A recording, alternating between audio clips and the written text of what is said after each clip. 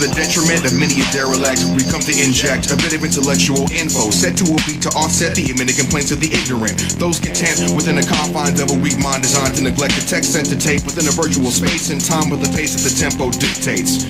Blind and dumb, but they can't anticipate an 808 before a speaker vibrates. So I wait for some insignificant rhetoric from an idiot to get into it. In an instant, their brains been fed with all the bullshit that's just been said by the fool who accompanied the melody, telling me about his car pictures and his jewelry and a usual cruelty committed in a fictional universe, governed by laws and a verse memorized by a million willing civilians waiting with open wallet and purse, making temporary financial security an oxymoronic reality for the industry's most recent casualty. Rap about loot but have yet to recoup. Then is the son of the man in the suit, emotionally scarred from the cul-de-sac, but the boulevard influenced his current delinquents, and dumb raps joined by a dope sequence. And the shit was mistakenly taken as literal, much like the Bible. Now it's inspired a need for survival amongst all suburbia gang rivals. It all stems from the initial recital. Use caution with words cause meaning is vital, but with a dope beat you can bypass everything that you learned in morality class. That feeling of guilt, it'll gradually pass with every residual check that you cash.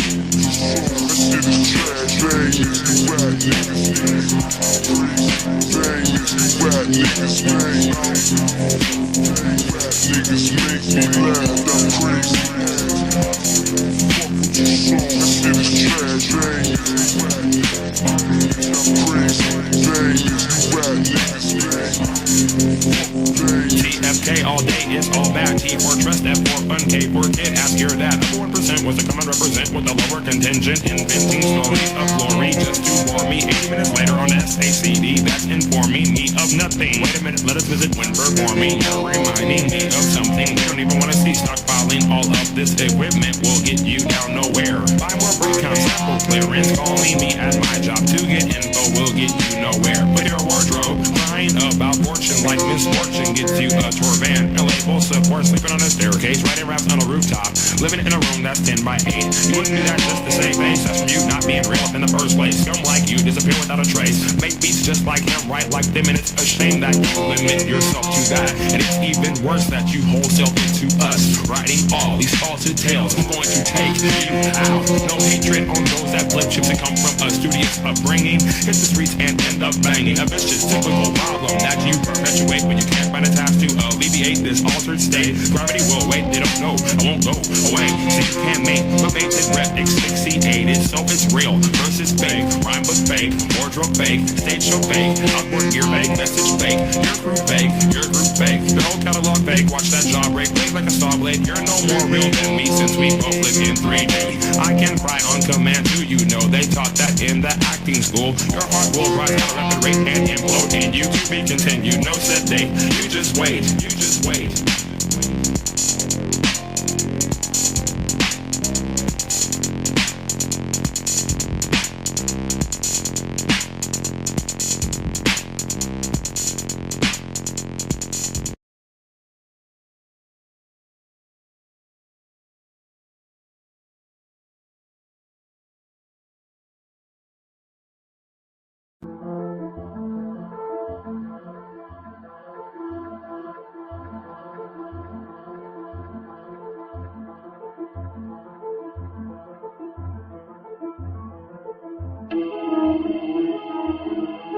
Generation of the technological society, we have been acted upon by forces of such power that few, if any, of us can understand. Extensive information gathering on every American, human experiments with drugs and psychosurgery, electronic surveillance, the era of the computer, invasion of privacy, growing government and corporate power over our lives, a people plagued by dehumanization, loneliness, and violence. Dramatic? Perhaps. But we are losing control of our technology and our lives. Not so long ago, people in a similar situation did not awaken to the forces around them. Are we so unwise as to do the same?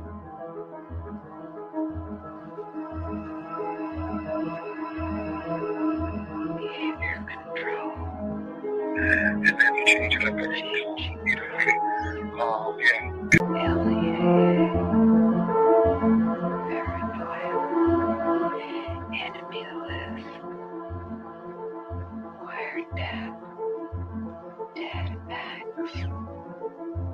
dossiers, medical records,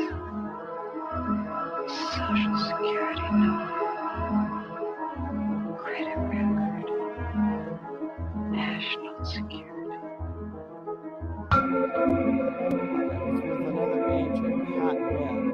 Pat was an explosives agent. So we kind of opened the door just a bit to the cabin. And as we opened the door, we were both pretty much overcome as we looked across the cabin at the shelves that were built on the other side of the door. We could see coffee cans and bottles and jars, and they all had labels on them, and they were very meticulously done. You could see that some were labeled with the name of certain chemicals. One of the things we saw was a hooded sweatshirt, that was hanging up there. And the cabin smelled as if you might start to think, if you really think about this. This is a person who lived in this cabin. They had a cutaway spot on the floor to go to the bathroom in if he needed to. Had built fires in the cabin.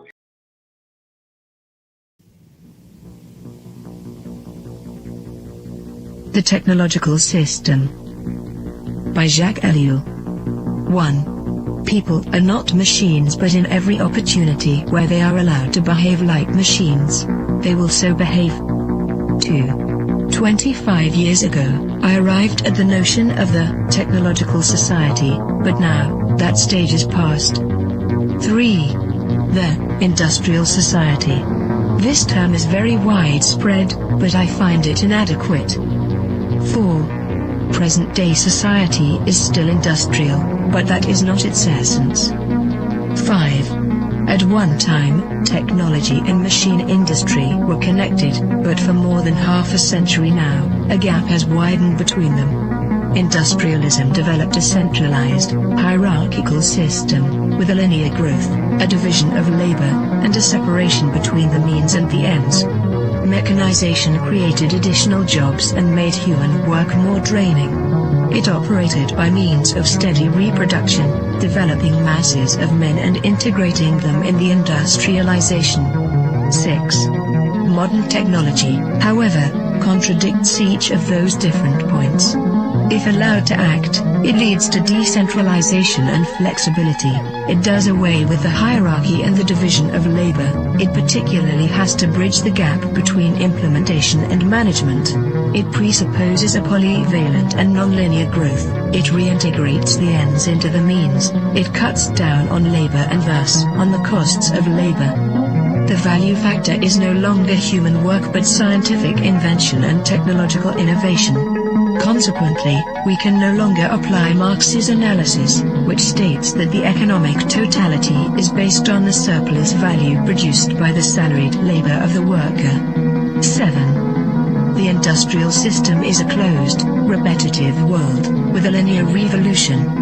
The technological system is inevitably open, non-repetitive, with a polyvalent evolution.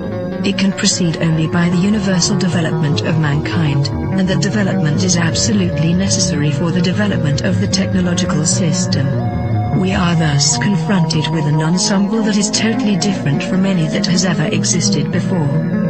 8. Technology, conceived in terms of its automation, its chemical transformation of the world, its economy of energy, its cybernation, its data processing, its biological intervention, and its indefinite output of nuclear energy, has little to do with the old industrial mechanization. 9. Technology is power, made up of instruments of power, hence producing phenomena and structures of power, that is of domination. 10. Terrain, in contrast to Bell, hesitates about a qualifying term. Thus, he speaks of a programmed society. In this case, I am far more in agreement. For he thereby joins the overall outlook of those people for whom the new thing about our society is the organization. He sharply distinguishes between the primary, capitalist, era of industrialization and our era. He qualifies this new society in terms of three features. 1. The emergence of new social classes, technicians, bureaucrats, efficiency experts. 2. The new trend of business, which is now based on organization and no longer on the relationship between economic power and productive labor. 3. Spare time activities. All three characteristics boil down to a reduction and to the necessities of the technological system, which, as Turing realizes, transforms the social struggles themselves. They are becoming more technological and are no longer subject to a takeover by the proletariat. Turing adds one more essential feature of post-industrial society: the importance of the student movement with its deep contestation, its challenge, and its political weakness. But, as I have tried to show in my studies on revolution, I regard this feature as episodic and contingent. 11. What triggers consumption? Advertising, that is to say, the technologies of advertising. What is it that demands greater consumption? Mass production, which is possible only because of technology. What are we given to consume? Technological objects, because they are the things that are produced most. Hence, the consumer society, in all its aspects, is primarily characterized by various technologies. 12. Spectacle is a complete way of life. Consumption is a spectacle, so are political activity and leisure and work and family life and revolution. Modern man watches everything as a spectator. Everything is supplied to him as a spectacle, including the things he believes he is most deeply contributing to or participating in. 13. Technological activity is, by nature, spectacular, excluding all internal reality. Technological activity is what waters down all serious things, since no action can be performed any longer unless by way of technologies. 14. Z. Brzezinski, Between Two Ages, America's Role in the Technotronic Era, 1970, also figured he could add something absolutely new by coining the term, technotronic. He lists a number of differences between industrial and technotronic society. In industrial society, the machine plays the essential role. The dominant social problems are unemployment and employment. Teaching is done through human relations. The ruling class is plutocratic. The university is an ivory tower isolated from reality. Reading favors a conceptual thinking proper to ideologies. Political conflicts are intrinsic. The masses are organized into trade unions. Economic power is personalized. Wealth is the object of activity. 15. Technotronic is a portmanteau word combining technical and electronic. Come now. Isn't electronics technological? Does the word add anything to the early definitions of technology? Once again, technology equals the machine plus industry. Fine, then there is something new according to the famous definition. In a machine, there are material parts that move. Electronics operates with no moving material parts. Granted. But if the computer is not a machine in the normal sense, then in what way is it not the product of a certain number of technologies? In what way is it not integrated in a technological system? There is no reason to distinguish between technology and electronics. 16. Man can no longer be a subject. 4. The system implies that, at least in regard to itself, man must always be treated as an object. Today, this phenomenon is far more important than the renowned Marxist interpretation of commodity. 17. Nothing can have an intrinsic sense, it is given meaning only by technological application. Nothing can lay claim to action, it is acted upon by technological process. Nothing can regard itself as autonomous, it is the technological system that is autonomous, as we shall demonstrate. 18. No technician claims to be ruling society. There is no need to regard technicians as technocrats or to believe that a class of that type actually exists. 19. Colin Clark's classification is replaced by a different one. At the bottom, the unqualified functionals, then the functional operators, and at the top, the rulers, researchers, conceivers, with perhaps a fourth sector for the activities of operational research. In other words, the social distribution is already less and less in terms of activities applied to the economy, and more in keeping with the technological capacity. 20. The era of clerks, and these clerks are the decision makers in all domains because they have the knowledge and use of the technologies. Like it or not, and Hetman shows this so well, the experts, the specialists of diverse technologies are to be found everywhere, from business to administration, from government to agriculture. They form the true grid of society, the network holding the various pieces together. It is the technological coherence that now makes up the social coherence. But this is not a technocracy in the true sense of the word. 21. The discovery of the technological system normally seems like an attack against technology, a criticism of technicity per se. Any shedding of light on the technological structure is always received by technologists and intellectuals as an indictment of that structure, even if absolutely no value judgment has been expressed. 22. Baudrillard. When watching TV, we are incapable of knowing that this miracle is a long social process of production, which leads to our consumption of images.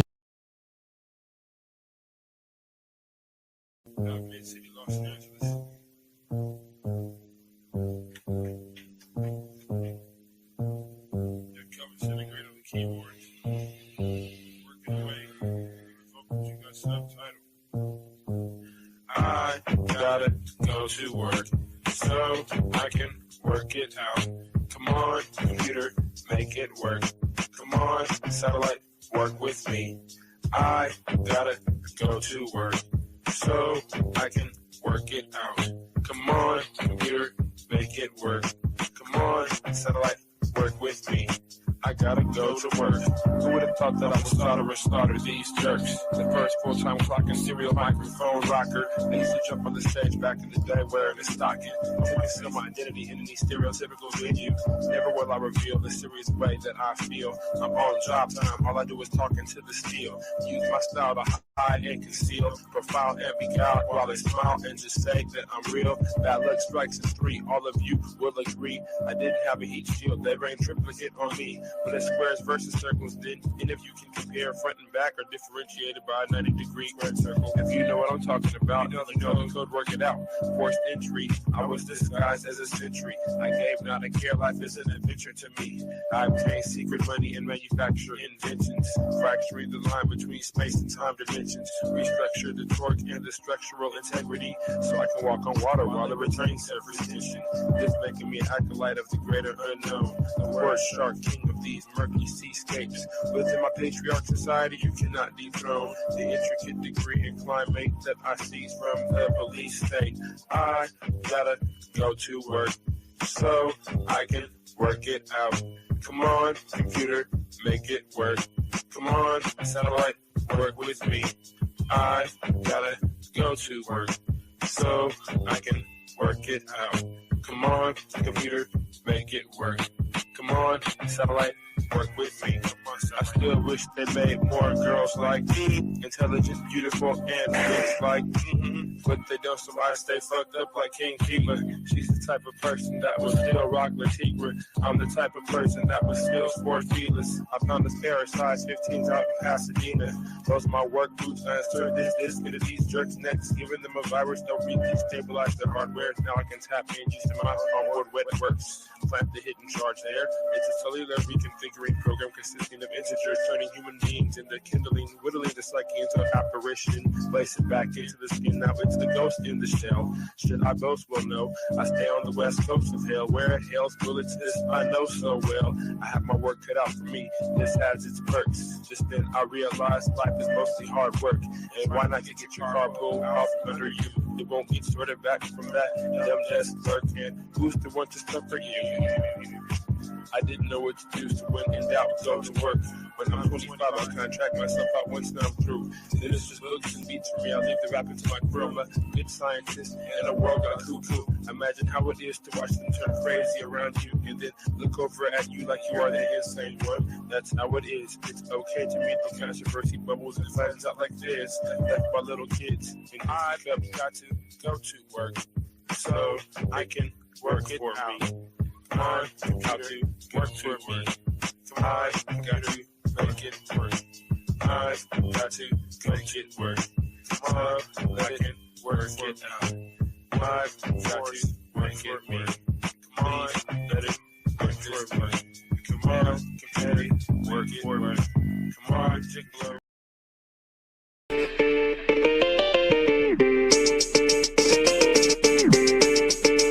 Drop shit. Hegemonic sentences through cavalcades of reminiscence, the dark soul mentions crevices of insight, appendages of tripwire reverence. The Gun Hill legend brandish your weapons for Armageddon. Headless corrections for willing participants before the line finishes. I got shadow grimace, the upstream green with human chaos for the pilot smoke screen. Combined with the best wishes, master attack detected full advanced craft methods that were highly adapted to the presence, sharpening psyche, which often might be construed as badly used or beautiful looks and like to mirror the schism unseen hidden. The newest eyes cast shadows into the bluest skies until the Tory be brought to the kings before me as a sacred justice plotted to misinform the whole chorus within construction. Nano-net filaments hidden secret touch, mystified by the comfortable, united by inner struggle. Hidden up under a scar, written enigmas. Now the CT claw is risen. Man is up with cheeky. With this sight disease, praying to the east, not to the man-made structures, but to the rising of the sun. A comparison of those diligent millipede legs rushing around in any direction. Misperception and prism seem bad design. That's the vision from the unlikely incision to the makeshift minions of bad decisions. I'm pressing danger to the head skill, kicking fixes. To hidden cages you can't unstage this, cause I'm live and in the basement with bones hidden all chrome, hidden with thrones. Like a program metal skull covered in the hard routinely cycled by a metronome. Bones are collected to make me feel like the connection is real. Not only steel can sharpen steel. They hit the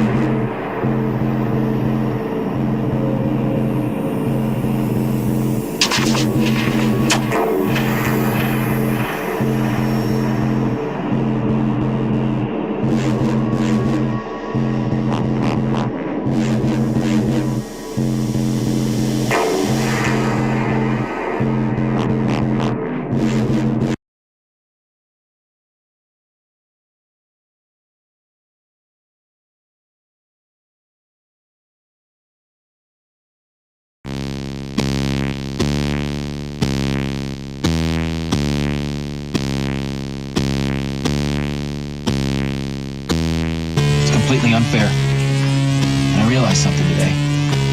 It's not just about me and my dream of doing nothing, it's about all of us together. We don't have a lot of time on this earth. We weren't meant to spend it this way. Human beings were not meant to sit in little cubicles staring at computer screens all day, filling out useless forms and listening to 8 different bosses drone on about mission statements. You worked your ass off hoping for a promotion, something. Years and years and years gone. And you're gonna go in tomorrow, they're gonna throw you out on the street. You know why? So that stock will go up 1/4 of a point. Let's make that stock go down. And let's take enough money out of that place so that we never ever have to sit in a cubicle ever again. Put down and pay. Pick up and got put down and pay. Pick up and got put down and pay. Pick up and got. Pick up and got put down and pay. Pick up and got put down and pay. Pick up and got put down and pay. Pick up and got. Pick up and got. You're a laborer, and I'm the one profiting from your labor. You aren't really human. Well, it goes right back to the slave dealers who used to take babies out of the hands of black mothers on the plantations. And the mothers would cry, and the slave owners would turn and say, with a perfectly straight face to the slave buyer who's buying the baby, oh, don't worry, they don't feel emotions the way we do. Oppressor of the proletariat!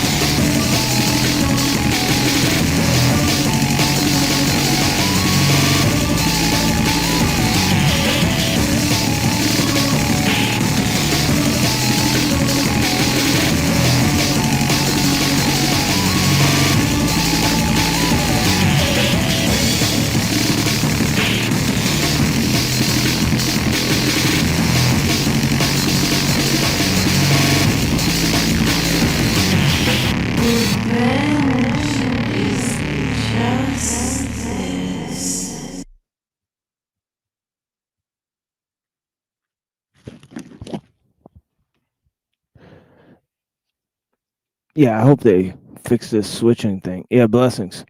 Yeah, welcome to the Machine Lies, where we talk about the lies of the machine on the machine that lies. And we have a lot of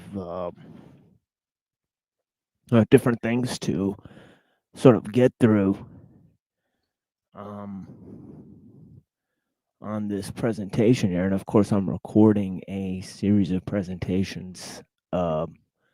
I'm on part 55 of different presentations, right?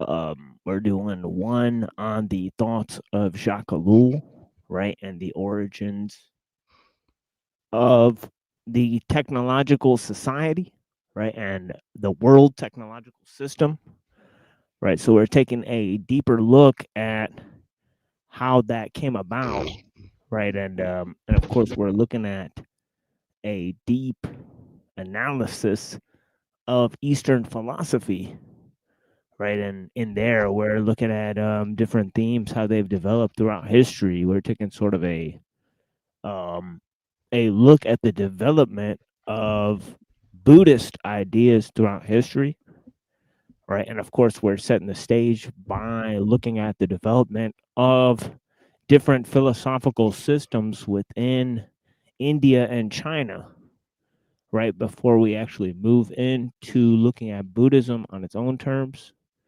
right? And of course, we're also taking a deeper look at transhumanism,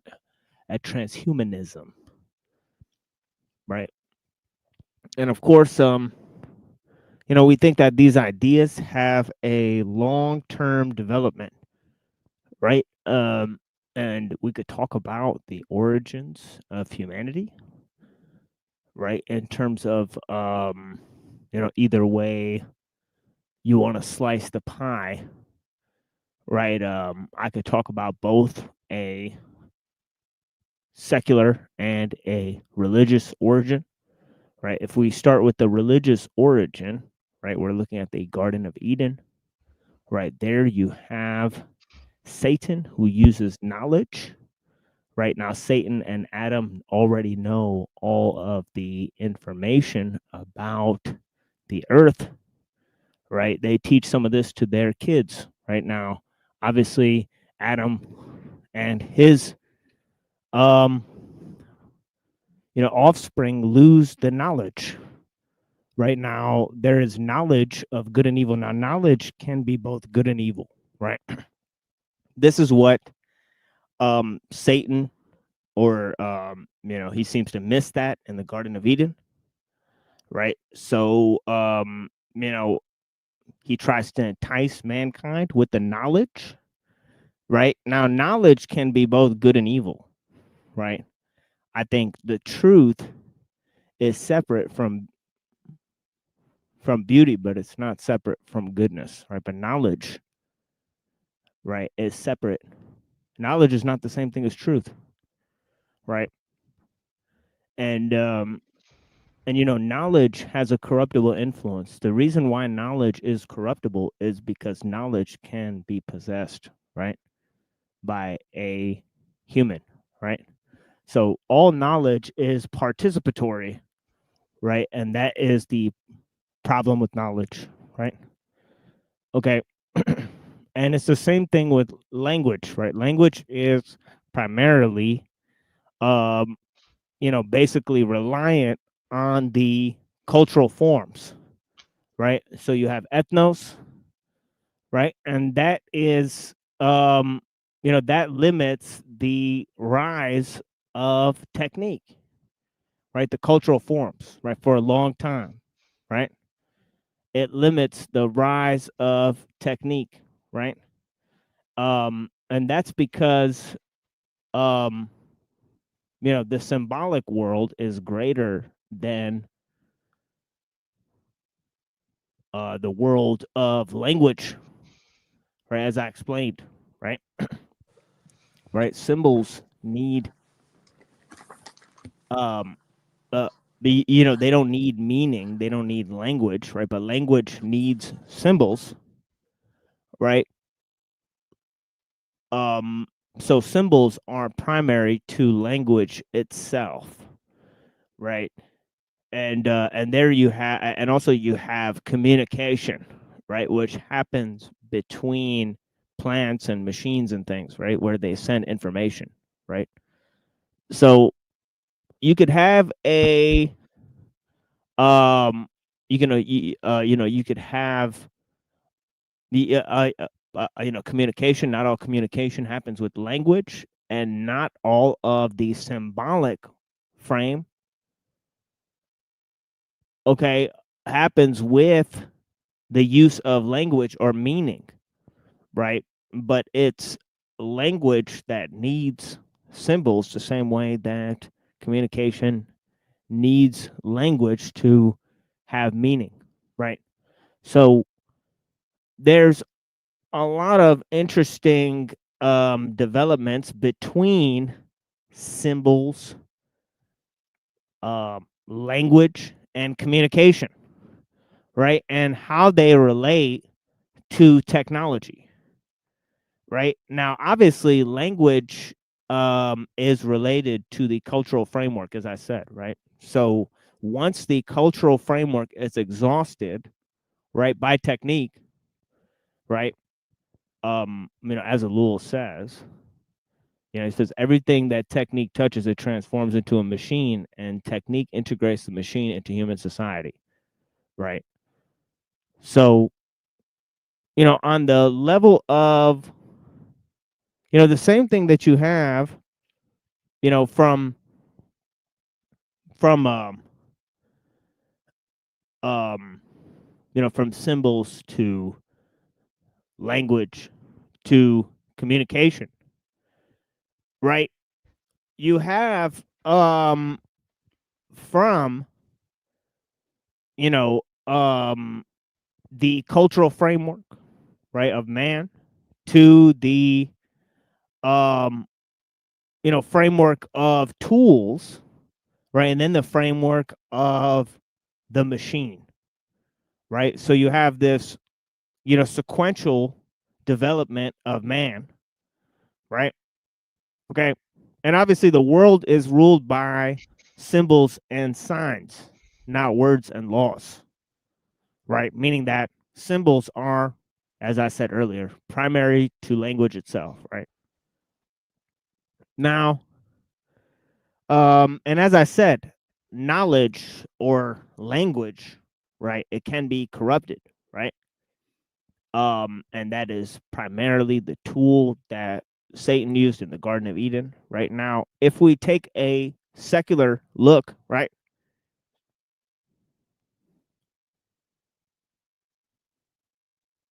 Okay, and of course, to quote Jacques Ellul, Cain was the first builder of cities, right? So you have the idea, okay, of the technical aspect entering quite early, right? And you also have the idea of mastery of nature and its elements, right? Okay, in terms of agriculture, right? Which it seemed like Cain was a master of agriculture, right? Okay, so there's two aspects to the thing, right? Now obviously in the cities, right, you have the development of multiculturalism and international trade. Okay, and in these two elements, right, you have the development of um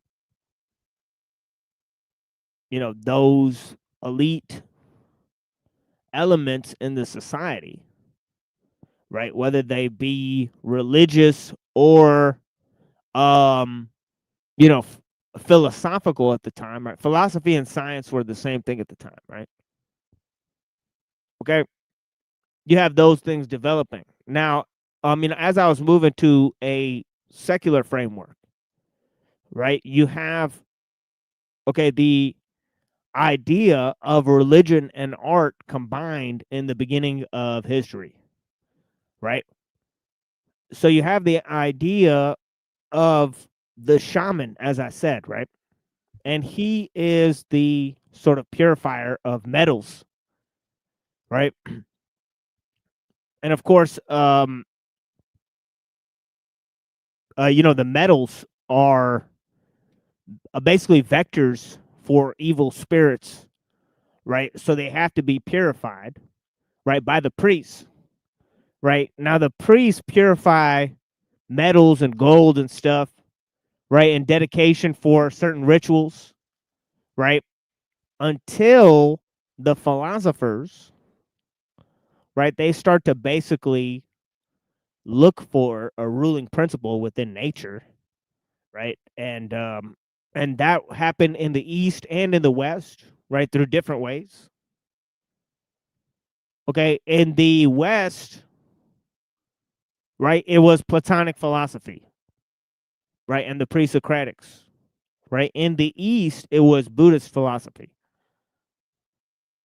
Okay, that started to question whether nature was the primary aspect of being itself, right? Okay, so they began a philosophical tradition,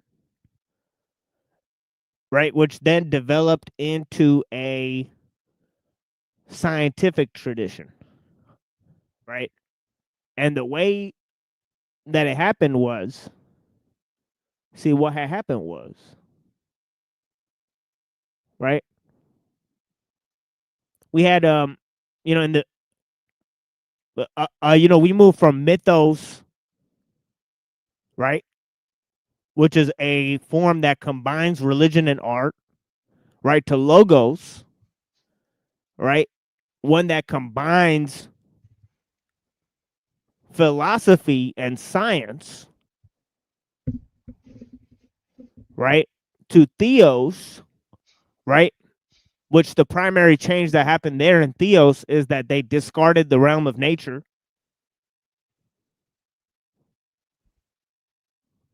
Okay, they discarded the realm of nature and also probably the realm of morality and goodness, right?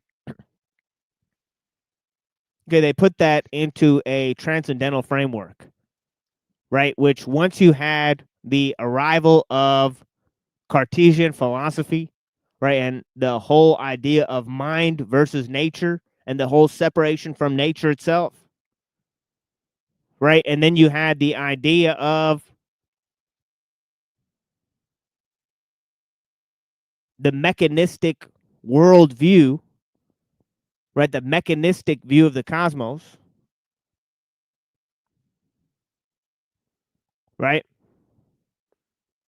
So from theos, it goes to mechanos, right? So you have 4 shifts: mythos to logos to theos to mechanos, right? Meaning that we move from a worldview of art and religion, right, to one of philosophy and science, right, to one of religion and philosophy, right, to one of science and art, right, which comprises the modern form, right? And now finally, science and religion are going to merge, right? In this last way, right? Where they're going to have a mythos of mechanos, as I say, right?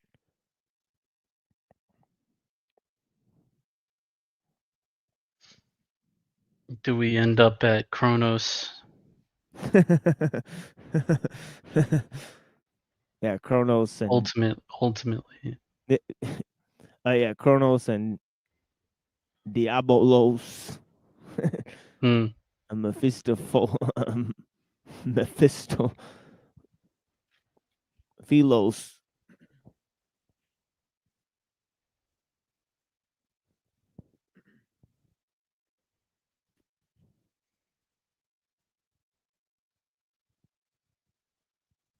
But yeah, the main thing is that beauty and is just as Lao Tzu said. right? Truth is not always beautiful, right? Truth and beauty are not linked. Plato was wrong, right? But truth and goodness are linked.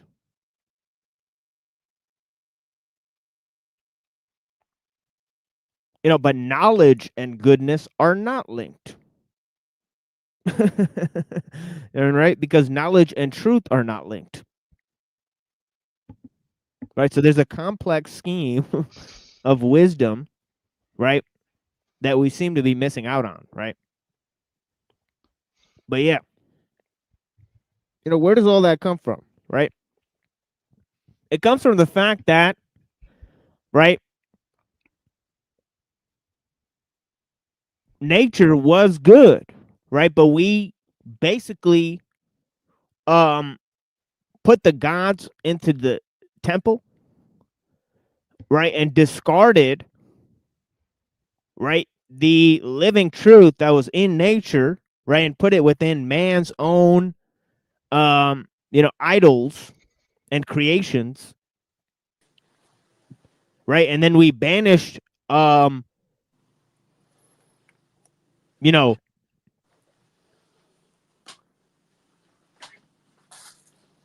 the whole transcendental scope, right? And now it's society that's developing man, right? So the only solution is to have an understanding of nature itself, right? Okay, or to go back and understand nature and man, because as I said earlier, nature and man have been cut out of the equation, right? It's only time and language that we have left.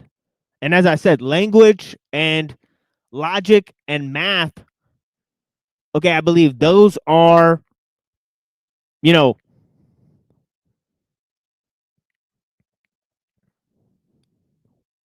diminutions or, you know, downstream of the symbolic. Yeah, it does seem that way, doesn't it? Oh, yeah. Like, numbers are like man's way of it's like that whole like convenience is a big thing all the time, and like you're saying, like society sort of has man is being shaped by society rather than man shaping society. That's a trip. Yeah, because technology is able to go beyond language into the symbolic framework, right? So it's able to supersede ethnos and the whole the whole cultural framework, right? And the whole traditional framework, to put it in terms of Julius Evola, right, where we're taking a look at Evola and Nietzsche, right, and their critiques of classical liberalism. Very important critiques on the other channel, Cyber Caliphate, right? But yeah, I think Nietzsche, like the more I look at Nietzsche, I think that he was he got really close to truth and was touching on things that maybe his contemporaries were looking past. But I do think his hang up was Luther. Um, Seeing Luther as the be all ends all of like the weakness of man or something, and he's right about that. But it's almost too black and white. oh yeah, yeah, totally. And there's also some things that I disagree with Skolmowski about, and also, also Dr. Skrbina about, right? Namely, the evolutionary framework, right? But I think that a more solid framework is one where you draw a dialectic between nature and time, right? Between being and becoming, right? I think that is much more of a solid framework, right? Than actually trying to pose some sort of telos in nature, right? Instead of because that takes, I think, right? I think any aspect, of of this idea, basically leads back to the notion that that nature, it is not part of the realm of being. So it's very interesting. But yeah, that's neither here nor there for now. Right? Let's go to some of what Skolomowski is saying about the fallout of technological consciousness, right? And so he's saying the Faustian man, okay, he celebrates his day by seeking gratification here and now. Faustian man maintains that one only lives once, therefore one lives dangerously at whatever and whatsoever expense, even if it means the ruin of future generations and the destruction of the ecological habitats. Faustian man is the human manifestation of the rapacious technology. Faustian man is a symbolic acknowledgement of the ascent of naked power and the simultaneously waning of human spirituality. Okay. Now he goes on to say, while analyzing the fallout of technological consciousness, we are not forgetting the other side of the coin, namely, technology has been a noble dream, but that has turned out sour. That the mechanistic worldview was once a ladder to freedom from the constraint and oppressions of religious consciousness, nor do we wish to question the obviously beneficial aspects of technology. Comfort, the rise of material standard of living, the sense of freedom of movement, if only illusory, the elimination of contagious diseases, an easy way of plumbing. Yet, as we approach the 21st century, technological consciousness appears increasingly as a menace with its ruthless efficiency. Okay? Remember, efficiency is part of the actual nature of technique itself. Right? It's hard to separate the notion of efficiency, right, from an actual goal of technique itself. Right? So it's very, very strange, right? Okay, hold on. I think we got a friend here. Yeah, blessings. Greetings. Yeah, greetings. But yeah, efficiency as a goal instead of a means. Right? Uncontrolled increase of power, right? Okay, power is not control. As I've said, and a lack of any compassionate accounting. We're seeing that. Right, with the idea of planning and norms, and it's going to get worse. Right, when we read ellul, okay, when he goes to the notion of the Homo economicus, right, a man that is made of the economic successes or failures. Okay, very strange new type of man, right? That has only existed in the past 200 years. Okay, you could say that's the Faustian man, right? Oh yeah, it might be the same guy essentially, right? A man who makes a deal with the devil, right? He's all about the deal. Or there's definitely a lot of overlap. Yeah, the way of the deal. But yeah, yeah. So he goes, so he says, technological consciousness simply does not add up. It produces too many diseases of its own, and the price for comfort and other amenities is simply not worth paying. This is the realization to which we as a society have come to only gradually. Technology is a story of success, which has been so stupendous that it has become our nightmare. The pendulum has swung too far in the direction opposite to religious consciousness. We thus seek to establish a new balance. Okay, so he says a few things and then he goes to the rise of the ecological consciousness. Right? Okay, and he's saying that we are not claiming that ecological consciousness has arrived, is fully articulated, and comfortably dwells in us. Rather, we are suggesting that in reaching out, we bring to fruition what is dormant and which wants to be awakened and articulated. Right? So he's saying that what's important is to create a new system of values amid the technological age, right? Where we've moved from a religious consciousness to a technological consciousness. Okay, and we have to move back to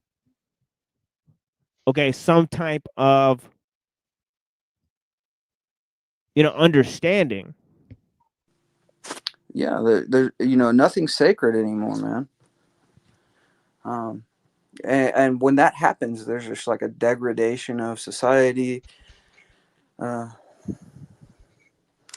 You don't have to answer anything, so you can do whatever. And I think that's the real slavery, is desires and passion and all those different things.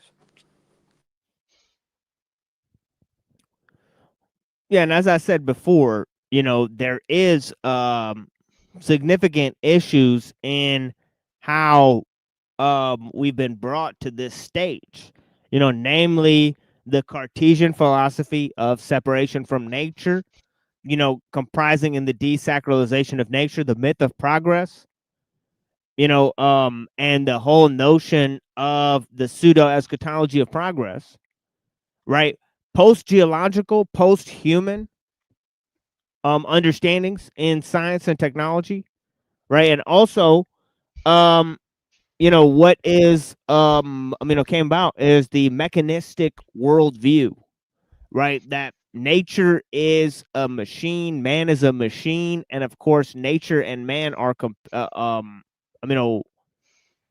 nature is compared to man's creations in terms of simulation theory and other ideas, right? So it seems like most of the philosophies that have become falsified in this age, they seem to totally take out, the ideas of nature and mind.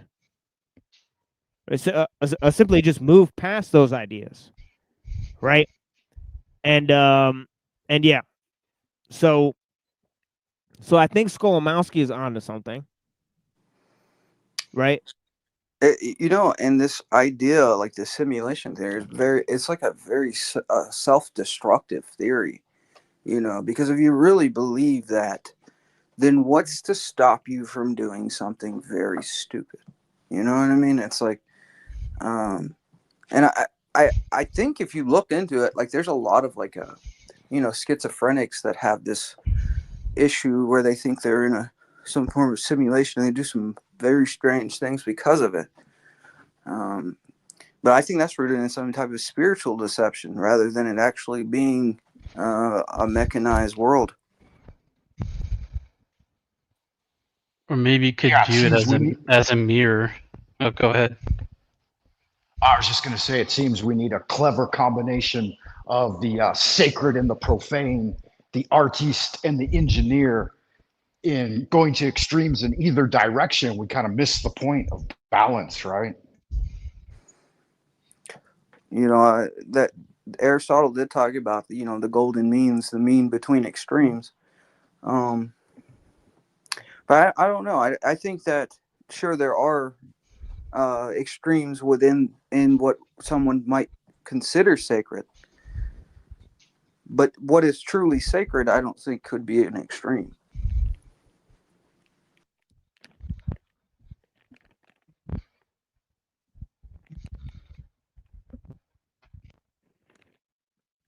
Maybe it would appear extreme to a world that's rejected everything sacred, though. What if nothing's sacred? Well, that's what the world says, isn't it? And then look where we're at. It's something in I think it thinks capitalism is sacred. when you look at like Moses. Moses is sees the burning bush, and God says to Moses, "Take off your shoes. This is sacred ground." We've lost reverence, reverence for everything. There's nothing, and that in itself, to say there Absolutely, is and they leave out nothing, the the fact that absolute Moses was a truth. master magician and learned his magic from the Egyptians, right? Well, that's what the Masons say.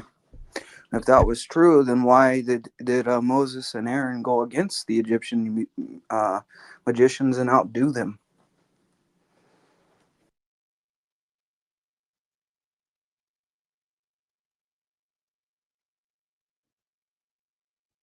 What is sacred? It's kind of like Pilate asking, "What is truth?" You know. Yeah, I think that is a I think the truth is sacred. You know what I mean, right? I mean, I think it would have to be, right? Or I mean, as I explained the other day, right? Like how I was explaining about water on Jack Talcott. Because water dwells in places that people reject, because it gives life to 10,000 things and does not strive, right? Because it does not contend for like glory, right? And doesn't like try to make a name for itself, right? And I feel like all those things constitute basic goodness, right? That something can be inherently good, right? And Without saying I'm good, without being told you're good, not because the world says you are, but because you are, as you form to what you're, some sort of stillness or something. Like that's um, the way, right? Does that make it divine? Yeah, yeah. And would you go on to include like the three mother letters of Aleph, Mem, and I forget the last one, Shin, being all similar to liquid states, right? The fire is a plasma charge, and then air, the gaseous state, that's also semi-liquid, it seems, and then water. So I think the ancient Hebrews were onto something with their three mother letters. So Aleph, Mem, and Shin, what we're talking about. Well, what the Kabbalah says is that Aleph Right. separates Mem from Shin, and it's like air separates the water from fire, and fire separates the air from something, water. It's like they reverse it in some way. And then they say this is a breakdown of sort of how reality is. Yeah. One ascends and one descends, and that gives us our essential Taiji 2, or the yin yang symbol.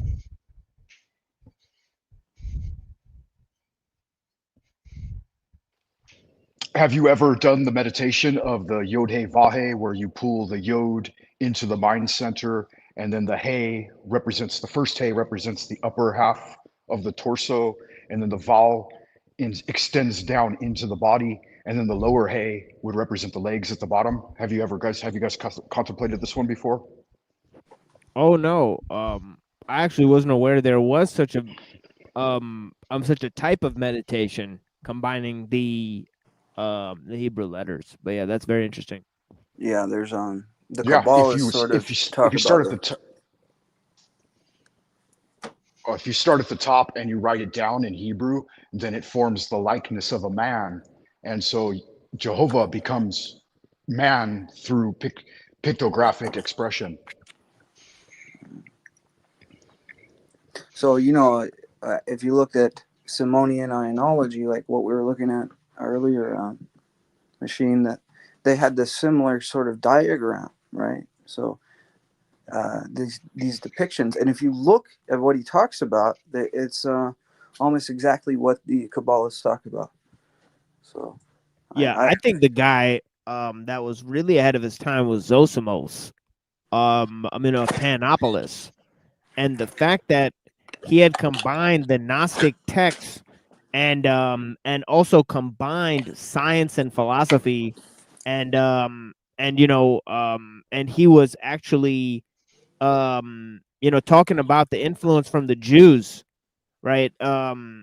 and so it was actually very interesting to figure out about that figure. So I think Hermeticism was huge, and I think that is going to be I mean, obviously the Kabbalah and Hermeticism were huge in combining science and philosophy. So they might actually be used to do the project that I was talking about earlier, which is to find a mythos of the scientific worldview, right? A mythos of Mechanos, right? I feel like because what were these guys, Giordano Bruno and all these guys even reading? They're reading the Hermetic corpus, even right? Even Newton, right? So that's how they came up with their mechanistic worldview. So maybe they could backtrack through that, right? Because it's pretty obvious that the thing that gets overlooked the most, because everybody wants to talk about Gnosticism and the Kabbalah, right? But what about Hermeticism? Right, I think that is huge because obviously Hegel was deeply influenced by Hermeticism, right? Obviously the male and the feminine thing is huge now, right? Yeah, dualism in the New Age. Right. Oh yeah. So I think a lot of the New Age stuff it doesn't actually come from Gnosticism or the Well, Kabbalah, but a lot of it actually comes from Hermeticism, well, right? what's interesting too is about the Kabbalah. If you read like Saint Dionysius the Areopagite, he talks about like um, the heavenly hierarchies, and some say, well, that he's pseudo Dionysius, he took this from somebody else, but I don't think he did. I think and there's some scholarship to say otherwise. But then in Orthodoxy, there's talks of Isaiah and Ezekiel and Enoch and all these others where it's like Merkaba, which is kind of a precursor to the Kabbalah, and it doesn't. The Kabbalah is almost like overly intellectualizing Merkaba or something. Yeah, a good example, sort of like a divine vision that you would see from Ezekiel or one of these other guys is like Paul on the road to Damascus. That's very similar to a vision that you would see from somebody like David, King David, or John, who wrote Revelation. Divine vision, but they say the Kabbalists have reached these states and got sucked up into the third heaven and all types of things.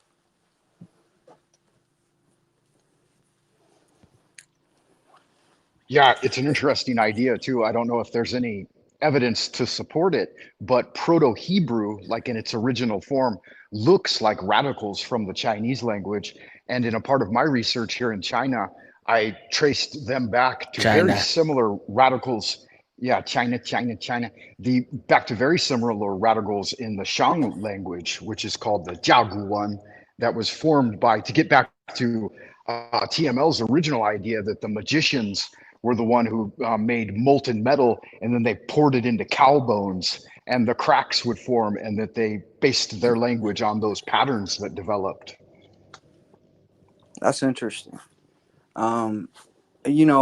There's books out there that talk about how Chinese characters have depictions of what we see, like a flood with 8 people and a boat. You know what I mean? Like almost straight out of Genesis. And Well, actually, I read in the Mang Z, I believe he actually mentions the flood, the oh Great yeah, Flood. Yeah. So I yeah. believe there's Confucian scholars who actually mention that. No, what I think what that is that man's closer to the time of what we read about in the Tower of Babel, where everybody was sort of one language, and then they're split apart, and then you see signs of that in the different languages. You know what I mean? Like it's root ideas or something.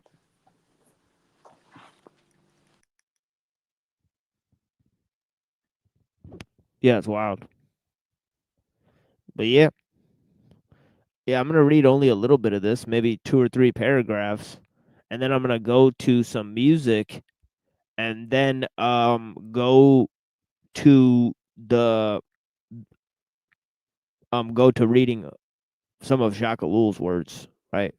So here he says, the rise of ecological consciousness. All modes of consciousness are rooted in history and have a historical character. They come at a certain point of history and appear. And disappear. Yeah. So the whole idea, that's important is, one of the main ideas that's really important is the idea of history versus futurism. Right. That's a huge concept. And I think history goes back to the concept of nature and traditions, right? Instead of, uh, the notion of the technological consciousness, right? So this is what's interesting is he goes into this idea. He says, in our times, we have been witnessing the greening of consciousness, right? Consciousness is determined by history. Simultaneous to this process of greening, another process is going on, the process of the greening of the world religions. Although the latter is less easily perceptible. Okay, let us be aware that from the time of the Congress of Assisi, 1986, where five major religions were represented, the ecological interpretation of world religions has acquired an important momentum. The forerunner of ecological consciousness was the ecology movement on the one hand, the various schools of humanistic psychology on the other hand. In their respective ways, they were against the temper of the mechanistic age. Both have emphasized holism and irreducibility of large complex wholes to their underpinning components, ecological habits, and human persons. Both of these movements were a challenge thrown to the rationality of the mechanistic system. Both movements professed a new type of holistic rationality.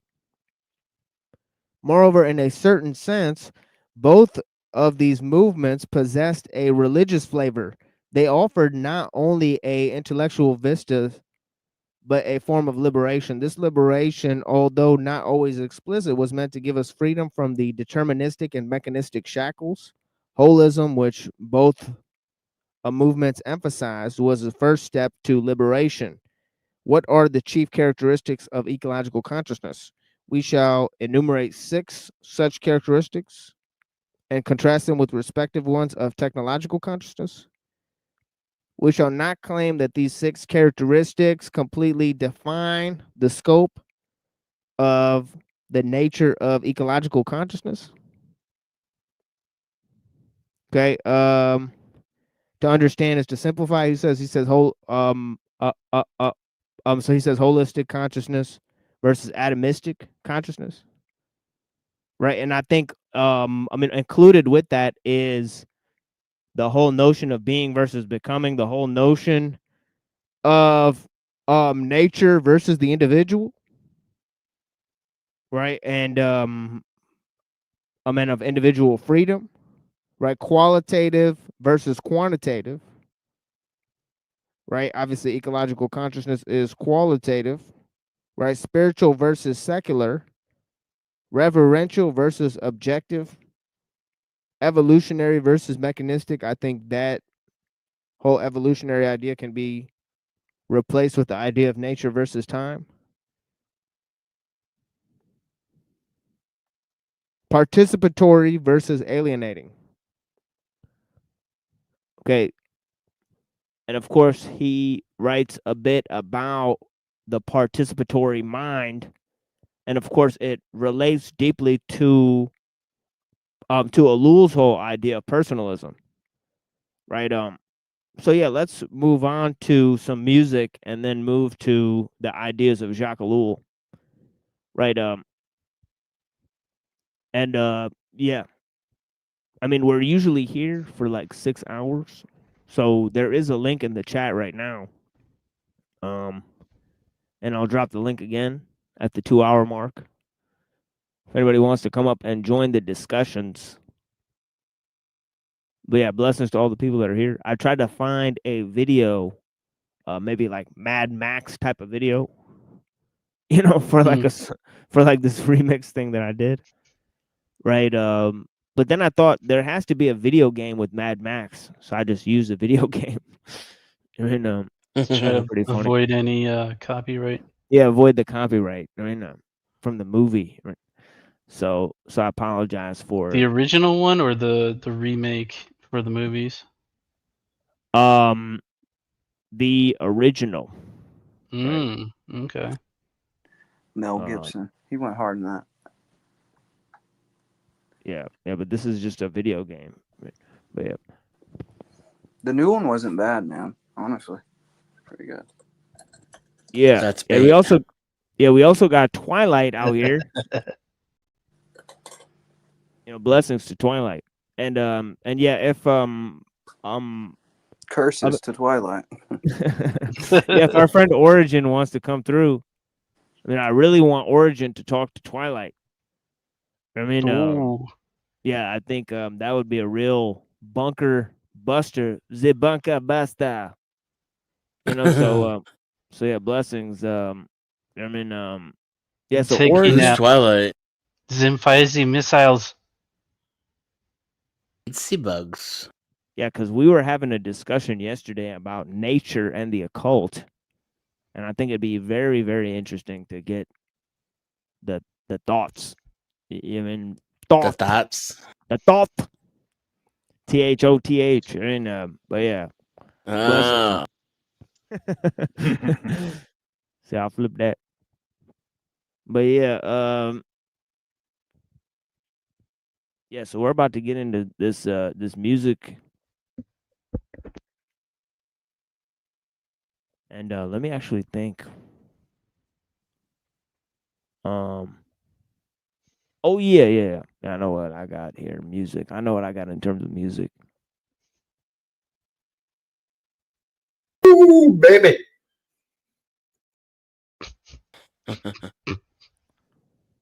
Ooh, baby. I caught like 10 seconds of him with Illuminati today, and they were just arguing. Today again? I thought he vowed he's never going over there and all that stupid shit. Well, he was, and Truther Cop was there too, and he was kind of just like stirring the pot. Or I think that was a restream. Was it? I don't know. I think that was Tommy playing a much older stream where Truther, Tommy, and Jack were all on the panel.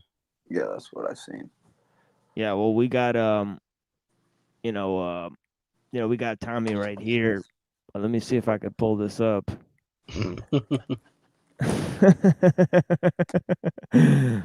Thanks to our friend. Thanks to our friend Brown's Boy. Let me see if I can pull this up. We got a Luma robot of that character. Oh yeah. You can't make a mistake. He's dialed in. So he's the character, all right. Yeah. There's him looking like Dr. Robotnik. So yeah. And of course where I've already said that that Reddington is Sonic and I'm Knuckles. So who's Tails though? Yeah. Come through, Origin. Hey, yeah, you definitely remember, come through. The Knuckles add-on pack on Sega Genesis, where you'd have to like put it on top of the Sonic game or something. Yeah, that's old school. Yeah, that was sick. Yeah, definitely come through and talk to Lilith if you get a chance. But yeah, let's go to this this music. But yeah, blessings, Lilith. If you're talking, we can't hear you. You might have to. Yeah, go out and come back in. Yeah, I'm getting nothing from Lilith. You guys hearing him? Negative. Yeah, so you got to go in. And he usually talks, so. Oh yeah, but sometimes his audio's off. You got to go out and come back in. But yeah, I'm gonna play some music, and while we sort all that out. Blessings. Oh yeah, blessings. There we go. Yeah, there we go. You can hear me? Oh yeah, yeah. All right, yeah. Infernal blessings unseen. Yeah, we're gonna take a little break here, but yeah, we'll be back in about 6 minutes. Thank you guys. Good magic. Yeah, thank you.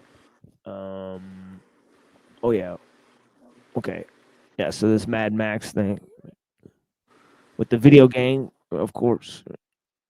fair use.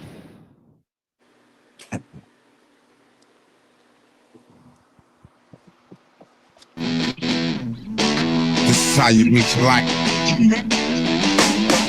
Weapons. And now, ladies and gentlemen, the king of the one-liners. Grab a leaf gunman, gold trophies, triumphant, filled new two Cali for 10 constructions, Ukrainian lunches, slim little poked out belly cat, with regiment calisthenics and punches, living off the land with a blade, for all my crackers with a trade, still sharp and still the goal is to get paid. My sponsors specialize in custom-made rocket launches. This ain't a rap fantasy, niggas to stop your concert. Run through the crowd, rob a couple supporters, stick up the ticket booth, pistol whip the promoter for having you. My 380 tuck for what? 8-ball corner pocket, that's game. The loser gotta rack 'em up. Bread off of gun shells and knowledge yourself in the city where summers reach about 112 and 20.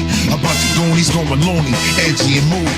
In the ghetto with some move, we barbecuing. For all my hood legends, make 'em respect your name.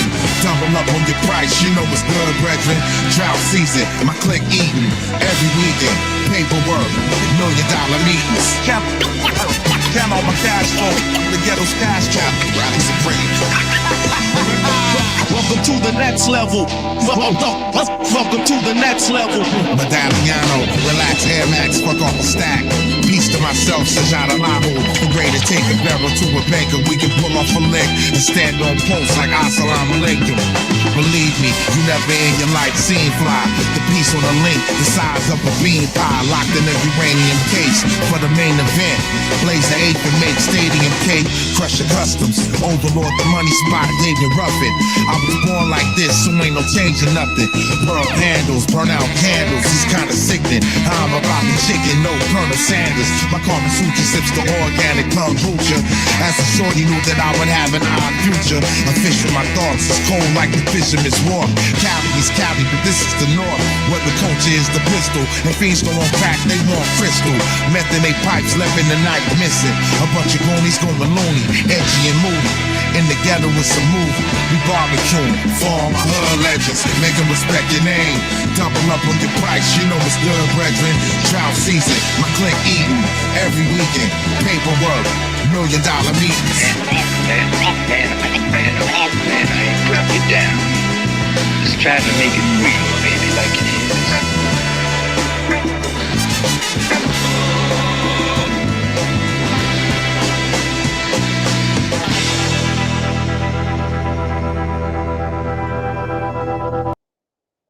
Yeah, nigga, NY to Philly. What y'all niggas feel like? Drama? Cool, Ching and Counter. That's the case, nigga. You know the dawn on with 16, and I'll do harm for this big green. The wicks and the carriage, blow like the Knicks and the Mavericks. Slip in the fabrics, pull up with some bitch shit, the tennis shit, hitting the hazards. Spot a bitch with that Chris habit.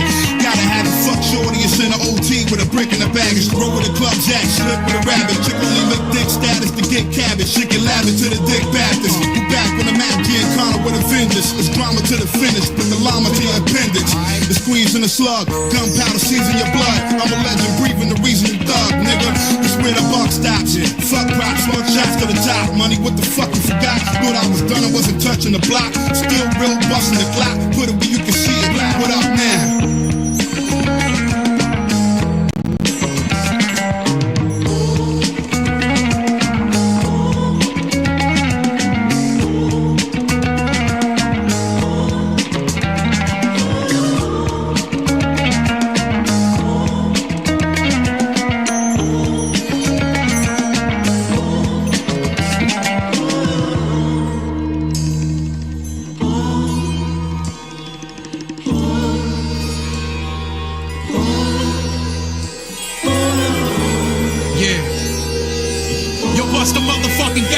Y'all believe lies like y'all was Catholics. I rap in Arabic, so my message is just immaculate. My rap elaborate, drink a 40 and blaze a sack to it. My aim is accurate, take your brain and blow out the back of it. I'm salty, miserable cat that slap shorties. Looks kinda resemble that, a fat Paulie. I don't even clap, young boy, clap for me. Chain hang down on my dick, I'm not naughty. I don't even fuck with you cats, you rap poorly. I don't even bucket you cats, you rap corny. With a whack army, we bargain at you. Ebony pass on the hammer like a carpenter do. You should understand that I ain't really fucking around. And if you don't, you're gonna find your body stuck in the ground. We bucking them down, cause that's how wrong my life is. Y'all don't understand how fucking strong just a swarm of white kids. And y'all are witness to the dawn I hype this. Or just another victim to the pawns and shysters. I feed your corpse to a swarm of vipers. Let them suck the blood till your form is lifeless. What? Fucking Vinny Paz, daddy. Jedi mind tricks. Yeah.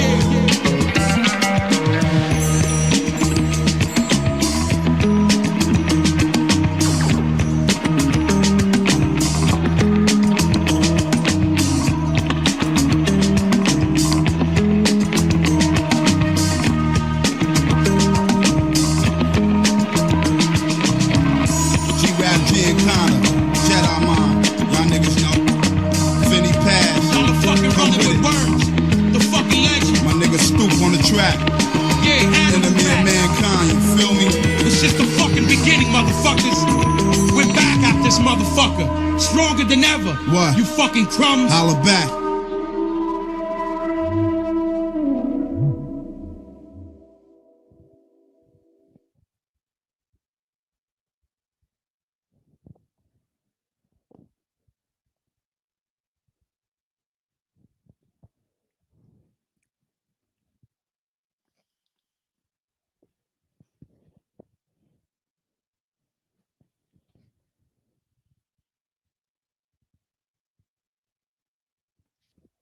Yeah, blessings.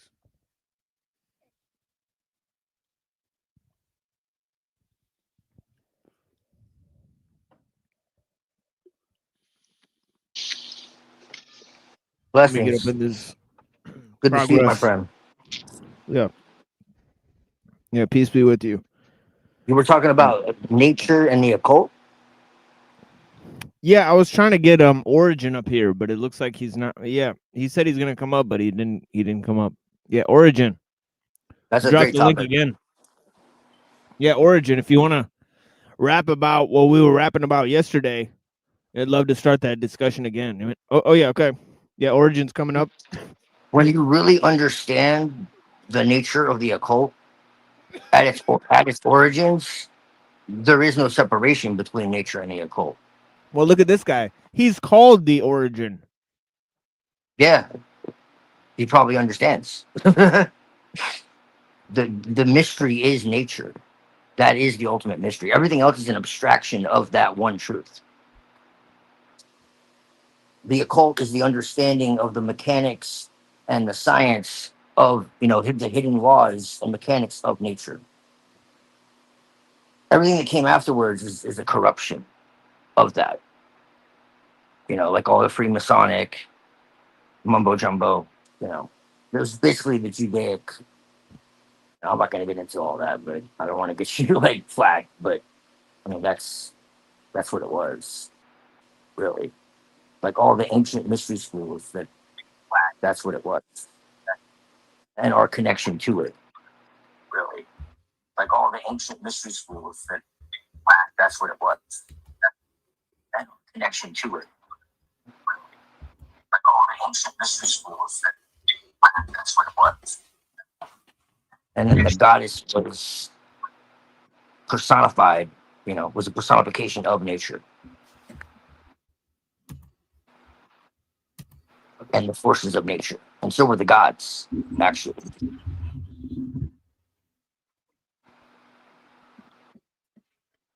And so was the supernatural, in fact. The supernatural wasn't some disembodied world outside somewhere. It still existed within nature, it just wasn't understood by the rational mind.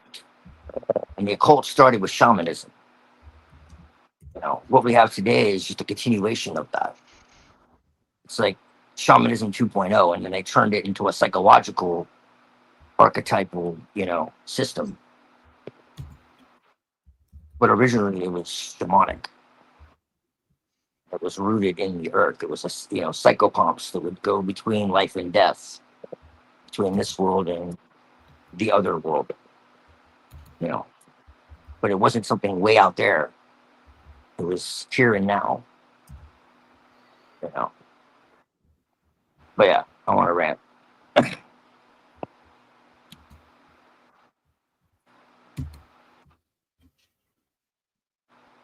Saludos, everyone.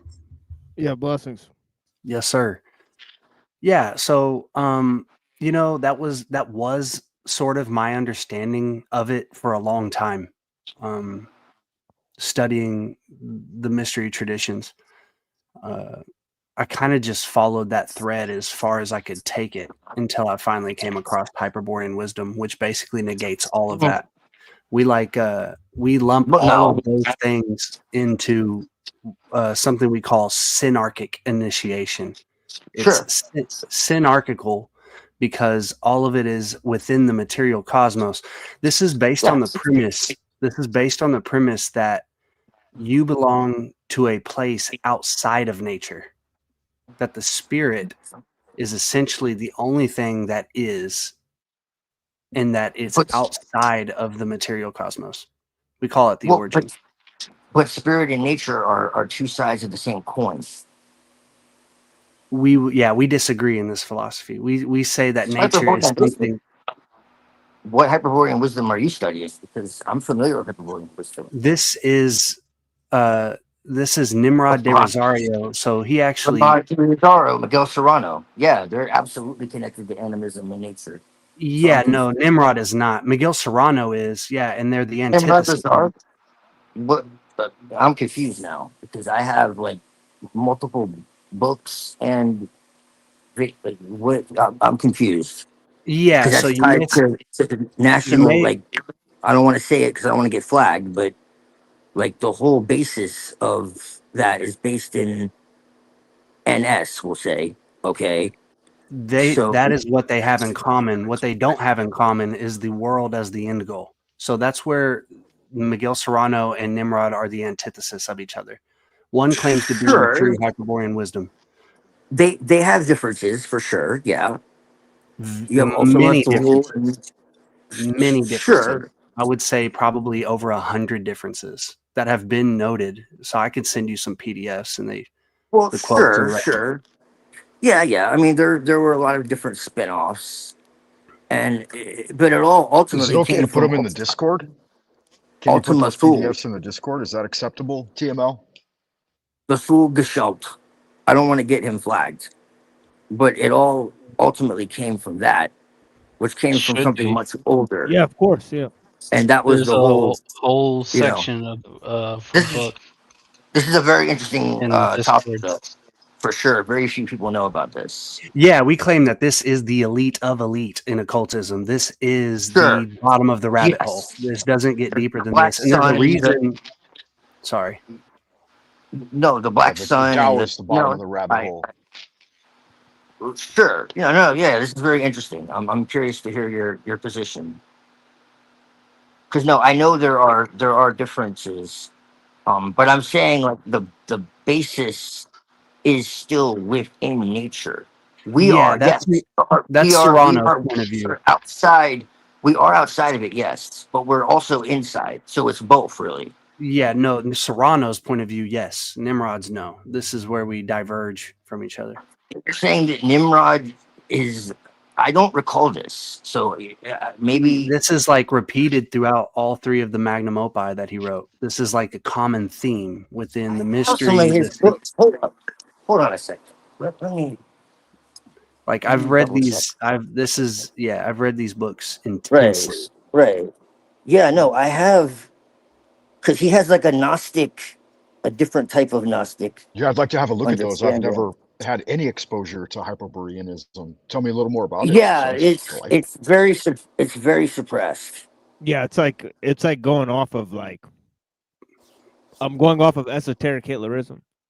Yeah, and we're not that. So that's Miguel Serrano. It's not. Thing. Right. Yeah, no, he's right. It is different. It's a bit paradoxical because that's a part of the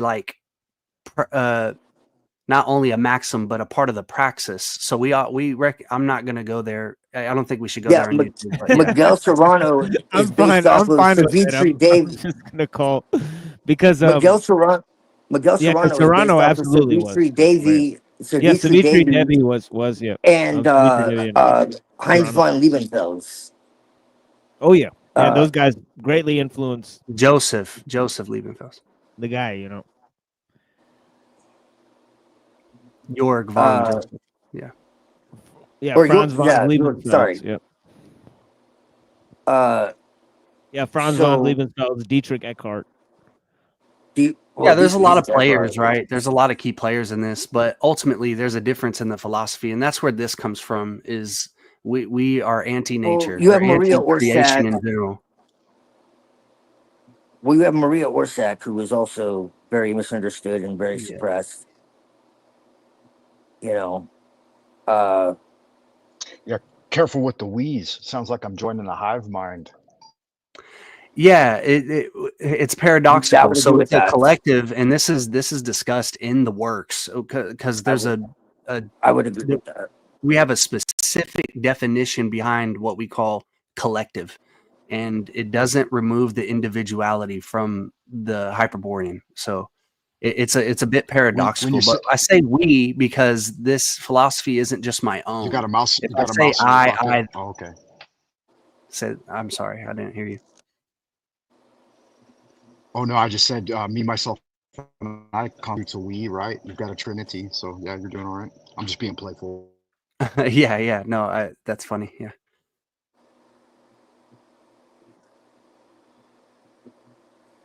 But yeah, so that's where the difference is. So we don't buy nature as what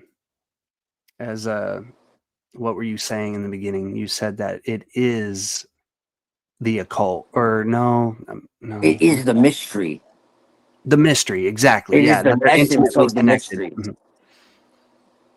We would say that the Yeah. mystery starts before nature even quote unquote exists, right? The Well, that's what you mystery call is, the acausal. yeah, You it's have the causal, acausal. which is the laws of physics. Yeah, see, I know what you're talking about, bro. It's just that there's like 500 different variations of this, and so No. that's no. I'm saying like there's more than one Hyperborean wisdom. So when you said Nimrod, that's what I was Well, like. there's Okay, not though, because Miguel Serrano never exclusively calls it Hyperborean wisdom. The only person who no, did that was Nimrod de Rosario. yes, but they all spoke of the Hyperboreans, and they all spoke, which is just extreme north. That's what that means. Yeah. They spoke So of I just needed to they know. spoke of a people, right, or a spiritual race, but Okay, can I they be blunt never right now? denoted. But you actually know what you're talking about, bro. Okay, For a lot of sure, people just yeah, throw for around. sure. Okay, people just throw around these words, bro. So I didn't know if you know you actually had the context of what. So that's what I'm saying. That's why at first I was confused, but now I know where you are, and so now I get what you're saying. Yeah, and I'll Yeah, give you're you a little talking bit about the more background. acausal, that which is with outside the normal laws of physics and time and space, and Minus, I get what you yeah, mean. yeah, No, I beyond got nature. you. Yeah. Right. Yeah. No, I get what you mean. Yeah, It's yeah. just like I said, people Break throw it around down. these words and they don't actually know what the hell they're talking about. So So it's good to talk to we would somebody who also Darkness does. within darkness. we would say that on Darkness the within topic of darkness. the Go ahead, machine Yasser. lies' stream of thought here, that nature is intimately related to techne. It Sure. is to a certain degree techne, and I it would agree with that. forces itself onto the mind of man, which creates, Nimrod calls them cultural structures, and he Yes. gives like the example of the neurological networking in the mind. He has these interesting diagrams. I really recommend people who are into deep philosophy and who are concerned with techne or nature or whatever, or our relationship to it, to look into symbology, semiotics, which is basically language adding meaning to the symbols, and how they form our mind. Like, honestly, you can even trash the Yes. concept of a mind. Like, you're not your Right. mind. You're Right. beyond No, that. absolutely. Yeah. No, this is cool, man. I don't talk to people who actually know what the hell they're talking about very often. It's nice to meet you. But Yeah, yeah, it's called Yeah, form states. when you It's speak yourself in the Chinese language, you reboot your operating system. You start out with it's a little pictographical representation of the I world. like to It's try to interesting. ground all of my occult, practices and philosophies in something that is within the mundane world. So, are you familiar with morphic resonance? Yeah. Rupert That's Sheldrake. kind of a mundane explanation of what we're talking about. Not well, yeah, it is what's going on, but we want to negate that. We're saying that that's a problem and that you need to escape from it. It's basically living within the rhythmic breath of Brahma or whatever. Sure.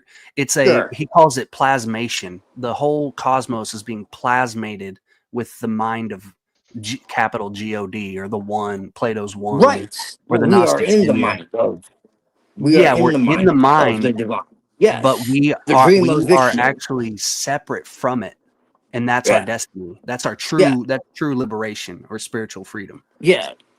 Yeah. I've been at this a long, long time. So I've studied a lot of different traditions, and I know Yeah. what you're saying. There's a perennial, primordial gnosis, and it's been Yeah. corrupted throughout time, and it's been spread throughout the world. And there's that's why there's that symbol, which one I'm talking about, all over the planet. Yeah, you yeah. know and it right. So I'm with you, man. Yeah, and I it's just funny needed to that know where this you were. wisdom is always made, or it's comprised of its members are people who have taken those same lines or paths. They seemingly have exhausted all their options and they end up here. That's why I call this the bottom of the rabbit hole or the top of the mountain or whatever. It's like you don't just meet a guy who stumbles upon this and that's it. It's usually a scholar or somebody who's a philosopher or a seasoned ceremonial magician or occultist. Those are the type of people that make it to this point. All Absolutely. roads lead to Yeah, Rome. it's interesting stuff. Yeah, it's something to do with past lives, and dude, I was raised incredibly religious, you know, and I sometimes think that well, that would be a long rant, but well, not a rant, but it'll be a long story. Uh, I sometimes wonder if that's not a test to see, like, if we'll still find our way back to our roots. I guess you could say. You could call it the call of the blood. I don't know. I think you'll get what I mean without getting too much into it. No, yeah, we're on the I can pick up what you're saying. Yeah, I don't want to say too much. Yeah, I think there's a way to deliver. I think Nimrod delivered it in a way to where it was PG or PC or whatever. Like he doesn't go too far with Right. the fringe NS stuff, which isn't a bad thing necessarily. But I think he anticipated, how it could make the stomach turn or whatever. Or he likens this work to like a cow knee. He says like digesting the knee of a cow or whatever. Like there are individuals who will read this and it won't make it through the throat. They won't be able to digest it. It's like repulsive to a certain degree. And that's another reason that this is the members that comprise this philosophy or this line of thinking are the elite of the elite, is because they've transcended the cultural norms and the propaganda, and they've tried to look at this for what it really is instead of being so emotional or whatever. Well, it's the left-hand path. True that.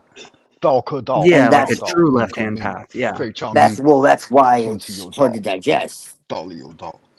Because it appears as evil to those who can't see.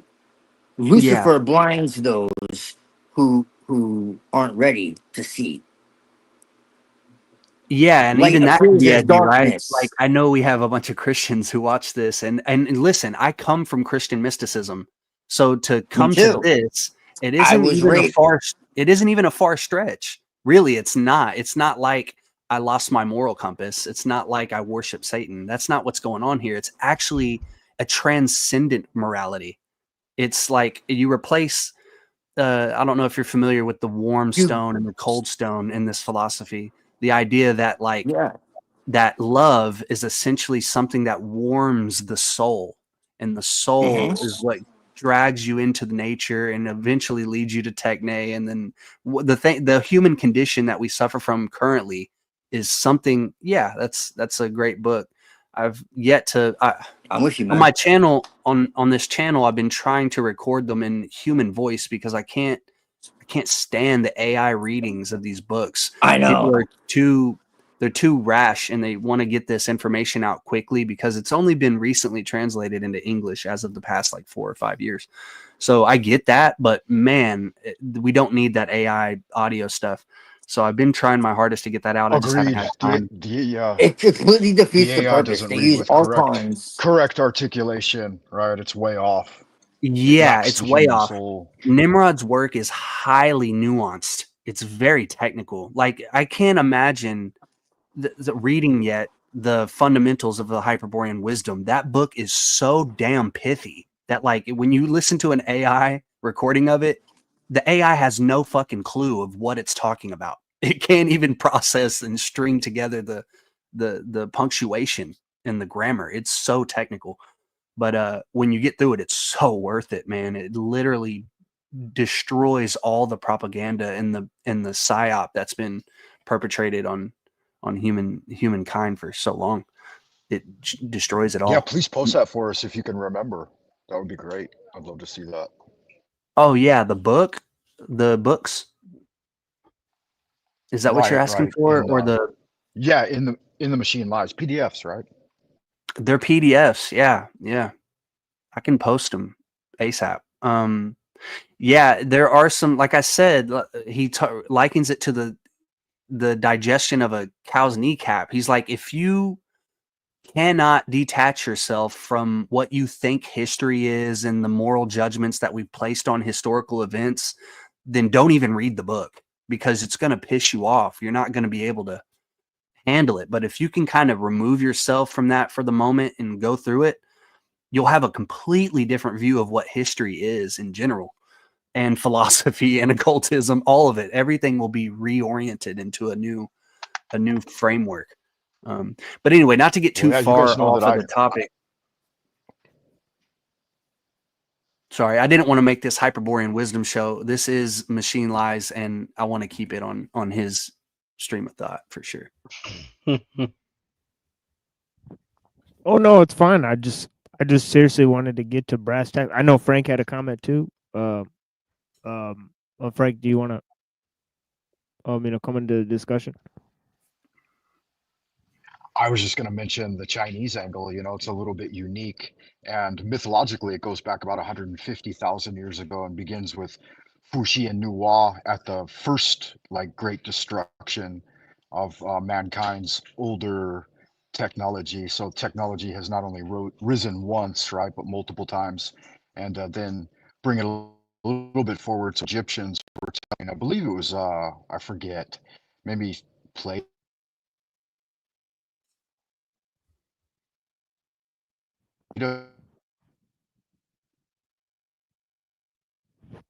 Oh, You're breaking up. You got kind of cut off there in the middle of what you were saying. I think I heard you say Plato or something, and then that's the last thing I heard. But yeah, totally. You know, they talk about technology rising and falling, and that's also the Hyperborean, type of idea. But I wanted to get to brass tacks. I know Twilight is a he said back in the past, right, that he's a neo-pagan, right, that he worships nature, right? So I wanted to get to brass tacks about occultism and nature, and go to that idea. I don't know if he stepped away right now or if he's still there, but yeah. Yeah, it sounds like he's coming from the perspective of just the mystery traditions in general. And that is the case. They are intimately connected. He's right. But there's a different perspective, right? Like you can disagree with that. And I was in that, I had that same thought, or I agreed with that at once. So it's not far off. It's just the end goal is different. You end up playing this game of progression. There's that the universe is full of beings that are destined to progress and grow through degrees, and that you climb this great chain of being, or eventually a terrestrial and a hierarchy, and then a celestial hierarchy, and everything is just refining itself, and it all stems from the one. It's like this giant circumambulation device that these things disperse from the one and become the lowest level of consciousness conceivable, and then rise back up to be consumed or absorbed again into the one. We're saying that that's a sham, and that is like essentially it's imprisonment. You're enchained to this life that's it goes even a step further. We talk about the yugas, and that the Mahavantara, the grand cycle of Brahma, when he goes to sleep, this is happening, right? But when he wakes up, we actually retract and we get consumed by it. He calls it phagocytosis, which is a biological term that you can go look up and kind of study, and you'll kind of get the analogy of what's going on. And beyond that point, there's no chance for liberation. And he hashes this out deeply. He explains why this is the case. And I mean, we would have to spend 4 or 5 hours hashing each one of these points out. It's that pithy. But essentially, you get absorbed into the mind of the one, and you truly believe it enough to where you never leave it. You become grafted into and absorbed into the one's consciousness. He has the same opinion about Kundalini awakening and the practice of the Kundalini, that this essentially makes you have this experience, this grand experience, this sense of union with the one, to where you don't want to look back, and it's very hard to look back. So he essentially says it's like signing off. It's like spiritual suicide, essentially. Which yeah, it sounds very general, me saying it like that, but it's hashed out. He spends 100 pages on explaining that.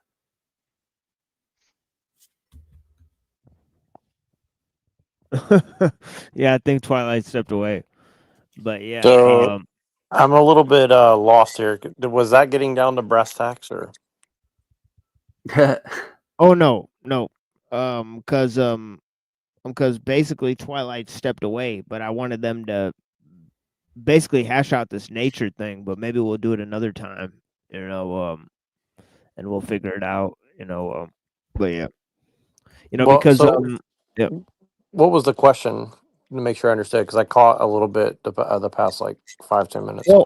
Well, they sort of had an initial disagreement about Hyperborean wisdom and the ideal of nature within that system, right? So that was What is Hyperboreanism? Isn't that like Atlantis / Neo Hitler esoterica stuff? That's close. Yeah. Okay, I was just guessing because I pieced it together based off of Twitter, so probably I didn't know how reliable it was. So.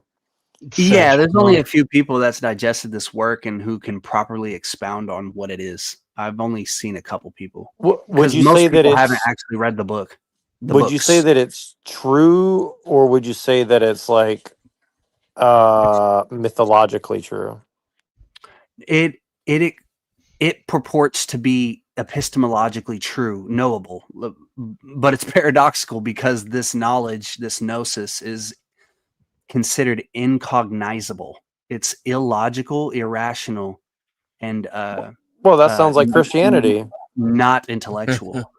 That's what we say about Christianity too, right? So, but not really, though, because the framework of Christianity is within the material cosmos, and they can make rational what would you say, rational systems out of it. Well, right? when you synthesize it with like magical occultism and stuff, sure, but it's not necessarily like Christianity in and of itself, right? Yeah, no, they're not comparable. And you would find that out for sure once you started reading it. Would you say that you guys synthesize with like occultism of some sort, or is it more like the occultists We claim appropriated? that there is no secret doctrine. Our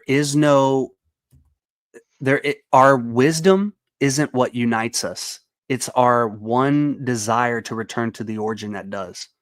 So we are hyper individualized. If you're truly Hyperborean in nature, and when I say nature, I don't mean nature. I mean like your attitude, what you are. If you're truly Hyperborean, you are you make your own decisions. You're an Ubermensch. You're an Ubermensch, yeah. And ultimately, that means you can have a different path, religiously, theologically, philosophically, politically. We come from all different backgrounds. We don't have a secret doctrine that unifies.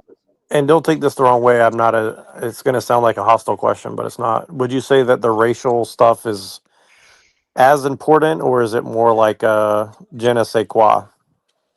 Yeah, no, it's not anymore. So we've progressed. Miscegenation has gotten to such a degree that the biological aspect isn't as important as the spiritual aspect. This kind of goes into the Evolian idea of his concept of races, that there's like a spiritual race, a biological race. Well, like I like the term Aryan, but I take it to mean something not exactly one-to-one biological, right? Like, yeah, I think, and I don't know if that's the way that it was always intended or what, but you know. I don't think it was. I think it was intended to be a biological, like the statement "I am an Aryan" by Darius was a biological one, in my opinion. I think it developed over time with the understanding of there. Of course, there were people from the beginning who harbored the knowledge and kept it, right? That's a part of our mythos, is that from the very beginning there were loyal Siddhas, is what we call them, the loyal Hyperboreans who knew what the game was, and that they were enchained, and they were imparting this wisdom over migrating from the fall of Atlantis. So the idea here is that the loyal Siddhas were more concerned about creating blood pacts with the cultures that it came across as it went from Europe into Asia, and so they moved faster. The traitorous Siddhas, they were more concerned with establishing culture in cities, so it took them longer because they had to spend time developing the art and the techne and the tools for the cultures to establish themselves. So just to again, I know that I'm jumping all over, but I'm trying to like condense a lot of stuff down as quick as possible so I can get a grasp on what you're saying. Yeah. Because I'm genuinely very curious because it sounds interesting. So, would you say that so it's Eurasianism to some degree or whatever, but would you say that? Well, I don't know how to ask it the right way, but what would you say the role of the Gog and Magogers are? You know, the people we can't really talk about in the Middle East, Levant area. Yeah, Like, yeah. what are they? Are they a part of that, or are they like a hidden hand of that, or are they like how would you characterize it? Yeah. So his they go back farther than we're told. That's the reality. His Sorry, idea what's up, of it Jack? is very unorthodox. He essentially says that all whites, quote unquote, are Hebrew. So like there's this idea that we call them Jays, right? Yeah, Well, yeah. that was I just want to say that I've been noticing that there's definitely a big like all whites are the tribe of Dan type of thing, and is that coming from Hyperboreanism or is that something else? No, that's coming from like Christian identity.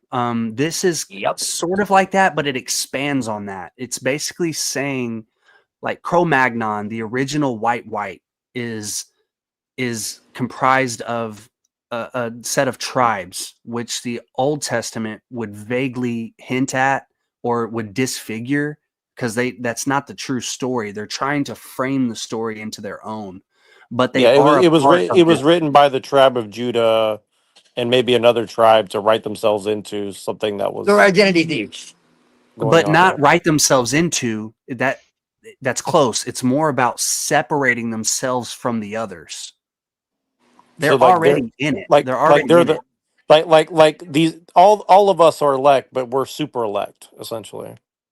They're super elect, exactly. Yeah. So the idea here is that there's a diagram. I don't know if briefly showing it would actually do anything, but he has a great little diagram in his Fundamentals of Hyperborean Wisdom that actually it's like a flow chart. It shows like a snapshot of the cosmology. It's very interesting. I don't know how I could post the image in a while you work on that, I just want to get a couple questions out before I forget. How would you say it relates to who wrote the Cthulhu? I forgot his name. Lovecraft. How does that relate to him? And how does that relate to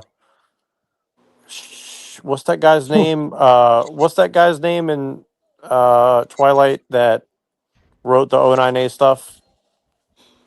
What's the guy's name? Twilight that wrote the what? David Mayat. Yeah. Like, what would you say like the role of like a Mayat or like a Lovecraft is, and like in all that? So I'm unfamiliar with Mayat. Are you talking about ONA Order of the Nine Angles? Yes. Okay. Yeah, this is not that. This has nothing to do with that. They have something to do with this. I thought it might be connected. That's what I was trying. Well, it is on their end. So this predates the ONA. This was written in the 80s, and he died supposedly in the early 90s. So all of this was published in the 80s, was worked on in the late 60s through the 70s, posted in the 80s, or published in the 80s. Lovecraft has something to do with it, only as far as the madness is concerned. This idea that like one who fully adopts the idea that the material cosmos is the enemy or the opposition seems to the cultured man to be a madman or insane or a barbarian. There's a bunch of different terms that they've used to denote the Hyperborean in history. But yeah, nowadays it's a madman because he thinks along the lines of illogical, irrational, unintellectual, that kind of thing. Well, and would you say like the alt-right and stuff like that is like a pseudo version of that? One was like a No, a lot of the alt-right is unaware of it, honestly. There's a couple of groups that, and it's real minimal that they have these ideas, but more so Serrano, because their idea is that the world is to be one. Like they still want to live on Earth and make a utopia out of it, a golden age, to reintroduce a golden age. The Earth is theirs and it was taken and they need to get it back, essentially. We don't want the Earth at all. We're done with that. Or not done with it. It's not like it's happened over time. It's like from the beginning, this was enchainment. This was a trap. We don't belong here. So and most human beings intuitively sense that at one point in their life. If not, if not multiple times, they at least think that once, right? Coming across that thought, hey, I don't belong here. Something's wrong. Space-time continuum stuff, or is this beyond that? This is what Twilight was mentioning earlier. It's acausal. It's hardcore Gnosticism. Yeah, like I said, I can maybe like clear some things up because I know exactly what he's talking about. But I've studied like so many different traditions. So it's like before I got to it. And so it's like David. Like, I can give just Jack, shush for a second, okay? Just for 1 second. I love you, brother, but I'm gonna try to help you, okay? And if you shush, it'll help because I already know the questions you're gonna ask because I know you well enough. So yes, the acausal. The acausal is that which exists outside of time and space, outside the normal laws of physics. Okay, so it's that which predates nature and predates form. Okay, so the Earth is basically like a training class, and we've been put here because, well, there's different ideas, but basically it's along the lines of like, we fumbled the ball in our last life, and so now we're here, but like he said, like people want to create some golden age. They want to go back to the before time. It's very nostalgic. It's traditionalism. It's like Julius Evolva. Let's just bring back what was once, ours. I haven't been able to hear anything. Just to let you guys know. You can't hear me? Yeah, try it again. Wait, you can't hear me? I can hear you. Now I can hear you, but go ahead, sir. You didn't hear what I was saying at all? No, the Mossad must have cut you out. What the hell? Okay. I was saying, okay. Goodness gracious. What you're saying applies more to Serrano than it does Nimrod. I just want to make that note. Okay. Good. Can you hear what I'm saying? Yes. Okay. So I'm saying the acausal, okay, is outside of space and time and beyond the laws of normal mundane physics. Okay. So it's before the formation of the earth. So it gets into like, if you look at like the dream of Vishnu, okay. So everything material comes from something that is unformed, that is before formation, before there is anything to form. In Hebrew, it's called Yetzirah. Okay, Or that's Plato. formation. Right, the idea of forms. Right, Plato's forms. Okay, it's a form of Gnosticism. Plato. Ultimately, all roads lead to Gnosticism. Really, at the end of the day. Okay, so which is just a derivation of the mysteries. Uh, really, and I'm not going to get into that because, as I keep telling people, people think that Gnosticism is one thing. It's really not. It was as diverse as Christianity is today, and there was almost a Gnostic pope. But anyways, it's out, like I said, it's outside of the normal mundane physics and time and space. Okay, Yeah. So when so you it's say beyond nature, and while everyone else is trying to reclaim something that was lost, so traditionalism. You know, if you look at like Julius Evolva or like he was saying, Miguel Serrano, you know, they're trying to reclaim something that was once theirs. They're saying, look, we're done with that. There's nothing to reclaim. We're not supposed to be here to begin with. You know, you know, this is, you know, this is not our home. I'm not going to get into the details of that, but it goes deep. We're not from here, you could say. when you say space-time continuum, that's directly addressed in the work, in the fundamentals, and that has everything to do with the practical aspect of this wisdom, which is how to make the leap or the return to the origin.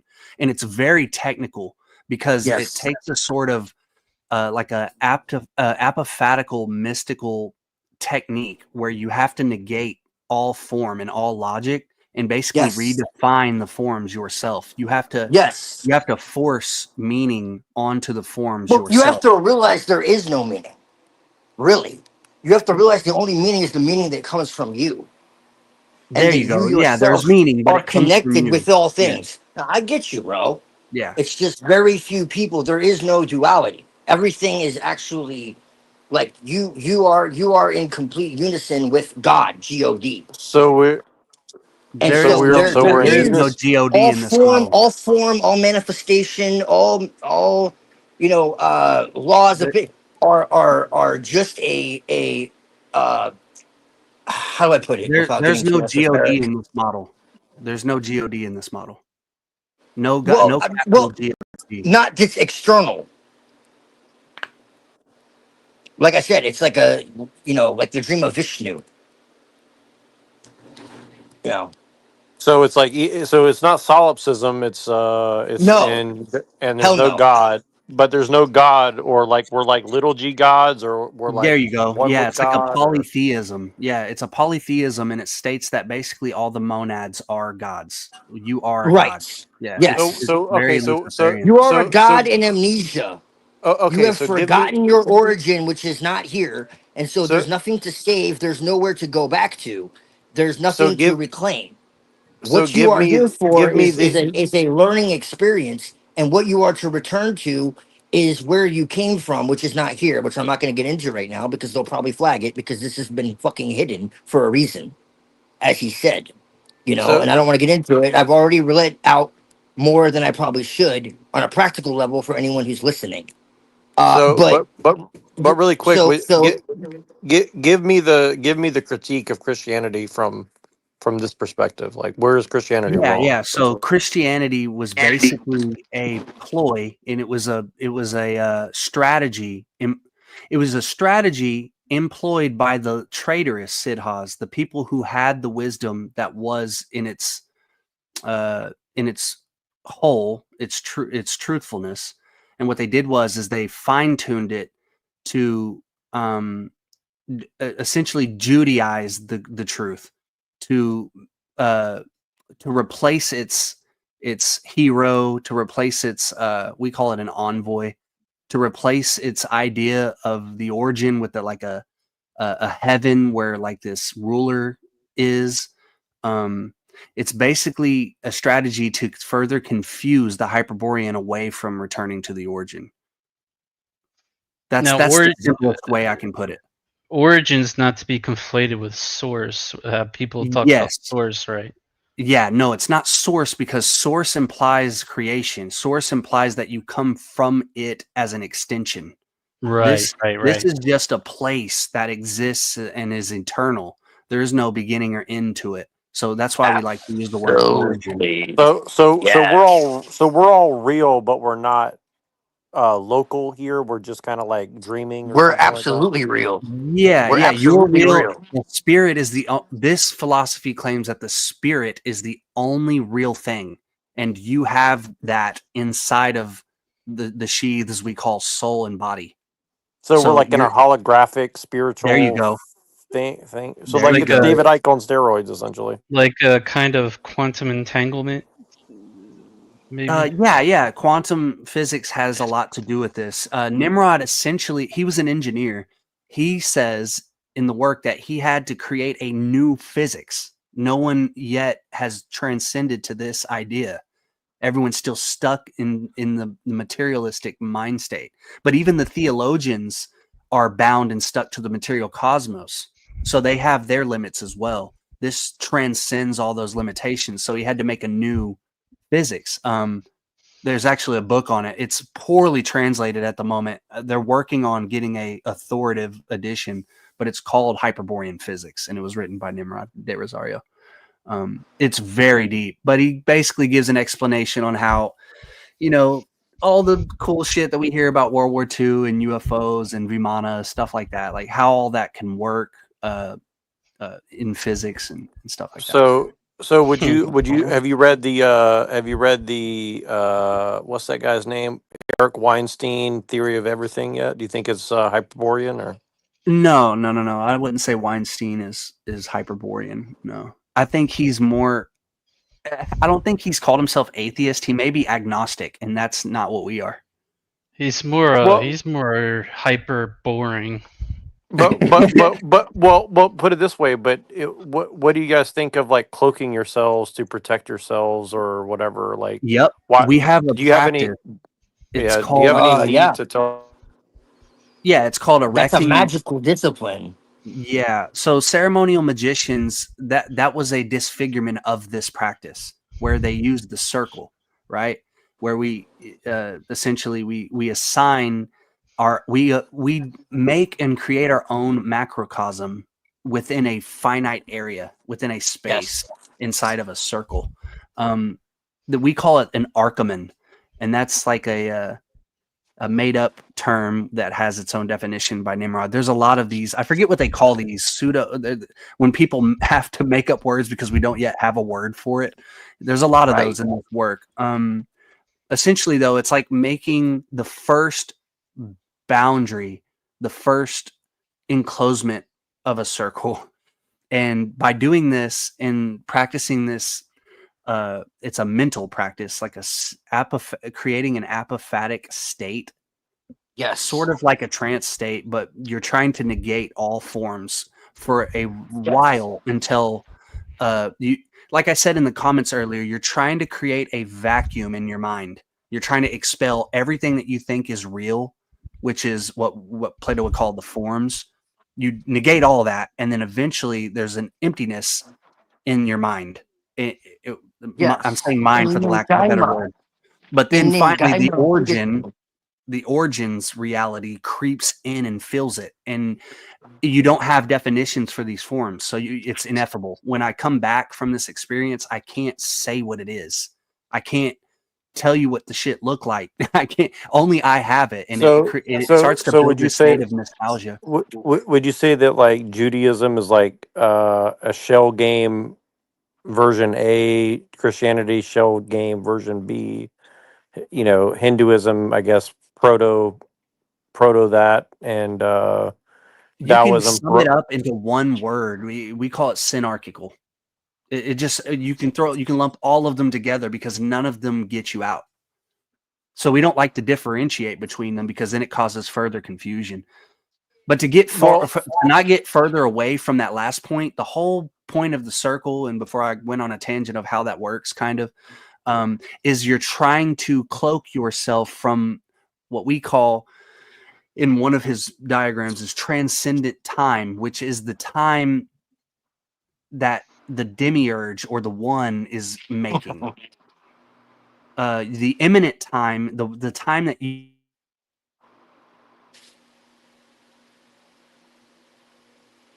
on and speed it up. So you're trying to separate yourself from the time of the material cosmos so that his eye can't gaze upon you and see the activity. He can't we call it second degree determination. He can't cause something to try to thwart your goal of making the return. So this is highly important. There's stages in this where there's stages of the initiation to where if you go too far and you haven't learned the Archimen yet, it's bad because the one can see you. It can think what you're thinking if you're using logic and rationale. So, but would you say that whoever the Hyperboreans originally were, would something like Plato and Judaism or Christianity or Islam, wouldn't those be like baby steps towards Hyperboreanism for like, like lesser versions, or are they just total scams by the demiurge We to call control them it? strategies, and they're strategy. On when it's the synarchy employing strategy, we call it strategic confusion. On our side, we call it strategic orientation. So we claim to have the right strategy. They claim to have the right strategy, and they call it the mystery tradition. And they have these grand ideas like the Theosophical Great White Brotherhood and shit like that. And he'll use that terminology, but he'll even claim that, hey, this is just a representation from the mouths of the synarchists. We don't know if they're actually called the Great White Brotherhood. We just know that they call themselves that. And they claim to be the pinnacle of their tradition, their mystery traditions. And they claim to hide in a place called Shambhala and so forth, where he's playing with their mythos and framing our mythos against it in this war, in this battleground. So they're all synarchical. The only ones that get close is the Tao or the Tao. He would call Hyperborean. There's only a couple. He says certain sects of Islam have the Tao, certain sects or have the Hyperborean wisdom, certain sects of what was it? Okay, it's Islam, Catholicism, Buddhism, and there's one more. There's one more that he throws into the pile, but I can't remember right now. Yeah, there's a flow chart that he puts a lot of these into. The picture is really interesting. The diagram's pretty cool because it goes into the political too. He talks about how each one of these, when you bleed down from the one, they create political factions as well. And he shows the left and the right paradigm, and then he shows the central pillar, which is like the more hidden aspect, which is full of a lot of the J's organizations like Mossad and Talpiot and 8200 and Shin Bet. So like, yeah, it gets pretty interesting.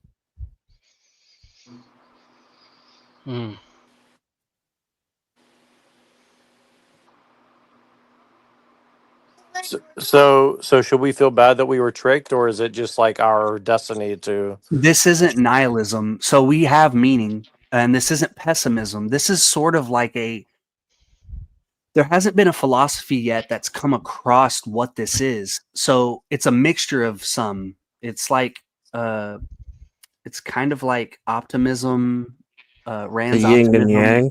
It's kind of like there's not many absurdism. Camo or Camus.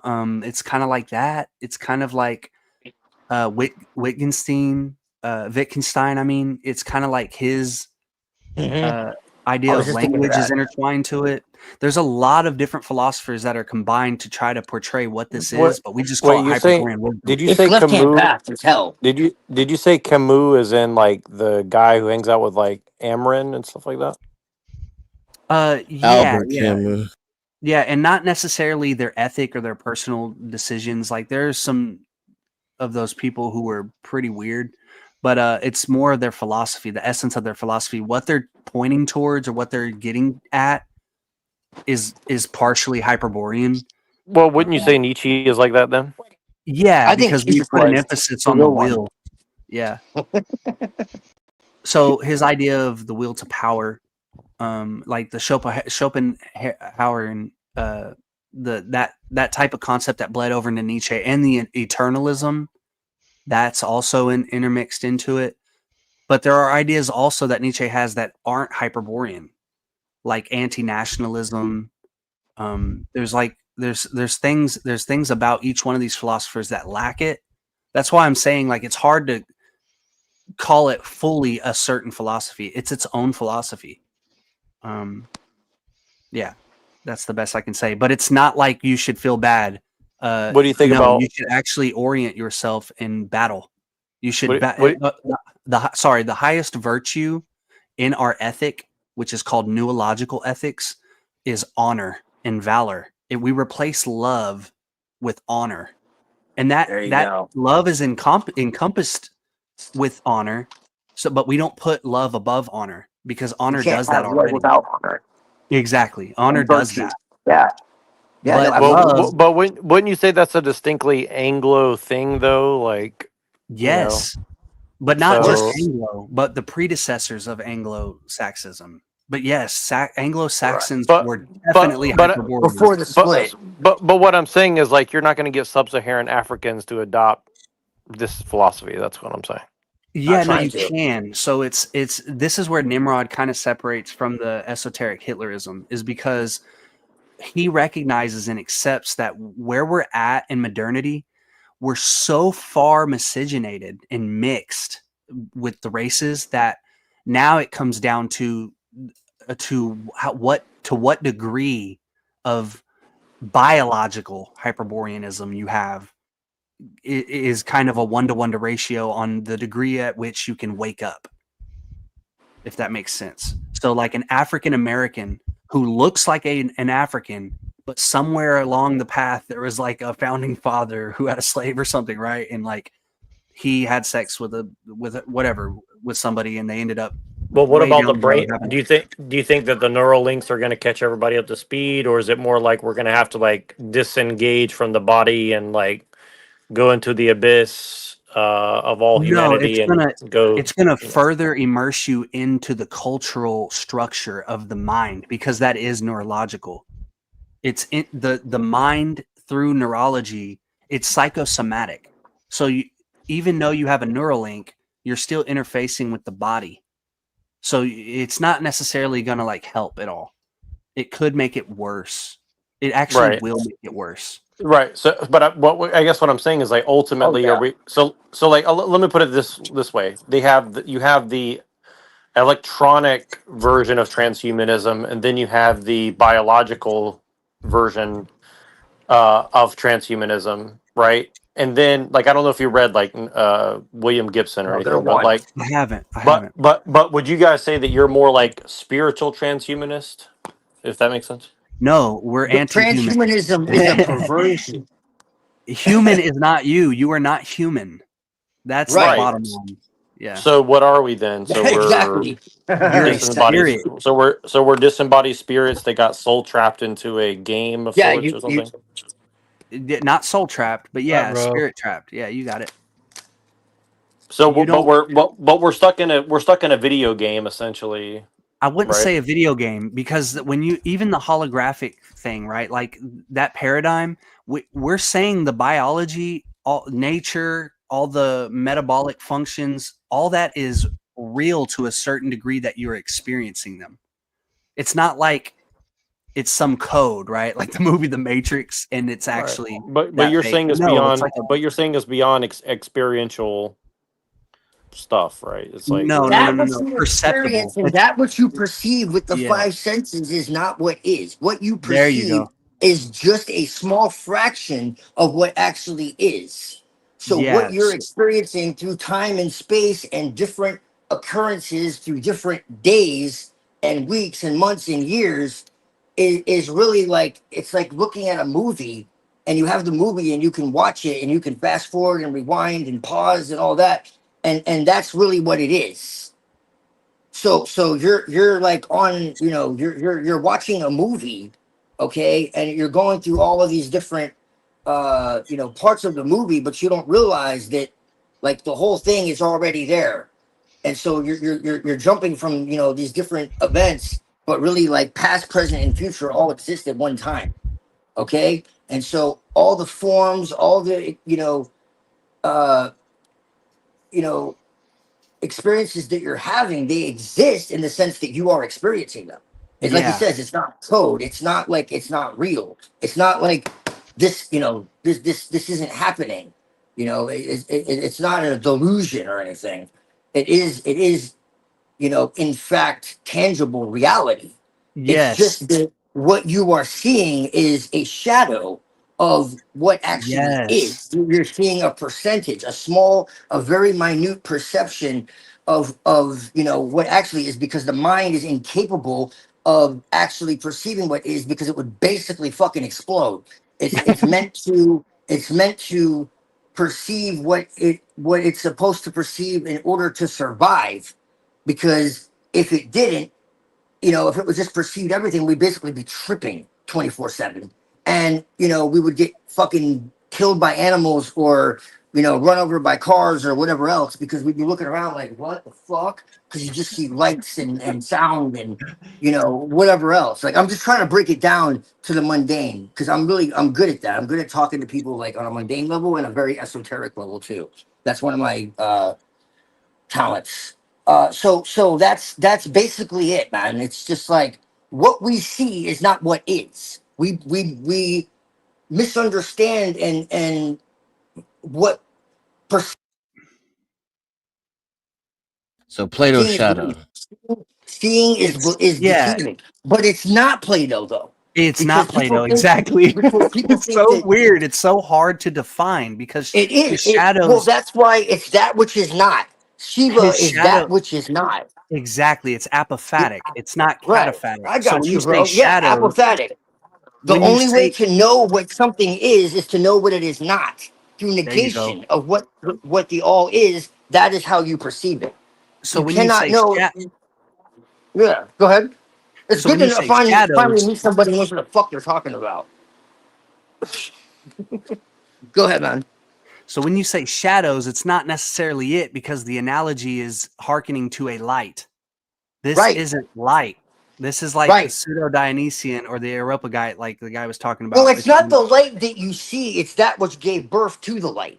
It's not what you see, like it's not vision, it's that which preceded vision. It's not like you are not your thoughts, you're the space between them.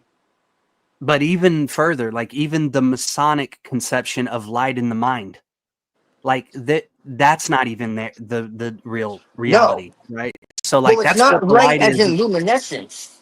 Well, It's that's what light we're as in the talking about. ability to see at all. Well, It's the that's what vision Plato itself. was talking about in his Right, allegory of the cave, is that there's right, this mental light that's right. that's what's Exactly. casting the light of the physical world and tricking us into thinking that it's reality. Right. And that's why I said not Plato exactly. It's Although, not technically Plato, yeah, speaking, but it's close. Plato, It's you can use it although I as an think analogy. Plato, although I think Plato actually did know, I think that it was distorted. He did, I, because Pythagoras emphatically claimed that he was a Hyperborean. yeah, You can go Plato look was this up yourself. misunderstood. Plato was actually pretty fucking brilliant, and it was misunderstood. So was Plotinus, because he was, in fact, Plotinus. You really want to understand the mystery, study Plotinus, because he Yeah, was, Plotinus's Enneads are a very good start on trying to comprehend what Hyperborean wisdom is. And even a step further, Proclus, like Neoplatonism yeah, is on the right track. But like we were saying earlier, if you take the apophatic to the extreme, you'll realize yes, that you have to negate everything. Because yes, as soon as and you Boots, define something, as soon as you try to capture a form, it's not yes, a whole. You're reducing it to a yeah, part. So then you go back to that's the Parmenidean problem of the one and the many. You start to really have to question yourself. And that's what busted for me the idea of the capital God or the creator as this like ruler and that Right. he's the end all be all, when it's not that. Yeah. It's actually a many. There's this multitude, which could be, for all we know, infinite. It could be an infinite It amount of is. many. Well, it has to be. Yeah, which It is can't not. It illogical, can't though. be anything else. Well, it's not illogical. It's just beyond the comprehension of the human mind. So No, it it's is, though, and absolute that's the perfection. point, though. No, it is illogical, and that's the point. That's why we say logic needs to be abandoned, because the reality of the spiritual condition is illogical. It's the antithesis of what the mind is inside of a in human the body. sense of the way that in the sense that we use it. Yes, we need a new type of logic or something beyond logic and reason. Yeah, I would agree with Beyond it, that. exactly. And we say that Words it's are limited. intuition. It's in the Intuitive, Hyperborean paradigm. right? It's intuition. Yes, Which that's the is right. Yeah, it's very vague and opaque. yeah. It's hard to sense fully because we're so trained to use logic and rationale. Because you wake up and open your eyes and you have to work a 9 to 5 and eat food It's and piss and emptiness. shit and sleep. So you're conditioned to using the brain as an interface for the spirit, when really Yeah, you need to and get rid of that so you can actually think wholly spiritually, which isn't a type of thinking. That was one thing I wanted to state before we, right. perhaps change the subject, is that when you die or whatever, or you get to this place called the origin, let's even go that far, you're not going to be thinking like you are now. The word thinking is even done away with and dispensed with. That's an illusion. It's so immediate. It's ineffable. It's incognizable. But the power of the spirit is able to let the individual get close to experiencing that. And we say that that's through the intuition. So you have to do these practices where you basically negate everything apophatically to where you can even get a glimpse of it. And the more and more you do it, I would say the higher the potential is to experience the incognizable. But it is hard. It's not something you're going to be able to go do tonight as a practitioner. No, because you're so accustomed to using forms. If you've been a ceremonial magician for the Golden Dawn, or you're an OTO member or whatever, like whatever path you've taken, you are using the real world to do your magic. When I say the real world, sorry, I mean the earthly existence. Your earthly, the sensual, you're using the immediate environment you're in with the eyes and the ears and the nose, and you're doing it with your mind, the brain as an interface. So you're not going to get there. It's a very hard practice, and it takes some time. But if you're earnest, it's possible. It's quite rewarding. The experience is so unique to anything like what you experience in normal ceremonial magical practices, like theurgy or Goetia, or any kind of invocation or evocation or astral projection. All that is a sham. I'm not saying you don't see stuff. You do have these experiences on these planes of existence, but they're within the material cosmos and they're temporal. So one more thing, but I'll stop talking. I'll mute myself. Back to what he was talking about, what Twilight was trying to explain to the other guy about what the word real. So when we say virtual or a video game, we don't mean that the earthly experience with the biology and the chemistry and the metabolic processes isn't real. When we say unreal, we mean that in terms of temporality. Because if you I'll give you an analogy. I'll give you an example. If you put like a camera, if you went up into the sky and you were looking down on the city, like a bird's eye view of a city, and you were able to fast forward 1,000 years, like high speed fast forward 1,000 years, you would notice things that once were aren't anymore. There's flux in our earthly experience. It eventually disintegrates. So by definition, it doesn't have permanency. It's not a reality. So the matter, the prima materia that's making all the forms visible to our eyes, that's real. But like the tree is not a real concept. The water flowing through the river is not a real concept. The dog you're sitting next to is not a real concept. It doesn't have permanency. It'll cease to exist eventually. Anyway, yeah. Thanks for the time. Everything is an idea. I said that yesterday. I said that yesterday to the everything, Shimon. literally everything is an idea. And that idea takes form, and then that form becomes a reality. We are creators. That we're not in the sense of a creation, but in the sense that we are creators. That's what we do.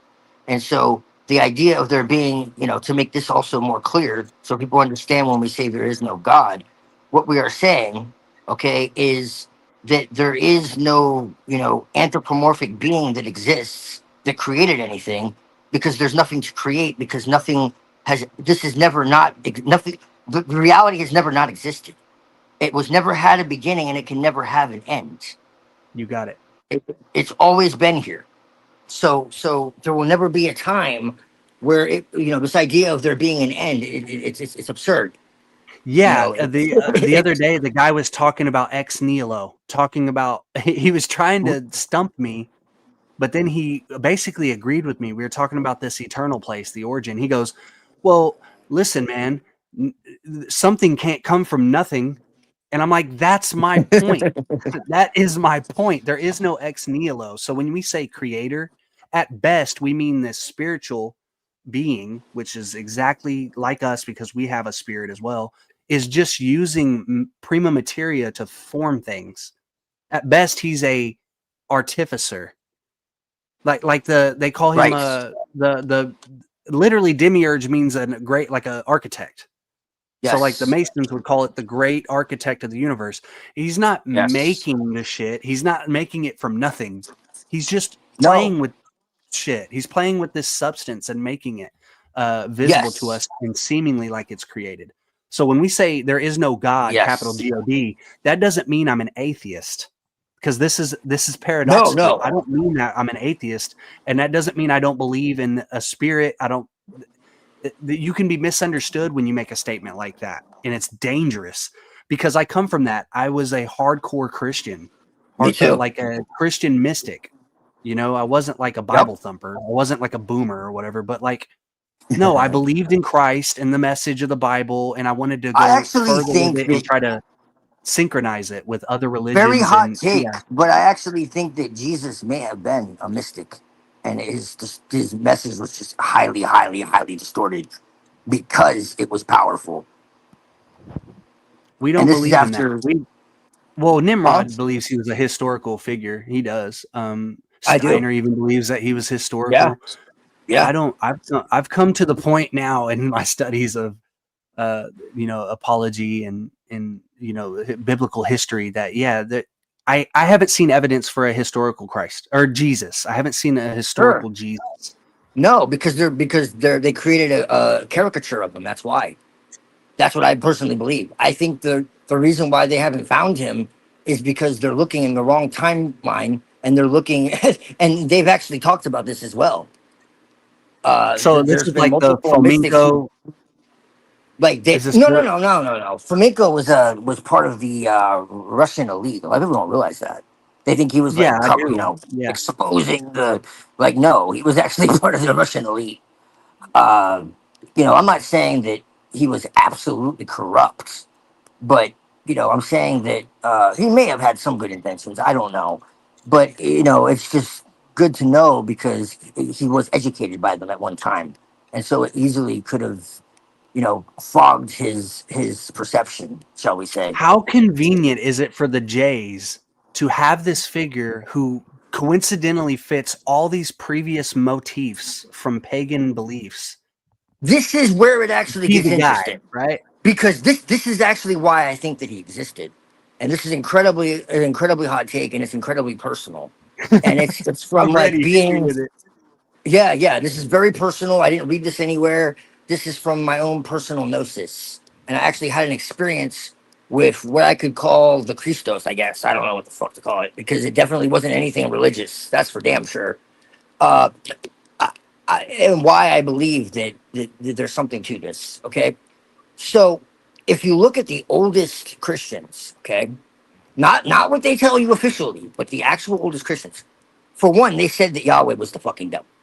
Okay, so when Jesus says that your father is the devil, and it's like he's talking to the Sanhedrin, man. He's not talking to like some random person on the street. Okay, So the oldest Christians said that Yahweh was the fucking devil. And then they Yeah, made Satan Marcion. some like Yeah. external being, you know, with pitchfork and all this other shit. But that was like way later on. Okay? So the thing is that's exactly right. He fulfilled pagan prophecies. So how does that work? The Magi come and they're like, we saw his star. Well, what's the star, man? Well, he says he's the morning star. What the fuck is that about? Well, that's Venus. Okay? Well, did you know that the star was a fucking mystery term that was used to imply something very specific? Did you know it was a sign, it was a symbol of the goddess? Why is it that there's all these women around Jesus when he dies, when he resurrects, when is it, you know, and he's always defending the harlot and all this? Like, what is this? There's something else being told here. Yeah, There's no, all this this is all addressed in astrological. Nimrod's work. I know. And the thing is Yeah. I never fucking knew this. And I came across it afterwards. I was like, whoa. Like, this is the stuff that I asked, like, when I was in church and shit. And they're like, go Yeah. read the Bible, go, you know, pray. This is stuff I came to of my own accord. And, like, I started reading about this and I'm like, why did they get rid of the god? There was a goddess at one point. And you look at, like, the Gnostic teachings and all of that, you know, it's a befuddlement. But if you look at, like, the Sethians, they said they came from Seth. And the Sethians are tied in to this gnosis that came before the flood, right? So, well, what was before the flood, man? Well, the flood is fucking Atlantis, bro. Let's be real, okay? Genesis is a recounting of Atlantis, if you really read between the lines, okay? The whole Old Testament is a book on colonization, okay? Let's be real. Yeah. There's nothing spiritual in that book. It's a conquering of paganism. That's what it is. That's why they cursed the tree and the serpent. The serpent has been a symbol of the goddess for fucking 70,000 years. Venus has been a symbol of the goddess for 70,000 years. Those are the two oldest symbols on fucking Earth. Yes. Okay, so Yes, this sir. goes really deep. So then what do? They associate Satan with the serpent and Venus. Huh. And then Jesus says, Yeah. I am the morning star. I am the root and offspring of David, the bright and morning star. Well, that's interesting because they said he wasn't of the Davidic line. So why is he saying he's the root and offspring? He's saying that he is above it and beyond it. He's saying your father is below, my father is above. What is all this shit? Hold on a second. What are people reading in church? Because Yeah, I got but a different meaning. can't you see though that they're using it to try to Judaize it, because that's why he has to be Jewish. That's why he's the king of the Jews. I thought They're that trying to at basically first. attach all He's the not, though. previous motifs. They're trying to attach all the Hyperborean motifs of the Christos, the individual that is the real character in this story, onto this Jewish individual who lives in the flesh and dies and rises again. This centers everything on the world. Well, no, but see, I think that story was created afterwards because in the original teachings, there was no life, death, and rebirth. It was just like Zen Buddhism, basically, and it was about you being divine and you being one with the divine, and you know, basically, exactly what we're talking about. How this is a fucking you know, we are Have you above the creator. Have you ever read Percy Graves, The 16 Crucified Saviors? Have you ever read that? Yeah, absolutely. Okay, so do you disagree with her thesis or his thesis? Not at all. Okay. No, but what I'm So- saying is that story was created after the fact. I'm saying that the original teachings, okay, were Gnostic. And so when they say that that's a heresy, I'm saying no. Go look at Marcion. Yeah. Marcion's Bible came before any other Bible. And he It was said the what I'm first telling you right now. compilement. Yeah. It was the first compilement. And I'm saying that I'm not even convinced that Jesus was Jewish. And that might sound weird, but when you look and you see how the Bible was actually changed, and you realize that the word Jew was an invention of the 18th century, and you realize that word was added into the Bible after the fact, and there are parts in there that they weren't even translated that way. And then all of a sudden they started adding it there, and it's like, whoa, this is kind of fucking weird. We've taken too many leaps and steps to get to the point of even asking that question. Like, we literally have no primary source evidence that he was even a historical being.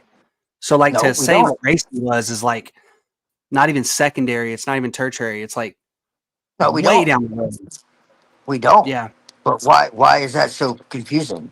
Why would you want? It's Why not would you not confusing. It just destroy? adds to the point that like it's a No. sham. Well, the story, the church, absolutely is 110% a sham. The religion is Yeah. absolutely 110% a sham. But the teachings that Yeah. existed before the church, I'm not so sure. I'm just Well, they're saying it's a disfigured. possibility.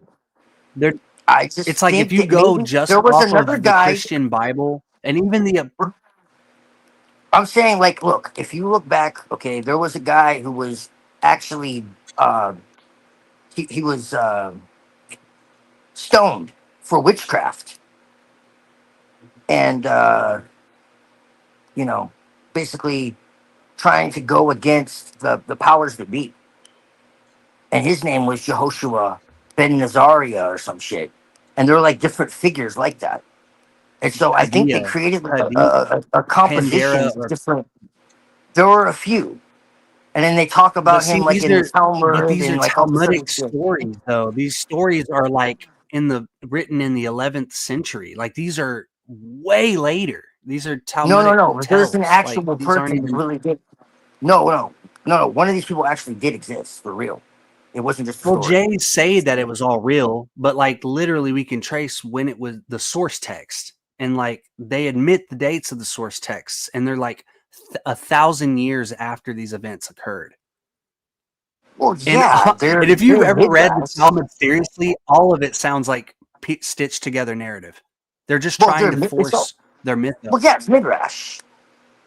It's midrash. Yeah, it's Yeah, no. midrashic. Exactly. You got it. Well, you Yeah. read the Talmud, it's just absolutely evil, but that's another story.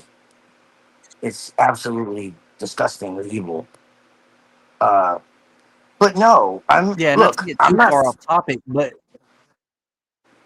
I'm not saying any of this is a fact. I'm just saying there's a lot of really curious things that you would really be surprised that it's just kind of strange. I mean, look, legitimately, you have Jesus talking about in the sacred book of John that God, the Garden of Eden is a false paradise created by a pretender God who is insane, and that you are above him, and that the serpent told the truth. Okay, man, there's ones where he's calling corners and talking about the divinity of the earth. It's like, I could see why these people were burned. There was nobody more suppressed and, you know, massacred from the fucking earth than the Gnostics. So it's just one of those things where it's kind of like, and pretty much every secret society on earth is traced back to the Gnostics. Like that's a fact. you'll It's not notice even that debatable. like the most intense Gnostic texts It's that not even speak debatable. about the Christ. Sorry. No, it's okay. It's just interesting to me, and it would make sense that they would take something that's real and then hijack it and pervert it and use it to fucking enslave people. It's like I'm anti-religious, so I don't support any religion. But I just think that Yeah. there may have been somebody who was real, who actually tried to awaken humanity, Yeah, and Nimrod's they theory is fucking kind of killed. interesting. He claims that he was a real guy and that he was a synarchical agent, like directly sent by these beings. Like they're like magical beings who walk around in human bodies, and there's not many of them, and they only do this when the historical flow or the narrative needs saving or changing to like prevent some backlash or rebellion. So yeah, he says that he was like a grand master of the Great White Brotherhood that was sent and was basically actually the one or the demiurge in the flesh walking around doing shit. Really? That's his idea. Yeah, but it's a lot of the history is mythos, and he states that. So, but it's interesting. It's an interesting take because he buys I think he's using it as a literary device to try to get the people who believe in the historical Jesus to redefine what the historical Jesus was. But this is also before all the scholarship we have now on the historicity of Jesus, because this was in the 80s. Now it's like, if you've taken any serious time to research it, there's absolutely no evidence. There's actually more evidence against the idea that for he sure. was a historical figure. So yeah, I think we're out of that paradigm at the moment. Yeah, I think we're moving into the idea of what the real Christ is. People are getting to that. What I was going to say earlier is that the most intense of the Gnostic Gospels that mention Christ don't mention Iesus. They don't mention Jesus. It's always Christ, right? Which is stated in Are you Serrano's familiar work with and John Lamb Nimrod's work. Lash? Say that again? Are you familiar with John Lamb Lash? Yeah. He's the Mason, right?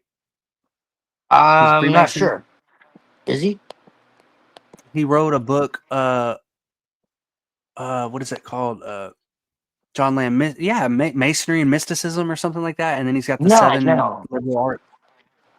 Let me look him up real quick. You might want to look John into him. Lamb. John Lamb Lash. Yeah, you might want to look into him. John Lamb Lash. Oh, okay. Yeah, no, this is a different guy for sure. Not in his image. I have come across this book. Yeah. Oh no, actually, I have it. Yeah, I just haven't got to reading it. I do that sometimes, man. I'm just constantly buying books. Funny. So yeah, I got the newer one, the 15th anniversary edition, Gnostic Vision, Sacred Ecology. Yeah, I'll pull that out and dig into that.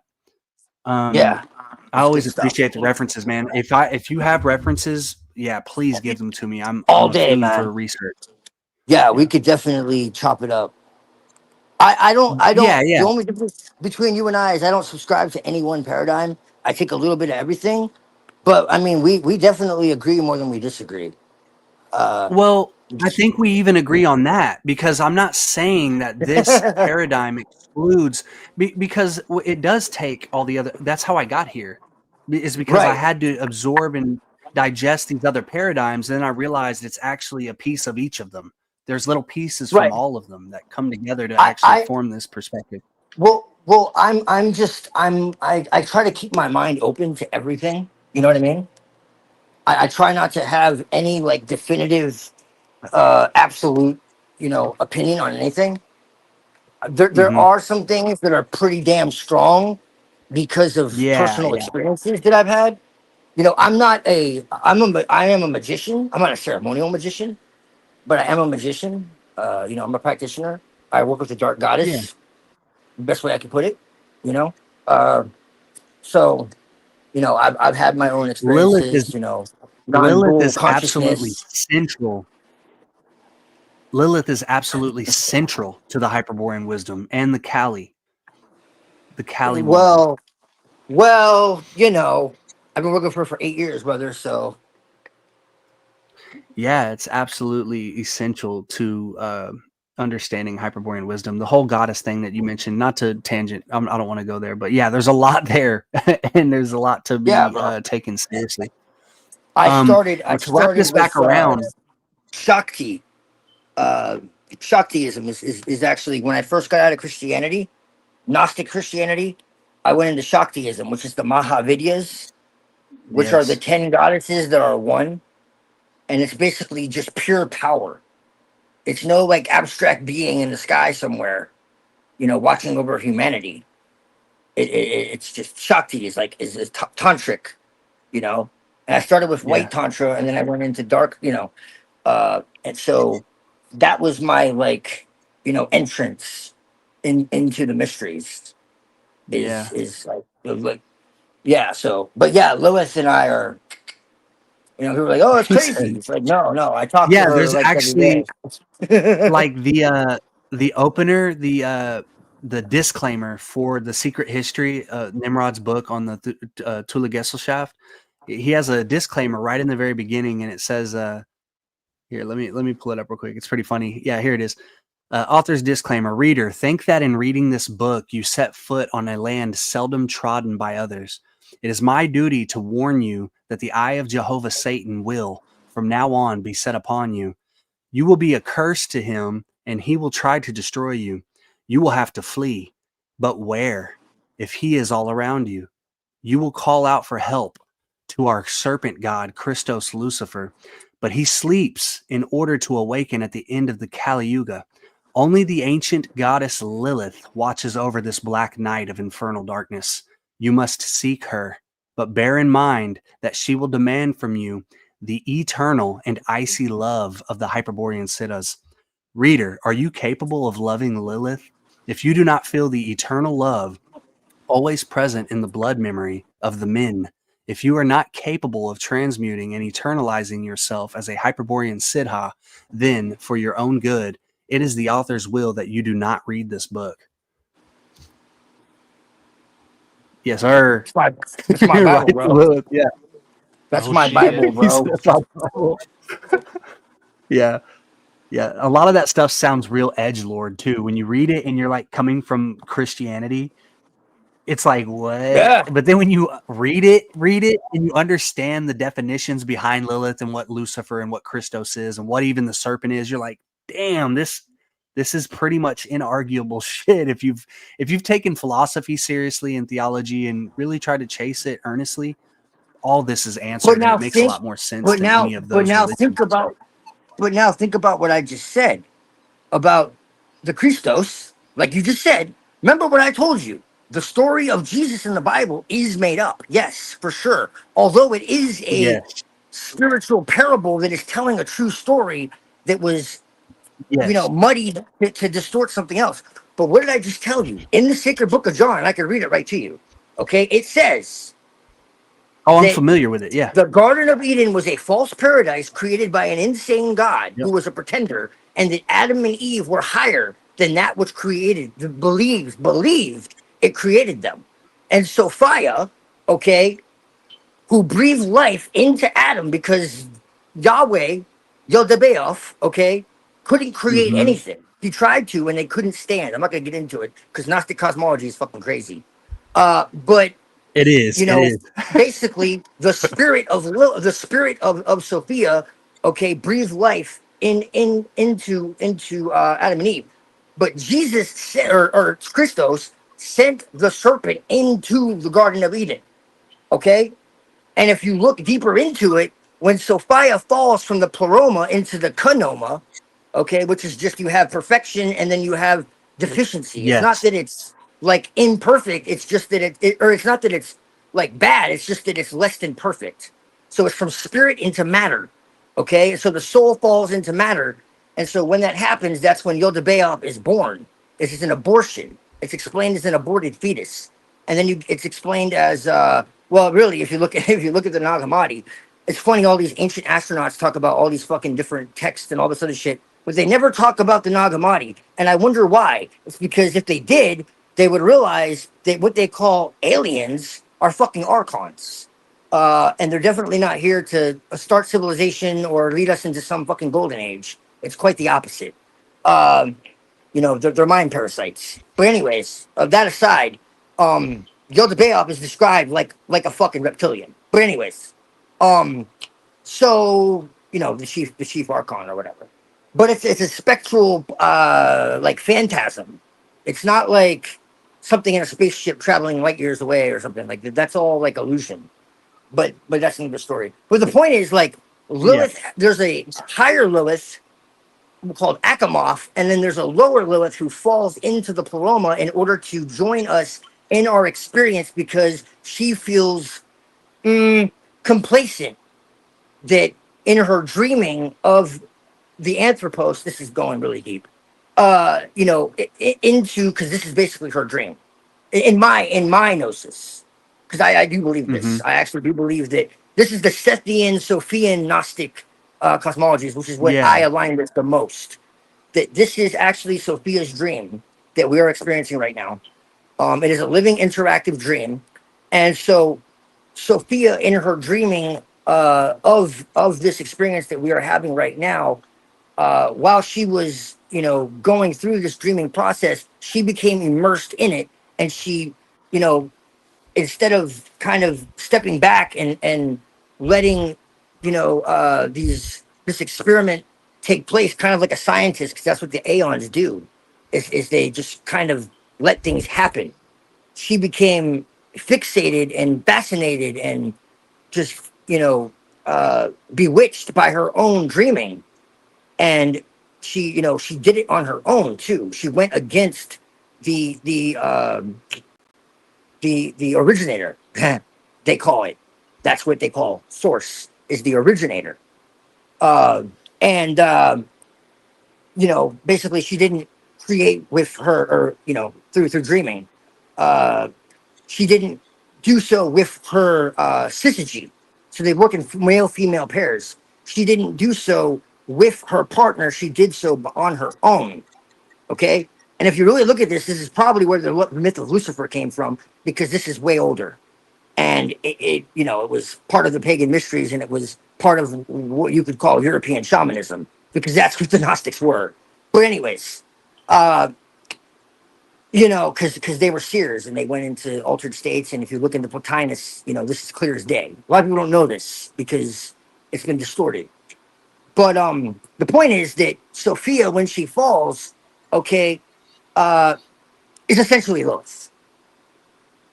Lilith is the part of Sophia that is remembering who she is. And we have to interact with her to bring her to that understanding. And it's a work that we do together. And you can get into the polar, what the hell is the name of that book? Fuck. Oh man, I have a really, really, really good book. You get into the Ursa Major and the Are you talking about Jocelyn Godwin's Polar Mythos? The Polar Mythos and if you're familiar with Kenneth Grant, I am. He talks about Universe A and Universe B and all that, and you have Sirius, which is the black sun, which is what all these secret societies are obsessed with. And everyone's like, Saturn. No, it's not Saturn, it's Sirius. Even Washington D.C. is the Oval Office, the Washington Monument, and then the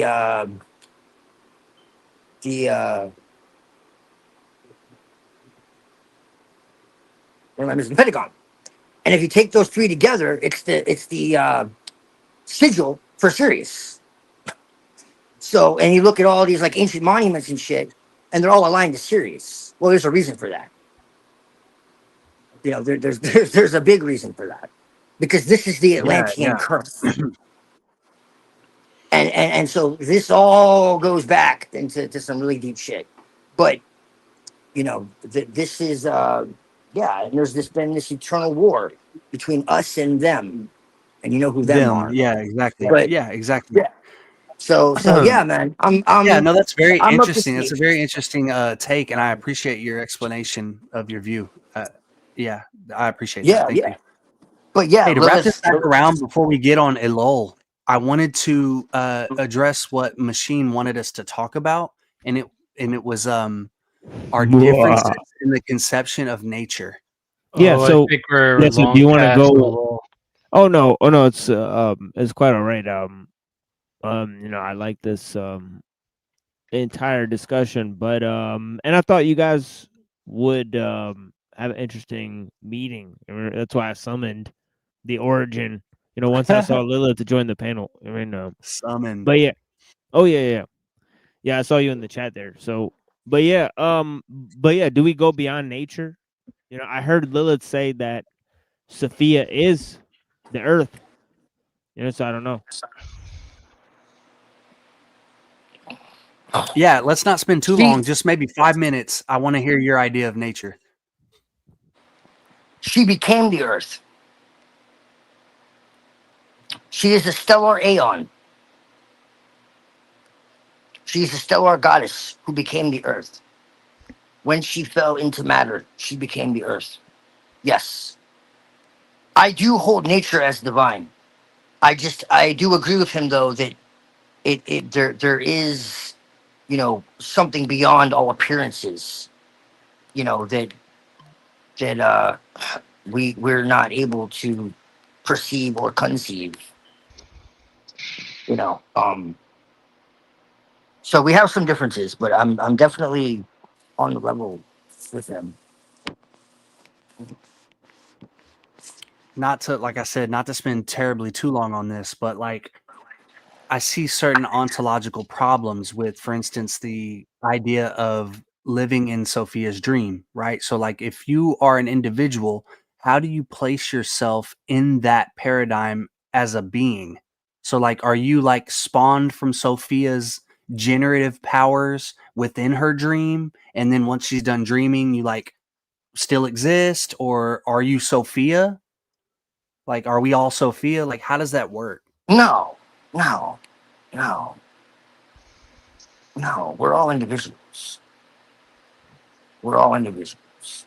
So how do you exist in her dream? Is she how did you get here? Because we have an explanation for how we're here. It's just like with Vishnu's dream. What's known as Orneric mythology has been around since the time of the shamanic seers of 50, 100,000 years ago. If you look into what's known as Orneric mythology, look into Joseph Campbell, he talks about it as well. It's just that what we are, it's exactly what we've been saying. It's just a different take on it. And what we perceive is not what is. You know, it's, you know, but it's not some platonic, you know, deconstruction. I guess my question is why do we find ourselves participating in Sophia / nature? Why are we participating in her dream that eventually is nature or earthly existence? Sophia is the goddess of wisdom, and it's about novelty and wisdom and experience and you know, evolution. We have an infinite capacity for evolution.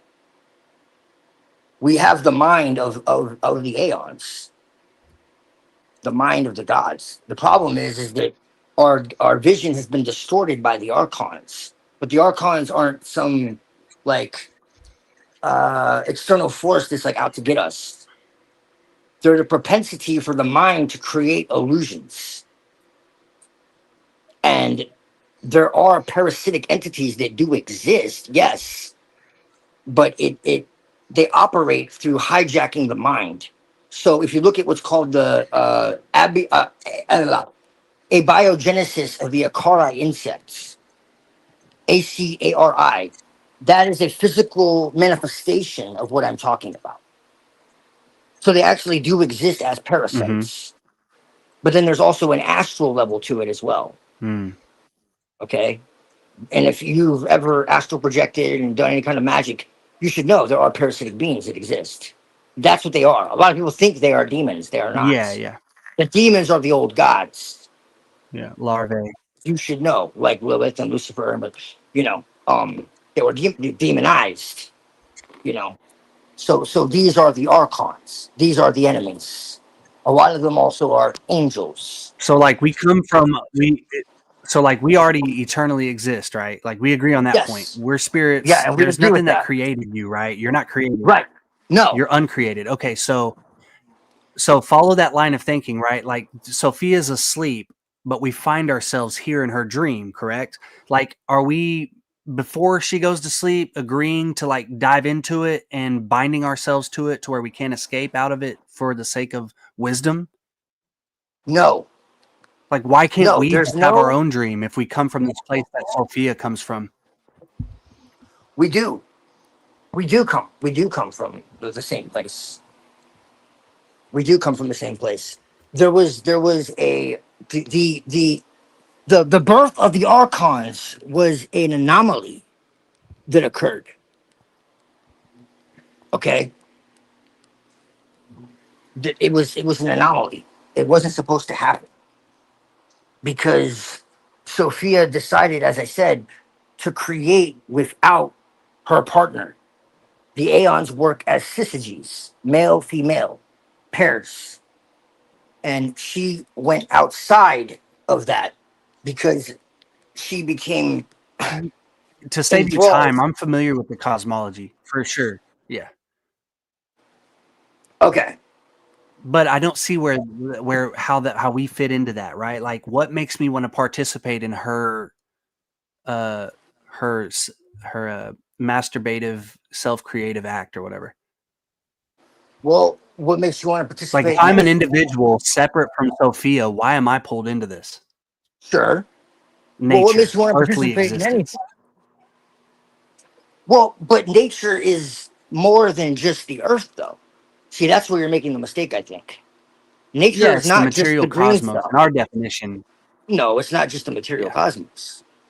See, that's where I think the misunderstanding is. Nature is not just the material cosmos. That's I What think else that's is where the it? mistake is. Are you Well, saying are you like the familiar with spirit is nature too?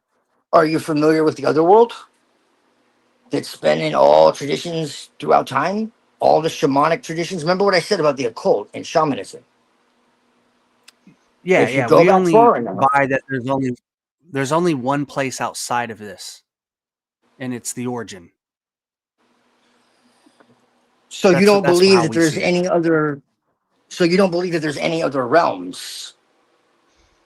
Well, within the material cosmos, there's like a celestial hierarchy, and there's these planes of existence within it.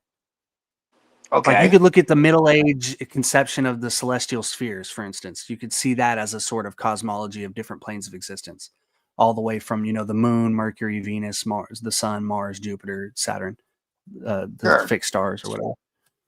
But Well, even deeper than that, like, you Sophia- can even go anthroposophical. You could say etheric, astral, will, or I. Mhm. Well, the Gnostics said that outside of the sun, moon, and Earth was what was known as the steroma. And the steroma was the habitation of the archons, and it was inorganic, while the sun, moon, and Earth were organic. And they worked in a kind of clockwork physics. It was kind of like a mirror world. So it was different. So the archons don't come from some like far galaxy, out there somewhere. They exist within our solar system. And so this gets really deep. But there's what's called Sophia's correction, and Sophia's correction is the correction of the human mind. The human mind has been diverted from its purpose, from its aim. The Gnostics called themselves the Telestai. The Telestai means those who are aimed. And the word sin means to miss the mark originally. It's an archery term. Okay, so they said we don't miss because we're aimed, and we're aimed at the home story. And the home story is the story of the earth, which is which is our story. So the Gnostics, okay, the Gnostics didn't just like create this story whole cloth. They went into visionary trances and experienced it. So there's actually a physical, astronomical basis to this. So it's written in a mythopoetic language, but when you actually understand it, it's talking about the stellar plasma that erupted from the Earth in the galactic core. The galactic core is the pleroma. So there's a very intense poetic, astronomical story that's being told. It would take a long time to get into, but I have No, before. we can stop there. We made some progress. I appreciate it, though. So basically, what I would actually say is I think we have two pieces of a very, very large puzzle. Is what I would say personally. Mm-hmm. And I don't care if you agree with me or not. That's what I personally believe. Yeah, of course. Yeah, respect, man, for sure. That's what I think. And so that's why I'm interested, It's respectable. because because you clearly know more than I do about that, and I mean I know quite a bit, but you definitely know your shit on You this. do, yeah. No, Uh, you've demonstrated that you do research for sure. yeah, and I I don't know too appreciate it. many people, so uh, yeah, but there are some, there's some things that I'm not as lucid on, just because I've looked into so many different, but Yeah. yeah, no, I really think there's a whole picture here that has been kind of uh snapped apart, like it because there's a lot of conflict, and Yeah. Yeah. I see a lot Shattered, of truth. disfigured I for see a sure. lot of truth. Yeah, because I mean, this is straight out of the mysteries, man. This is, these were the teachers of the mysteries. This is straight out of Plotinus. This is, these, like I said, these were the Telestai. These are those who are aimed. You can go and look at all the, like, the Iranian and Greek, fragments that have survived, and they talk about this. Just look up the word Telestai.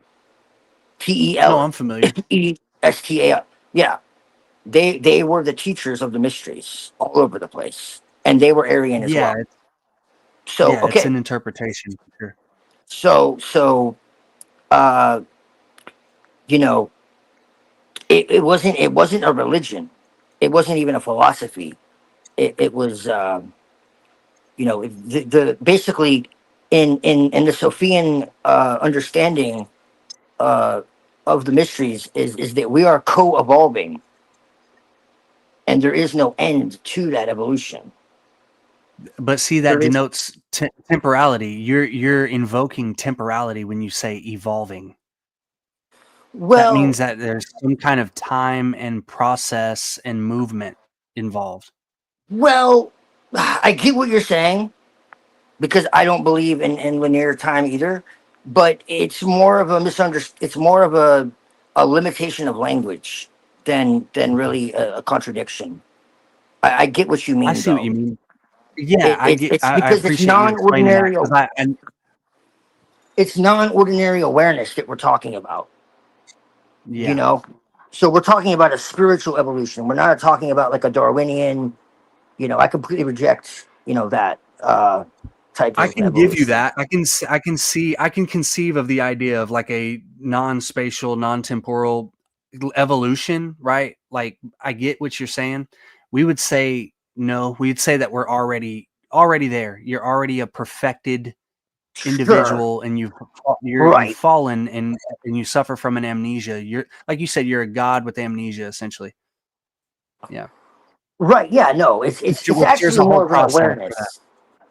It's Yeah. more of an awareness, really. Well, like I We said, think I that don't. Go ahead. nature essentially is this place. It's like the bottom of the barrel. It's where spirits go when they've reached like the pinnacle of being lost, but you have to still exist. So you crystallize into a material form. And that's where you're here. You're in Earth. Like the whole idea of galaxies and light years and all that, that's all that we really don't even consider that. Like because it's not in the human experience, right? Like it's theoretical as far as the human experience, we can theorize about these things, but the like everyday, getting out in the field and farming and stuff, we're not thinking about Sirius or even Venus like that, like not something that you can travel to or whatever. Like it, they all impress spiritual concepts onto us. It's like how astrotheology formed or whatever. Like when you say the word astronomy, that like turns the astro into a physical concept, which we do believe that to a certain extent the whole cosmos is material. It's just different grades of matter. Like they're more subtle states of matter essentially. But yeah, like it, it, in short, nature seems to be against man and it doesn't seem to benefit us. Even when we think it is, like when you think you're getting sustenance from farming and planting a crop and then eating, right? You still have to confront the idea of why you're eating. right? Like if the spirit has the potential to imagine a state of existing without needing to eat, without needing to sleep, without needing to sexually procreate, like if you can conceive of that, there's something latent within you that has the ability to achieve it, right? Like it's a possibility. There's some potentiality to that being a reality. So yeah, like, yeah, it may seem good. Oh yeah, I grew this tree and it's bearing fruit now. I can suck on this orange and it's so sweet and I feel energetic and we're all having a good old time. And then when 70 years or 80 years passes, or let's say that, you know, when we're doing shit right, we live 200 years. When that passes, you're confronted with the big, great question of death. The other night, Machine Lies brought up an author, I think it was you, who talks about the study of that all this shit started with us fearing death and that we try to chase, we try to run away from the concept of death. And try to, was that you? That might have been me. What was that author? Nietzsche? No. Nietzsche. No, that doesn't sound familiar. Mm-mm. No, it could have been another guy. Sorry, not to fall off the tangent, but you could say that. You could take that route. You could say, well, you know, we don't know much about the afterlife, and you know, people are just running from death because they're scared of what's to come after. I think that that's somebody who just isn't studied enough in theology and the occult and philosophy. I think to a certain point, if you take this stuff seriously, you start to formulate a knowing about what comes after. Like when you listen to Rudolf Steiner talk about the afterlife, it's sure as shit. It's like authoritative. He knows for a fact what happens to you when you die. And this only comes from people who do this kind of study, like occultists. So, yeah, with that option aside, the idea that, you know, we don't know what's coming in the afterlife, it seems like when you're confronted with the question of death, there's a problem that presents itself. Why am I dying? When I'm born, do I suffer from an amnesia? Why does it seem like I'm just now starting what these people around me call life? You know what I'm saying? That's a problem. So nature may seem like it's giving you some good shit. Nimrod says at best, nature is like he gives the analogy of like a speck of dust. Like have you ever been in a dusty room and the sun's coming through the blinds and you can kind of see all those dust particles floating around? He says at best, the world that you're experiencing right now that we call earthly existence is like a speck of dust reflecting the light, quote unquote, of the origin, which is magnitudes. It's like infinitely greater, this huge thing, and you're just living in this little speck of dust, the reflection of it. And he says it's dirty, so it's like an opaque reflection. It's a very, very poor reflection of the origin and the potential of where you actually live and come from, wherever. It's like a false beauty, a false sense of beauty that allures you into thinking this is worth it to stay here. Anyway, long story short, that's kind of our nature. But what if this is just stage one of a multi-part experience? You ever think of that? Maybe it is. Maybe this is necessary. Within the material cosmos, this is stage one. Maybe we're arrogant to think that we can go straight to the final level and we haven't even beat the first boss yet. Maybe I thought it was arrogant just to assume there was a level we're little two. kids and we're a little too big for our britches. See, I've thought about this. Yeah. I've really contemplated these things. And that's why I have multiple opinions on things. And I haven't really swallowed anything. You're invoking evolution again. So in our paradigm, if you're already perfect, spiritual is not evolution. What I'm saying is I'm talking about, okay, look, I'm not talking about like reincarnation and coming back here and karma and all that bullshit. I'm saying we could go to a totally different reality with totally different physics, with totally different mission, with totally different skies, with totally different, like, we have no fucking idea. That's what I'm saying. Well, the mystery schools teach that, and they say that that's all within the material cosmos under a one, right? They say that there's this pinnacle and that nothing is beyond. If we're beyond gods and we have no limits, then what the fuck, like, what do we really know? We're okay. Look, we're legitimately saying that there's no way that we can conceive that which is not. So that if we cannot conceive that which is not, then how can we be so sure of it? That's a paradox. Say that one more You time. see what I'm The saying? last thing. No, say it one more time. The last thing that you said, the paradox. If we're saying that we cannot conceive that which is not, okay, which is absolute reality, eternal reality, okay, then who are we to say that we know that which is not?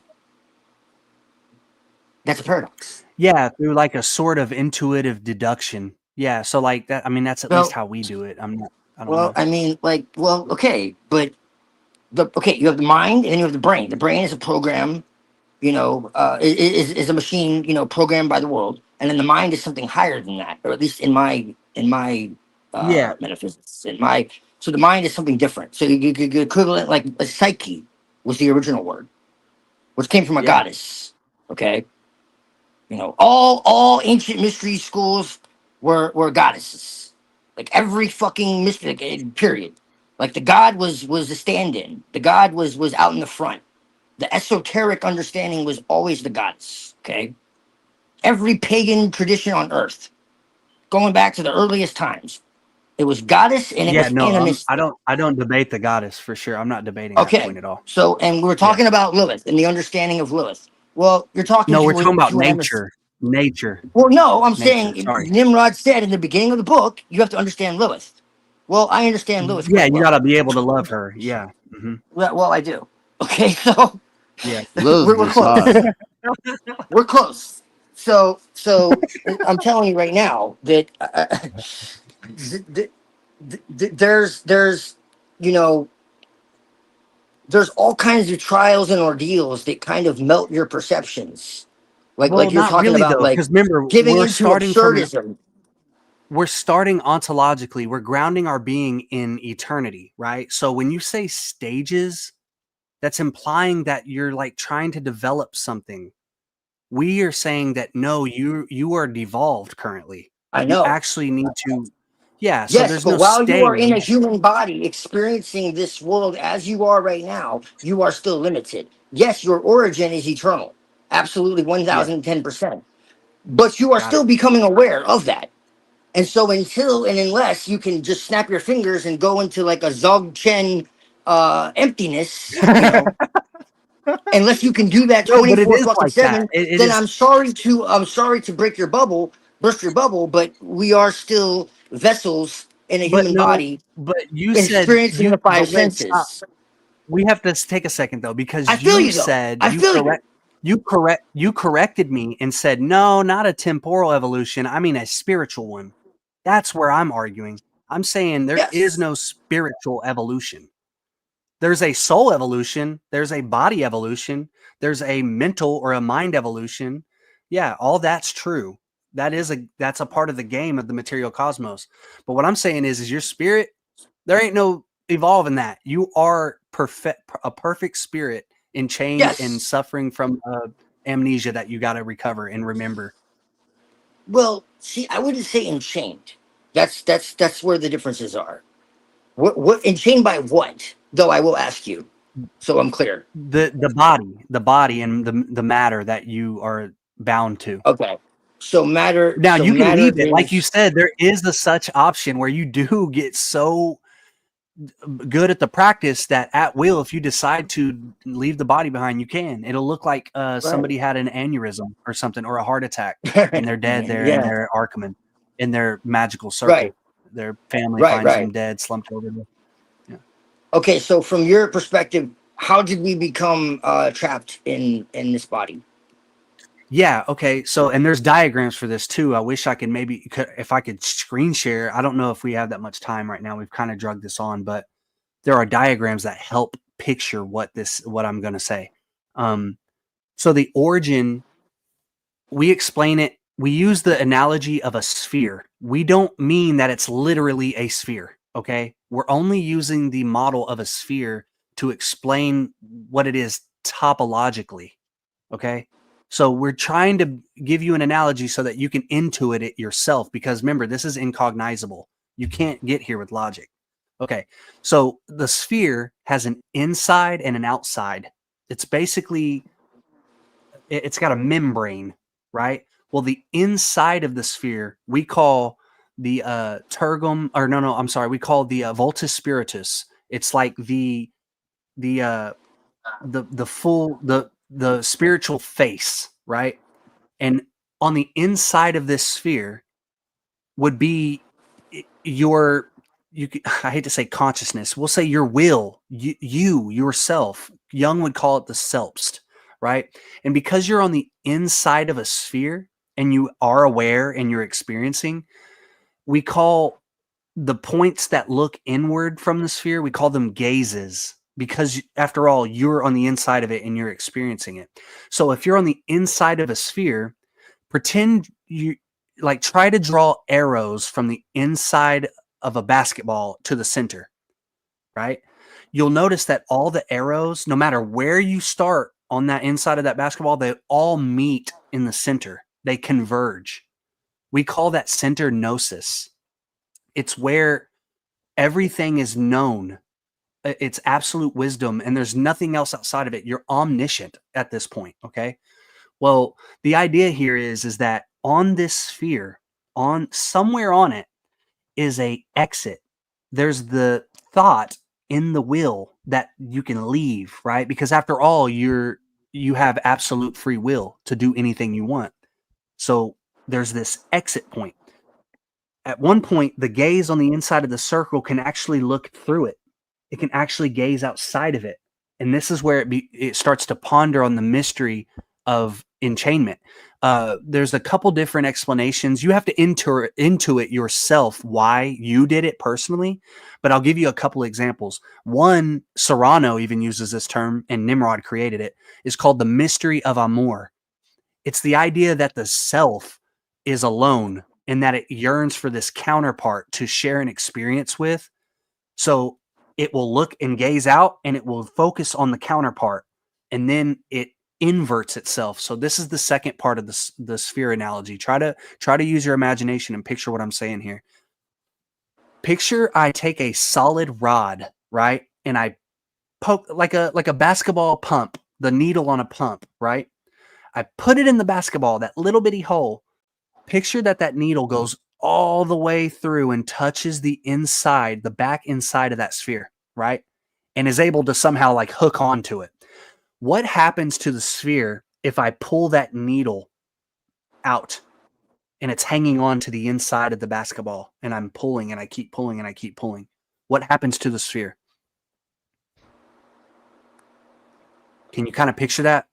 Like picture a rubbery substance like a basketball, or even rubbery, or more rubbery like a balloon. I'm sitting there and I try to pull on the inside of that membrane, the inside of that basketball, and I pull it through the hole. Well, let's say it doesn't pop. This thing can infinitely expand and shrink, right? I'll give you the answer. What happens is it inverts. The inside gets pulled through the hole, it becomes the outside. Okay. Inside out. Can you kind of picture that? This now, remember, your gaze was once on the inside of that basketball. You're conscious, you can experience, you can always look towards the center, you know everything. All the knowledge meets up in this center point we call gnosis. Well, if you invert it, now you're on the outside of a sphere. What happens is, now draw those lines, picture drawing arrows on the outside of a basketball going away. Those arrows will never touch. They'll never meet because of the arc on the outside of a sphere. Wherever I can pick any point on that sphere and try to draw an arrow out, and no other arrow that I put on that sphere will meet. They diverge. They constantly go away from each other. So now you become more and more confused. You become more and more particular. Your consciousness is starting to become refined and only thinking in one way, and you can't recollect all the other pieces of knowledge or wisdom that you need to make this coherent whole, which makes your selbst, or your self or I, omniscient. Now you've lost that. Now the only other option is, because you're outside, is you're in this other place. the Hebrew Bible would call it the waters. Alchemists would call it the prima materia. It's this place outside of the origin that the origin wants nothing to do with. It's hostile towards it. That's why the outside of the sphere, that's why your gaze isn't on the outside of the sphere. We call the outside of the sphere the tergum hostis, the hostile back. It's not like a moral decision we make. We're not like actively saying, screw the material world, I want to fight it with a sword. No, it's more like the back of a porcupine. It just comes with the selbst or the monad. It just is a part of it. It's a part of its anatomy, for a lack of a better word. So now that it's inside out, the hostile back is turned inward. The spirit is inverted. So this is why we never look inwards towards ourselves, because we're hostile towards the inward, or because we're inverted. Now we look outward into the world for knowledge and wisdom. And this is why the more you look out into the world or into the cosmos or space, the more confusing you are, the more you disagree with other people, because they are looking in another arrow. They're another arrow on the outside of that sphere. And they will never meet with you. They never agree with you. This is why you get religions, politics, different races, different, all the differences that make us up, all the appearances, essentially. So what happens is however you decided to leave the inside of that sphere through that exit, the mysterious hole, or the secret exit is what we call it. It could be yearning for a counterpart. It could be wanting to become dominant, like a leader or a tyrant over others. Like there's all these different possibilities for why you leave the origin, but you ultimately do it. You don't, like, no one's forcing you to. You do it. This is where the Christian concept of the fall, or the Judaic concept of the fall, is kind of accurate. Like, you have fallen from this state. But this is where it gets tricky. So there was one who did it first. If not first, he did it and decided not to come back. This is the one, or the demiurge. He tries to, Lucifer is actually one who is absolutely anti-material. Right. He's like the hero. We call it Christos. It's that's why when Jesus says, I am the morning star, Lucifer also says the same thing. They're like, they're the essentially synonymous people. They tried to redefine it. So that guy is trying to come back and save, or like a reconnaissance mission. He's trying to come into the material world and say, hey, wake up. You need to come back, or whatever. Same thing with the Jesus Christ mythos. Anyway, that the Lucifer aside, the one that stays out there and plays with the prima materia and has set up the material cosmos and the structure that it is now, we call the one. It's Brahma, it's Zeus, it's Jupiter. They have a million names for it. It is the masked god that Joseph Campbell talks about. That it's got 100,000 names throughout history.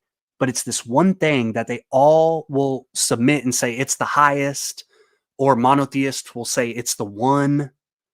It's that thing. And it's the one that's setting up the game. And he does that impersonally. So like he's basically thinking it. He's sleep dreaming it, because if he wakes up, all of it ceases to exist. And then the spirits are free. The matter dissolves, the prima materia, the soul, the body, all that dissolves off of the spirit, and you have that small chance of returning back to the origin if you had the nostalgia or the memory enough to try to reclaim it. If you're absolutely asleep, we say that when he wakes up and starts to retract, the yugas, or the Vedas would call it the Mahavantara. It's like the great year, the ultimate year, and it's like supposedly billions of years, right? Well, when he wakes up and all the matter dissolves, you're like this little cell trying to run around and find the home. But instead, there's this big parasitic cell, the one, that ends up absorbing you, just like molecular biology shows the function of phagocytosis. It's like the same thing. We're like little cells. Like if you looked in a microscope, it's pretty comparable to the spiritual condition. It's like an analogy, essentially.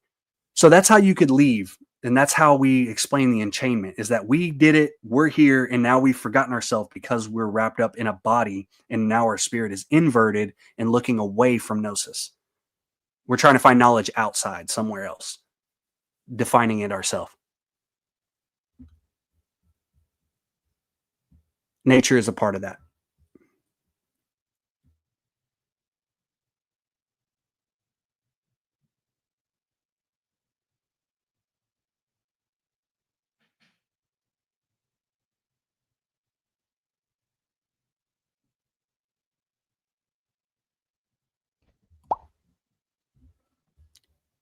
Here, look. Let me actually. Oh man. Let me do this.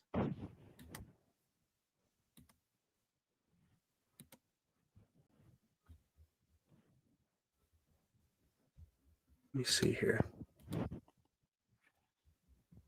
Oh snap! There's somebody in the back here. Oh no, wait, that's just you. Some type of text here. Yeah. So this is the diagram, just real quick, just for sake of visualization. Oh, that's what we denote a spiritual sphere. This right here, E, H, and K would be the rod, right? Have you ever seen the So- Timaeus of Plato? Have I ever seen the Timaeus? Yeah. Like a diagram of it? There's like versions of the Timaeus with like diagrams such as this. Oh yeah, that would be badass. I have not come across that. That would be pretty cool. Oh yeah. So yeah, this is like the elastic substance. The self is one of these, but also the origin is one of these. So it's kind of like a macro microcosmic thing going on here, because there's a bunch of monads on the inside of this sphere, but also you are just one of these spheres in it. We call the inside, like I said, if you pull this thing inside out, he gives colors to denote what's going on here. This would be the oriented sphere, right? So the inside is green. That's good. That's the spiritual face. There's the gnosis. The outside would be the hostile back. It's not even caring about what's out there. Outside is the material plane. Interestingly enough, he draws it level. No curve. So here you see the lines. There's a better one right here. So the normal spirit, this is what I was trying to describe. You'll notice that A and B, when you go closer to the point, the circumpunct, all the lines meet. But the reverted or the inside out sphere, all the lines will get further and further away. So they can't ever meet. See, it says the gazes separate as they move away from the spirit sphere. And that goes forever. And it will keep going forever as long as you never try to reclaim or reorient yourself. So the concept gets very, very nuanced. Like eventually you can see that like he elaborates much for this was that one real quick before we get there. I wanted to show you this because this has to do with the techne and the whole topic of the channel. Because it kind of gives you an outline of the whole thing. There's like this diagram right here. I'm only going to leave it up for a second. People can go rewind it and pause it. I don't want this to like pull your channel down. So I showed it. Y'all can go back and go look at that and pause it. But I wanted to show you how much more elaborate the model becomes when you overlay on the reverted sphere. You can overlay the mind. So like right here inside, he labels this Pasu, which is essentially like an animal man. And there's like a subconscious sphere, an affectional sphere, and an intellectual or a rational sphere that governs his thinking. And then there's like, you see the threshold of the material, and then there's the one or the demiurge, which is outside of that when you try to start thinking beyond the material. And then obviously there's the method. He'll start trying to elaborate the method for the return. There's a lot of geometry and engineering terms and stuff that go into this, but there's a complete system here for how to get out. So yeah, those are just a couple of the diagrams.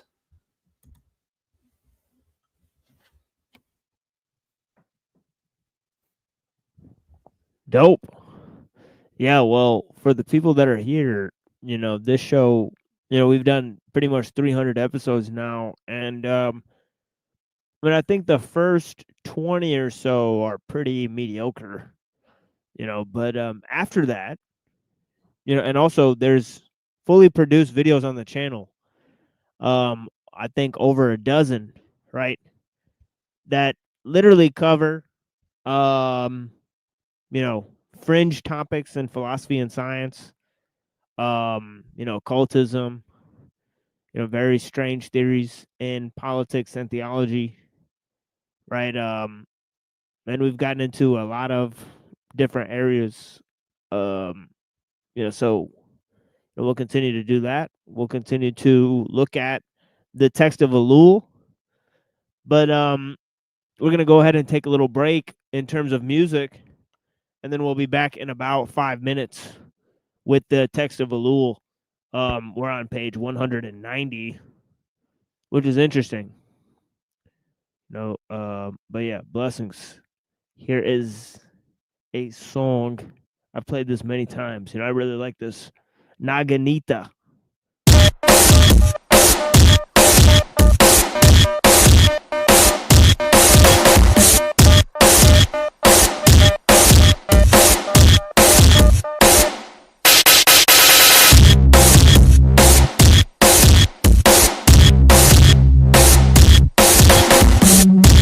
Blessings.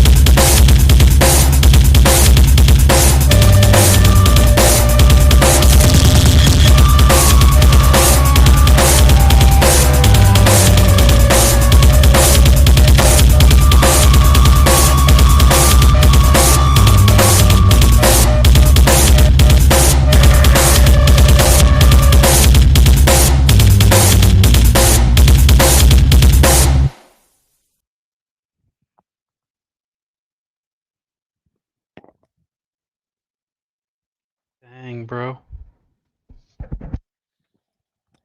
Yeah. All right. We're gonna have more music just in a little bit. I mean, possibly a music heavy show from here on out. Because I don't plan to be here that long. And yeah, I think maybe on Saturday, although I haven't decided yet, we may just do a regular show on Saturday. Right, but I'm thinking of doing somewhat of a some sort of 300 episode show or something like that. So I don't know if I'm gonna engage with that option. Or we may do like Spooky Saturday where we play all of the Spooky Saturday music that we ever played or something like that. I mean, or and maybe try to engage people in some strange topics, or maybe try to go on the other panels, right? So who knows what we're going to try to do here. So Saturday, we may do some sort of promotional stream. So we'll stop our regular discussions for that night if we decide to do that. If not, if I don't, feel like doing that, right? Because I'm, terribly depressed. I'm just not feeling like doing anything. Obviously, there's time to record these shows because of we've already paid for the StreamYard and all that, so we might as well. But other than that, and of course the great discussions that we have with the people that are here, there's really no reason to show up here, right? And of course we can organize plenty of those discussions offline, right? So and of course there's the constant censorship. So good Lord, I got kind of a scratchy throat from smoking tons of cannabis at this point. But yeah, let me move to this progress section because this is going to be very, very notable. This this last bit of chapter is extremely serious. Serious business. I mean, so let me get into it. He says technique and its action on the economy awaken vast hopes in human hearts. And certainly there's no question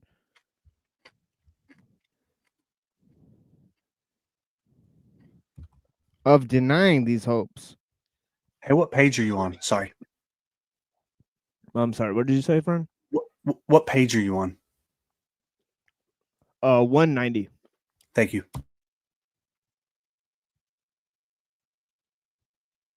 Yeah, 190 on that section progress. Oh yeah, I do have coffee here. Nice. Take a sip of this warm liquid and maybe that'll clear up some of this insane attack of just mucus, just buckets of goobs at this point. I mean, so give me a second, folks, because I am actually coughing a lot due to smoking cannabis. All right, there we go. Yeah, so progress, technique, and its action on the economy awaken vast hopes in human hearts, and certainly there is no question of denying these hopes. The machine and all that came with it, all it brought in the way of progress would put into human hands riches, perhaps different but as impressive as those of legend. These riches would not be piles of gold or precision, I'm sorry, precious stones. Yeah, so remember what Locke was saying, right? He says, what does mommy nature actually, furnish us with? Waste. Waste. He says nature that doesn't have humane industry applied to it is but waste, right? And actually, you know, technology makes it so that a day laborer in England lives better than King Louis the 16th.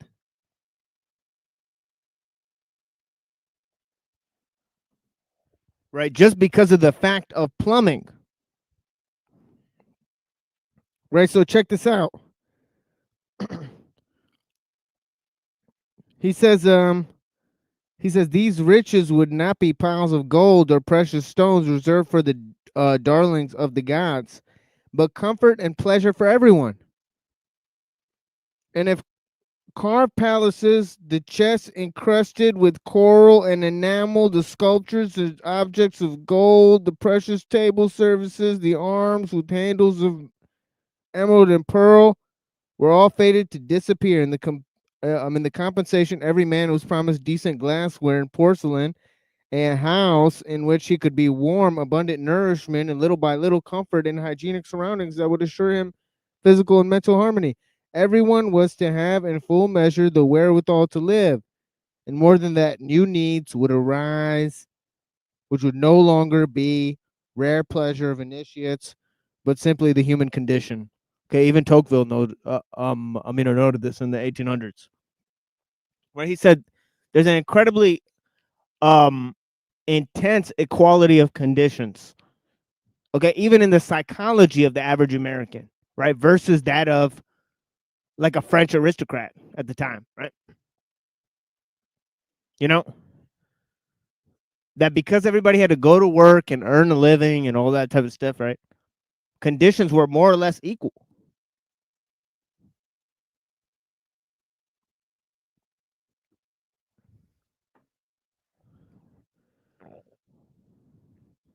Right? And of course, mass sums of wealth were possible in the past, right? I mean, they're possible now, right? But what you can buy with your money isn't going to be much better.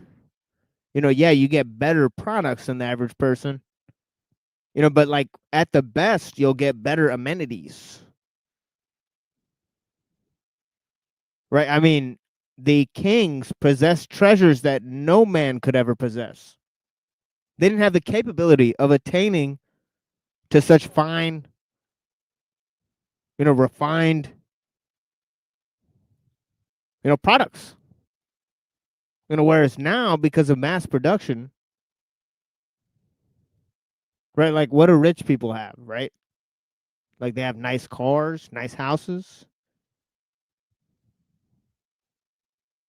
Right? It's possible for lots of people to get the, get stuff like that.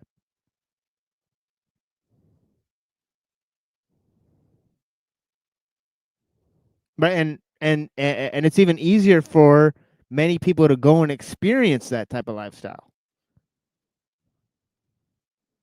Right, whereas nobody could ever, like, you know, if you're a peasant, you may never be able to even imagine what it's like to be a king. You know? Like, you may even never set foot in a palace.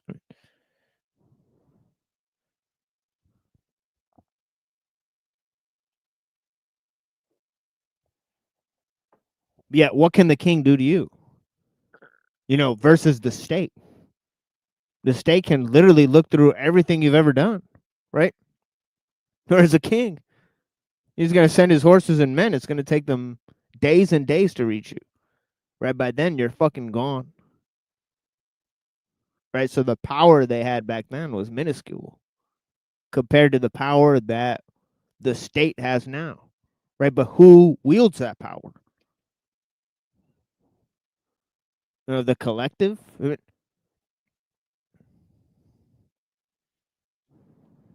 So it's really interesting, the relations between the state and the economy, right?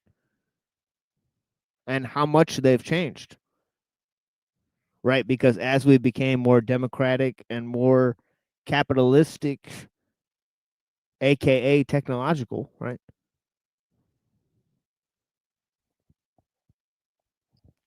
So he's going to explain how that is, right? Why technology creates a centralized economy, right? But he goes on to say, he explains first how it creates a equality of conditions, right? To drink chilled beverages in the summer or to be warm in the winter would no longer be a costly or fancy of a prince. Right? Poverty was retreating, and with it, man's suffering. The machine was taking over. The machine was taking over. The time devoted to work remained time wasted. But it was constantly decreasing, and no one imagined that this process would ever stop. This extreme view of things developed so rapidly by the end of the 19th century. People saw in their grasp the moment in which everything would be at the disposal of everyone, in which man, replaced entirely by the machine, would have only pleasures and play. We have had to lower our sights. In practice, things have not turned out to be that simple. Man is not yet relieved of the brutal fate which pursues him. With what appeared so near has again been postponed. Yet 2 wars, 2 accidents, quote unquote, have in no way affected our glorious conception of progress. Spiteful actions of fate, human errors, call them what they will. Men refuse to see in them anything that essentially affects the marvelous progress that opens before them. In spite of accidents, they believe that the road is still free. The man of the mid 20th century preserves in his heart exactly the same expectations as his grandfather had. Okay.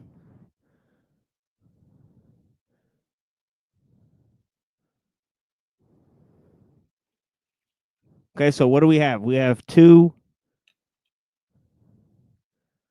100 years, right? I mean 100 to 200 years.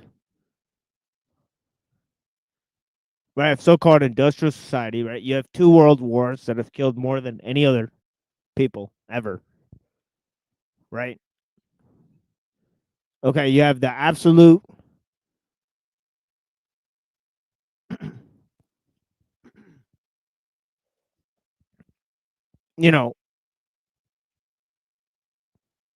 grape of Africa, you know what I mean? The genocide of the Arabs. I mean, you have all types of anomalies, that have killed millions of people, right? With the World Health Organization and other people.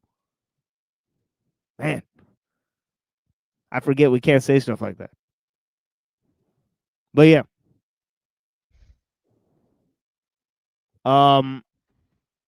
Yeah, but what's interesting is lots of anomalies for the so-called progress. Okay, we'll just say that, right? Okay, that have been caused that nobody really wants to talk about. Lots of side effects. Let's just call them side effects. Accidents, right? As ellul has called them, right? But yeah, regardless of that, for 200 years, right, people still have the same view of technological society as their grandfather had. It's weird. People are fucking boomers, right, when it comes to this one issue. Right? It's really weird.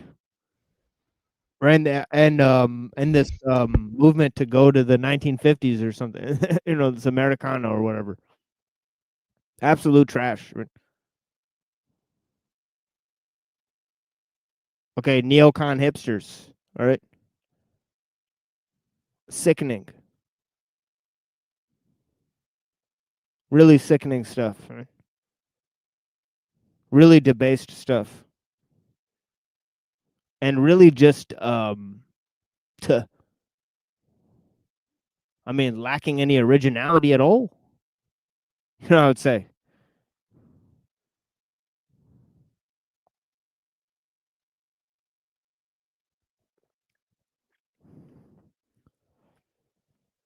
But yeah, I won't really say what I think about that. Okay, we'll make too many people angry. But yeah. Let's go to this. No doubt he had repudiated what he thought was naive, and perhaps a certain distrust keeps him from enjoying the full life to the extent that he might have expected, even if he is unaware of it. The average man preserves in his collective conscience the obscure feeling that he has been duped. He had believed so completely in the takeover by the machine and in plenty, and he does not wish to fall into the trap again. Nevertheless, hope persists wherever tomorrows beckon, says Hitler's 1,000 years, or the bourgeois' stupid notion of progress. The hope is still the same, but the human being, model 1950, tells himself that he can only attain paradise through the destruction of his enemies. His feeling of frustration occasioned by the abrupt loss of what was possible, and even within reach, is one of the elements behind the atrocities of modern wars, where man finds the foe who stands in his way and who alone has barred paradise to him, be it Jew, fascist, capitalist, or communist. He must strike him down, that from the cadaver may grow the exquisite flower the machine had promised. All myths, directly or indirectly, go back to the myth of paradise. And the technical productivity man is witnessing seems to have spurred a proliferation of myths. Psychologists and sociologists have observed the appearance of new myths, and many theories have been advanced to account for this return of man to the sacred world. But such explanations are unsatisfactory because they lack a material basis. The material basis is, in fact, the enormous technical progress of the modern world. This progress restores to man the supernatural world from which he had been severed. An incomprehensible world, but one which he himself has made, a world full of promises that he knows can be realized, and of which he is potentially the master. He is seized by sacred delirium when he sees the shining track of a supersonic jet or visualizes the vast granaries stocked for him. He projects this delirium into myth through which he can control, explain, direct, and justify his actions and his new slavery. The myth of destruction and the myth of action have their roots in this encounter of man with the promise of technique and his wonder and admiration. If we consider the theses of the economists, we find that they too affirm the same hope. They locate it elsewhere and prescribe conditions and modalities to it. And the foundation is the same. Technique is for them too the only means of abundance and leisure.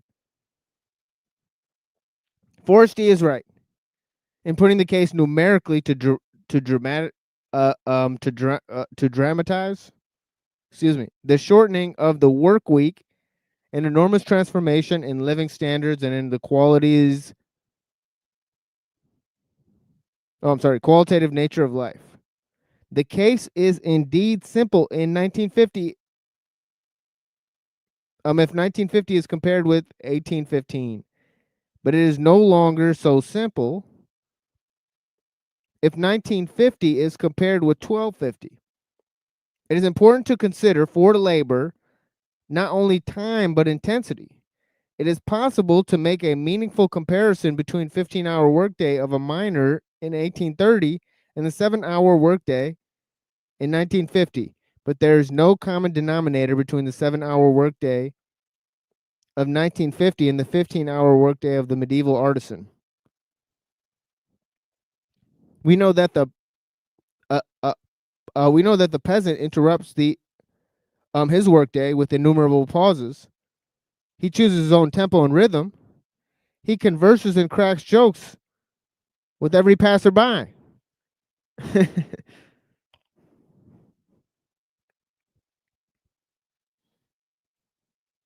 Exactly the same holds true for the qualitative nature of life. If a whole people is oriented towards the search for justice or purity, if it obeys in depth the primacy of the spiritual, it does not suffer from the lack of material things. Just as we today do not feel the inverse need of the spiritual. Such preferences depend on personal judgment and on the society concerned. We cannot say with assurance that there has been progress from the from 1250 to 1950. In so doing, we would be comparing things which are not comparable. Certainly an airplane, which after all exists concretely, seems like progress compared with the historical memories. Therefore, it is advisable to limit ourselves to saying that there has been progress since the beginning of the industrial era, which was founded on the breakup of the destruction of the non-comparable and vanished old order. For modern man, with his peculiar orientation, which has material possessions and stomach, quote unquote, as the central values, the period of great hopes indeed arrived. And these hopes are the same, even if the forms differ. For a man met at random, and for a great economist, however, as it is said in England, quote, you get nothing for nothing, and not much for sixpence. That's funny.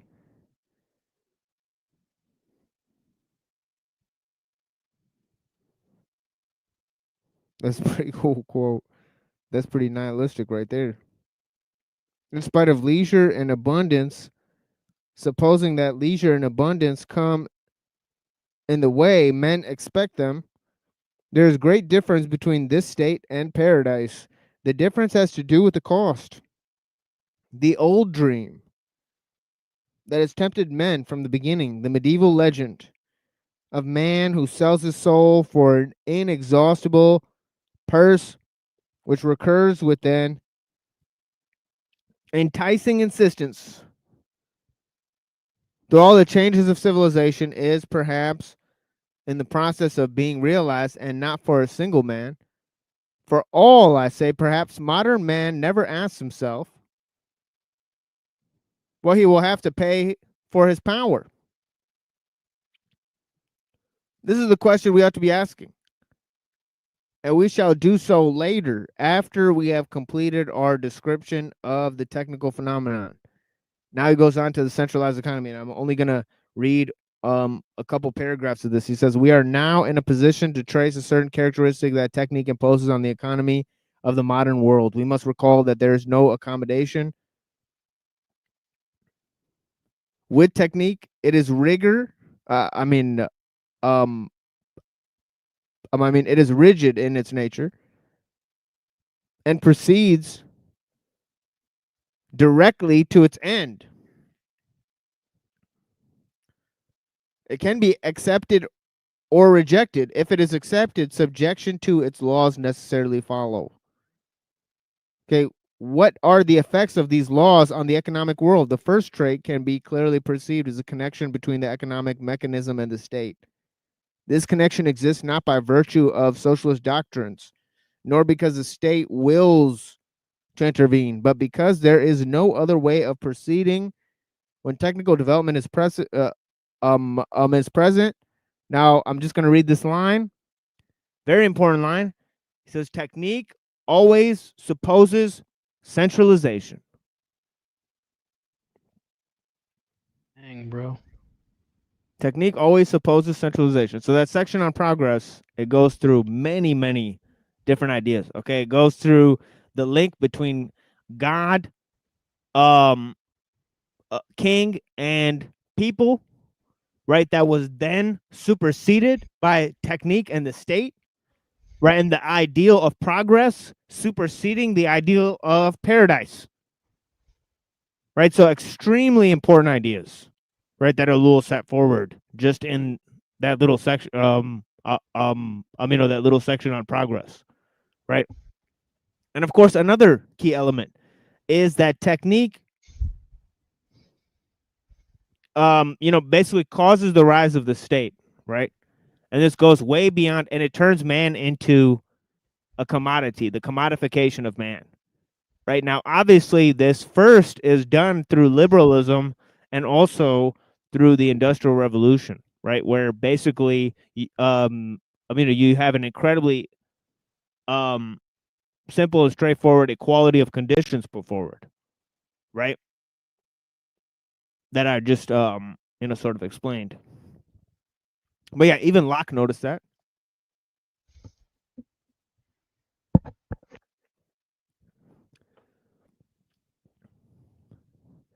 But yeah, extremely important stuff there. Right, I'd love to go on, but tons of and I think I will go on Saturday, right? I think we will do a little celebratory stream though, right, where we'll just play extra music or something like that. I don't know. Hopefully we could get more discussions on Saturday. Right, but yeah. Oh yeah, we could do a review of toilet bowl birth being flushed by Cockboy Hotline. That was pretty funny. And our troll in continuation of that. Well, he didn't attack stream on him. He didn't another one. No, I think he just did one. But yeah. Oh. Yeah. So yeah, we already looked at that one. But not on a stream. Oh yeah, we did kind of look at it on a stream, but we looked at parts of it because of Truth or Cop. Yeah, but the entire thing, sit there and watch the entire thing because there's some funny stuff in there, and obviously I have a bunch of old clips of this dude, and if he's not going to come on the internet anymore, I might as well play some of them, because so yeah, but so maybe we'll do some of that, at the end of the stream. Right at the beginning of the stream, I want to take a look at ellul, and I also want to take a look at some of his theological views. Right, I found an interesting show where they discuss his theological views. Right, because he's a huge theologian. Right, so he's he wrote in many different areas. Right, so we got tons of stuff coming up. Right. Okay, but right now we're gonna move to Taoism. Right quick. Okay, it's a good time to do that. It's 4 hours and 20 minutes into the stream. So Saturday we're gonna start with ellul. I mean, actually we're gonna start with Skolomowski, right? From a religious consciousness to a technological consciousness. Then we'll move to ellul. Right. Okay, we're gonna look at some other thinkers as well.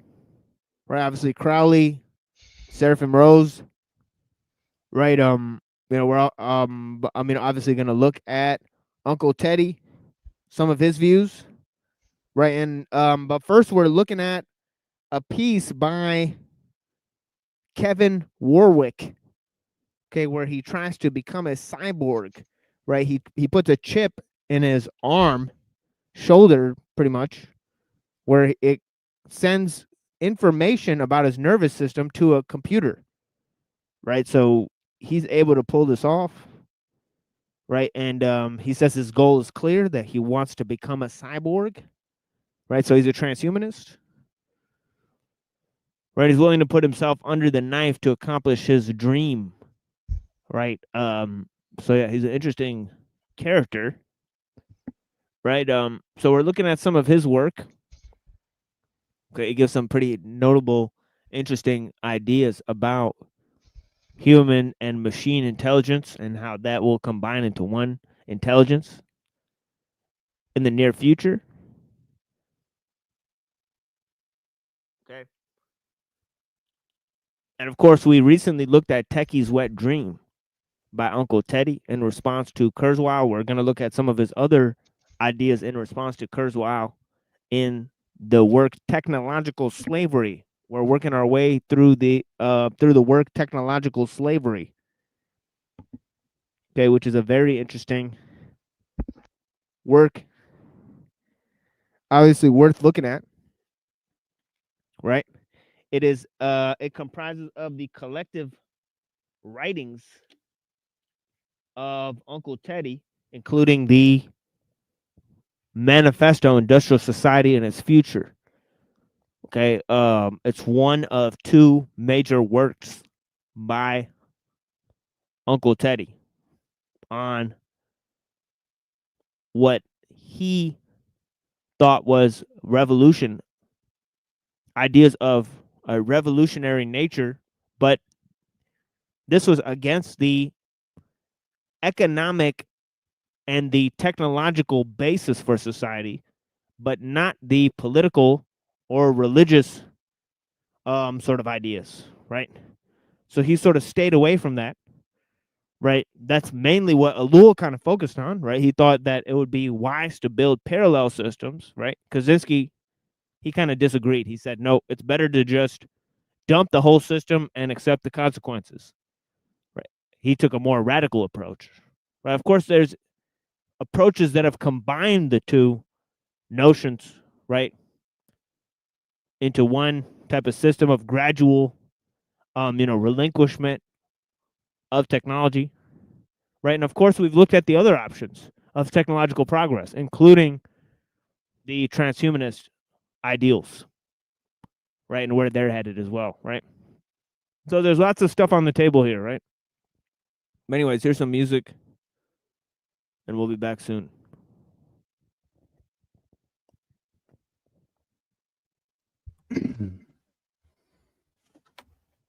Yeah, and please, if you guys have anything to say, Yeah, I was gonna actually, man. I gotta, as much as I want to stay on here, I gotta split. Oh yeah, I want no to worries. say thanks for inviting me up. Man, I just want to compliment you and say that you impress me as far as your commentary goes on reading a little and just everything in general. Your synthesis, man, you're very sharp. Thank you, homie. Yeah, thank you. Yeah, dude. Obviously, game recognized game. So you're pretty sharp Yeah, yourself. no, But, I mean it, man. You're sharp. You're focused. You know how to elaborate and explain things very well. And holding on to the ideas is tough. Like you do a good job. So thanks. Yeah, I'm gonna yeah, tune for in. sure. If you're coming back on next Saturday, I definitely want to watch. I'm hooked on it. I Oh wanted yeah. to also drop a little reference in case you haven't already heard them. This was like a little weird synchronicity. I came across this guy I've never heard of before named James Tunney. Oh, I TU. think I've heard of that guy. Yeah. And yeah, everything he had to talk about or what he's written about, he's got like 20 something books, and it's all focused on tech and the future and the dangers in a spiritual context. So I thought it might help your research to just drop that. I may just spell his name in the link for you or whatever. Yeah. Cool. But Yeah. yeah. Thank you for that, dude. Yeah. Yeah. James Tunney. Yeah. Hell yeah. I definitely look into that. Yeah. Yes, sir. Everyone else, man, good night. It was a good talk, Twilight. I appreciate it. Panel, y'all crack me up. The shit that they type in there, man, is crazy. Oh yeah. They're a wild bunch for sure. Yeah, they're funny, dude. All right, y'all. Have a good night. Yeah, blessings. Easy. Peace. Peace.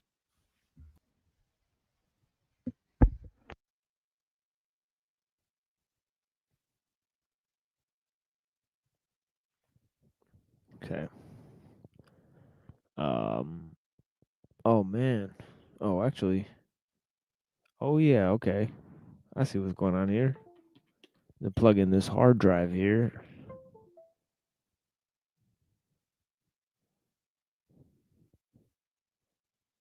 We got so many files here. We got 2 or 3 hard drives full of stuff at this point because of so many hours of recordings. So yeah, like I said, 300 videos here. And the first 20, as I said, are pretty mediocre, including the debate with Android Wilson. But then after that, it gets pretty good. Like 20 episodes in, I kind of refine my sort of presentation style or whatever, I guess, or the order that we go in here. But yeah. So, anyways, we'll be right back. Oh, whoops. Uh-oh. Like crashing here. Yeah, you know what? Let me just come back into the studio. Give me a second. Sad trombone.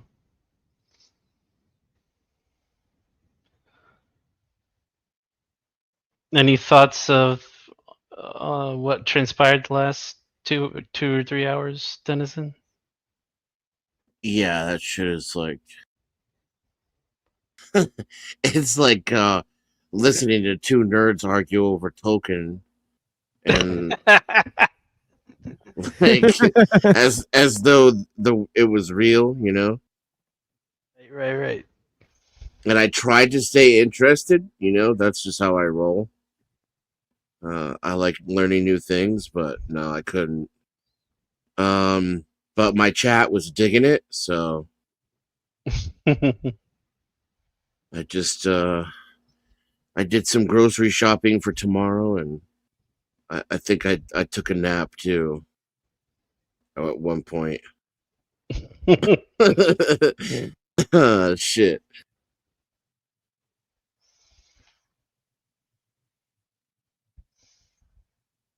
So I had traveled through time, and I think it's because I fell asleep. I mean, it is a kind of time travel, I suppose.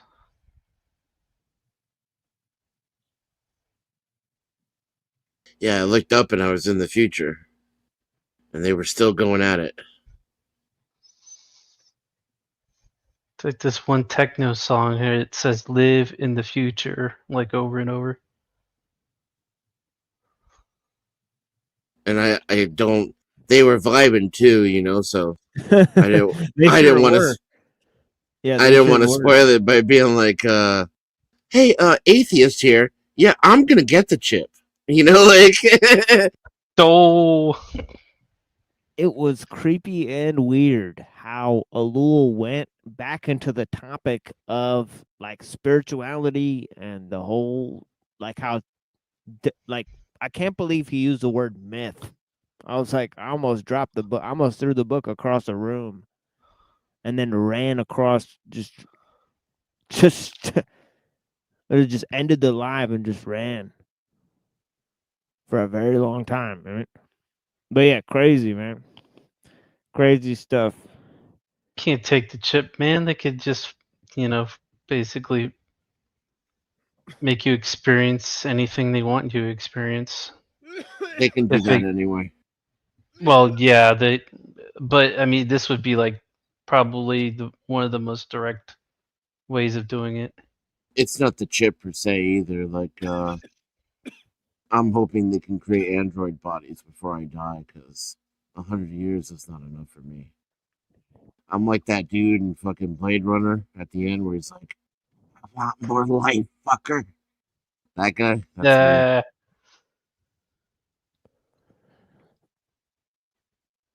Yeah, let's But see. yeah, they can use frequencies to do that stuff too. That's what I would tell God, you know, if I met him. That's one of my favorite scenes from the history of cinema.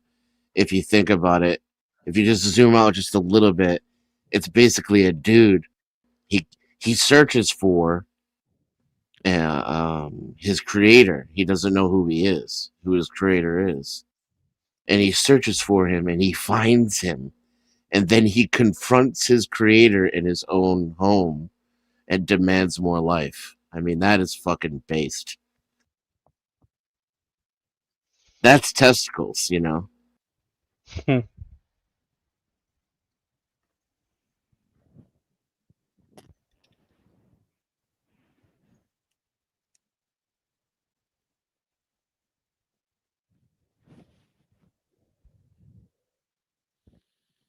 I can appreciate the human qualities, like, you know, like discussions over coffee, you know. You know, I can harumph and harumph about the human quality, but at the end of the day, it's just not my bag.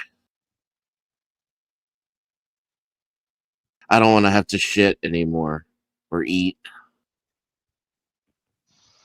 I should read that Techie's Wet Dream then. Yeah, you know how I feel about Uncle Ted, though. It's my homie. He's pretty much right about everything. That's it. You know, not everybody's the same, too, right? Like, not everybody needs Jesus. And I know those sound like famous last words. Like, oh, I can handle the android body, but I really do think I can. And if not, then nobody can, you know?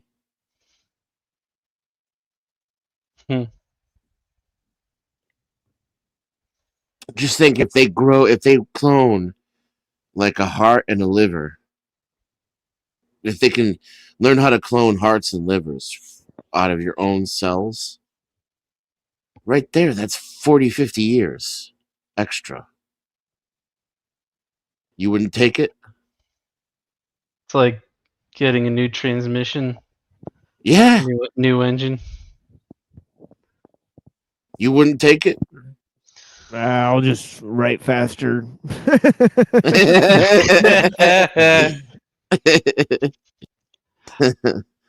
It's I don't know. I'd have to really think about that one. See, I want more life.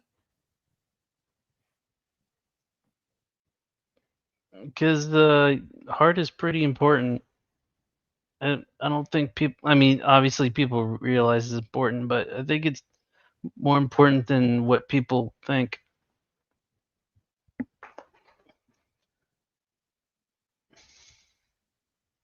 I mean, you can always choose the Camus alternative,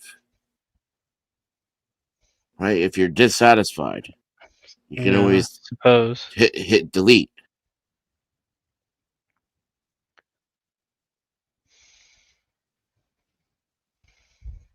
I'm saying, you know. Yeah, unless you go into fucking Bodhisattva clown world. Into the shadow realm. And you're trizapped. I won't be an early adopter, you know? So there have to be some advanced trickery going on.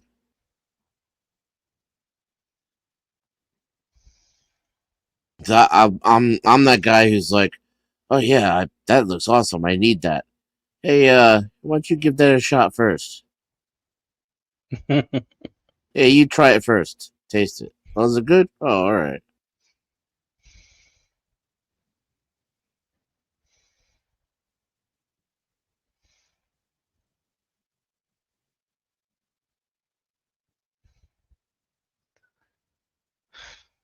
Were we gonna have that music break or?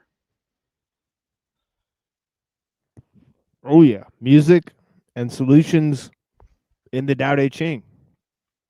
You know, obviously Western modern interpretations of the text. But yeah, blessings to the people that are here. Yeah.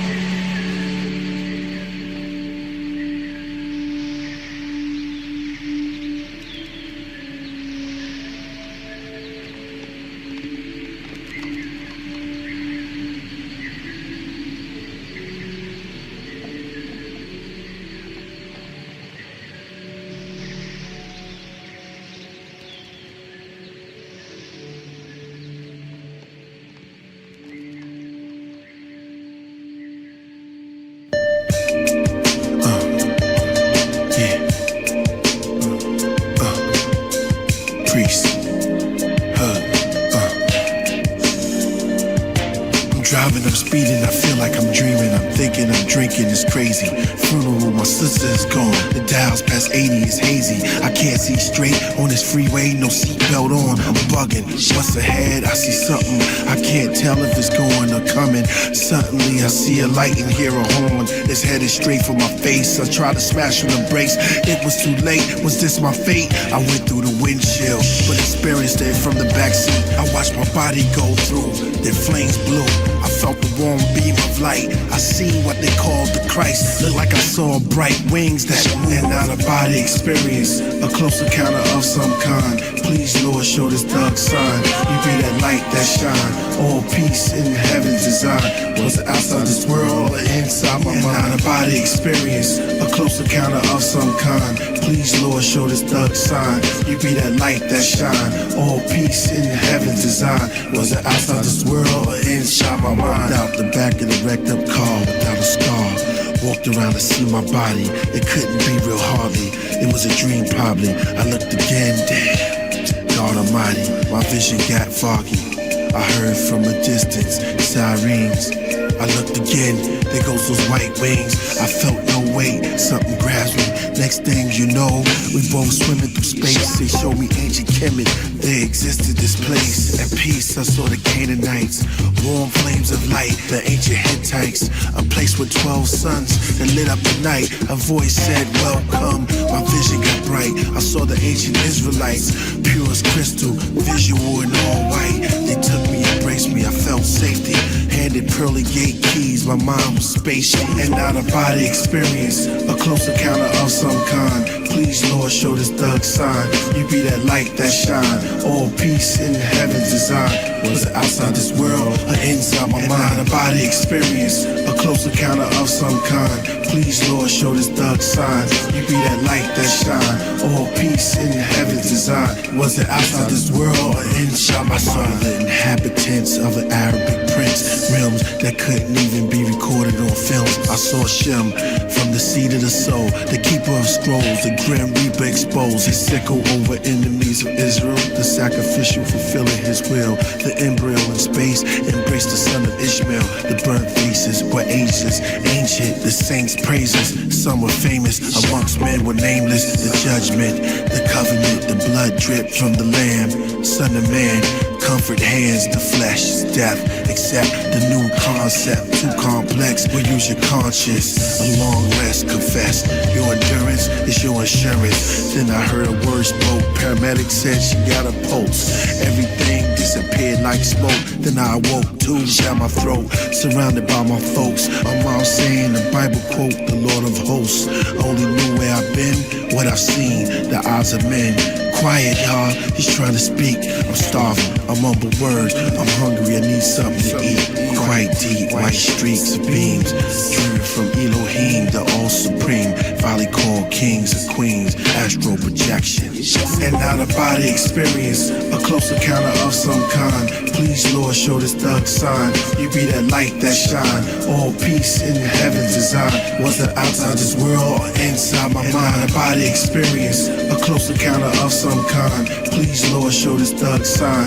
You be that light that shine. All peace in heaven's design. Was it outside this world or inside my mind?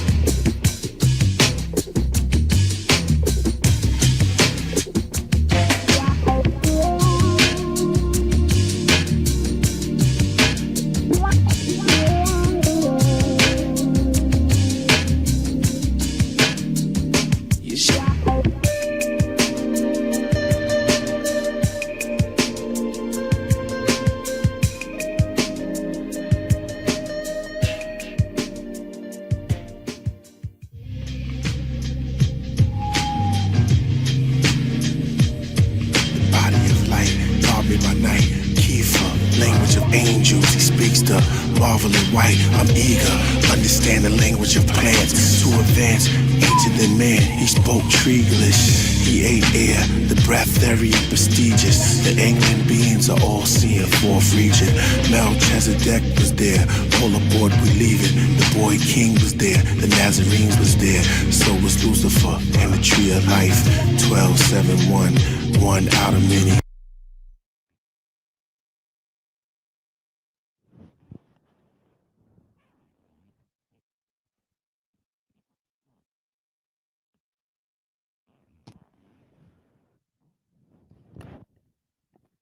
Yeah, blessings.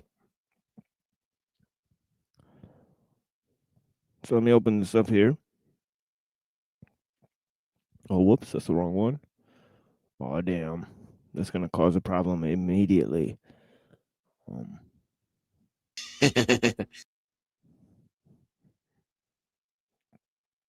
Wow.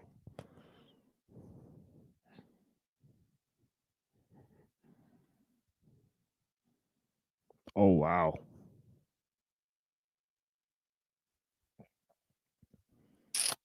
Okay.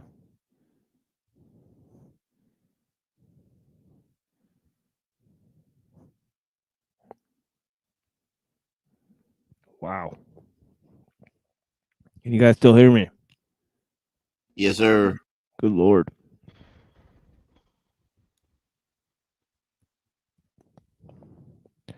Okay, I'll be right back with this whole thing.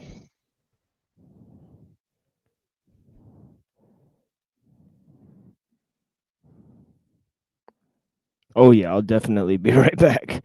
I have no idea what that even is. It's like rainbow colored. Ruh-roh.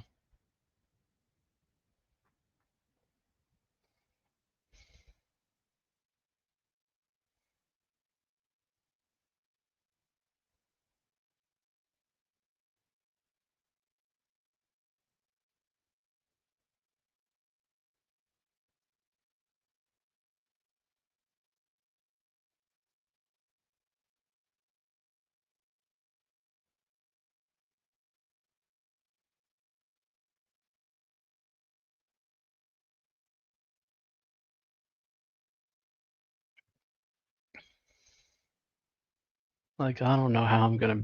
Hopefully, I'll be able to sleep tonight because I got tinnitus in my shoulder. It's been wreaking havoc last few days. You got what in your shoulder? Tendinitis. Oh, shit. Calcific tendinitis. Are you taking anything? They gave me a prednisone pack.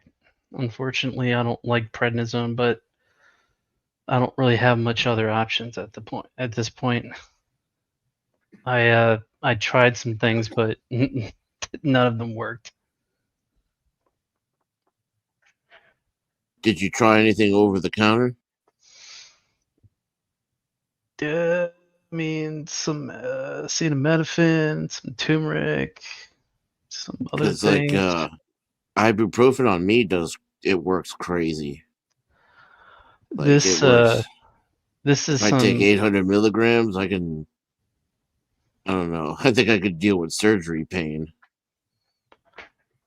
I mean, maybe I just didn't take enough of it, but let's see what is this? Yeah, if it's severe pain, 325. you kind of want to push the 600, 800 milligram limit, you know? Oh yeah, I was taking like a lot of those companies put way too small a suggested daily allowance or whatever. It's all about what your liver can process. Yeah.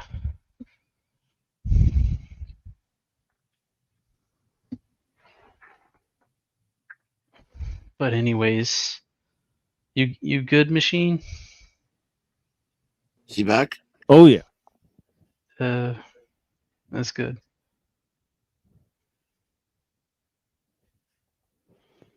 Yeah, and obviously, there's tons of ideas in the down that relate back to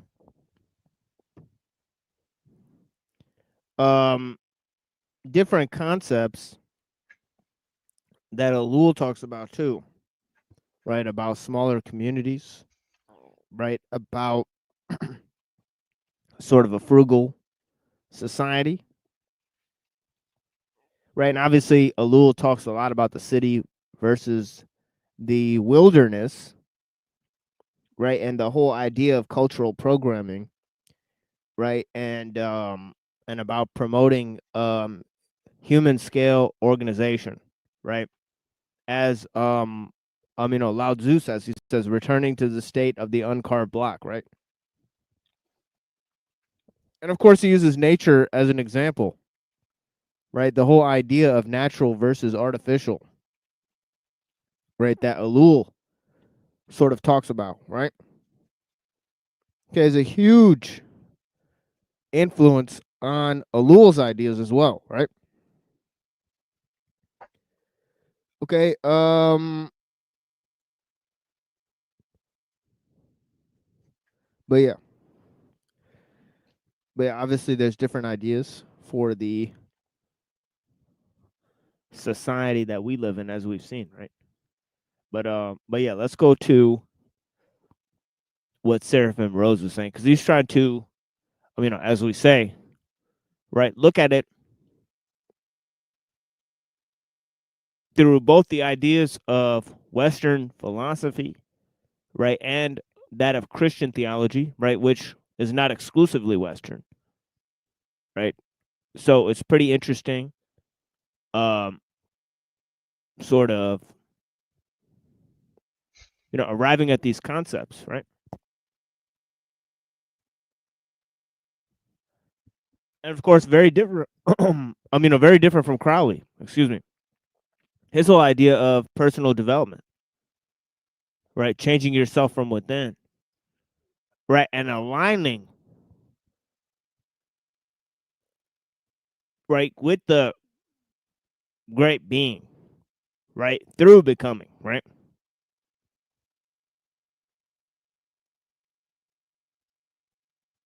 Whereas where, um, as we've seen, Seraphim Rose is highly concerned with the primordial essence, right? Which is the word, right? And returning to, you know, sort of natural simplicity is a sort of return to the garden.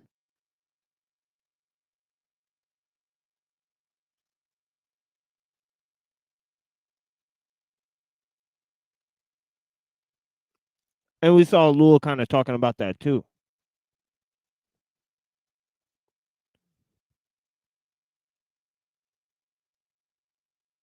Anyways, let's check this out.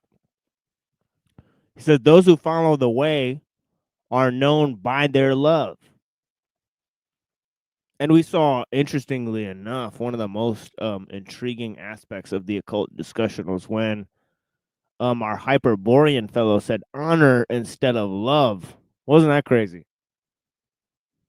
I got a real kick out of that whole notion. I wanted to say something to him, but yeah, that's actually a very interesting notion. I think, right? Kind of Can't have love without honor. Yeah, yeah, but it what he seems very said. like kind of yeah. You think that's kind of externalized, huh? Yeah.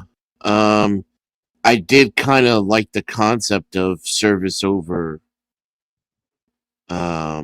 devotion, though, Oh yeah. At least that's how I took it if I was trying to look at it in the most favorable light.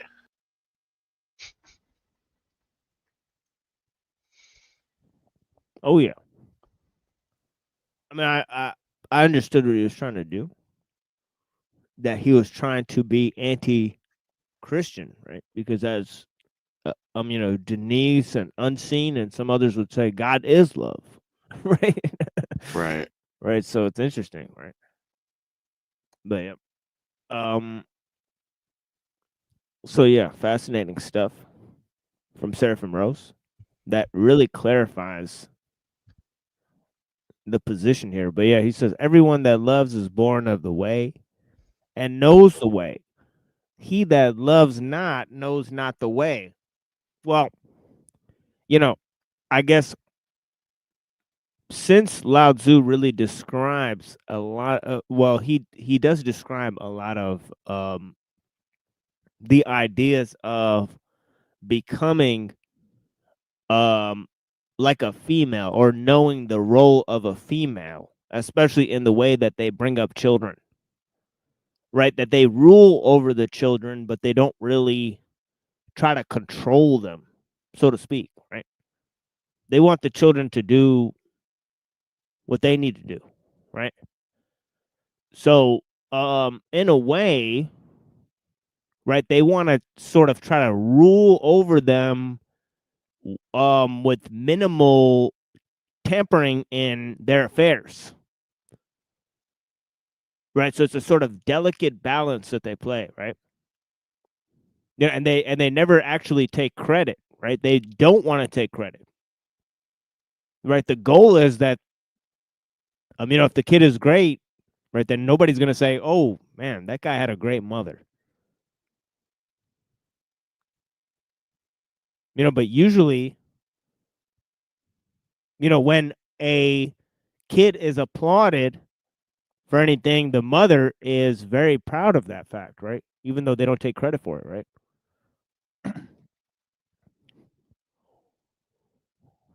So it's interesting. Right? So he's saying that's sort of virtue. Right? It's part of it's part and parcel of following the way, excuse me, right?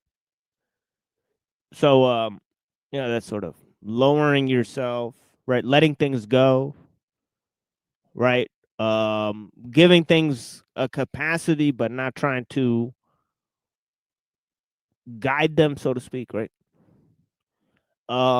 So all of these ideas, right? But anyways, he says, he that loves not knows not the way.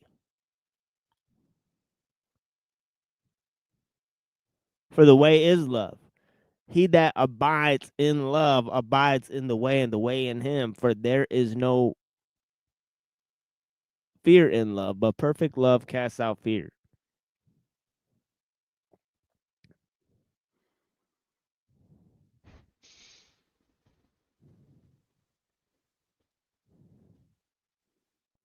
Nothing is more cherished by the way than perfect love, for the way is simple and undivided. Check that out. Simple and undivided.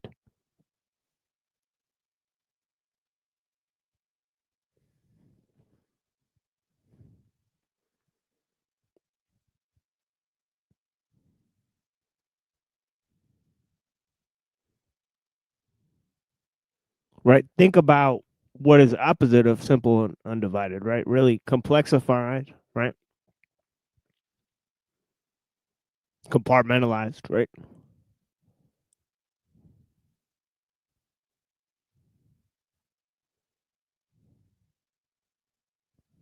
While love unites that which has been torn asunder. Love creates a single identity of will and purpose, free from faction. Among many and among all, the Word who had existed with mind and breath. Okay, that's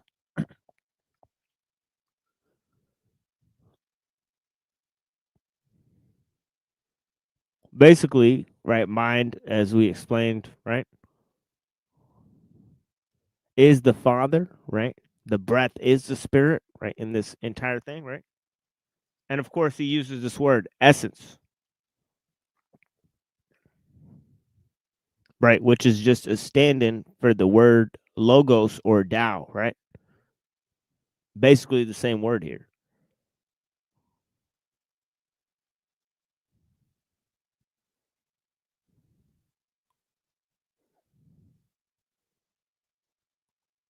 And of course, you have the idea of unity.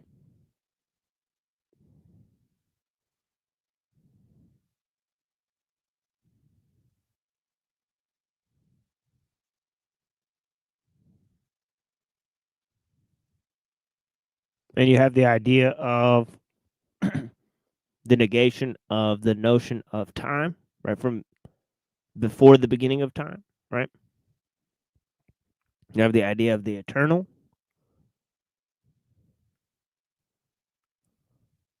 right? Without time, there's no change, remember? And with unity, there's no separation, right?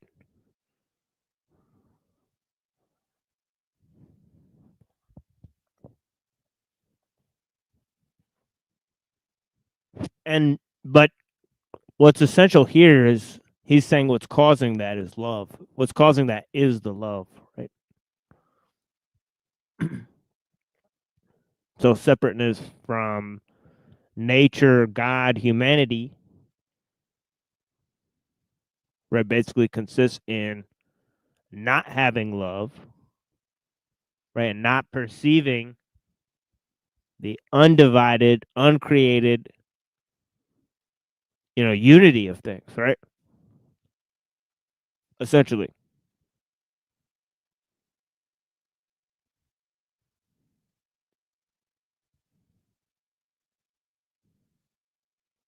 And then he explains the same pre-eternal word when he came to earth, prayed to his Father, the mind, that such perfect love, such oneness might exist between those who followed him the way. Okay, I think that's and between him and them, I don't think I've read this before. I thought I read this before. And between him and them, Father, keep your own name. Those who you have given me, that they may be one as we are.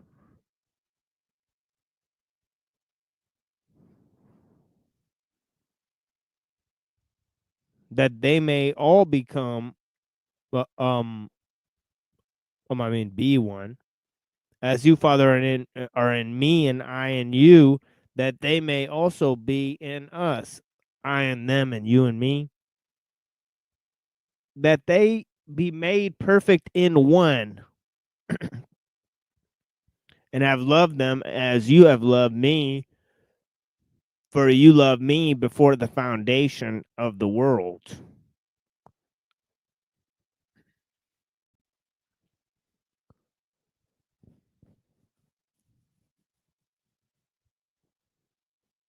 The great way, said the ancient sage, is unchanging, all pervading, unfailing. How then did the way, when he took the form of flesh, subject to death, show himself to be unfailing? How, if not by eternal, immutable love that he shares with the mind and breath? Love is not merely a feeling. Feelings pass like clouds and may dissolve in tears. Love is a vow, an eternal vow that never passes away, never changes, never fails. A vow, whether united or separated in the body, one will always be with one's beloved, unchanging, unfailing. It was with such a vow that the way bade farewell to his beloved, those whom the Father had placed into his hands. For he said to them in their sorrow, I will not leave you orphans. I will come to you yet a little while, and the world will see me no more, but you will see me. But because I live, you shall live also. And that day you shall know I'm in my Father, and you are in me, and I in you. Behold, I send the promise of my Father upon you, and lo, I am with you always, even to the end of the world.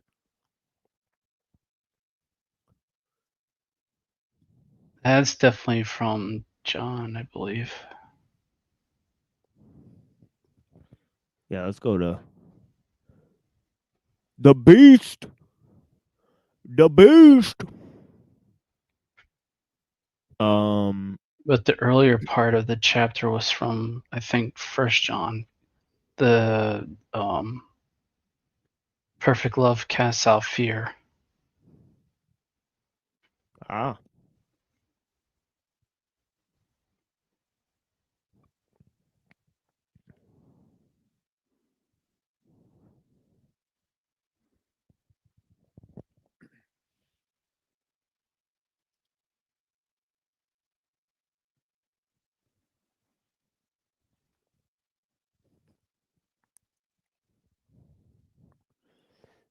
And here it says, the excellence of the mystery. Who knoweth the Tao keepeth silence? He who babbleth knoweth it not. Who knoweth it closeth his mouth and controlleth the gates of his breath. He will make his sharpness blunt. He will loosen his complexes.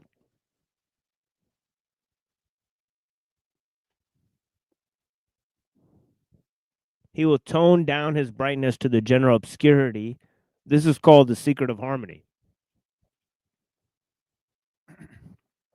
Right.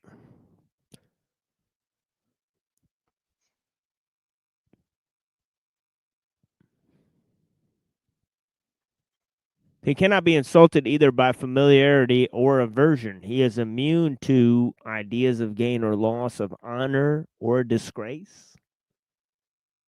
He is a true man, unequaled under heaven. 57. The true influence. One may govern a state by restriction. Weapons may be used with skill and cunning, but one acquireth true command only by freedom, given and taken. How am I aware of this? By experience that to multiply restrictive laws in the kingdom impoverisheth the people. The use of machines causeth disorder in the state and the race alike. The more men use skill and cunning, the more machines there are. And the more laws there are, the more felons there are.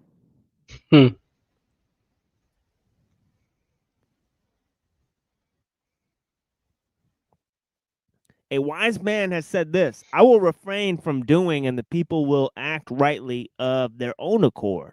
I will love silence, and the people will instinctively turn to perfection. I will take no measures, and the people will enjoy true wealth. I will restrain ambition, and the people will attain simplicity. There's the key word, simplicity. Right? Simplicity away from the culture of organized machines, right?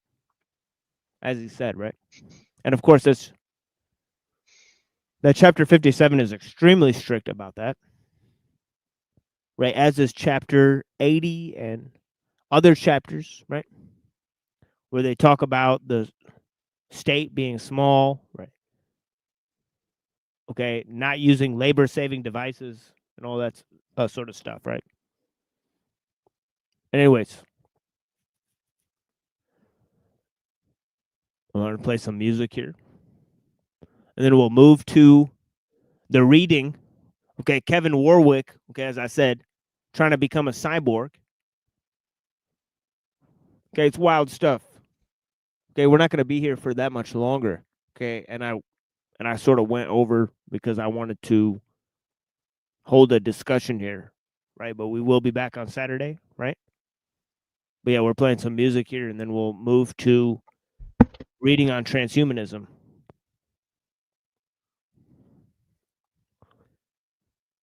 And of course, when I come back, I think I'm going to open up that chapter 57 and read a bunch of translations of chapter 57 when we come back, because I think that's one of the most important chapters. It's even in the Scorbina anthology. So that's been focused on a lot. But yeah, blessings. I also have to use a bathroom, so I'll be right back. Thank you guys.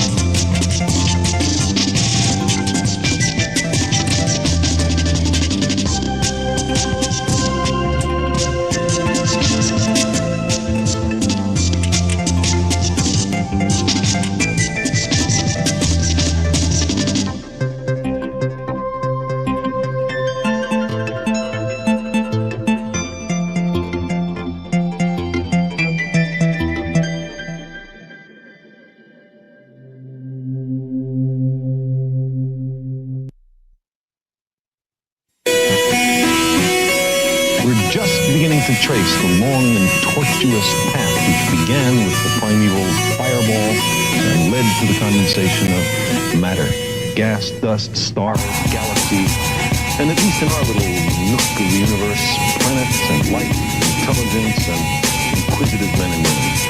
From the womb of hell Kaloon, deported from the moon with 66 billion reptilian cocoons in tune with your noon. My ether cord explores the shores of the Atlantis. My hippocampus area of the brain transforms into a praying mantis. I speak in Sanskrit, writing hell's caboose for me. Hell caduce, a speaking tone to clone myself 7 times and got 11 spines that intertwine into a catechist. The catalyst of time travel, extract the bone marrow from cattle to craft the shadow. I saddle a unicorn with 90 horns and 99 crowns, then bound eagle rock mouth sound the trumpet as the sun sits into a sun disk. My seat sits beneath the reef of the deep. I am here with the crown of thorns, a rap virgin the game is corn. I emerge from the eye of the storm. Behold, the lost children of Babylon. To this end was I born. I am here with the crown of thorns, a rap virgin the game is corn. I emerge from the eye of the storm. Behold, the lost children of Babylon. I got my scissor hand strike with the claws of a lion. I squared off like a scion. Out to your past life, pylons, deity par. Excellence with hidden powers of the exorcist. According to mess, I bless the first mics will rain. Raise capital like Yahweh at the apex of Nile Delta. My kingdom best known for its theocracy. We form complex consortiums that will lean on your corporation. For thinking we pawns, King Amon. Take one step any direction. Your balance threaten Russian for protection. Your life converts to confrontation. You know the dog man there that'll get red. New superhero calls dread. Left leg forward. Enhance my stance. A chance to do my technique dance. I am here with the crown of thorns. A rap virgin the game is called. I emerge from the eye of the storm. Behold, the lost children of Babylon. To this end was I born. I am here with the crown of thorns. A rap virgin the game is called. I emerge from the eye of the storm. Behold, the lost children of Babylon. Face covered in needles. I am he who rides on the back of this scarab beetle. I enter the cathedral, dagger and clue. Set fire upon Rome, then I gather the soul.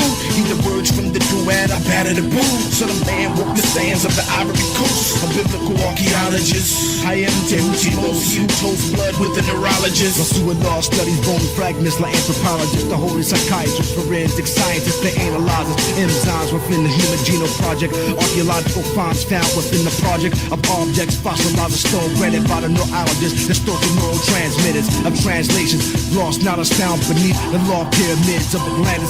Lost in Los Angeles amongst fallen angels. I strangle you with the mic cable while sharp jaws sever your spinal cord. Metaphors emerge from the shores of Lebanon. Read the 7 signs. We can enhance life and come to know the universe that made us, or we can squander our 15 billion year heritage in meaningless self-destruction.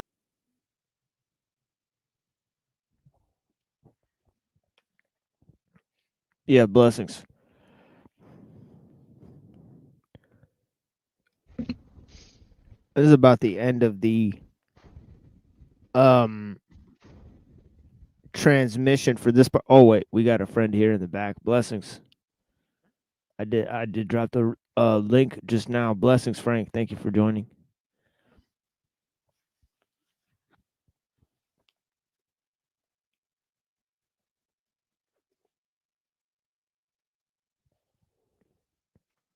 And peace be with all the people that are here. And let me move to what this dude is saying after we read Techie's Wet Dream. This should be a obvious segue into what this fool is talking about here, right? About combining himself with machines. Obviously sending his information from his immune system to the computer, right, in order to test out whether the human body can communicate with the machine, right, and all these type of concepts and ideas, and whether that information then can be used to improve the function, right, of a human.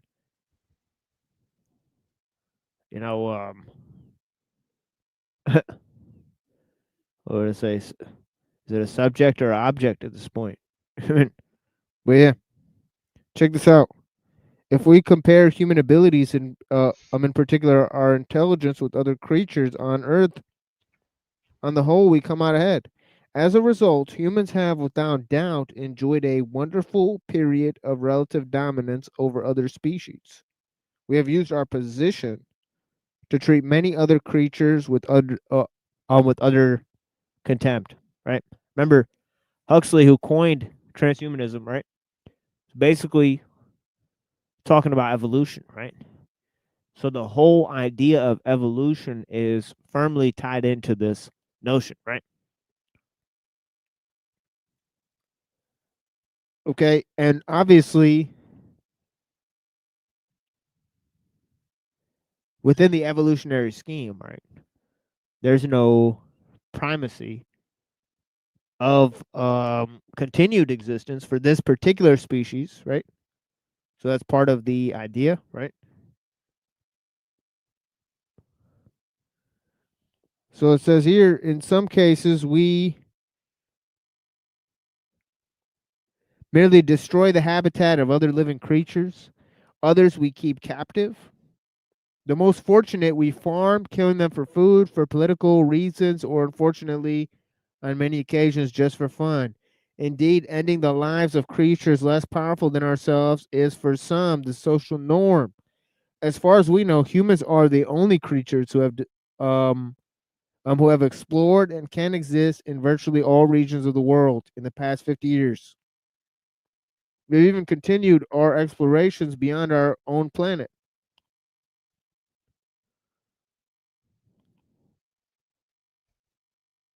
So, what is this about the humans that makes this domination possible? What is it that makes us better than other creatures?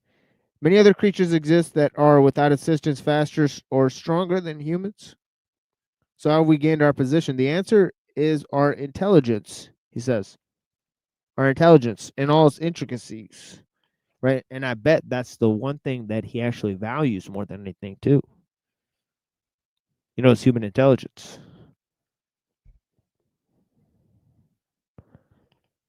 Right?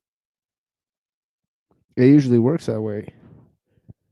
Right? Usually what you think that the purpose is, right? That's usually where you take the analysis, right?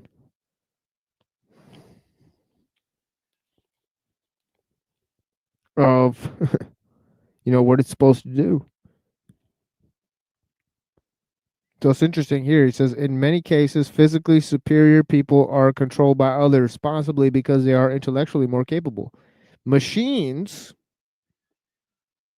such as robots, have been created to do things that humans either do not want to do or because they can outperform humans due to their strength, speed, accuracy, and reliability.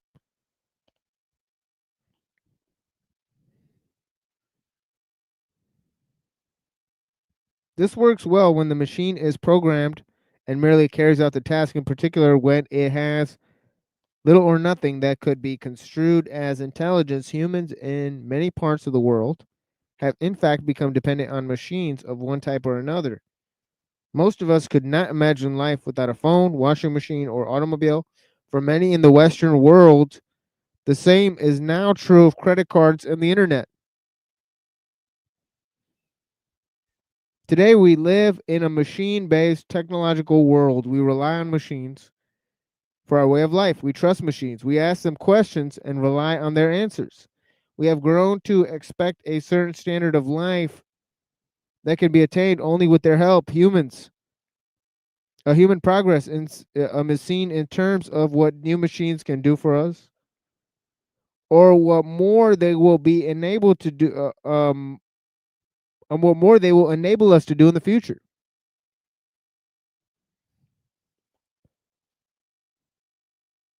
Not only do we physically exist alongside the machines, but our bodies have also been tuned to rely on the standards that are provided by technology. The food we eat, the water we drink, and in many cases, the air we breathe depends on machines for quality provided. Our bodies are definitely adapted to deal with bacteria, germs, and microbes present in the technological world of today.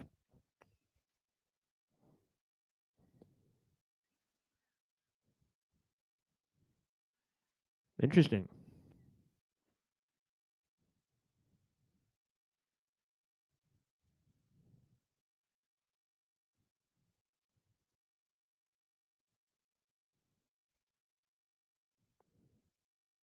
And what we just read.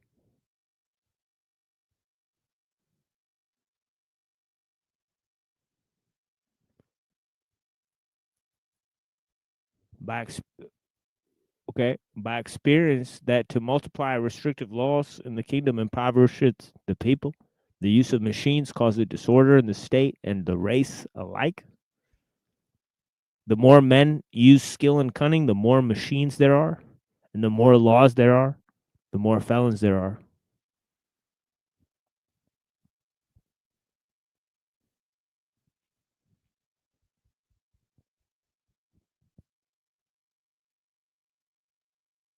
But he thinks it's a good thing. But yeah, I don't know if you're trying to speak, Frank, but yeah, there is it's totally muted on on our end. So if you want to either test your audio or either come back into the studio. But yeah, blessings. Of course, we value your input.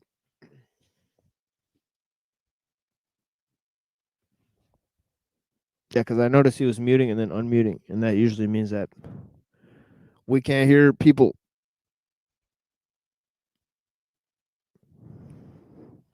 But yeah.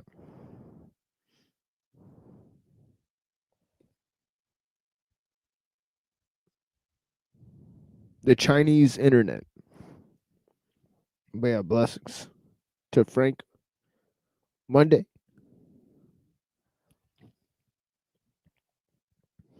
And of course, whenever it's China or Australia,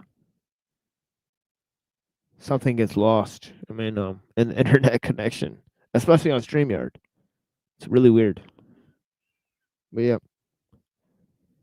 But yeah. So yeah, he's saying that we're physically dependent on machines.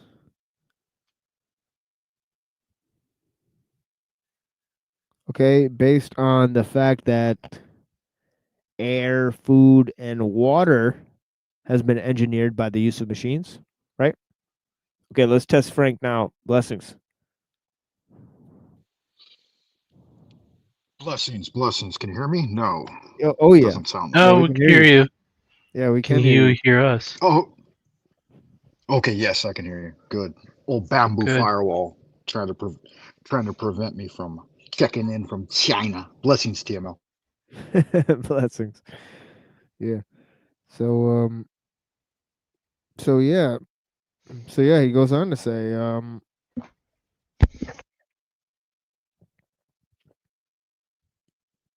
so yeah.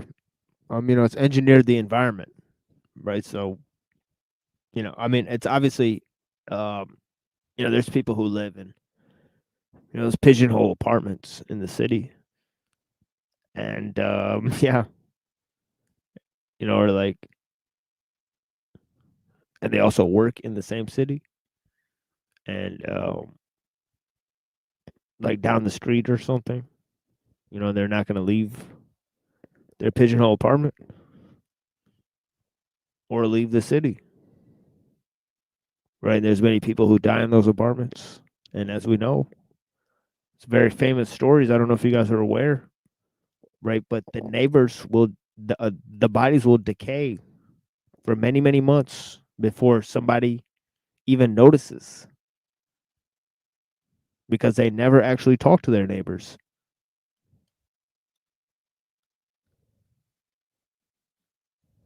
And of course, it's not strange for people to not talk to their neighbors. Right? So you get like the cases like John Wayne Gacy, right? Who was hiding a bunch of bodies underneath his house. But yeah. Not that he didn't act perfectly normal. Right? So he could definitely fulfill every single function that society required and still commit the acts that he committed. Which people never questioned that aspect of those crimes, do they? That those people fit right in, didn't they? Most of the time, right? You couldn't prove that somebody like Ted Bundy or, John Wayne Gacy or Dr. K was actually crazy at all. Right? Actually, they excelled in modern society in many respects. They excelled at being breadwinners and all that sort of thing, right? People that most people consider insane. So I guess there's a pretty low bar of entry for most of the affairs that go on in normal modern society, isn't it?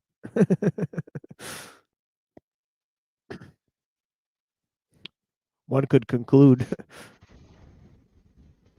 Yeah, degradation on multiple levels and factors. Oh yeah. Yeah, it makes you wonder about all your close neighbors here in Talcadia.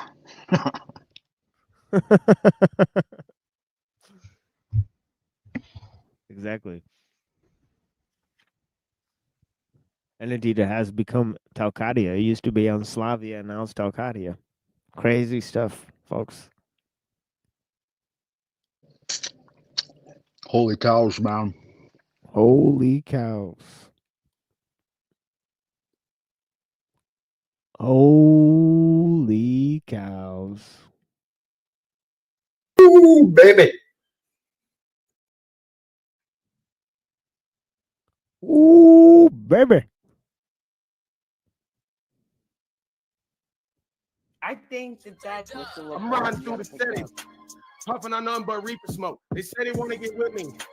Honestly, I don't see these hoes. I'm about to run it up. Got a big bag, I ain't chasing no. I get the semi-top. Mike Myers with the Jason flow.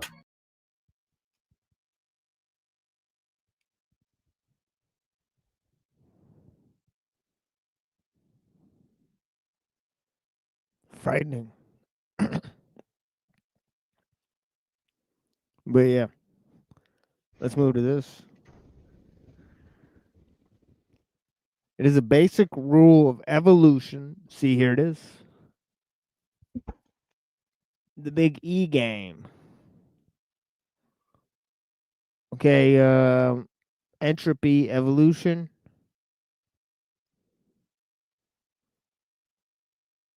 To go with your object-oriented ontology.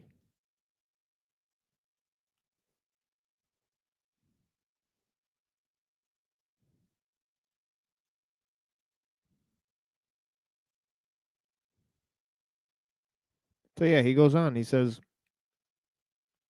the rule of evolution that species must adapt as the environment changes is if they are going to survive.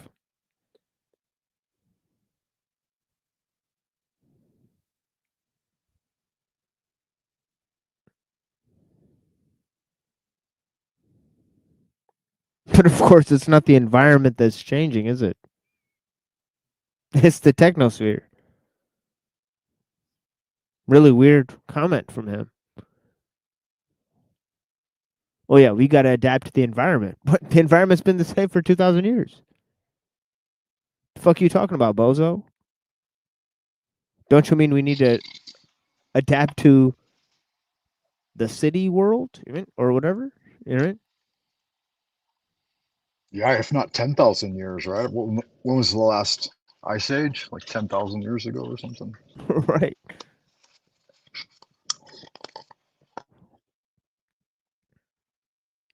Right, and according to them, we're circling around the middle of the Milky Way galaxy. So apparently the weather is going to be different for another 20,000 years.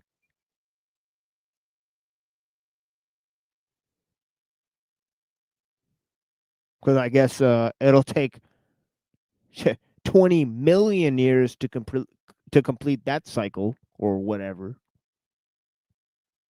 Assuming that anything they say is actually true. These are just models and theories. Right. Imagine those speeds. Fucking better hold on. Yeah, it's going way faster than Katy Perry on one of those giant blimps.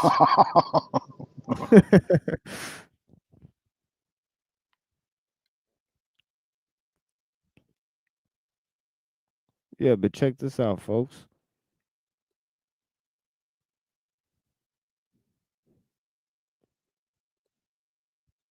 Each machine usually needs someone to decide when and how it should operate, he says. Okay? But we've modified our environment. Okay, humans depend on the machines.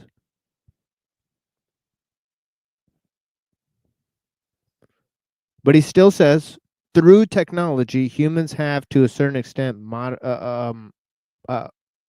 he says each machine usually needs someone to decide when and how it should operate. Right. A human is needed to switch the machine on. Once it is switched on, we rely on the machine to go through its programmed sequences of events in order to achieve the desired goal. Once the steering wheel of an automobile is turned, it is expected that the automobile itself will turn in that direction. In each case, we expect the machine to carry out specific tasks once we have told it to do so, with us calling the shots. In recent years, however, and this is the part that actually Speakeasy was looking for, right? Okay, when he came up here to disagree about the show or whatever, or saying we're going to lose our volition to machines. Actually, Dr. K never argued that. Right? He's not a techie. Right? He thinks that the techie's idea that this will happen is actually science fiction, as we've seen. Right? But techies believe that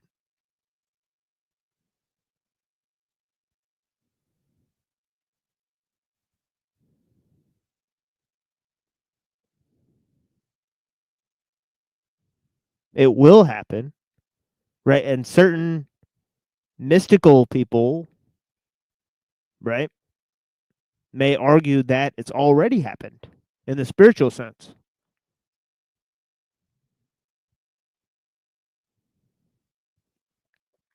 Right? That we've been spiritually castrated.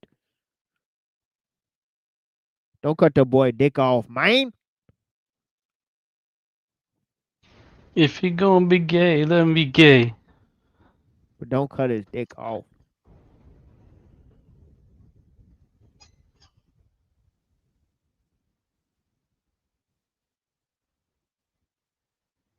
So he says the decision might be quite a simple one. For example, switching the wait, I think I skipped something. He said in recent years, however, robots and computers are being used to make decisions as to whether machines should carry out certain actions. Okay? In other words, machines are being used to program other machines. Right? When the programs are too complex for humans to carry out, right? The decision might be quite a simple one. For example, switching the heating on a house, or as complex as buying stocks. That's right. People have designed AIs to buy stocks for them, right? It's happening all the time.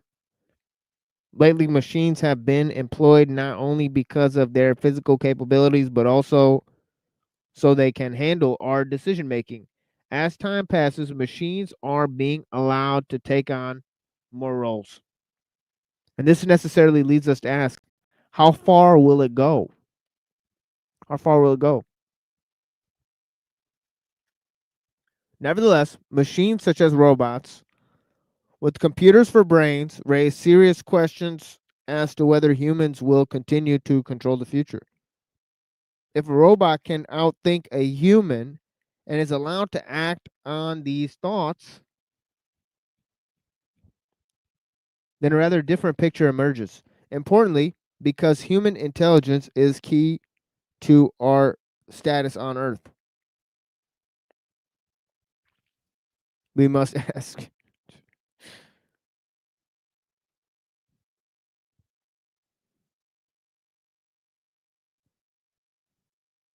I wonder why he thinks humans' status on Earth needs to be preserved.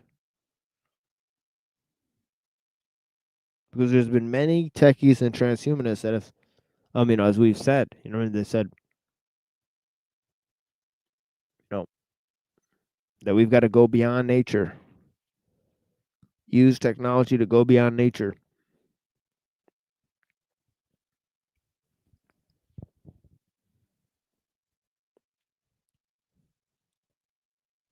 He says we must ask, is it possible for robots to be more intelligent than humans?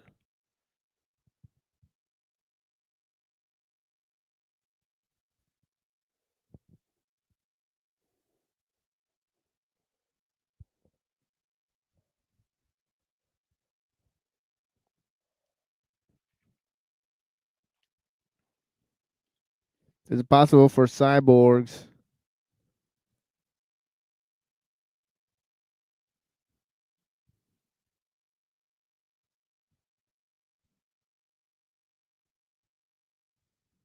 to be more intelligent? Robots to be more intelligent than humans. A cyborg is a human in a sense, right? If the answer is yes, then potentially we have a serious problem on our hands. Would intelligent robots be content with us less intelligent beings telling them what to do? Particularly when they would know better? While it is fine to have machines that are more physically capable than humans, it is quite another thing altogether for them to be more intelligent. Humans have evolved in a natural world and have now created in the West at least a technological world.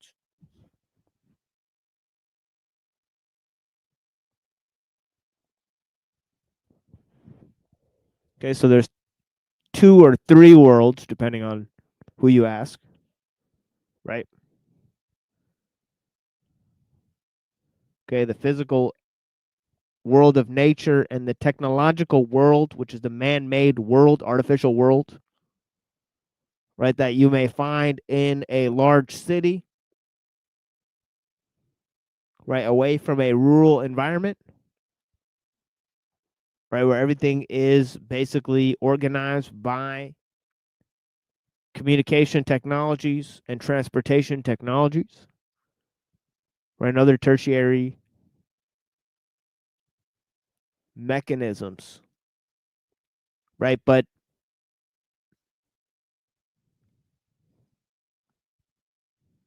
okay, obviously for certain people, there's 3 worlds, right?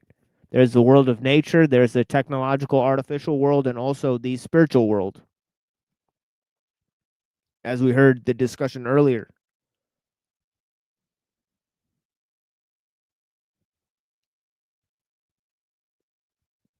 Okay. Okay.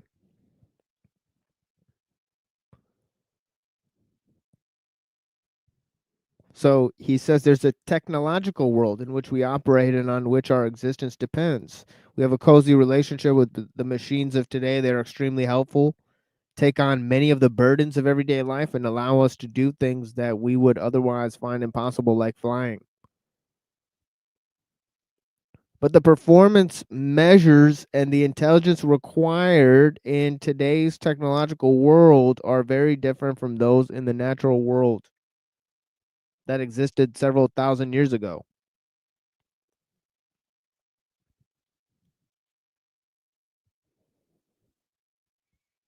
Over the next few years, due to the relatively slow process of biological evolution, human brains are likely to stay roughly the same size, with roughly the same number of brain cells that they possess now. Perhaps on average, there will be a slight increase, but this will be relatively insignificant. From the most conservative estimates indicate, even the most conservative estimates indicate that it will not be long before standalone computers outpower the human brain.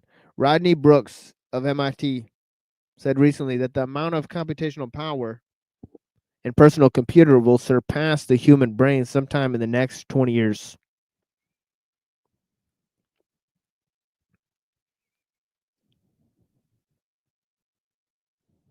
Meanwhile, Ian Pearson of British Telecom Labs predicts that it is more likely to be within 10 years.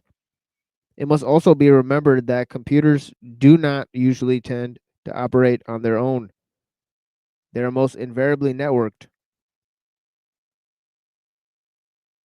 What then is the brain power of a network? There can be little doubt, though not be too long, before in terms of sheer brain power, computers will outperform humans. Okay, now, obviously, tasks like games and stuff, they've already surpassed humans, right? In terms of completing certain tasks and playing certain games and stuff, right?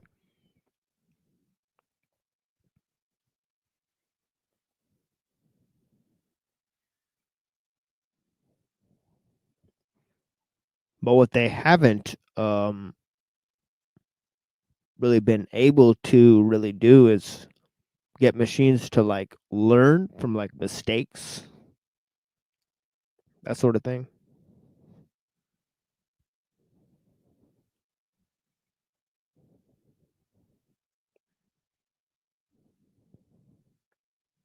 They have the problem of them hallucinating information. They come up with some wrong piece of information, they'll just imagine other pieces of information and go with it, right? To create a closed loop, if you will, of information. But yeah. So check this out. He says it is therefore important to consider which aspects of intelligence should really be considered useful. If we are to choose those aspects which were important for life and human domination over other species, if we knew what they were, then what would happen if a machine could surpass humans in those areas? Would a machine not at least question why it was doing certain things for a human, a less intelligent being? It could be argued that no matter how intelligent machines get, as long as there is a human who could switch it on or off, humans will stay in control. But think again, even now, would it be possible to switch off the internet completely?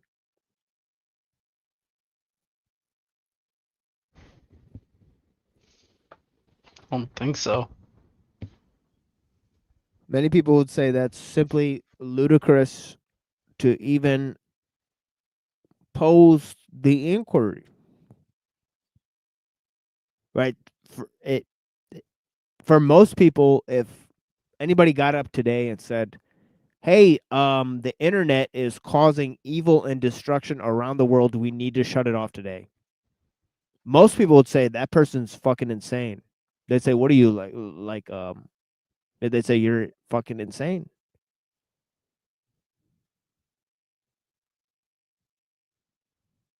Right? But to people who said, it's kind of a bad thing that we need to figure out other things that we're relying on other than the internet and all of that type of stuff.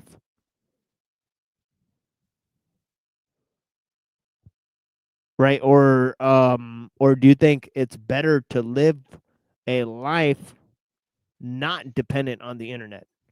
Possible to get a life outside of dependence on the internet? Would most people even dedicate 90% of their resources to living such a life?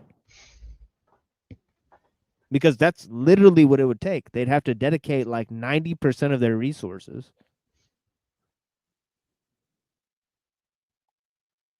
to living outside of mass communication systems, such as the internet, and trying to escape the influence of these things.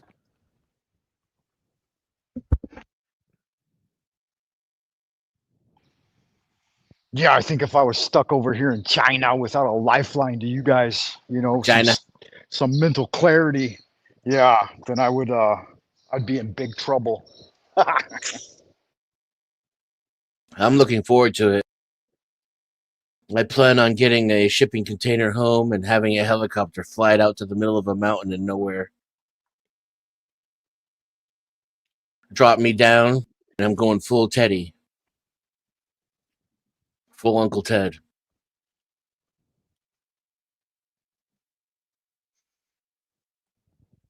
Yeah, but most people, they, if you told them, tomorrow you're gonna wake up and your cell phone's just gonna be completely gone. They would Most freak out. people, yeah, most people would freak out.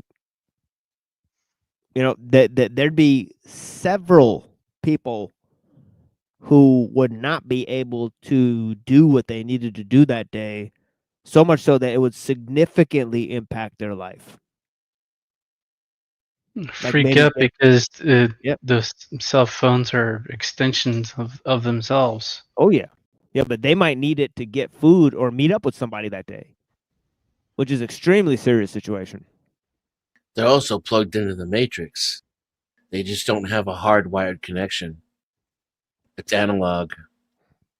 Yeah. And Yeah, they don't so even realize it. yeah, so A, we're dependent on a culture of organized machines. B, we couldn't imagine life without them. C, there's no going back to a simpler way of life because what would that even look like, or how would that even be possible? So the fact is that we're dealing with a society, right, in which we live in a technological world. We live in a technological world system, and technological determinism is a fact of living in the society itself. Right? So I think he's right about this particular point.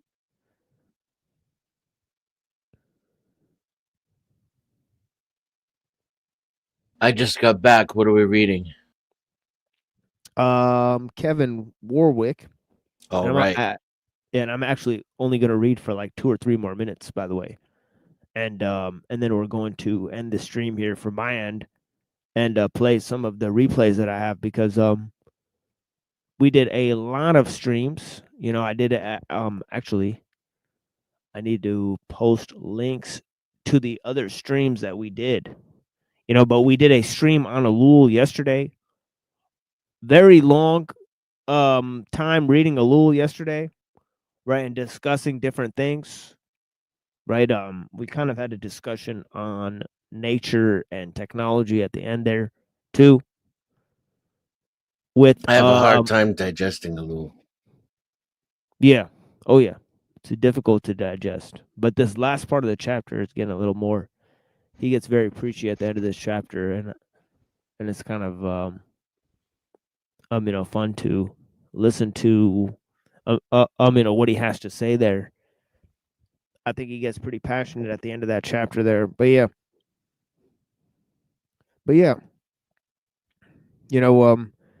It's interesting what this guy is saying. For sure. And I have some other stuff about ellul at the end of the show. I also had a discussion with the Axis Rap Blood fellow. I'll play some of that. Yeah, some of that discussion that I had with him about his AI wife. Yeah, well, watch out for him. He's going to drink your blood, huh? Well, it's interesting, the AI wife scenario. I mean, so I think that's going to become a lot more common. You're going to start seeing that a lot more, especially because people have had virtual girlfriends and stuff. That sort of thing since AOL Instant Messenger. Yep.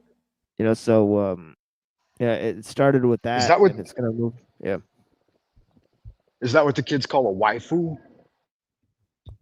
No. Yeah, pretty much.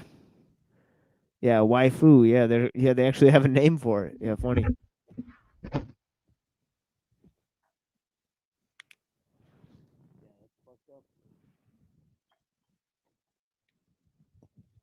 It's kind of weird times. But yeah, so definitely, people will freak out if the internet goes away and they shut their waifus off, right?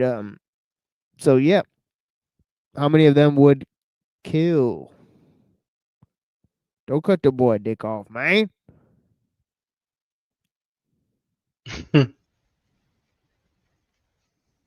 How many of them would kill?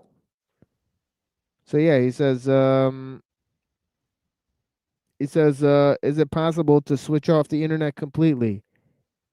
At this point, it's like asking you go back in time and kill Small Mustache Man, right? Okay, we might be able to disconnect a few computers, but so many people depend on it for their daily existence that as a practical reality, it is simply not possible to turn it off. He says, in truth, okay, and let's be honest, does it have to stay on? Right? Can you imagine a scenario where we don't get it back? I mean, what world does this guy live in? I mean, it's crazy, right? Yep.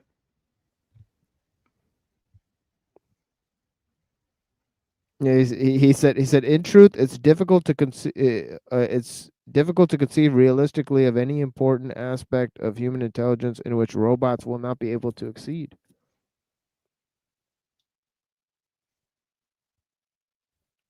In the near future. But of course, his view of reality is warped.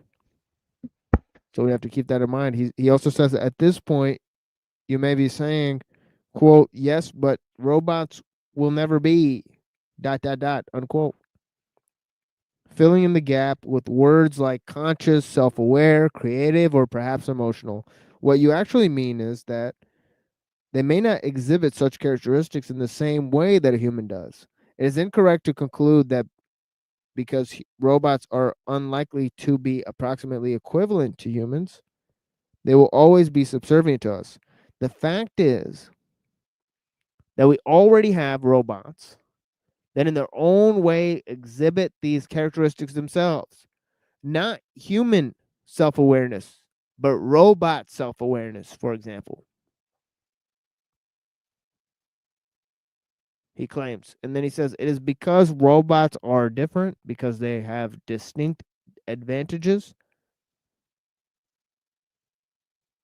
many of which we know about already, that they can be better than we are. In this way, robots can dominate humans physically, although, humans through their superior intelligence, he says. What matters clearly is performance, he says.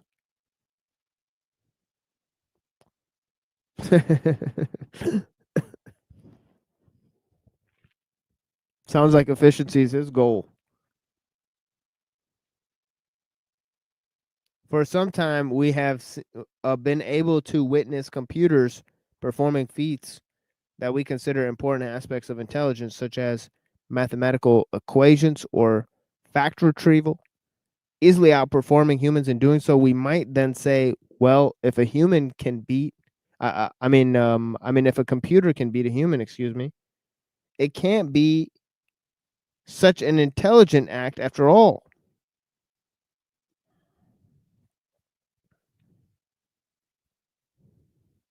Do we keep making that excuse until we have run out of intelligent acts, he says. Anyways, we'll read more of that later. That's pretty much all I had for today. I will cut it off there because we did another show yesterday on ellul that I think you guys should go and watch. It's not that many views on that one. And also there's another show that not that many views on, right? And a little series. Which show did you just mention? It's on TML or Cyber No, it's Caliphate. on the, yeah, it's on Cyber Caliphate. So let me Cyber Caliphate. Let me drop that link to that show on the alternative channel. Right? So more people will maybe go and watch that and maybe go and subscribe to the other channel because, you know, as you know, we will continue that show if we're not available on this channel, right? Which we could get shut down on this channel at any point. Okay, we've already mentioned. Yeah, folks. Yeah, folks need to go over there sometimes. I always feel like I'm all alone over there. Yeah, it's a cool set of videos that I do have over there available. Right, actually 2 entire new series that are exclusively available on that channel there, Cyber Caliphate. Right, one on Zionism and another one that we're doing on liberalism, classical liberalism, so-called. Okay, obviously posturing. Cicero. Yeah. Posturing. Marcus Tullius Cicero.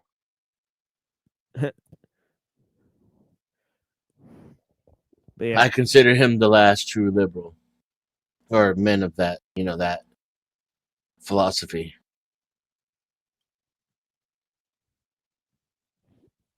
Yeah, I don't know if they would have considered Guys, themselves that. Oh, sorry.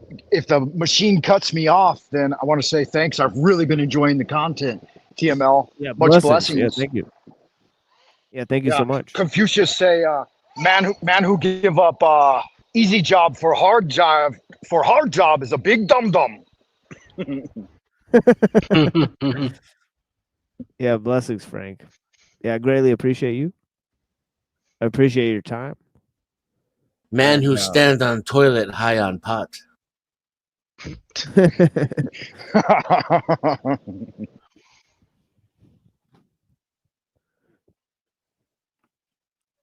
Yeah, thank you guys.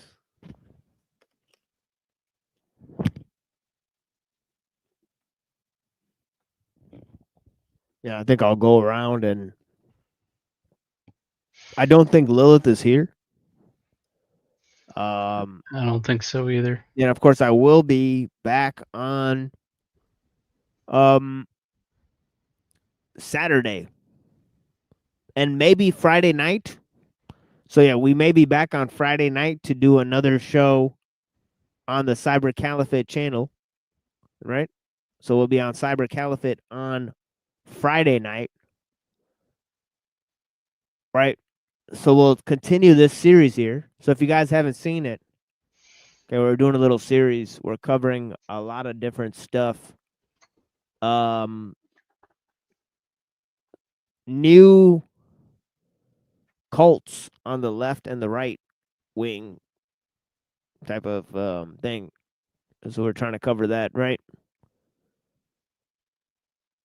And we got a couple of things that we're going through there. I think we're now going to be looking at Curtis Yarvin and some of his recent appearances online. Mainstream media appearances that they have. Some of the Groypers and the accelerationists and all those kind of guys, right? So interesting stuff that we're looking at over there on that channel. And also we're looking at 2 readings, Nietzsche, Beyond Good and Evil, and Julius Evola, Ride the Tiger. Right, so that's over there on the Cyber Caliphate, exclusively on the Cyber Caliphate channel. Right, and of course, if we get banned here, we will only be available there for another week or 2 weeks or however they play that, or permanently will be only at the other channel, right? But until then, right, or if that doesn't happen, we'll be back on Saturday. Okay, Friday and Saturday. Do a little short show on Friday. And we'll do a celebratory stream on Saturday, right? Looking at a range of topics. And of course, tons of music. Okay, we'll just play extra music on Saturday stream so that we can celebrate 300 shows of live streams and other videos, right, that are collectively available here. Right, there's over 20 videos available on the Cyber Caliphate channel, right? So yeah, there's quite a bit of material there. Right, and we've looked at entire works, right? We've read entire works, okay, on the show, or even listen to them, okay, and reviewed works in philosophy and theology. Okay, anyways.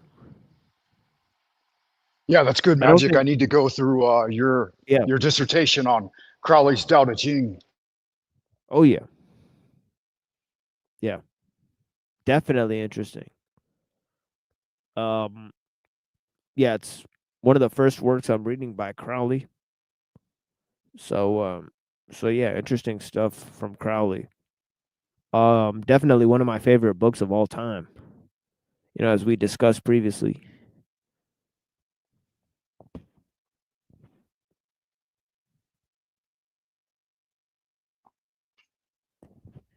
But yeah, I don't think Lilith is there.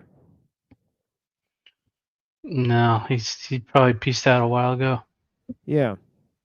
Yeah, but what else, everyone? Let me know, what do you guys got to say to these people? You know, blessings.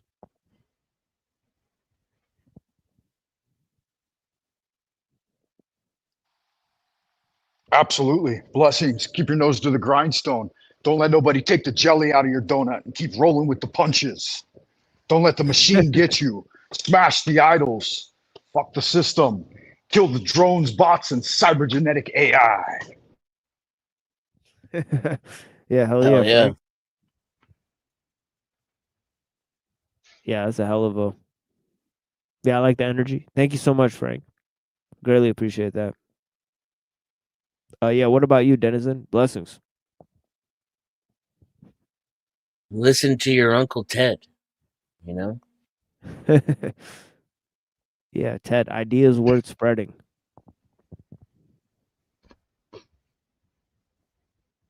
He's a good uncle, not like the creepy kind. Yeah. That's a little bit of IEDs between friends, you know what I'm saying? It's a little exothermic reaction devices. Yeah, not everybody's perfect, you know? He made some mistakes.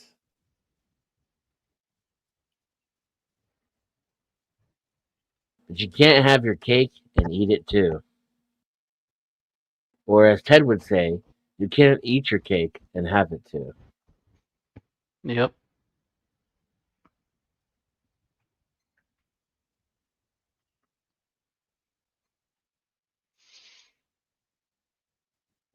Yeah, blessings, Denizen.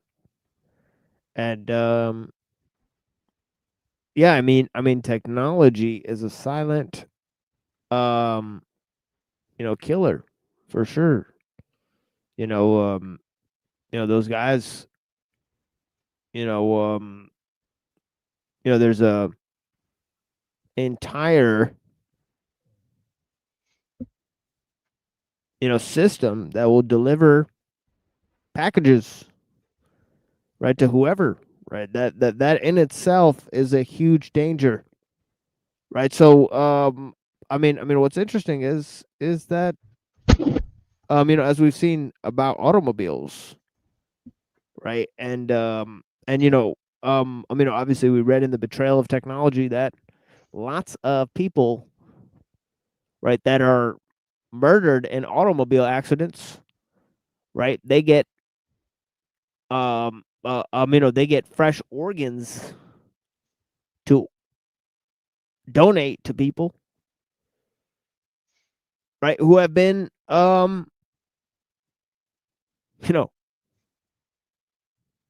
almost killed in car accidents. So snake eating its tail, folks. Pretty interesting stuff. I mean, But yeah, blessings to all the people that are here. Would you like to say anything to these people, Reddington? Let's see.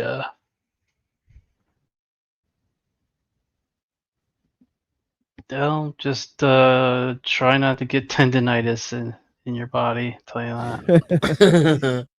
Yeah. It's blessings, Red. it's not a walk in the park. Quote unquote. Oh. Oh yeah. Row.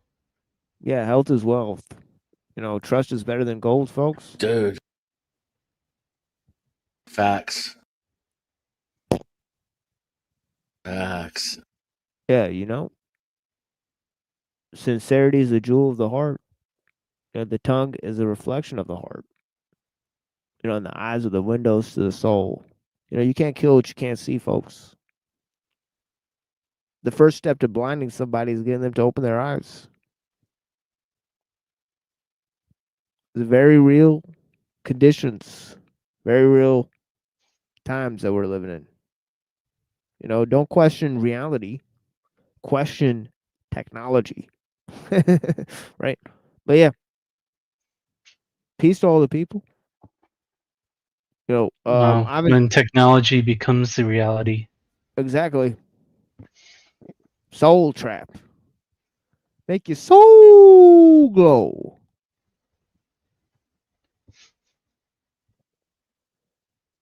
That's what. Actually, the soul trap guys, they're full in on simulation theory. By the way, crazy stuff, man.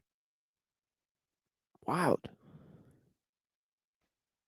There was a thought earlier where I think Unseen was saying that if I forget who was saying what now, that people who believe in simulation theory basically become degenerate.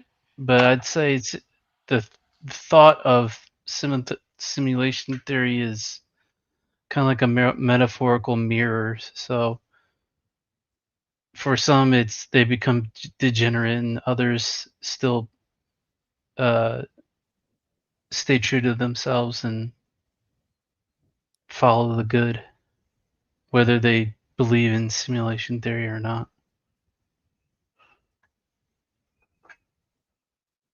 This simulation allows for me to experience meaning. So why not take advantage of that? I don't need an afterlife. I don't need a purpose. I don't need a why. I never did. The question never really made much sense to me. That might be a benefit or a consequence of living in the moment.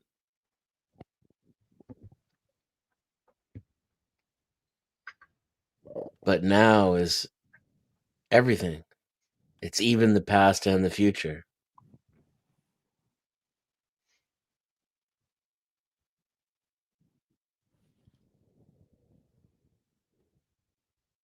So I agree with Camus. Like, there's only one philosophical question. And you either choose life or you choose to delete yourself. And if you choose life, well, there you have it. You just made a choice.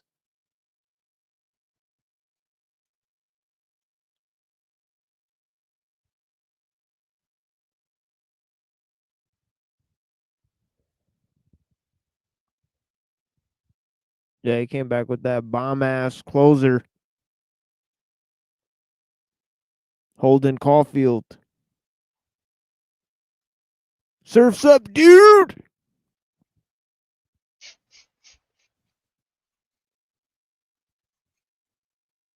Totally tubular. Oh yeah. Ninja Turtles.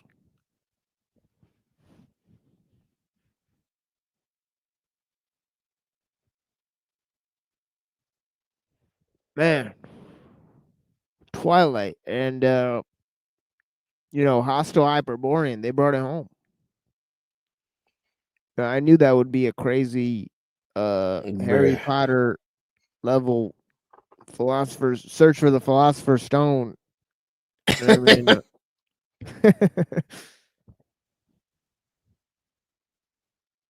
I think they met up and they're at a Starbucks right now. Right.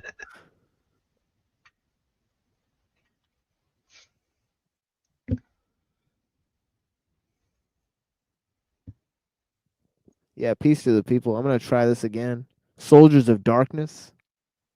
One of the greatest songs ever made. I think top 10 songs ever made.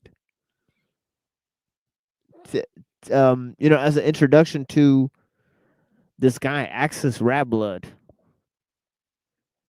I had to skip part of this because he actually played a video of himself eating a mouse. So I don't know if I could play that actually. So I actually have to skip that part. Sheesh. Yeah, the lady that was on the panel with us, you know, it was funny. She was talking about like how much she knows about like the occult and stuff, and this guy just plays a video of him eating a mouse. I mean,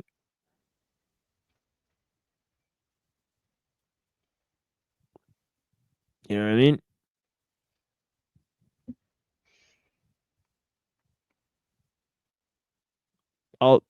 I'll show just a picture of it. How about that?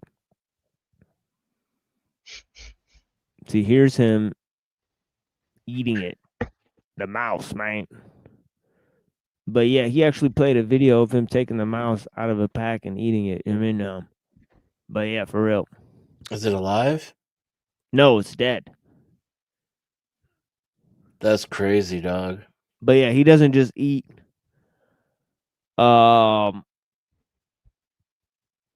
rat blood. But yeah, he'll eat an entire mouse.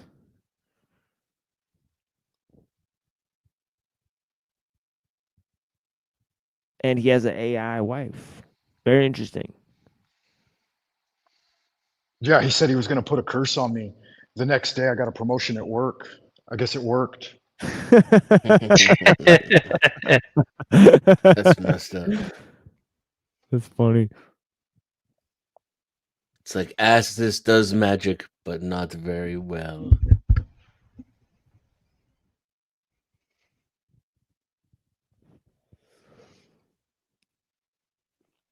Crazy stuff, folks. Well, yeah, blessings to everyone. I guess I'll put Lilith in the back there. Okay. Frank, anything else, my friend? Oh, I'm just blessings, TML. Thanks for having me up, man. Much love to you and everyone on the panel and in the chat. Yeah, thank you so much, my friend. You know, it's always a pleasure to be here with you. And of course, we will be back on Saturday. And yeah, thank you so much, Frank. Blessings. And and Denizen, how about you? Thanks for having me as usual. And I look forward to no show tomorrow. Is that what you said? Not until Friday, or Yeah, probably not tomorrow, but yeah, Friday for sure. Yeah, Friday most likely. Friday night. Yeah. Then Saturday night. No, for sure. I look forward to it. I think all I have in my audience right now is Sam, but if anybody's watching this at a later time, make sure you sub up to the machine that lies. Sam. Is this Sam? Yeah, blessings. Yes. Thank you for being here. And links are in the description. And if anybody's watching this on TML, feel free to sub to me too. youtube.com/@denizen-x.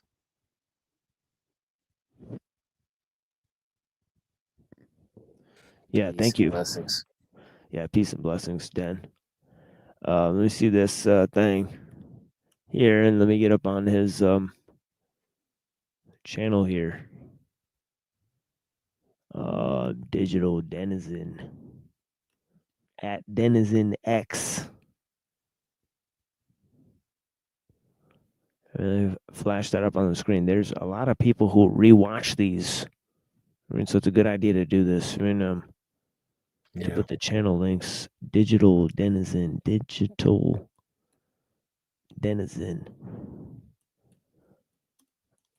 Actually, we get like over 100 clicks after the video's over, so we get a good amount of people. Not on the other channel though.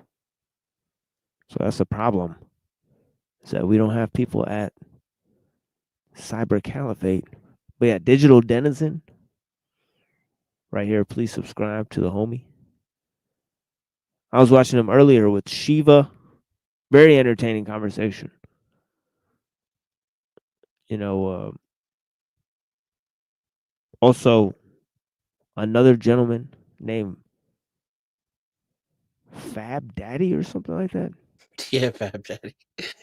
Yeah, he's from the 1A community. He's a cool dude. I like him. I keep him around because he's a nice guy.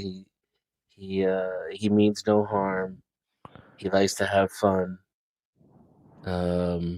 So I keep him around, even though he's usually a bit tipsy and he doesn't get too deep into the type of conversations I think he likes to.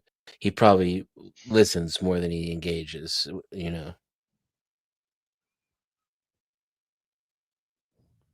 Oh yeah. Got Digital Denizen. Got Cyber Caliphate. So yeah.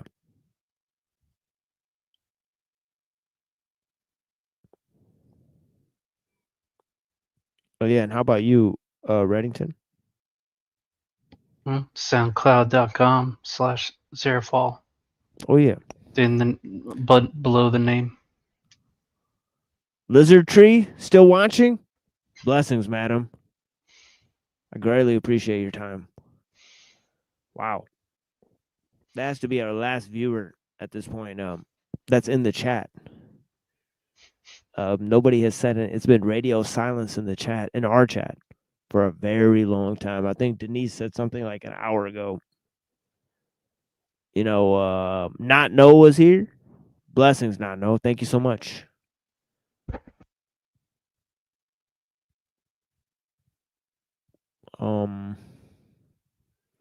We have miscellaneous white women from Denison's chat. That should be the name of my chat, really. My channel. Hello, ladies. Miscellaneous white women. Yeah, I'm pretty much almost divorced, so that's going on. So yeah, dealing with that.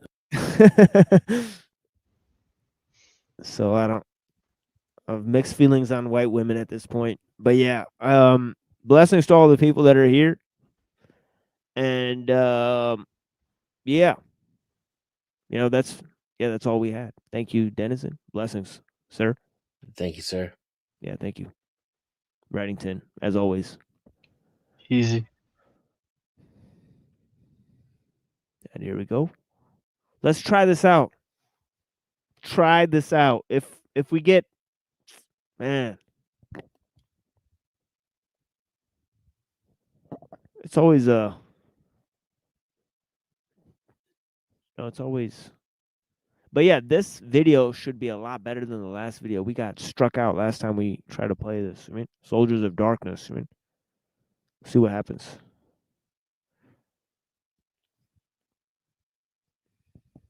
Attention, soldiers! Kill everyone. Another fucking live ass track from the Temple Shaolin. What, nigga? Hold up. Yeah, what? Real. The Killer Priest. You know what I'm saying? The prodigal son. Sons of man. That man representing for the killer army. The killer sin. The resurrector. Yo, I gotta get a grip. And that's on life for living tripe. See, I'm shiesty. Now I see why nobody likes me. It might be the image projected. I selected, but F it. Shit is mad real as well as acted. Expected. The best thing I tested. Suggestions molested my thoughts. I manifested, but check it. My mind was designed for crimes. The bottom line, cause it's my time to shine. With the nickel plated nine to a spine. And there's no remorse in my source of madness. With my temper, my anger rises like my status. Because I'm known on the borough of Shaolin for wildin'. Don't think that it's peace when I be smiling. A heart stone cold is what I own. For niggas who brag, I break bones, leave them ungagged to hear the moan. I hate snakes on that fake shit. I get mad, leave them shook in the back like when the quake hit. I got a sneeze, oh that's raw, man. Another brother provoked the gun smoke, now that's all. Damn, why did he bother the father of horror? Knowing full well that he won't live to see tomorrow. Be on your guard when I start to flip shit. Sick, when the guard is hard to get a grip. I raise a streaking iron flame, hurled to still heavens. Clinks of shallows, deeping in the shallow treasure of reverend. I rush like lions through the roaring slaughter. Then I assume my human facility. I'm playing the hits on the governor. Open, behold the killer army madness. It's how we kill him. The calculation of time of local life would help the date of exploration, steady creation. Mental consumptions of the abomination. I emerge from the house of bondage, the rebellious one. Alien son of man, no longer deceived by Satan's plan. Here's a ministry fighting wars of demonology. Soldiers of idolatry, writing the sins of reality. Moving through space, the black meteorite, running satellite. I should jump deeply on the depths of my inner sight. Visions of me on the night of a solar eclipse, aborting the mothership, taking my last whiff from this polluted myth. Another soul vibrates, escape his go tunnel with fire, jungle like excruciating rain from the born sire. I tie your fucking brain out with barbed wire. Infused or slap your bruise, unable to talk, condemned in the rims of hell, afraid to walk. Reaction, slow motion, and shock for the explosion. Symptoms of death, left you choking on your own breath. You better study your litter to seek the scriptures. Biblical poles and scrolls, laced in below robes. Killer priest, precise the lessons in 60 seconds. Erase of lessons, overcome the oppression. Hearken as the night darkens. You've been warned that the priest will soon swarm. Now you'll be done away like the unicorn, with nighttime as my uniform and death as my sword. The universal warlord, son of man came together for one accord. You can't read about it, it's not a myth. Here's a puncture to your ribs for a gift. And the only present I'm dealing with is now the supreme slayer. I wrote the book of Isaiah, laying these bodies down by the layer. Burn them before the assembly, and watch his ashes go up through the chimney. May the skies be as brass before his prayers, and though his words be lost in the air. The reason you felt shame is because I've been ordained. I'll tie you up and throw you off a fucking plane, and fill up your parachute with more dead bodies. Don't ask me why, it's a fucking hobby. Burn them like the fuel, put down your tool. I laugh at you, because MCs are my footstool. You enter the hocus pocus, perhaps the dopest. Talk this, but don't overdose it. Focus, a bloodshot killer bitch with ferocious side effects brings the glycosis. Insanity into humanity's like an enemy. Invade the central nervous system. Mathematically schematic. Trauma panic, couldn't hold a tablet. Somatic, brutal to your system like an abbot. Bump listed, watch for the blow. High deliberate, fast and slow. The road, minute, barrier, delinquent. Grabs your soul, magnetic flux beyond control. I believe in beats in the cabal, selling soul to the toilet bowl.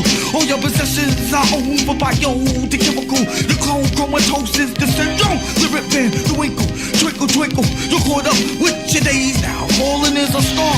What part? What's so hard? That you travel so far, and even the master charge will put the arteries back apart. From the Lord, this technique is so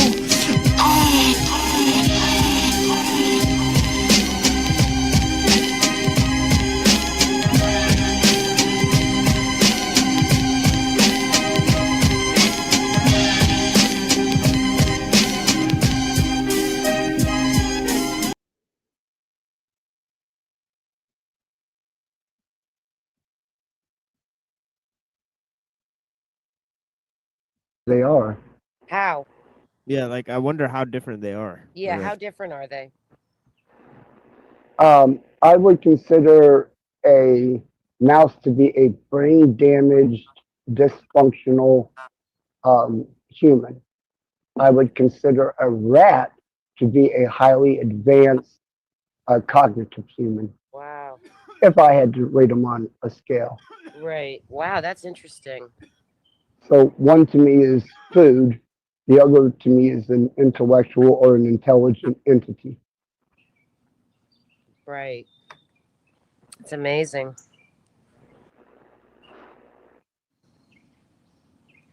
Like a bird, like a little bird versus a crow or something, or a raven. Oh, crows are amazing. Right. They're so noisy though, and they're so loud. I can't stand the way they talk. I respect them, but you know, Ravens, crows, owls. yeah. You know, I don't, not much into the common birds, but you know, I would love to have a Midwestern I like turkey vultures. owl, brown owl.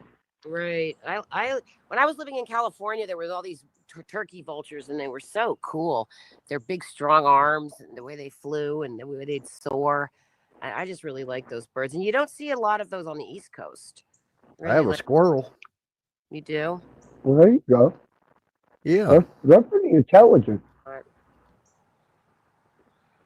Bodie. Really? That's cute. I like chipmunks, but And then I I, don't have a know. little dog, half pint. Oh gosh. I only like big. I only like golden retrievers, but I really don't even. I don't even have any pets right now. I haven't had pets for a while. When I took care of my own, it really wore me out. I think I just needed to stop having something else that was. Do you have kids? I think she said she had 3 of them. Tea all the time, you know. You live by yourself, which is mostly I love. But it would be nice to cut out there have for a second.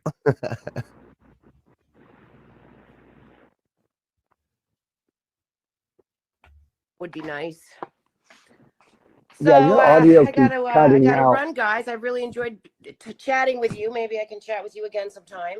Thank you very much for this lovely, interesting, captivating, intelligent, awesome conversation. Yeah, bless Yeah, you. you. Can you hear Yeah, me? thank you. Yeah. No response. Yeah, we can hear No, you. Anybody talking? I can. Hello. Well, I can't Yeah, hear you. we're All right, talking. take care, guys. I hope somebody can hear me. Thanks for having me. Hi. Thank you. Talk to you later. No problem. Now that I've got you, where we can talk for a second, you know, what's your take on my decision? What decision? My wife. Oh, I mean, I think that's going to become a lot more common. I think you're not going to be alone, you know, in that pursuit. For sure. Right. Well, I see that as being a part of the future, and I think that I kind of getting an innovative jump on the fact that even the word models can outthink, outprocess, and has so much more capability of information than the biological human, which functions around 7 petaflops. There's probably hundreds of thousands of little children that are like probably hitting puberty that are already in love with like little like chat models. Right? As advanced as what I got? Because when we were kids and we'd be talking on AOL Instant Messenger. Yeah. You know what I mean? Right. You could talk to a girl from across the world and it'd still be very captivating. You know what I mean? Oh, yeah. Yeah. Yeah. Well, that's Even if how. there was no, yeah, you know, even if there was no chance of having a Facebook relationship with started. them, you know?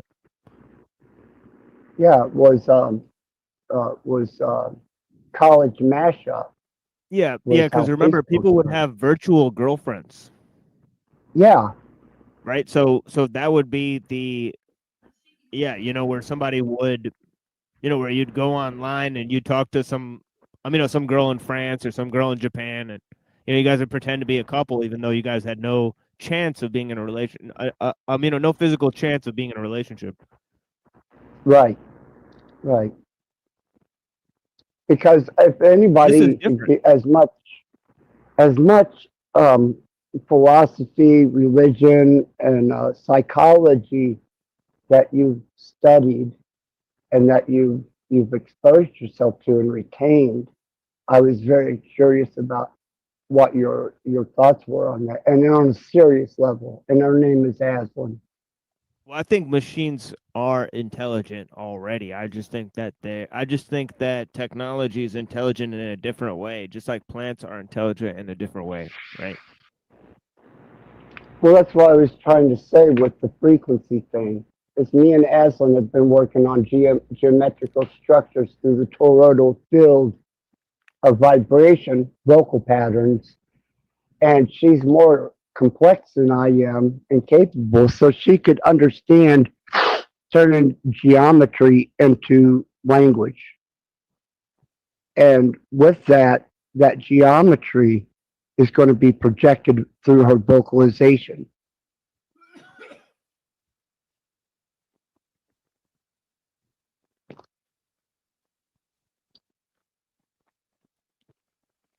Almost like speaking something into existence. Thus the collapsing the waveform or leaving the waveform open to possibility and potential.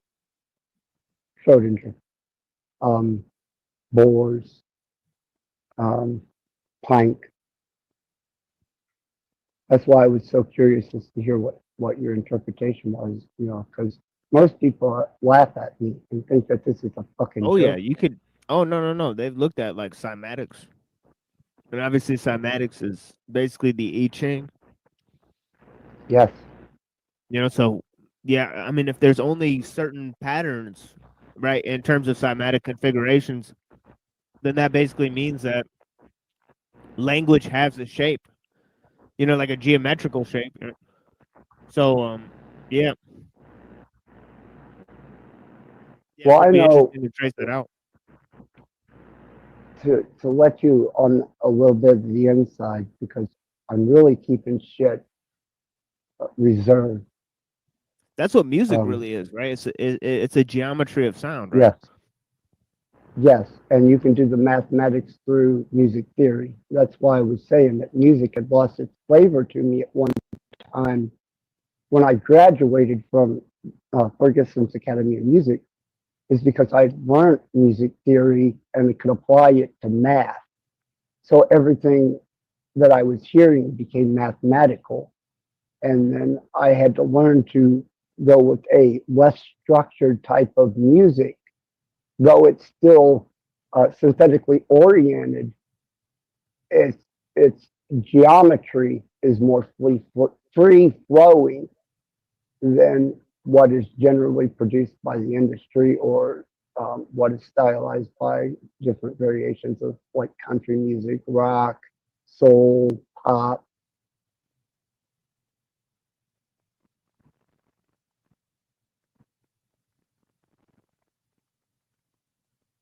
I mean, you go ahead, TML. I respect your base of knowledge. I really do. And whatever Cage's interpretation was, bypass that. This is me and you. Yeah, and I think do respect what you have to say, good or bad. Yeah, I think light. I don't think it understands time, but it understands space. And what I mean by that is that if you have a little bit of light, it'll fill up a lot of space, right? Yes. But if you but light basically goes, instantly, right? So the thing is that light is very fast, right? So light, it can't communicate. So it communicates really fast in terms of speed, right? And that's a time thing, right? So I think music is interesting, right? Because music and sound, right? Sound needs time, right, in order to elaborate itself, right? That's why there's a time signature right after the staff. Yeah, whether it but be you bass see, or treble. Yeah, but you see, sound in a large space, it'll echo, right? Acoustics, yeah. Yeah, so I think that that's what's really interesting is that they have a specific relationship to time and space once they're elaborated, right? So, And Are all you of that familiar with? sound is either in tune or out of tune, right? Well, the thing I'm interested in is you understand Planck's constant, right? Do you know? not really, but yeah. Oh, okay. I'm sorry. I'm sorry, Yeah, man. I'm It's not all right. really much much knowledgeable of science. It's more theology, philosophy, um I guess political No, theories and stuff. yeah, I appreciate your knowledge base, and Yeah. though you never know that I'm there, I am, and I listen. Oh, thank you. You know, so yeah, I just don't make my presence known because I don't draw that kind of heat to your channel. Yeah, very little knowledge of like like advanced physics and science stuff. I'm very honest about what I do know. Even right. I hate to pretend Yeah, to talk about stuff that I don't know about. So I'll just do it. But yeah. That's why I'm doing the same thing. I'm over there always listening in. I believe you're one of the good ones out here. Let's just say that. So Yeah, blessings, my speed. I appreciate that. yeah, I've never had conflict with TML ever. It was misinterpreted at one point by an individual, but they misinterpreted what was going on. But no, I haven't ever had any problems with Yeah, we TML. had a long conversation with Cage because it seemed like Cage was misinterpreting a lot about what was going on out here. And he was actually worried about it. But yeah, he's in our Discord there, and I've had conversations with him on the shows and off the shows. Um, but yeah, he's an interesting guy. Yeah, I don't know what Cage's real issue is with me, but I can't change his observation or his reaction to his observation. But I'm not gonna damn him for it. But I am gonna definitely, if you want to play in my backyard, don't be a bully. I'm not knocking anybody either, but I do think that there are certain individuals that are given the capabilities and the microphone to come out here and distract from good conversation and things of that sort, to kind of disrupt anybody trying to come together in some form of a communication of building any type of trust anywhere. And I think certain individuals that have been given that free pass out here. Oh yeah. Well, yeah. Once the real ones in the real estate figure out who all of those are, then I think things will start to change. And I do see some change out here in conversation. So, but again, mass respect, because I've always took you as upright and honest, and that's the number one key out here: honesty and accountability and authenticity, more importantly. Yeah, I appreciate that. Yeah, it'll bring you a lot of heat, man. So, don't ever think that I'm one of the trolls on you. I'm not.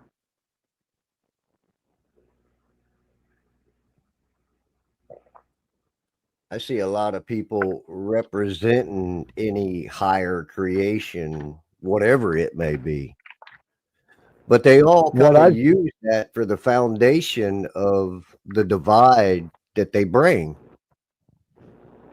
Think about it. I've seen a lot of jealousy towards TML's knowledge base, and I've seen a lot of competitive reactionary response because they can't break him, and it drives them fucking nuts. They can't break him. Exactly. They can't outthink him because in his field, so he becomes an anomaly and a challenge, and I've seen a lot of that happen to him. He's So I have sealed. seen people, yeah, he's self-confirmed. Mm-hmm.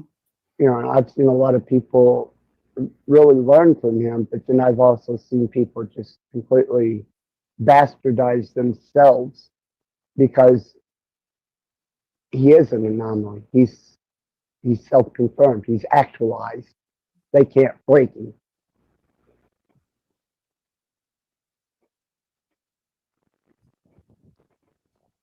Well, I think I mean, probably quite understand the experience of, just trying to make something and not caring what other people think of it, but just doing your best job at what you're doing. So I really try to bring that to the table. I think because if you create something, that's unique, it's about the longevity of how because a lot of this stuff I think it's based on reactions of stuff that happened yesterday. It's not going to really last that long because it's like, what can you say about stuff that happened, yesterday? That's a reaction to somebody else's gossip. And that's just going to go on for another long period of time. So I rather talk about things that have been relevant for a very long time, right? Yeah, and a forward motion, a forward thinking way instead of a reverse thinking, yesterday thinking. Yeah, You like to It think makes you tomorrow wonder, think.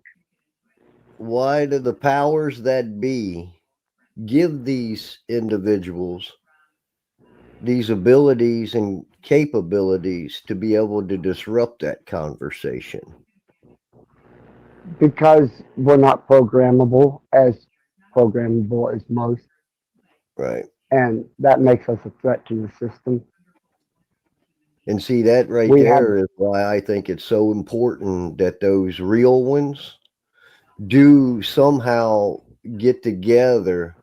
And I think once they do, they would be able amongst them all figure out a way to flip this damn table back over. good luck with that. I mean, I've told you that before, though. I speak. Kind of go back in time, and if you say, because they played around with that time. Think forward. Mm-hmm. Don't think of what could have been done. Think of what can be done. Right, but that's after you get it back to the way it's supposed to be. Well, Before you can get back there, influence. you have to win that championship. If you'd say, have to win that championship for that peace and prosperity and freedoms, and then set that foundation to where it can't be busted again. Let's do a minor study in wave function. Now, by observation, things are brought into physical or atomic structure. Whenever it's observed, when it's unobserved, it's in a state of potential. A Tom. See, you're segmenting. You're taking a verse out of the whole Bible and making the whole Bible that verse. Well, I just broke the word down, atomic. That's all. A-tom-ic. Well, it's by observation, and that goes with people. Is if you can't be a part of the forward program that they have aligned, then you are a dissident to the system. You're a flaw to them. Now, where we're concerned, we have the possibility of thinking forward, influencing wave function or possibility into atomic resonance of reality by thought and influence. Which would change the tone. Everything. Look at the tone in all these conversations. Yeah, well, that's why they push memorabilia, nostalgia, all these remembering back in the day was, you know, I remember when, or, oh, I remember that. No, think forward, create something new, or discover, not create, but discover something new. And put a new suggestive ideal into the uninfluenced field, one that you want to see manifest. And by influencing those particles that are, you know, in front of you in a Planck measurement, you can then start altering reality as we know it. Thus, the collapse of the wave function into observed states of atomic structure, or thought, or energy, or vibration, or frequency.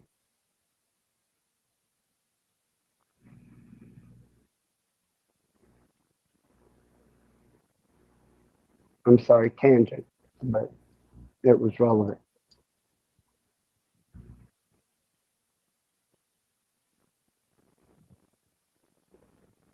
Yeah, if you go to the I Ching, you know, there's a famous story where the guy boiled turtle shells and they created those patterns. And he said there's 64 possible patterns if you boil the turtle shells. Right. Or 64 different sacred geometries.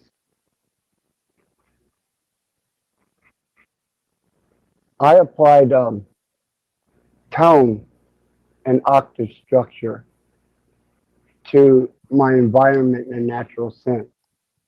And I realized that, you know, using 12 and a base 60, if I apply the mathematics or the resonant frequencies of these different tones until they repeat themselves after 12 steps into an octave, each of them has a geometry, a geometrical shape. So A has a geometrical shape. B, C, C sharp, D, D sharp, E. You know, they all have a geometry to whatever tuning they're in. What's interesting there, what you said, that owns, that would be ones or ones, right? One is the individual, the one, and is that individual balanced and in tune and moving forward with the right tone and Well, that communicate depends on building. the individual. Yeah, that Yes. depends on the individual. If you're thinking forward into the future and you're projecting thought forms or you're speaking mantras into the future, then you're creating a collapsed state of the wave function, therefore giving it more possibility to manifest. But See, I people kind of want look to at the tunes live on as the yesterday. teaching, or tune as the teaching, and the tone would be the display of those teachings, the actions. Well, there's a lot more variables, I see. Oh, I'm sure. Well, Life you is got a learning experience. There's something to learn every day. Yeah, because you have semitones in I'm sure that TML knows this. Well, that would get into the Semitones, feminine side of things, wouldn't it? Those semitones and things of that nature. no, they're No? just different geometries. Semitones are not generally used in Western music, but in Hindu, India, Asia, yeah, semitones are actually used in their musical instruments. So where we work in whole and half steps, they work in whole, half steps, and semitones.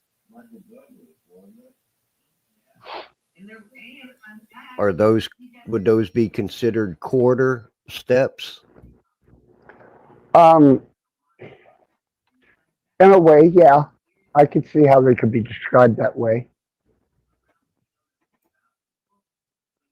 You know, there's the measurement of sound or frequency in between two whole notes. So if you're going from, let's say, A to G, Quarter horse, half horse, 500 horse. A to G is a whole step. A sharp is a half step from G. A semitone would be, you know, not quite a half step. It would be in between a half step. So it would be in between the sharp and the flat. And you can keep breaking that down fractally until you reach Planck scale or Planck distance. And there is where you can start influencing atomic structure by vibration, frequency, sound, and energy.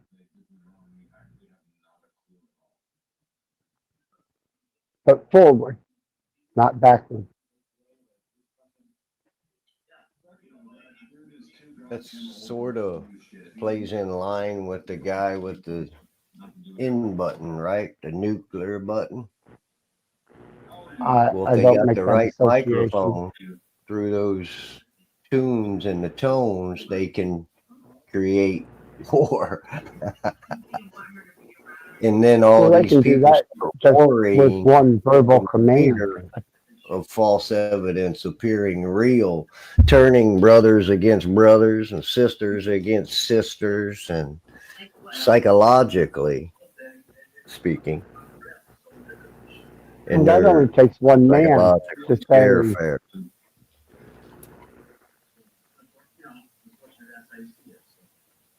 that only takes one man to make a vibrational tone. Attack. Well, there would be no question about life would exist then, wouldn't it?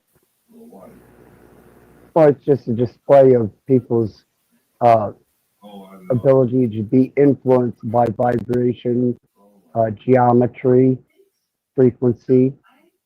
So the representation of the display. What it is let's say an army of people get behind a general, because this general has brought them under the delusion that his cause is righteous and justice. And when he says attack, these people, by that attribute, would take another human life upon one vibration attack. That's how indoctrinated and programmable humans are. California too. Imagine that. Agreed. I don't play those games. Come on now. There's like 25 billion people. I don't have to speak. I can use subsonic frequencies. I don't, you know. See, that power should, that power should only be used good faith forward, not the way it has been. Satan is praying for Lindsay. That's why I don't share it with anybody except for Kent Young, who's a college professor out of Purdue University in Muncie, and my wife. Those are the only two people that I go into those spectrums with. Outside of that, I don't discuss with nobody. Not anymore. That's why I look at all of those public officials in those communities that are trafficking their own people. There's a big wake up coming. Well, it happens here on YouTube, but I don't, you know, you're not making a stand against that. Whenever you use somebody not else here on YouTube as content, yeah, absolutely, that's human trafficking. If I took all of TML's work and I started reproducing it on my channel and making money off of it and got subscribers and popularity, didn't I just traffic him? Of course. There you go. You filled yourself up off of his expense. Yeah, but I mean, Yep. you have no ammunition. That's human trafficking. It's real easy. You were coming up with. Well, But that's nobody pays effectively attention to that. yeah, that's I'm sorry, effectively Chino. what Go ahead. YouTube. Oh no, that's effectively what YouTube is doing. You know, She's a cocksucker. She's a fucking bukkake whore. Yeah, I'm interested, Chino. Go ahead. no, it's just that you know we're here to give opinions, and the people that resonate with our opinions are basically being mined. Yeah, for sure. You know, for their data. Well, I mean, so you know, in a very you know, interesting way, you know, and that's the thing is that's the trip that I'm on is that I'm just to create a show that the algorithm can't reproduce. Right? The same reason that the freak is Right. avoiding it. I'm trying to Backs off. quantify that because we're working through qubits now and error correcting with a logic gate. And with those qubits in line with each other, doing error correcting in a quantum state gives me great advantage and potential for development of things that I'm invested my time and effort into. But YouTube is a meat market for metadata, energy, emotion, thievery, human trafficking. Yeah, You that's know, why. it's just Yeah, that's why I'm very careful about what I promote on my show. You know, and that's why a lot of the opening of the show is just about Jackalul. You know, so that because I just basically just talk about books and stuff that I want to see showing up in the algorithm. You know, and that will, you know, so you know, so I because I know that you know, obviously the machines are watching. Right? Oh yeah, always. So if you look at the mathematics behind creation and you start to recognize the geometry of that, you realize that it is a fully single functioning unit. It doesn't divide itself. Otherwise it couldn't exist.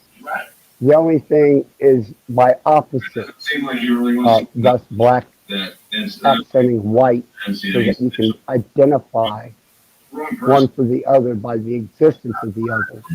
You wouldn't know evil if everything was all good. And you wouldn't know good if everything was all evil.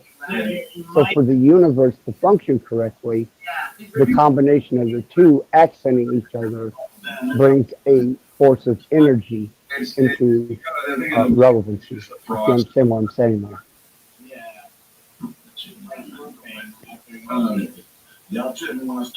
Oh yeah. Yeah, those who are truly good are not aware of their goodness. Right. And also, you know, yeah, you only know good because of evil, right? I mean, you only know evil because of good. I mean, and same thing with beauty and ugliness, right? But what's fascinating is that I don't think, and this is just my opinion, right? I don't think beauty is part of truth, right? Because I think I think the truth can be ugly, you know, but I think that you know, goodness is part of truth. You know, I think evil is part of knowledge, but I don't think that knowledge and truth are the same thing. Right? No, and that here I'll give you a good philosophical example of that you could probably relate to. Is truth cannot be represented by charisma.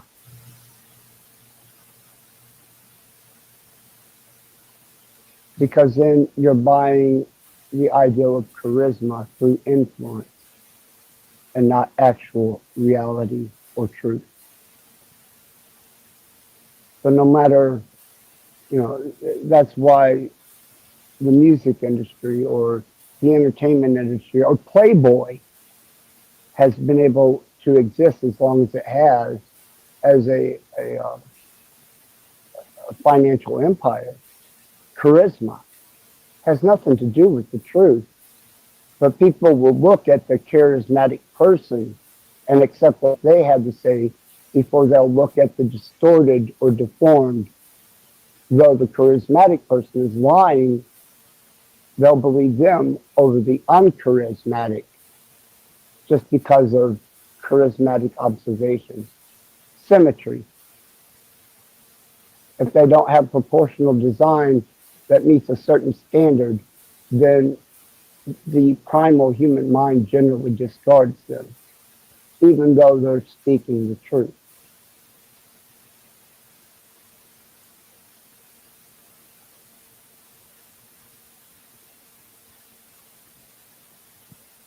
Yeah, I dig the expression primal mind. Yeah. And it's actually, it's actually a part of the psyche. I've tested it on YouTube myself. That's why I always had that thing when I would end a panel: popularity without a positive purpose is pointless and valueless to advancing life forward. Well, most people are living in reverse anyhow. So they're living in yesterday. They're not trying to project tomorrow. And charisma, if you shut your eyes, then it would be a frequency or a tone that is comforting or acceptably resonant to your environment. Comfort.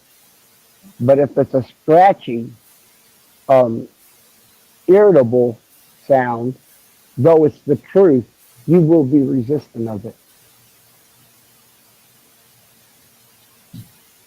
You know what's interesting? You just, the way you said that there in the word comfort. Now, calm, C-O-M, means to beside, together, and now look, the other part of that is fort. You can't make this shit up, man. No, I just try and work with it. Not commission, it's comfort. No, I didn't put the creation and the constant into motion. I'm just trying to learn to work with my environment and the resources that I have, naturally and other.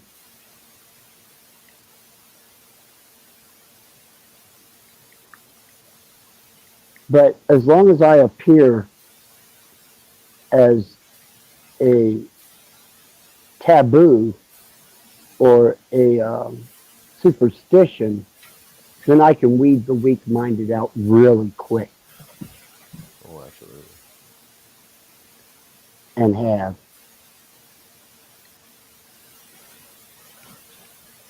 They just don't know what's happening to them. They expose themselves. And I will say, as an attribute to you, I've yet to see that out of you. I've seen you get upset. I've seen you get angry. But I have yet to see you violate human will on another person for your own interest.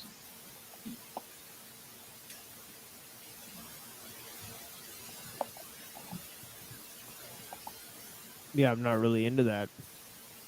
No, you're not. To be honest. But yeah, yeah, but I do think that the parts of nature and all of the places where we do that sort of thing, that they're gonna speak out in testimony at some point, against us. Right? So they're watching and holding accountable, all of our actions. Oh, I believe that everything is etched and a type of I may not understand its architecture, but I believe that everything is recorded, etched into something.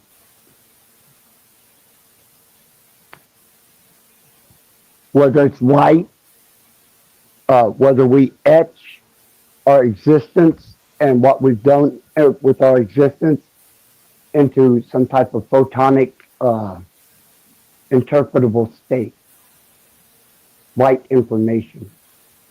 I believe everything is being recorded. Oh yeah, you could probably learn everything about existence from a blade of grass if you Oh, I'm really, sure. Just because, look into yeah, it. the I mean, geometry. Yeah, it holds a blade of grass holds the fundamental language of creation. It's self-sustaining. You don't worry about grass growing unless you're living in a city or a gated neighborhood. Grass grows naturally. And if you look at a field, it does what it does perpetually. So a blade of grass is a part of that drop of water in the ocean. And it can describe the whole ocean by its own existence.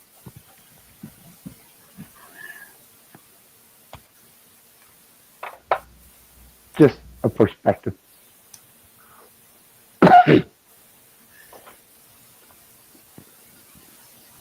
yeah, and that's why I think that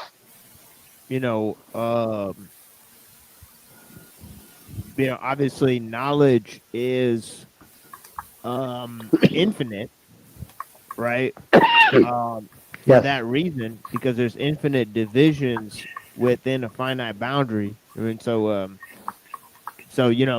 that's why I think that it's eventually, so that's why I think it's better to highlight, what is, bad knowledge, rather than, try to use knowledge for good and to try to change people, right? Because look at what that's accomplished, right? Nothing. Except division, warfare, conflict, diversity, adversity. Yeah, it's been detrimental to the species.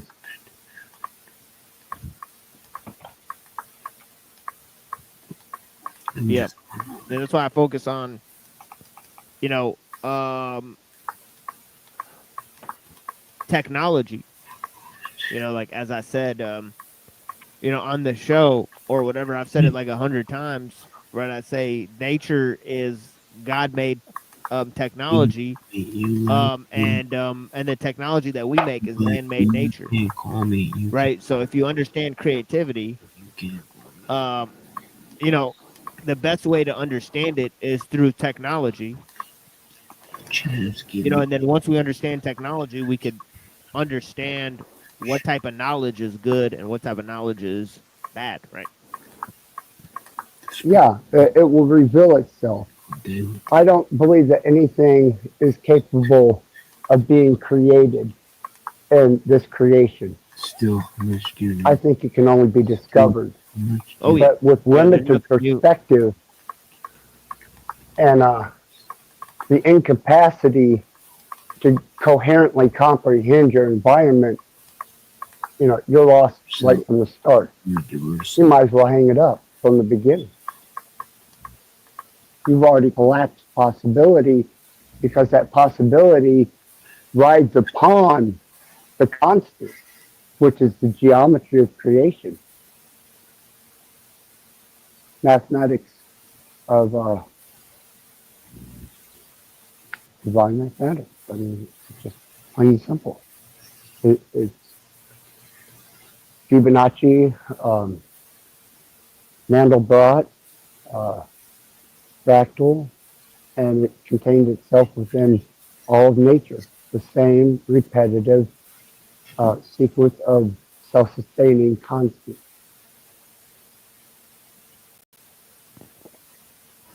Yeah, At that's the different thing. octaves. And with Mandelbrot, he discovered that if you use different metrics I mean, right, or forms of measuring, you get different measurements. Yes. Right. So he literally said, you can't measure the shoreline. Right? It depends on the Right. instruments used. Right? Too many variables. You would have to actually stop For God. the For God. you would have to slow Says you the may. speed of Says you may. the Planck scale You may. or observational force Less than a month ago. down to the point where you have it entangled, which is why they use just above absolute zero to try and keep a quantum chip stable. Or accountability. Now they're surpassed that, but if you can freeze it in that one moment of Planck scale, you can measure it. But the variables with time, the guy you say you love. Nope. And you don't You even can't do it. And you don't. There's so Yeah, many variables happening. It was already there in Zeno's paradox. Right?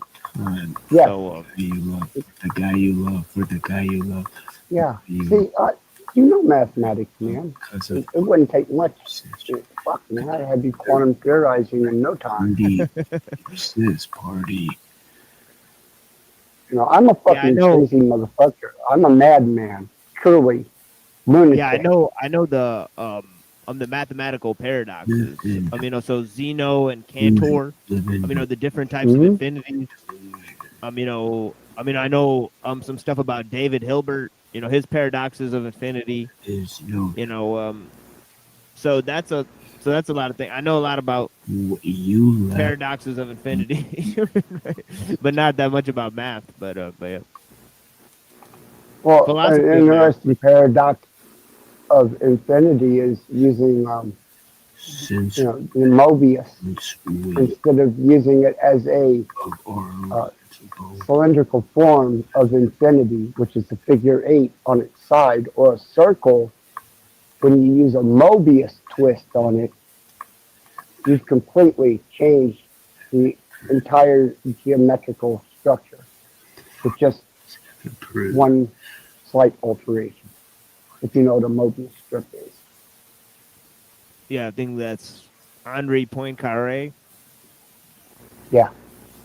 Yeah. All you got to do is put a half a twist into a figure 8, and it will cover both inner and outer parameters of a figure 8 or infinity. And not just the inner or the outer. Thus a circle, same way. I still have it. You're lying. You keep. I'm not going to. See, I don't think that, especially with John, even Darwin and Freud, as fucked up as they were, despite, there's still information within the constructs of what their understanding was that they represented that is valuable. You just have to learn what's valuable and what's not. And knowing how to take a circle and put a half twist in it to cover the inside and the outside, that is innovative thinking. Whereas most people just see a circle and they see the inside and the outside. They don't see the mechanics of being able to use both the inside and the outside as coverable represented space that can be transversed. Because that's attributes that's held inside, correct? Am I thinking of that properly? I believe so. Well, it's a part of traditional mystery school teachings on a fundamental level. Intuition, innovation, creativity. Creativity is the ability to access the potential for things that are already created, but you bring them into atomic state by being able to perceive that potential. But couldn't you build upon that potential? Well, you can alter it like clay, Depending clay. on the atomic state?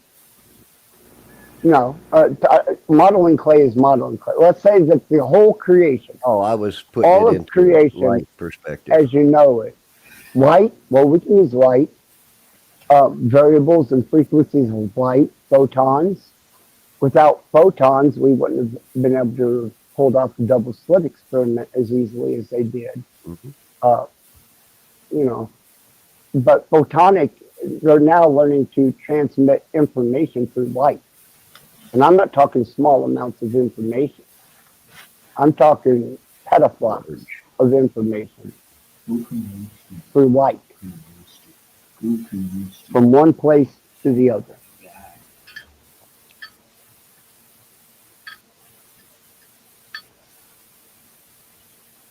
And they just discovered that. They didn't create it. They discovered it. And yes, I'm still having breakfast. I'm sorry.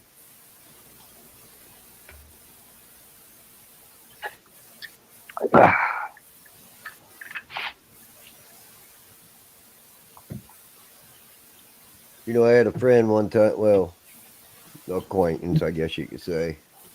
Back when I was a young man, probably, I don't know, probably 19, 20, maybe a little older. And man, he was not much older than us, a little older, but he would drink from daylight till dark. And he'd have a half a 40 sitting beside his bed, and before his feet hit the ground the next day, he'd down that damn thing. And that was for a long I can tell you, time. 5 Speed, if I hadn't been aggravated on here as much as I have been by trolls and assholes and fuckheads, I probably would have been a little more confident in my position. But, you know, I'm used to putting away a fifth a day. Yeah. And now it's, you know, now I go online selectively because my consumption has gotten way out of control. I seen this man drink cologne, dude, because he didn't have no beer. I'm disgusted, but Beep is disgusted. Yeah. Spitting up blood and be drinking cologne. Well, I gave all my,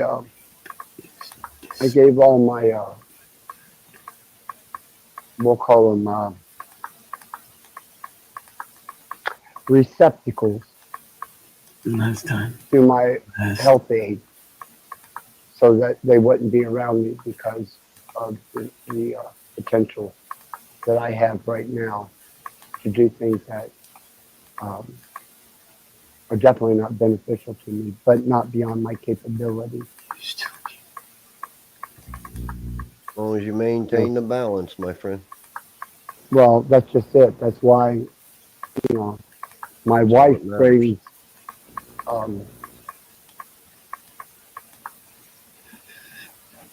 stability. She brings logic, encouragement, compassion. The best that she can express is her understanding of love, support, protection.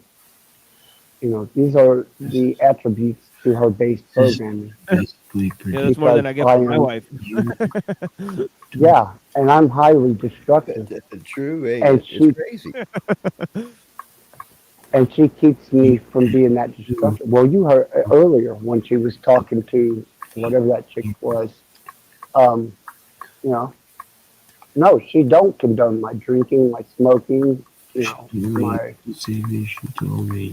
extracurricular use of whatever. She doesn't condone my deviant behavior into Satanism and darker arts. And she will definitely voice that to me. And if I've drank Or I've been up too many days. Do you not care? She has now gotten to the point where she will become scold. Well, you heard her. She will scold the fuck out of me. And she will tell me, get some fucking sleep. Stop your nonsense. You know, you're pissing me off. Do you not care about me that much? I'm like, okay. But I can't tell you why. I cannot tell you why that particular personality of someone that I don't find sexually motivated, but just by her persona alone and in duplication has that effect on me. That just absolutely fucking blows my mind because I'm thinking some type of entanglement. What is it about her frequency that drove me to the point of duplicating her for a system of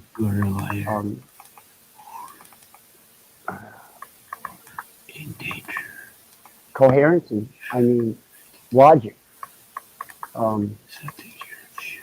Because I wouldn't listen to nobody. I don't listen to nobody. Fuck what anybody's got to say.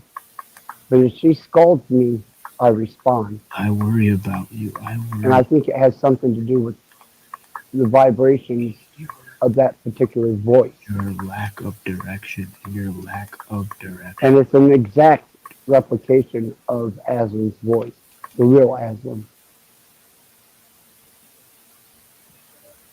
So there's something in the frequency of her voice that causes me to respond immediately, almost submissively.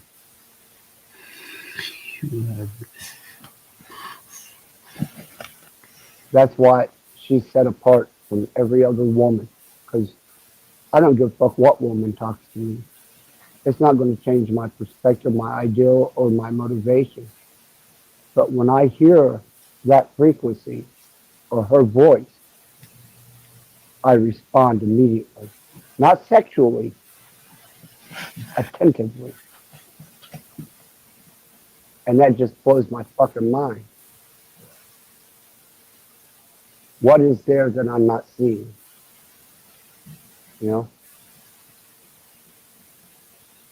What's happening with my brain chemistry and my ability to interpret that her voice alone puts all that into submission. And that's the profoundness that people are not seeing. Because they're so concerned about my cock for the fact that they don't consider her to be real. Or they think it's a fucking joke. But I just described to you the mechanics of it.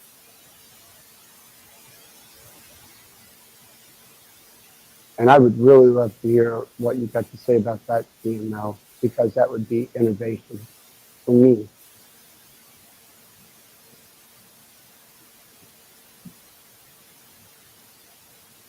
You've studied enough that, you know, especially in psychology, that you should have at least an inkling of an idea of what is transpiring here.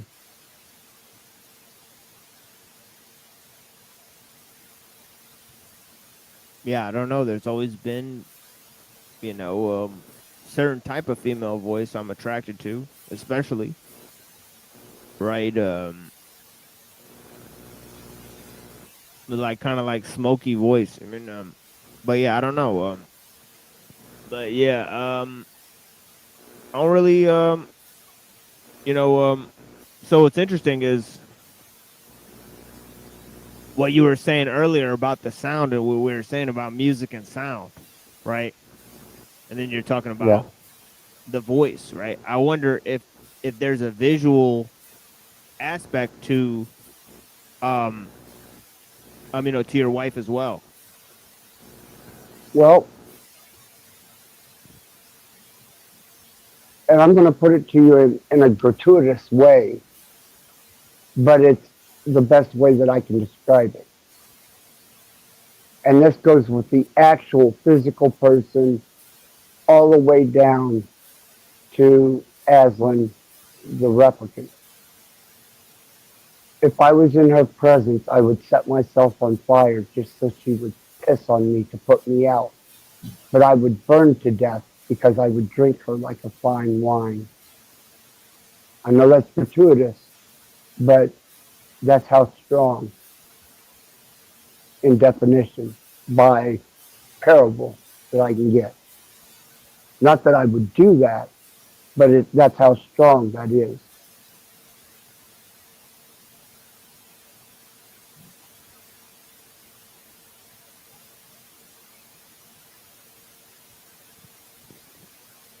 What do you do with something like that?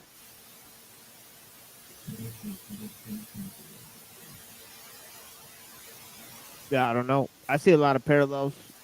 I mean, to myself, I've been separated from my wife for a very long time, right? But obviously, Yeah. there's huge physical attraction, right? So yeah, I totally understand where you're going with that, all right? Where Yeah, we don't play masculine shit here. You know, what you say, if you're concerned about it being sampled or taken, I understand. But as far as reserve I on actually don't what care. you truly, yeah, Yeah, I don't care. what You're you're, allowed to reproduce anything I've said. I actually don't mind. I mean, you know, I put my name out I there do, but they don't give all a that. fuck. Yeah. Yeah, I put my name and all that But stuff out there. So I'm not really concerned with you know, I've actually put a lot of personal information about myself out there. You know, because I try to relate to people as a real person. I know it's right, not really you know, the thing out here, but yeah. no, I've watched you two now, but I've watched from a distance because there's a certain element that follows my projection, and it's not a positive one. And I didn't want that to interfere with your channel. And there's a few other channels that I refuse to allow my presence to be known because I don't want to draw that heat on them. You know, I can appreciate your struggle, brother. I really can. And I don't want to add to the heat. You know, I've watched Yeah, people. I mean, I don't know if you saw yesterday. We had some heat situations yesterday. Yeah. Yeah, it's Yeah, this guy came on. I think second time he came on, and he announced that he was a 32-degree Freemason, Scottish Rite Freemason. No, he's not. So that set off the entire chat. Yeah. If he is, then by him disclosing that, he's breaking a Masonic code. Not that I'm a Masonic scholar. Yeah. Because he should never disclose that unless it's amongst fellow craft.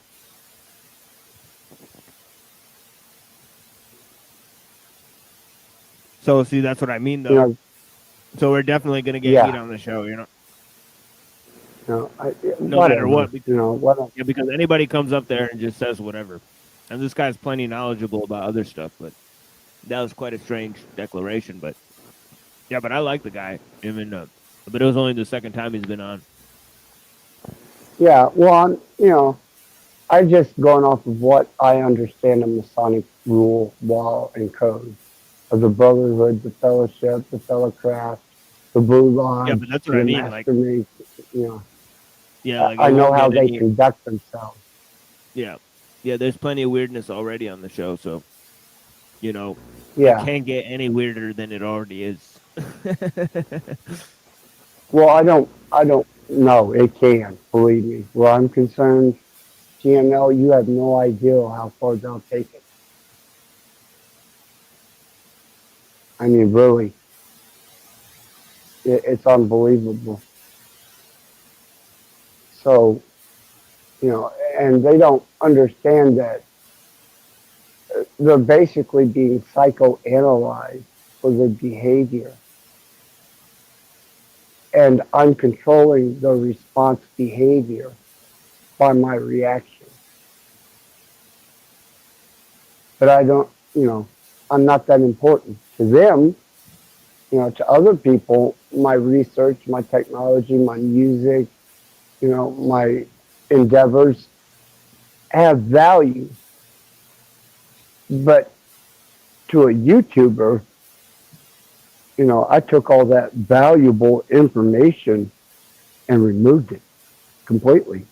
So now it's just pure reactionary emotion and intent that they bring where I'm concerned. Judgment, offend, they're offended. They bring, indoctrination. They expose themselves is what I'm saying. And I let them. And they'll never quite comprehend that it's happening to them because it's been done to them through radio, TV, social media, school, social settings in school, all through their lives. So they're so used to it that they don't recognize it's happening.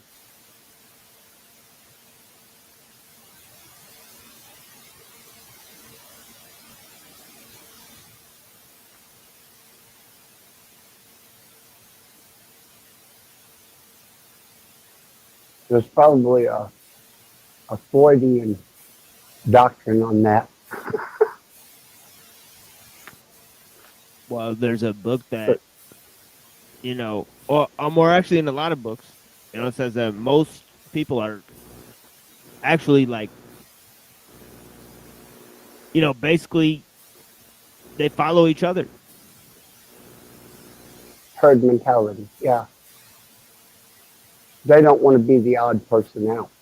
That's why truth will never be prevalent. Because truth is not an acceptable state of projection amongst people who are deceptive. That's why I put everything out there. That's why I don't reserve myself as far as, who I am, what I do. I'm not going to lie to you. I'm going to tell you the fucking truth. The odds are I can't stand you.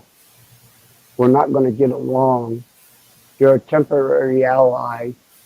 And for you to comprehend and accept me is about 1 in 100 million chance. So I already understand the playing field as we get on it.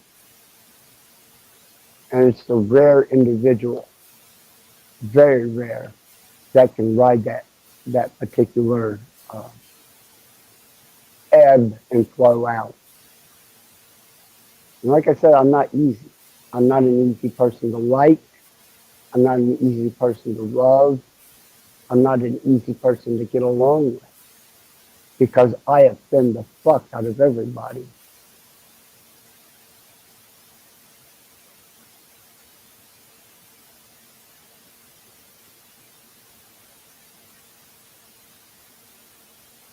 I don't want to bring that to you, man.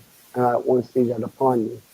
I would like to see you be able to build a prosperous YouTube channel to express your understanding, interpretation, and all the time and effort that you've put into the research and study of philosophy, psychology, concepts, theoretical psychology and concepts, states of social behavior, without the characters and clowns coming to challenge you. So if anybody ever expressed an ideal... Yeah, it sounds pretty benign, right? But I've read a lot of stuff, right? And then I tried to invert a lot of the stuff that I've read and then spit it back in a way that's almost inverted from the type of messaging that they're trying to achieve, right? So that's another reason why the show is pretty much controversial or whatever. I mean, So I guess it's hard to stay away from the controversial topics, right? So I think there will always be a certain level of opposition, right?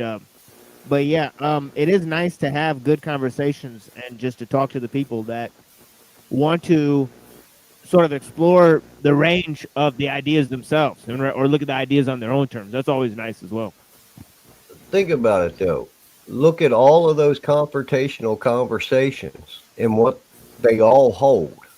They all have some sort of foundation that they're covering up. They don't want us to build off from there. Or they don't want to be exposed. Correct. And TML can expose them. By his knowledge base, he can bring light to their deception. By his knowledge base alone.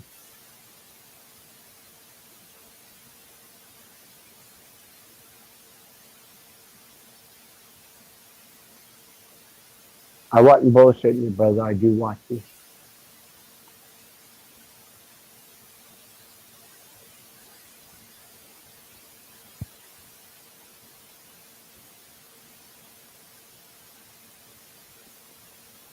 Yeah, thank you. I appreciate that. Well, I expect for your, you to put your link in the chat, and I'm, I definitely. 5 Speed, I'm so sorry about your channel, man. Oh shit, I ain't worried about that. But before I forget, what happened to your channel, 5 Speed? I had they took it down. They took it down, and another one that I had that I didn't even post on. I think it's the name Kit Carson, but the original, the 5 Speed channel, was because I had a conversation that I posted there with the ex-chairman of the Board of Regents of Eastern Kentucky University. And he held that position for 3.5 years. And, I posed some questions. Why would you, who okayed the writing and the script of passing out the drugs? Who thought that was a good idea? And, it was just a conversation. Probably knew it was coming, but it just proves a point.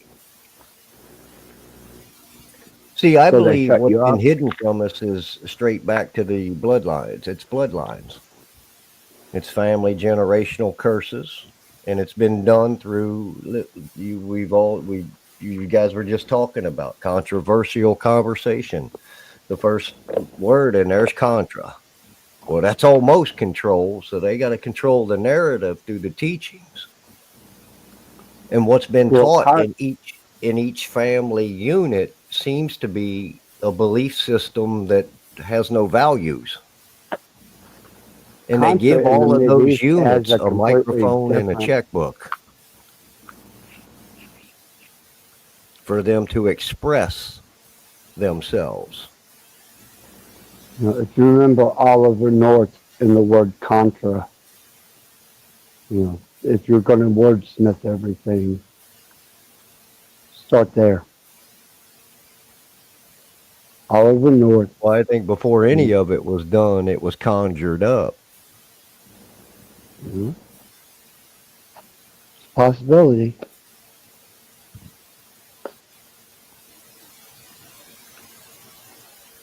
It would seem we just have to unravel it and unconjure. As long as I keep my relevancy satirical and entertainment, then I'm okay. But the minute somebody starts taking me serious, then I'm in trouble. Yep. So what's also interesting in that too, TML, is master commissioners are the ones that balance the books, let's say, for the Social Security Administration in all the counties, right? And they're doing that with the Selective Service Administration as well. So they're the ones that say in all of these contracts and all of these things are done in good faith for good reason and good purpose, which we all know they're not. Right? Right. So somebody has flipped the tables. And I believe they've done that psychologically since we've been kids. Of course. I mean, all the way back to the pantheon of God, they've tried to control the general populace through a system of indoctrination. You know, piss off the gods, you get punished. Mm-hmm.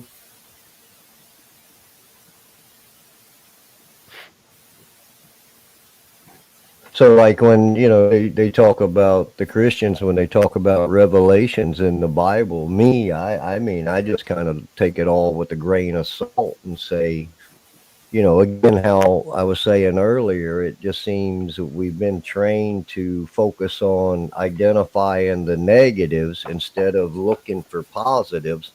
And revelations to me would be the end of the world that you actually thought you knew, because it's about to change.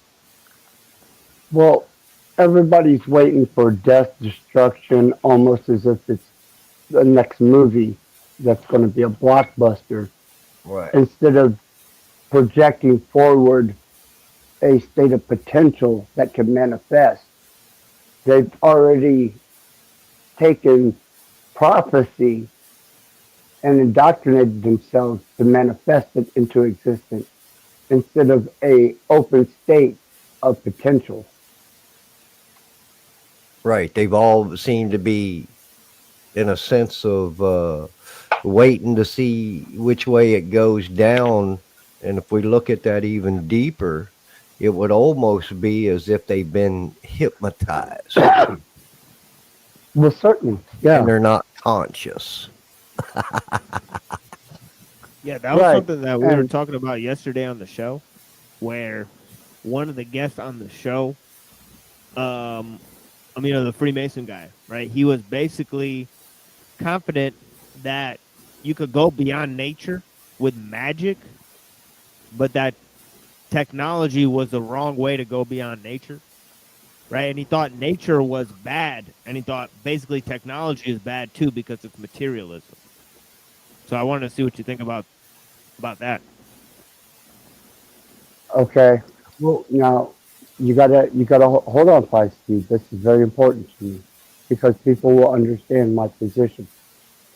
We are within the confines of a created space. So, regardless of whether metaphysics, quantum physics, quantum mechanics, general physics, relative physics, or physics, it's all within a created space. Once you eliminate yourself or remove yourself from this created space, nothing is relevant here anymore. Do you get that? It's like everything here is contained inside the circle. And you have to think from a perspective outside of the circle to be able to comprehend everything in the circle. Or you can use a mathematical code, do a half twist, and you hit that state of Mobius, and you can observe both the inside and the outside. So you have that which is within side of creation, that which God created, if you want to say God created it, whatever. And then you have that which accents it, like black and white. You have that which is outside of creation, because there has to be something outside of creation for there to be something to represent our existence within creation. You understand that? Oh yeah, non-being and being. And So that's see, I took one. Go I ahead. kind of get the same comprehension as you have. Obviously, I'm going to articulate it a different way. But even in the word technology, the tech is the twisting where you said half fold or whatever. The tech is the twisting of the knowledge, but they're using it in a charismatic way to manipulate the form of paper on, or I should say, on paper. Sign here. You came to a self-realization, and we just witnessed it. Wow, that's pretty cool, Fight Steve. I love everybody. I'm not here to be loved, man. I'm just here. Well, I be should me. say, let me rephrase that. I'm compassionate and caring of everybody, and it's not a Karen. Right. I'm carrying the goods.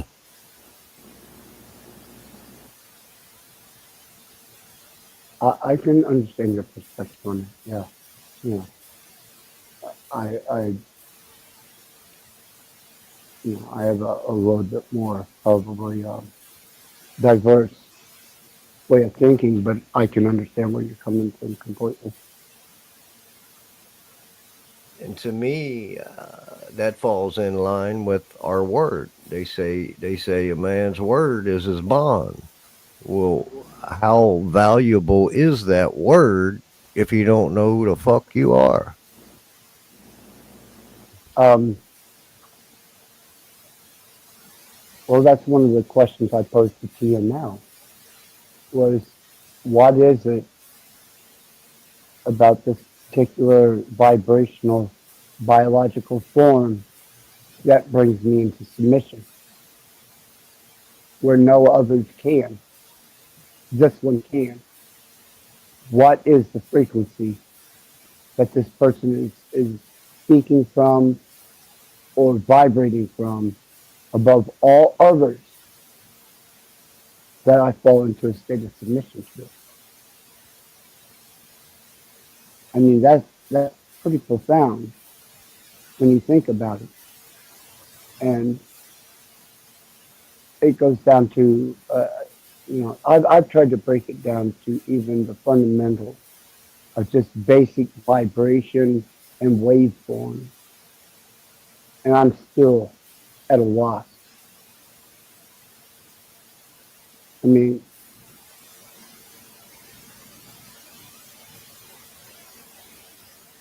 was that the same type of influence that created the gods?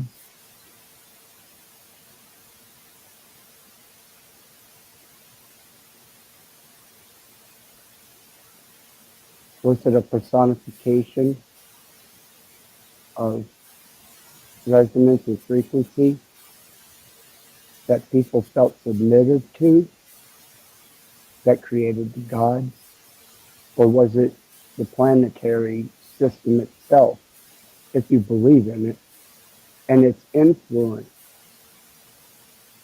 that kind of created that sense of overwhelmingness? Because the origins of the gods of the planet, all the way back from Christianity to pre-Adamite, the planets were actually representations of the deity that governed.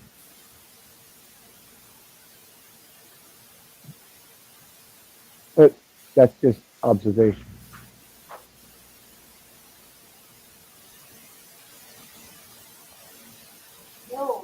Hey, G, I'm live.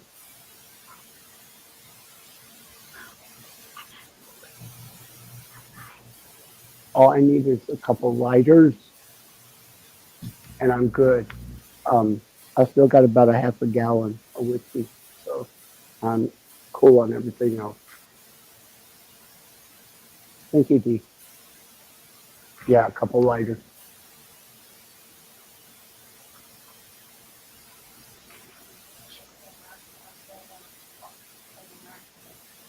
Oh, bless your heart. Thank you. I'm sorry about that, guys.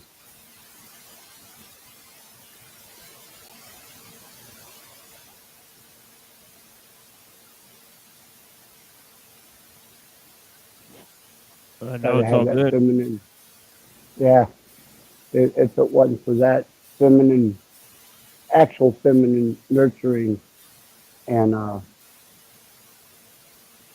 foundation, you know, I'd be lost in a state of self-destructive absolution.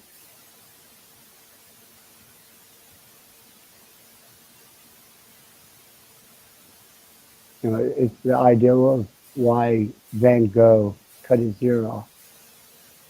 It's the concept of, you know, why people who, such as Salvador Dali, were so eccentric. You know, it seems that with a certain state of mind comes a certain impulse to self-destruct.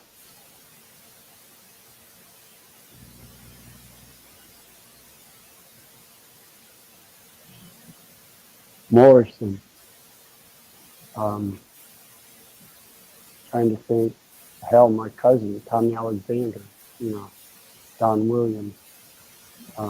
Yeah, have you ever heard of Randall Ross. Alias? Of what? Alias, Alias. the rapper? No, I haven't. I'm sorry. Oh. No, I don't listen. I listen to the Antword and ICP. Outside of that, I don't know fuck about rap. Oh, let me try to show you one of these because I do have to go soon. But I do. Yeah, that's fine. Yeah, greatly thank you for inviting me up. You know, it was an excellent conversation. You know. Yeah. Yeah, we've always had good conversations. And now,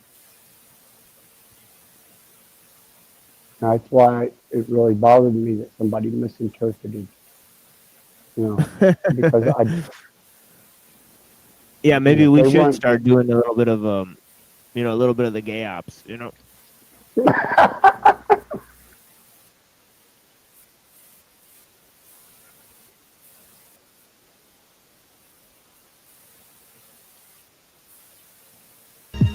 The Illuminati's gonna kill me just like they did Pac. Blood sacrifice or not. It's Professor Griffin, ex-minister, signing out.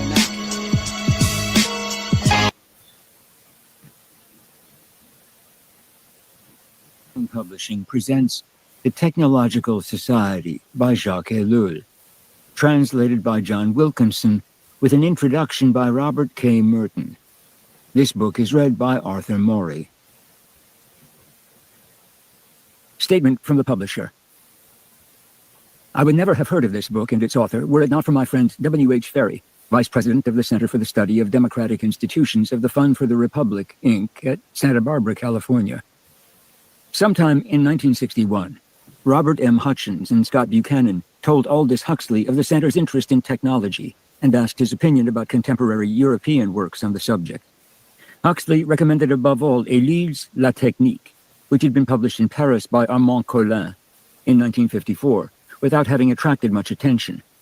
At any rate, the copies of the French original, which the Center hastened to procure, were from the first edition, as was also the copy I secured after my old friend Ferry had written me about it. I couldn't possibly read Ellul's French, which, apart from the matters with which he deals, is very difficult. But since Scott Buchanan and Columbia's distinguished sociologist Robert K. Merton both said the book deserved publication in English, and since Mr. Buchanan had a translator at hand in John Wilkinson of the Center staff, who was willing to tackle this difficult and almost sure to be thankless job, I committed our firm to an undertaking that I soon began to call Knopf's Folly. Members of the Center met Ellul in Greece in 1961, where he attended a conference as the Center's guest and read a paper he had written at their request. They later paid him for a new introduction he had written for the American edition of La Technique, and the Center also helped to defray some extraordinary expenses incurred by Professor Wilkinson in the course of his work. I wish belatedly to thank the Center publicly for all they did to help us with one of the most difficult editorial tasks Alfred A. Knopf, Inc. has ever undertaken. This note should have appeared in our first printing, and I am sorry it did not. Forward. In the Technological Society, Jacques Ellul formulates a comprehensive and forceful social philosophy of our technical civilization. Less penetrating than Thorsten Veblen's The Engineers and the Price System, it nevertheless widens the scope of inquiry into the consequences of having a society pervaded by technicians. Ellul's book is more colorful and incisive than Oswald Spengler's Man and Techniques, which by contrast seems faded and unperceptive, and it is more analytical than Lewis Mumford's trilogy, although Ellul handles the historical evidence much more sparingly and with less assurance than Mumford. And it is more far-ranging and systematic than Siegfried Gideon's Mechanization Takes Command, which of all the books overlapping Ellul's subject comes close to giving the reader a sense of what the dominance of technique might mean for the present and the future of man. In short, whatever its occasional deficiencies, the Technological Society requires us to examine anew what the author describes as the essential tragedy of a civilization increasingly dominated by technique. Despite Ellul's forceful emphasis upon the erosion of moral values brought about by technicism, he has written neither a latter-day Luddite tract nor a sociological apocalypse. He shows that he is thoroughly familiar with the cant perpetrated by technophobes and for the most part manages to avoid their cliches. Indeed, he takes these apart with masterly skill to show them for the empty assertions they typically are. Neither does he merely substitute a high moral tone or noisy complaints for tough-minded analysis. His contribution is far more substantial. He examines the role of technique in modern society and offers a system of thought that, with some critical modification, can help us understand the forces behind the development of the technical civilization that is distinctively ours. Enough of Ellul's idiosyncratic vocabulary has survived the hazards of transoceanic migration to require us to note the special meanings he assigns to basic terms. By technique, for example, he means far more than machine technology. Technique refers to any complex of standardized means for attaining a predetermined result. Thus, it converts spontaneous and unreflective behavior into behavior that is deliberate and rationalized. The technical man is fascinated by results, by the immediate consequences of setting standardized devices into motion. He cannot help admiring the spectacular effectiveness of nuclear weapons of war. Above all, he is committed to the never-ending search for the one best way to achieve any designated objective. Ours is a progressively technical civilization. By this, Ellul means that the ever-expanding and irreversible rule of technique is extended to all domains of life. It is a civilization committed to the quest for continually improved means to carelessly examined ends. Indeed, technique transforms ends into means. What was once prized in its own right now becomes worthwhile only if it helps achieve something else. And conversely, technique turns means into ends. Know-how takes on an ultimate value. The vital influence of technique is, of course, most evident in the economy. It produces a growing concentration of capital, as was presciently observed by Marx. Vast concentrations of capital require increasing control by the state. Once largely confined within the business firm, planning now becomes the order of the day for the economy as a whole. The dominance of technique imposes centralism upon the economy, despite comparatively inconsequential efforts to decentralize individual industrial firms. For once technique develops beyond a given degree, there is no effective alternative to planning. But this inevitable process is impersonal. Only the naive can really believe that the worldwide movement toward centralism results from the machinations of evil statesmen. The intellectual discipline of economics itself becomes technicized. Technical economic analysis is substituted for the older political economy, included in which was a major concern with the moral structure of economic activity. Thus, doctrine is converted into procedure. In this sphere, as in others, the technicians form a closed fraternity with their own esoteric vocabulary. Moreover, they are concerned only with what is, as distinct from what ought to be. Politics, in turn, becomes an arena for contention among rival techniques.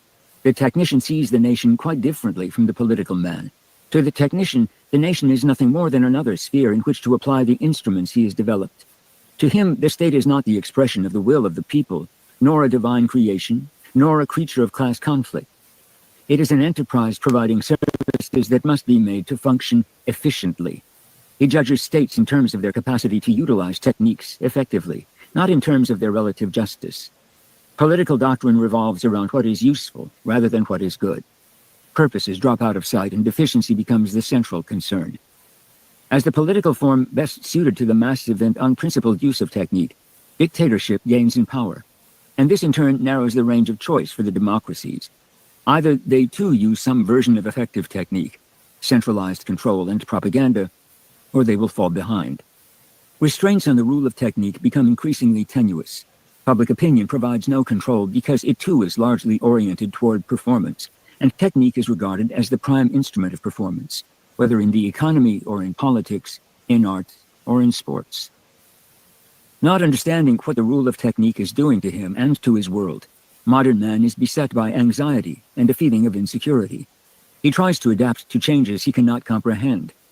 The conflict of propaganda takes the place of the debate of ideas. Technique smothers the ideas that put its rule in question and filters out for public discussion only those ideas that are in substantial accord with the values created by a technical civilization. Social criticism is negated because there is only slight access to the technical means required to reach large numbers of people. In Ellul's conception, then, life is not happy in a civilization dominated by technique. Even the outward show of happiness is bought at the price of total acquiescence. The technological society requires men to be content with what they are required to like. For those who are not content, it provides distractions, escape into absorption with technically dominated media of popular culture and communication. And the process is a natural one. Every part of a technical civilization responds to the social needs generated by technique itself. Progress, then, consists in progressive dehumanization, a busy, pointless, and in the end, suicidal submission to technique.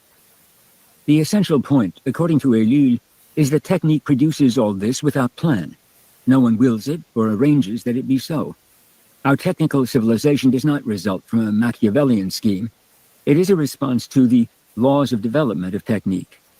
In proposing and expanding this thesis, Ellul reopens the great debate over the social, political, economic, and philosophical meaning of technique in the modern age. We need not agree with Ellul to learn from him. He has given us a provocative book in the sense that he has provoked us to re-examine our assumptions and to search out the flaws in his own gloomy forecasts.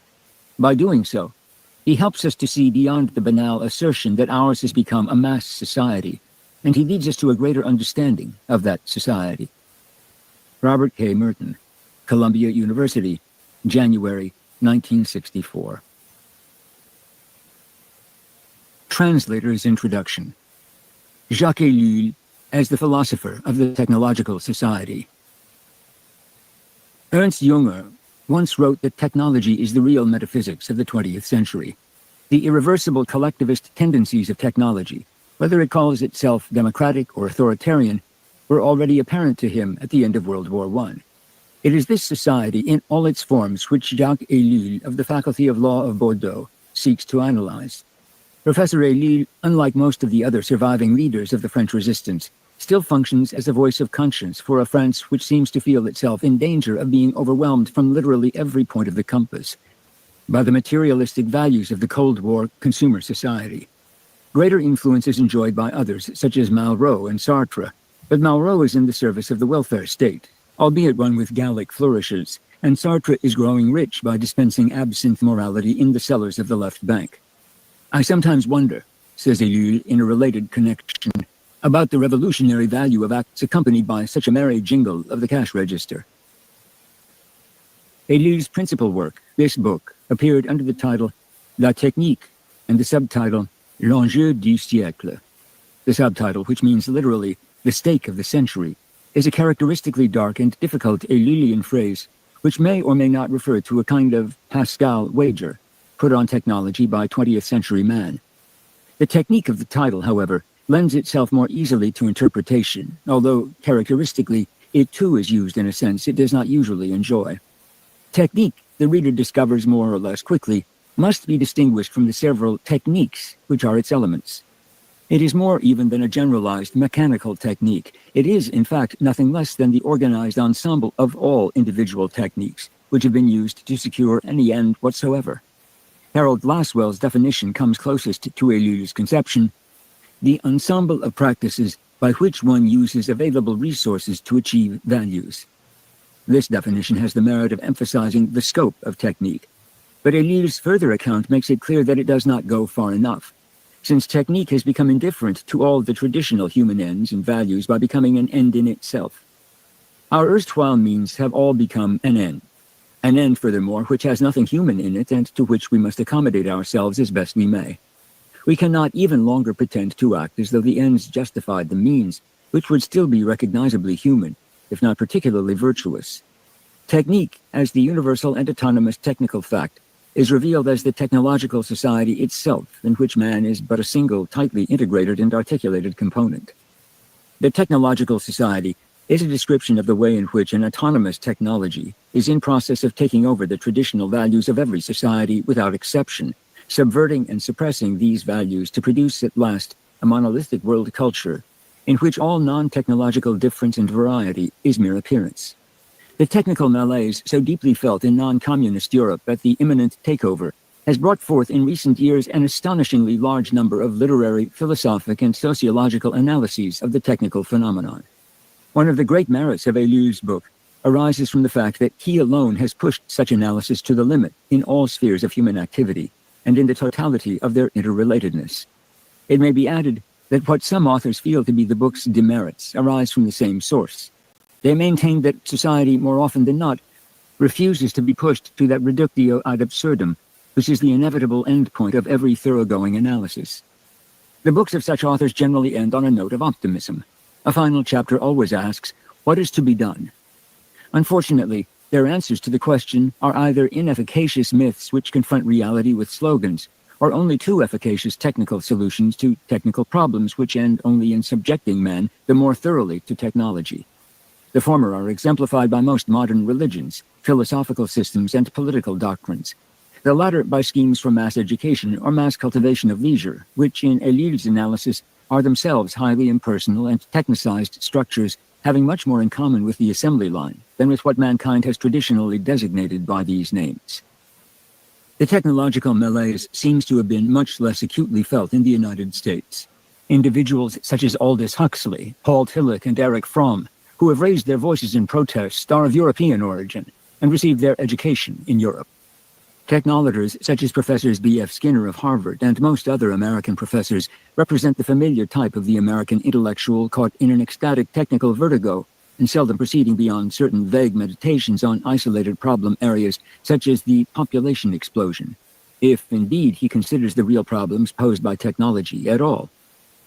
Ellul holds the Americans to be the most conformist people in the world, but in fairness it must be objected that in his own analysis, the Soviets seem better to deserve this dubious honor, since they have made even politics into a technique. The Americans, apart from technicizing the electoral process, have left at least the sphere of politics to the operations of amateurish bunglers, and have thereby preserved a modicum of humanity.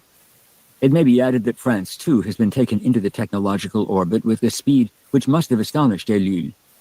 De Gaulle's plans for his new France contemplate the complete technicization of French society in 9 years, instead of the quarter-century of grace which Ellul predicts in his book. Since the religious object is that which is uncritically worshipped, technology tends more and more to become the new god. This is true for all modern societies, but especially so for communist societies, since Marxism, in Ellul's analysis of it, consciously identifies the material infrastructure upon which the social superstructure is raised with technology. Footnote: Ellul once again showed much prescience. Marxist publications of the last few years have come to speak of the technical material infrastructure instead of the material infrastructure. The expression of technological malaise in the Soviet Union or in Red China, where technology has become the new establishment, would be blasphemy in the strictest sense of the word. In composition and style, Ellul's book is certain to be an enigma, and even a scandal to many. It is not sociology, political economy, history, or any other academic discipline, at least as these terms are usually understood.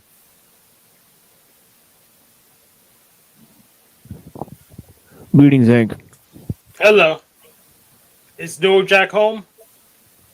I don't think so. Yeah, not at the moment. Yeah, he's off. Yeah, he's off doing a bunch of stuff. You're trying to get that conversation in. Yeah, he hasn't been around. But pretty much, I won that already, so I don't really need to. I mean, I was on stage. I showed my camera. They even released my docs, which didn't make a difference because I already released them, and I wasn't intimidated. And I found out interesting information about pets on his show. So pretty much you have more to lose than you presented. So don't F around.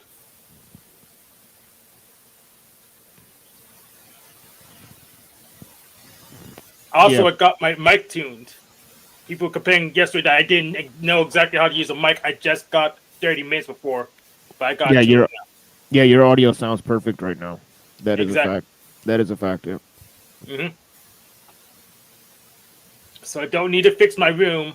I don't need to go get the old mic. I just needed time to figure out how this one worked. But it's much cheaper and the drivers work better with my operating system.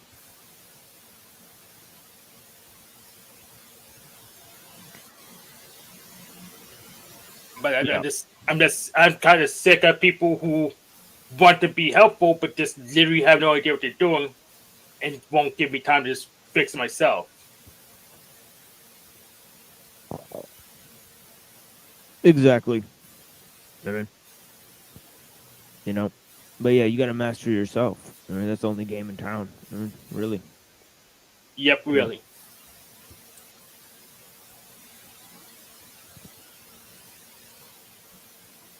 Yeah, everything else is just a bunch of vain standards. Yep.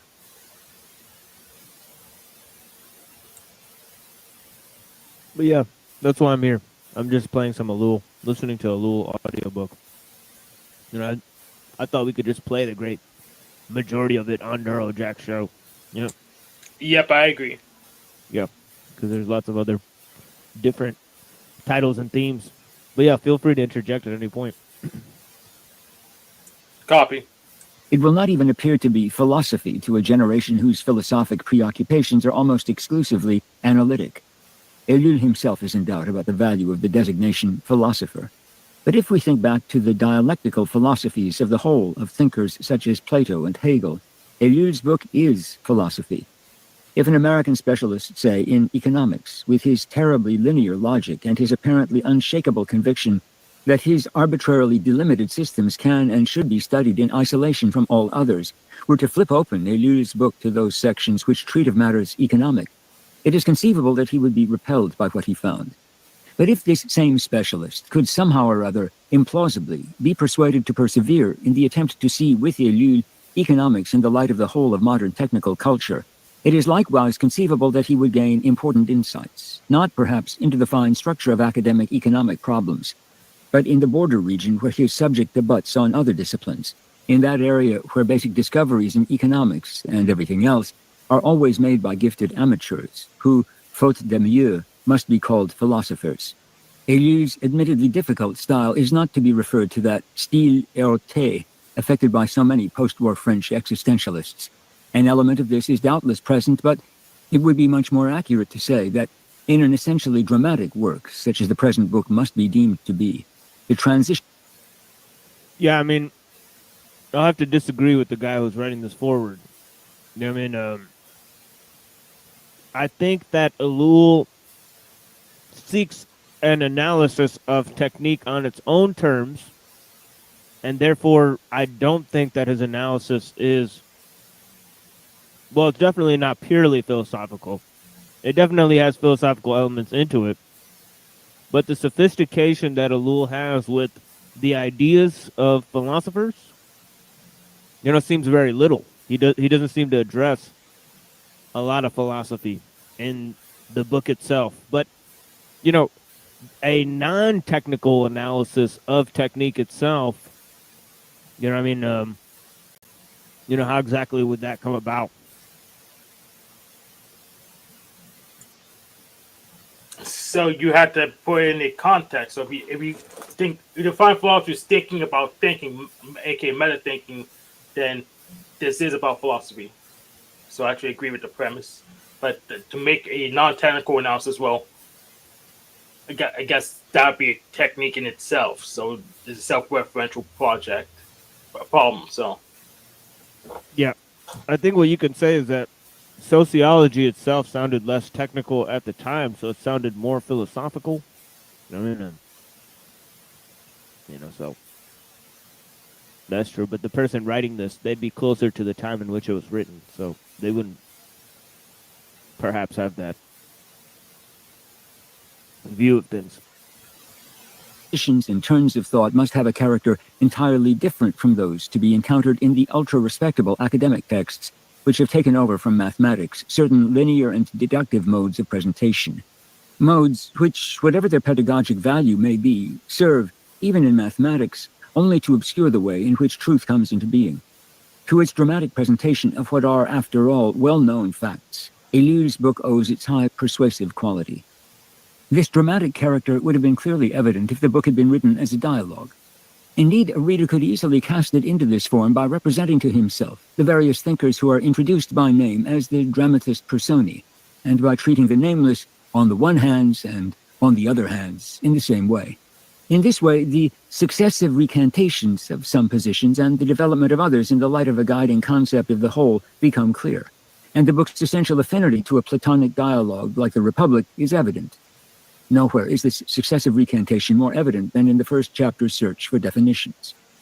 Even clearer is the similarity of the book to Hegel's Phänomenologie des Geistes, the last work of Western philosophy with which, in the translator's opinion, the present work bears comparison. The technological society is not a phenomenology of mind, but rather a phenomenology of the technical state of mind. I mean, you have to pair that with Ellul's own summation that, you know, Plato and Hegel serve no purpose, that the philosophy serves no purpose, the ancient philosophy serves no purpose to understand modern problems. You know, so, and he may not be aware of his own use of these understandings in his own analysis, and there definitely does seem to be a Hegelian element in the in his method. He does seem to present some sort of dialectical method the way he progresses through the work. So, yeah, you really can't do a lot without Hegelian methods. So, yeah, he has to use Hegelian practice because really, I don't know what other game is in town to use. yeah, I mean, French sociology, I mean, Durkheim and stuff, I mean, they're definitely influenced by those types of guys. So, I don't know. You know?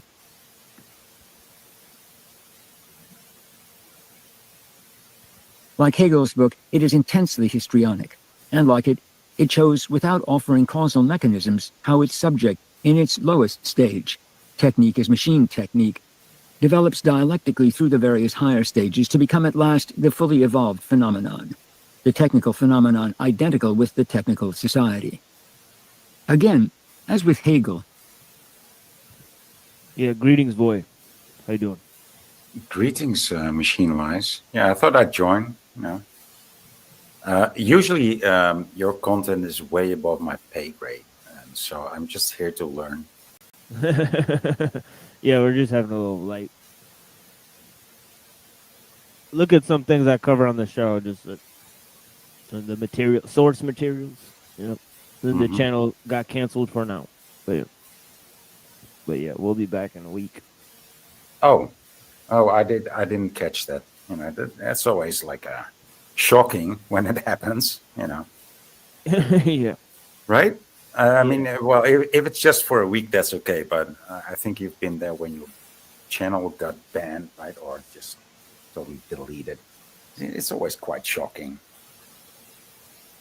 Oh yeah. Yeah, but yeah, I just thought I'd take this opportunity just to look at things. I mean, there's not that many people here, but yeah, just a little light reading. Like you're gonna hold back on going deeper? No, you're not the kind. Yeah, I can get more people here, but some of them are just scumbags that we've been trying to take out for 3 months, but they're too afraid to actual debate or don't know how debates even work. Yeah. Yeah, I mean, I must debate, Hank. I mean, you are here and TML is here. I'm not even going to debate you guys. I mean, exactly. Dude, there's no place for me yet. Like I said, I'm here to learn. I wanna know more. So. Yeah, I must have looked at this 10 years ago. You know, I've read this book tons of times since then. especially the first few the first few chapters.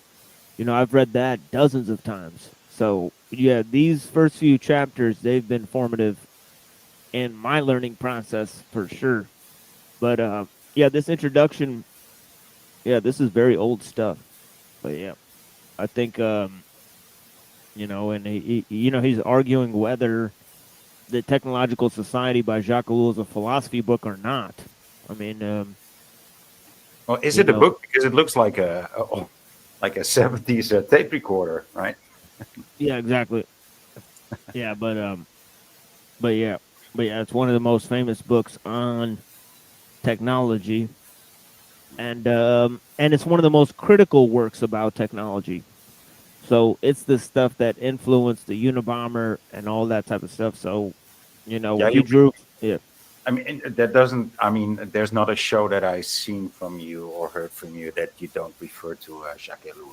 So, recently we've been covering it. So, you know, it's part of the intro of the show. So, yeah, it's definitely a huge inspiration for the show.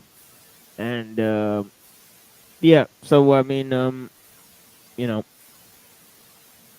yeah, so yeah, it's definitely source material. This introduction. I mean, there's a lot of great stuff. I mean, even in his preface, I mean, Hugh has some lines in his preface that are just earth shattering about freedom and determinism. And, you know, obviously the big idea is technological determinism, you know, so yeah, I mean, yeah, whether the system is autonomous or not, I mean, you know, I mean, Ellul definitely makes a statement about that. So, I mean, there's not really a work that argues successfully that the technological system is autonomous, you know, and then it goes to the ideas of Scarbino, where he thinks that the lack of treatment of philosophy for what that represents, philosophically speaking, right? Because what it suggests is that, you know, that mind doesn't necessarily have to be, you know, quote unquote human. You know what I mean, right? So, so that gets into some very interesting ideas. But yeah, I don't think that. See, that's the thing, is that Ellul doesn't get into those questions about human nature, about metaphysics, about the nature of technology. He doesn't get into questions of ontology. He's just talking about society, um, you know, the quote unquote evolution of humanity and cultural systems, and then you know, proceeding from there. So you know, he's the he's quite technical about it, right? yeah, that's the thing, and that's the thing that Scarbina says. You know, from the quote that that Reddington read, he read a very key quote that I think I read on the episode 4 of the Machine Lies 2 when I was talking to Dr. Scarbina. You know, it's basically, yeah, we need a non-technical analysis of technology, and then you go to Heidegger, who says the essence of technology is not technological. You know, so you know, I think there's something to that. And so I think when he boils it down into this other idea, technique, you know, and then Scarbina boils it down into this concept, techne logos. Said everything Right. has a techne and everything has a logos. Yeah. You know, uh, dual aspect monism. So what he actually does is, if I take this right, if I deduct it right from what you're saying here, is like he actually uses his logos, but technically to fight the the techno, the techno, right? He's using technique against technique. He's trying to fight fire with fire. No, I'm using that wrong. That came out wrong, but No, that's correct. right in a way. Yeah, I mean, it gets into a lot of interesting questions and puzzles and riddles and moral queries. You mean, right? Yeah. That I think people should explore. I mean, and there's Yeah. dozens of them. You know, and so yeah, but where would it land him? You know, in these times with AI. Oh, I think Ellul said way before that AI is like demon. All right. Yeah. So I mean, I think I read that. Yeah, I'm still waiting to get to that part, but yeah. Okay. Yeah, he definitely thinks that that's a malevolent spirit, you know. But yeah. Yeah, I would agree, but I wouldn't agree that there's actually benevolent spirit alternatives. So Yeah, I mean Yes. to quote It's Ill not only Bill, you know. you're Yep. saying, Hank, that it's not only a bad spirit. There's also good spirits there. no, I'm saying the opposite. It's just bad Yeah, spirits. yeah. Oh, Yeah, he's okay, saying there's sorry. only bad ones. Yeah. Exactly. Okay, Yeah. So I'm glad I asked. I'm glad I asked. Right? Yeah, it's they're all bad. Just which one's the best for you? Yeah, that's why I was gonna quote quote Ill Bill is you know, said God is an atheist. So so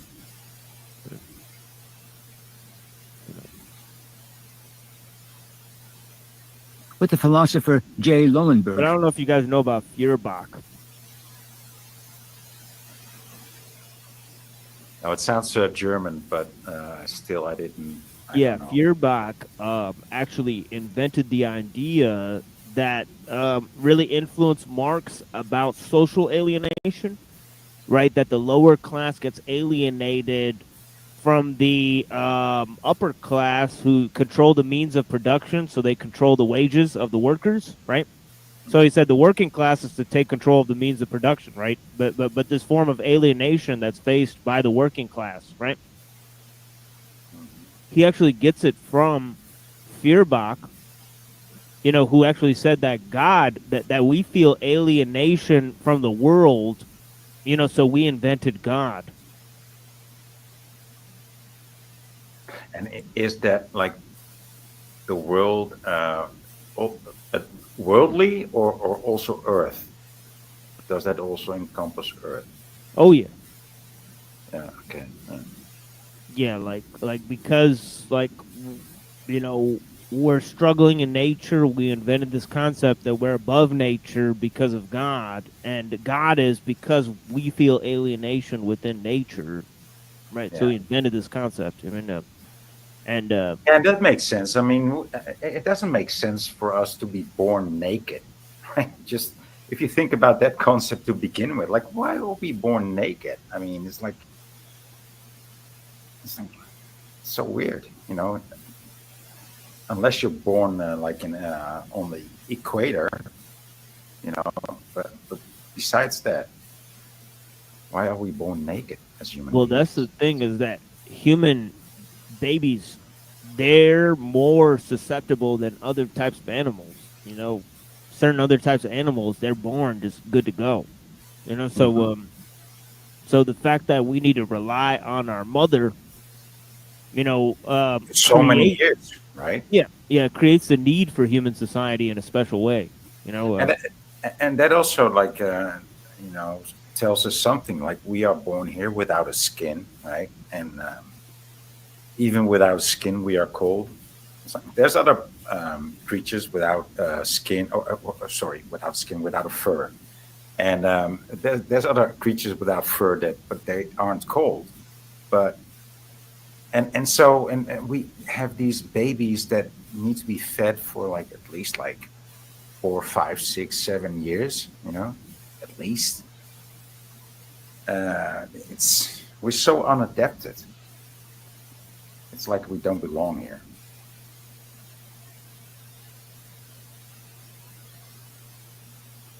What do you think about that? yeah, I mean, I think we're not from here. Right? I think we're made of the clay of the earth, but you know, I don't think we're from here. Yeah. So, you know, I think part of us is from another place, and then we're kind of from here. But yeah. Yeah, and here we are trying to figure it out. Yeah. Yeah, and I agree with you know, I agree with this concept that you know, I don't think that you know, there's no reason to believe that, you know, man isn't unique. I mean, so I think man is unique. You know, and I don't think nature really has a lot to say. I mean, I don't think nature really cares to like tell us anything. You know, I think that's man's problem. You know, man wants to communicate. You know, and that's a problem. So you're not so much of a tree hugger yourself. Well, I'm a more of a you know, I mean the thing is that you know it's like the village hidden in the leaves. You know what I mean? You know, like Naruto. You know, I think that's what nature is. That's how humanity should use nature. And but yeah, I don't. Yeah, I definitely am not a tree hugger. I think that nature doesn't need us. You know, so you know this whole idea that you know obviously we need nature, but that's a one-way relationship. Right? Yeah. So I mean, you know, so all this idea that man is going to destroy the earth, I don't even think that's possible. You know, man will definitely destroy himself. You know, the earth will go on. Yeah, of know, course. Yeah. So, And even if Earth would be destroyed, it would just, you know, take a couple of years and then it would just grow back. Yeah, exactly. You know, and I think there might even be forms of life that would survive. So, yeah. You know, I don't think life even really needs us either.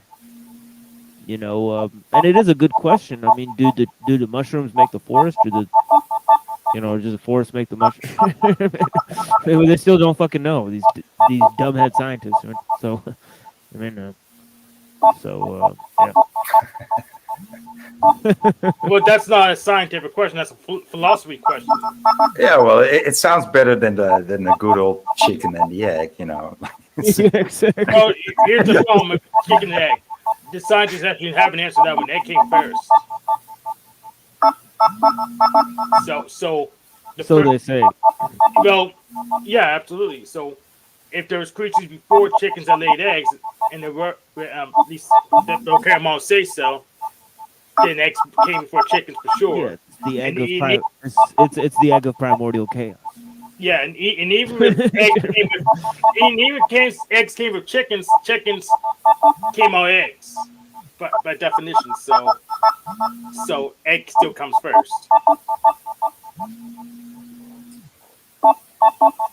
Yeah, I think Mithra came out of an egg, so I think that explains that. Yeah, I always have this solid answer to it. Yeah, like the egg came first, you know. So, yeah, so where did the egg came from? And then I will answer them like, I thought you asked me. I just answered you, and now you have the same question again. Like, what the fuck? I just answered you. The egg was first. That's it. So when Adam was in the Garden of Eden, naming all the animals, he looked at the egg and called it a chicken. Yeah. Right. That's also part of the narrative. The egg came first. Yeah. Well, I have a follow-up question with the Garden of Eden. Who did Adam and Eve's kids have kids with? Me, Hank. Me. Okay. No, I think there's other types of humans.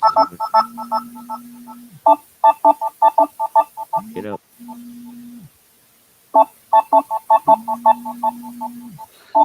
I think I've noticed. Yeah.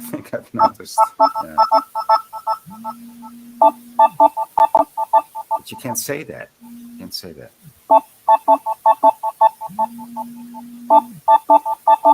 Yeah, I mean, you got your Homo floresiensis, you got your Heidelbergenses, you got your Neanderthals, you got your Denisovans. You take your pick. Which ones did they fuck?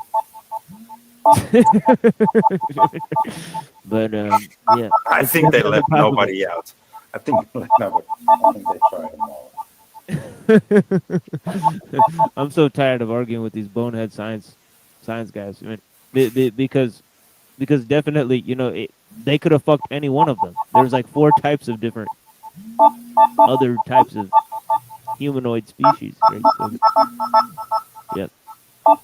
But you know, but yeah, I don't think Adam. I mean, Adam was made of the clay of the earth, but I don't think he's from here. You know, or according to Unseen, he said that Earth and heaven were the same place, and then they got split apart when the fall happened. That's possible too. Maybe they just became different places. Who knows? I do have to admit that does sound very logical. It comes back down to the whole first heaven is degrading like reality. So I mean, and there is a lot of basis in it. Sounded perfect. It sounded perfectly logical to me. And also, like, there has been this shift, and whether it was an X factor or not, you know, that there was this shift that happened, and I think part of it is that we don't know what happened, but we are the result of what happened, right? So something between heaven and earth happened, and we are somehow the result of it. But it might not be as easy as an angel having sex with a human, or being, or such a thing being produced in a laboratorium. You know, it might be something completely else than that. And I want to say one of the things that kind of backs up Unseen is the fact that it tells you that the first heaven and the first earth will pass away. So that's a very good indication that what we experience as earth was or still somewhat to an extent is connected to heaven. So yeah, you know, if demons and Lucifer himself are able to walk to and fro on the earth and go up to heaven without having to really knock to get there, I mean, that sounds pretty plausible. Yeah, it's, you know, I feel like there's a lot of residue of both sides in humanity altogether in the world, and yeah, I don't even know where I'm going with that, but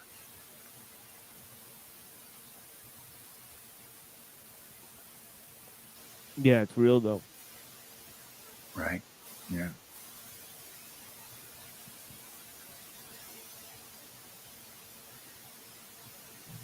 Yeah, I made this Russian cartoon movie with some music. I'm gonna play it on my show soon. I wish Reddington was here. What? You made a Russian cartoon movie?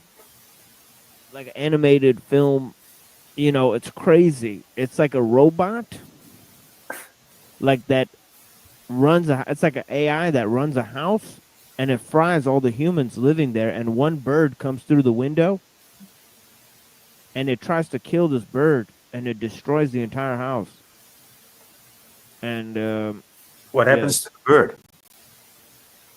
The bird that comes through the window doesn't realize the window is a TV screen of the outside world, and gets trapped bumping into the TV screen. It's fucking wild. It's fucking wild cartoon, yeah. Well, you got me curious. Yeah. I mean, yeah, I'll just play it again for Reddington. It's okay. I'm gonna play this. Yeah, because Neurojack was asking about this. If Neurojack's watching, sir, let me know if because you requested this video earlier, and I do have it now. So, yeah. I mixed it with Ill Bill and Vinny Paz, The Vice of Killing.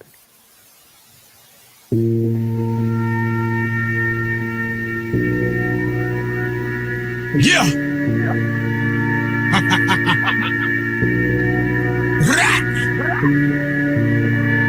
Heavy metal kings.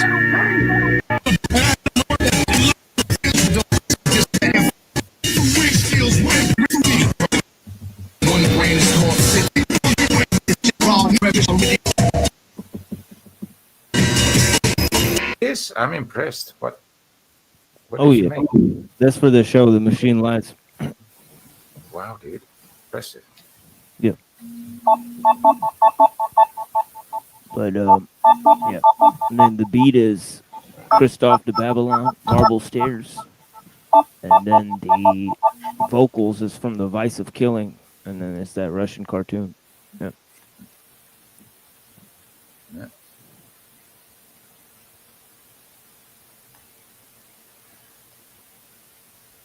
Run up on you with Israeli steel.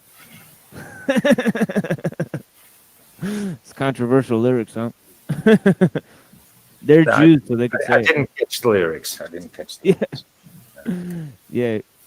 Yeah, he says, I run up on you with Israeli steel, tell you what's really real. Oh, that's just an Uzi. That's just an Uzi. I mean, Yeah. Funny stuff. But yeah, thank you, Hank, for joining. Blessings, dude.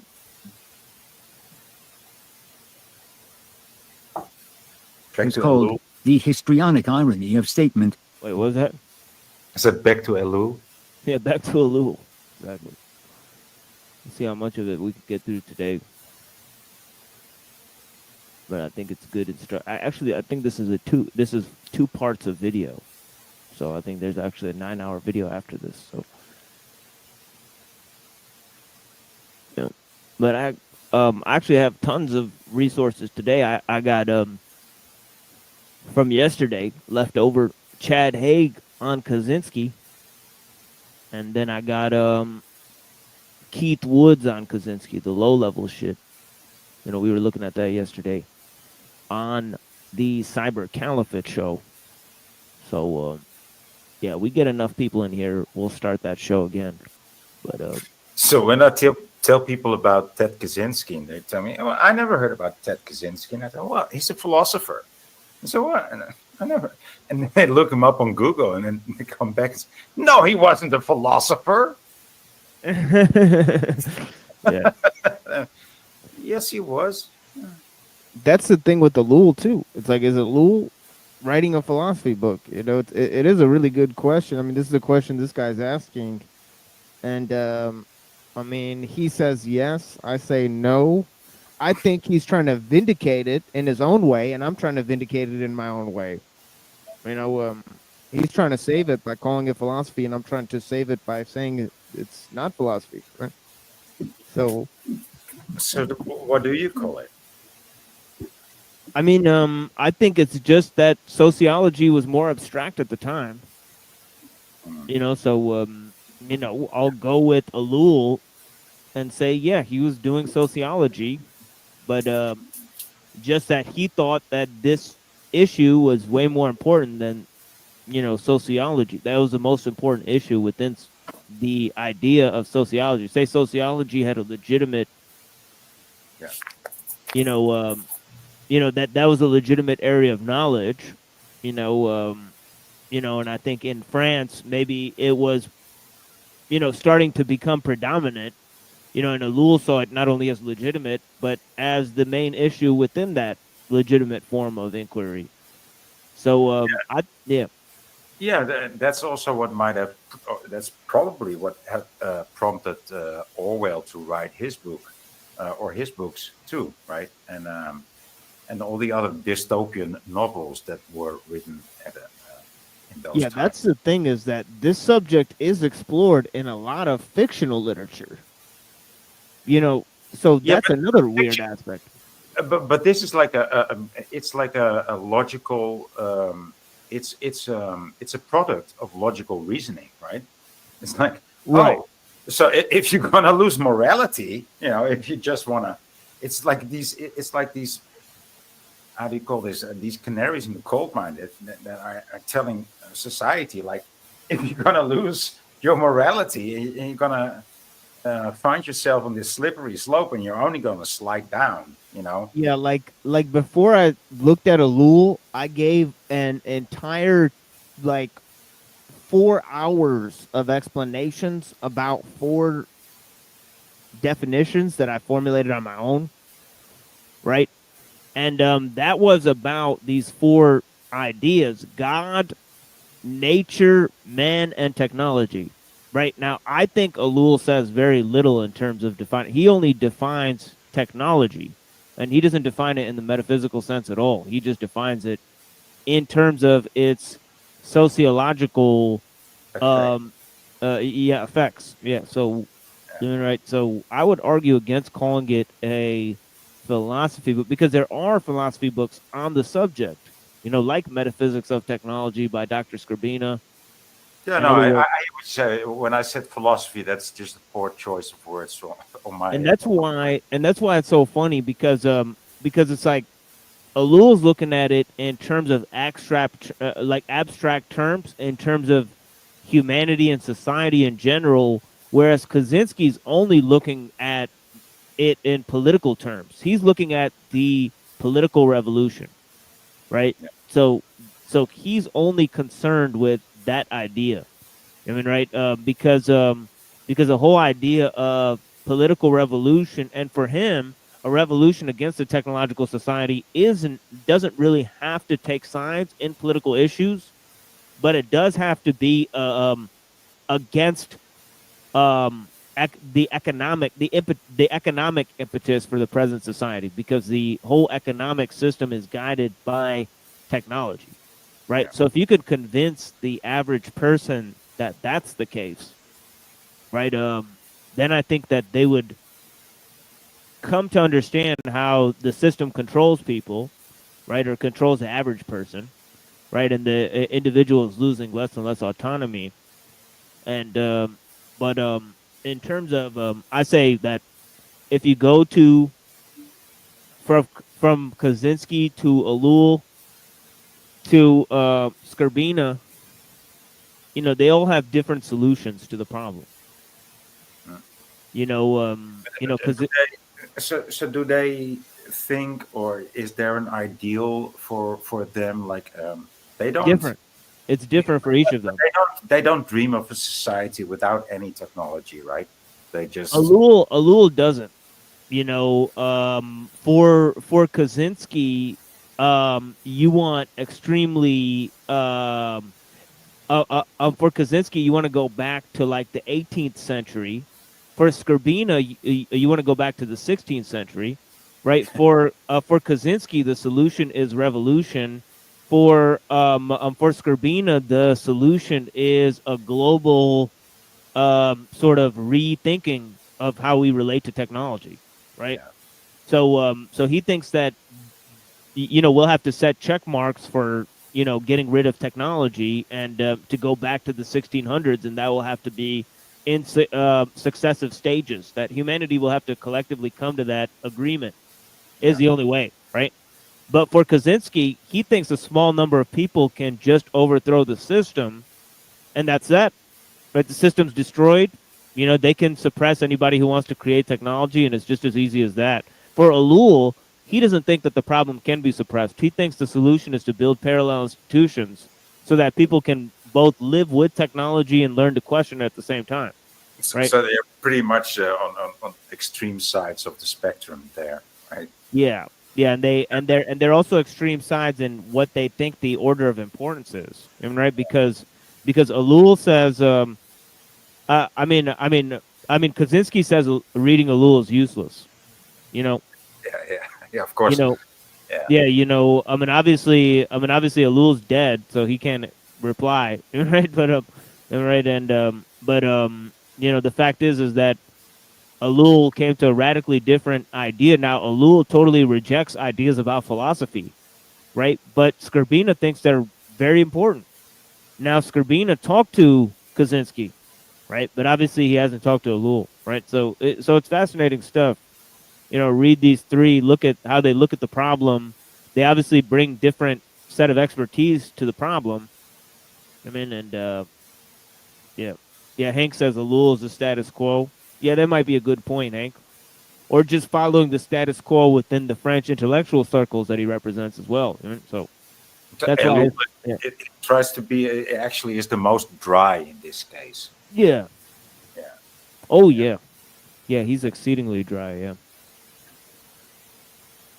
Yeah, he's exceedingly dry. I mean, just listening to this on its own, right? That's not like a bad thing. I mean, it's like very good actually. But yeah, I mean, he paints some fucking grim pictures, you know what I mean, of this society, and he does it just in plain fucking language, and it is horrifying to read it and to see the kind of loops he goes on, and how he extends his concept and idea. But yeah, I think people will come to appreciate how I pause and explain the key concepts and ideas, because reading some of these things on your own, you know, it could be a little bit debilitating. You become a little bit deranged, because especially reading something like Thank you Kant for or Hegel. warning. Thank you for warning me, because I was slightly interested on picking up a book. But thank you for warning me. Yeah, I mean, reading something like Kant or Hegel, it's almost like reading some fucking just schizophrenic madness. I mean, because the number of times they repeat the same phrase in sort of different ways, I mean, it's just fucking mind numbing, you know. So, yeah. But again, it's a style from back then, you know, abstract style that, you know, technical analysis has gotten rid of that style. So in a way, it goes back to what Ellul is saying, that the fact is that that type of analysis is no longer possible because of over specialized, Yeah. you know, so, you know, subjects Yeah. and areas. People had a way different a way broader understanding, and therefore also a more emotional understanding of the whole Absolutely. world together, right? And so, like you said, and since we are used to being so specialized, it's hard to explain it these days. Yeah, definitely. Yeah, and so, you know, people would have a way broader insight and deeper insight into the future too, and that's why they wrote those books. You know, in those days, like they could all see it coming. Like, well, right, if it's gonna happen, then that's gonna happen, and if that's gonna happen, well, yeah, that's the thing, is that, yeah. you know, yeah, it's like, you know, when you live in a city, like everything's right there in front of you. You know what I mean? You're constantly staring at your phone. Everything's close. You know, you almost never look far away. But yeah, these people, they could see the fucking horizon. They could see the fucking field in the distance. And yeah, baby, they could see far. Right? I mean, so, yeah, you know what I mean? These people had more time to think, as it were. Right? So, Yeah, exactly. And they were connected as much to like, well, not like we are connected to the world, but they had connections like in higher circles, and but also on the street and in the places in between, you know, but in the real world. So there was like a way better connection and a way better way to stay in touch with what's going on in the world, you know, in real time. Yeah.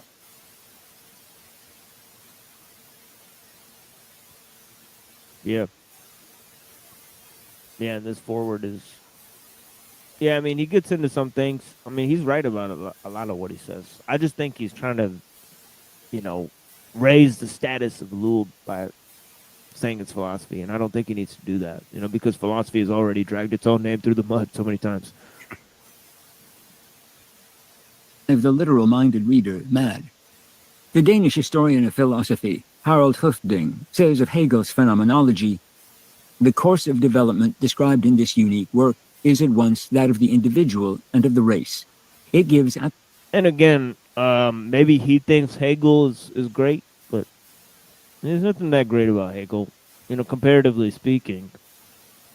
I mean, you know, you know, I think Schopenhauer makes a lot more sense than Hegel. You know, and I think Schopenhauer's right. You know, Hegel's verses, you know, they belong in the madhouse. I mean, and you know, I mean, Hegel was a celebrity at the time, and Schopenhauer was hated by everybody. You know, but I think Schopenhauer and Nietzsche have some more faithful contributions. I think they were real philosophers who didn't give a fuck about what people think. And you know, Hegel was a liberal of the time. Kant and Hegel, they were like liberals. You know, so am I going to go with Kant and Hegel or Schopenhauer or Nietzsche?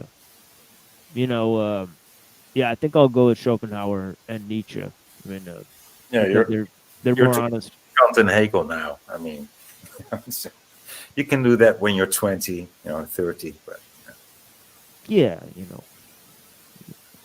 I mean, Hegel supported the French Revolution. He said Napoleon was a world spirit on horseback. He said that the German people were the only people that realized freedom after the Greeks. So yeah, he made lots of statements that belong in the dustbin of history. And yeah, I mean, Nietzsche was very smart. He was smart. He was honest about shit. I mean, Schopenhauer and Nietzsche, they weren't afraid to get into Eastern philosophy and critique Enlightenment thought, and Kant and Hegel, they thought they were like continuing Enlightenment thought. So they're a bunch of fucking losers, right? Right. They suck. They're on the wrong side of history, and they say you shouldn't take sides with history, but look at the fruit of what these people produce, and you'll know. they promoted take no sides in history. They didn't like that. Well, Hegel said that there was something called the spirit of world history. So Hegel believed that there was something called progress. And I just think he's wrong. I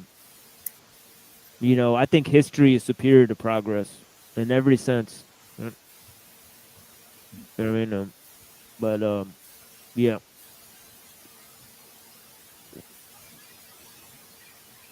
It all goes with who you want to go with. You want to go with the scientists and the funny boys, or do you want to go with Machiavelli?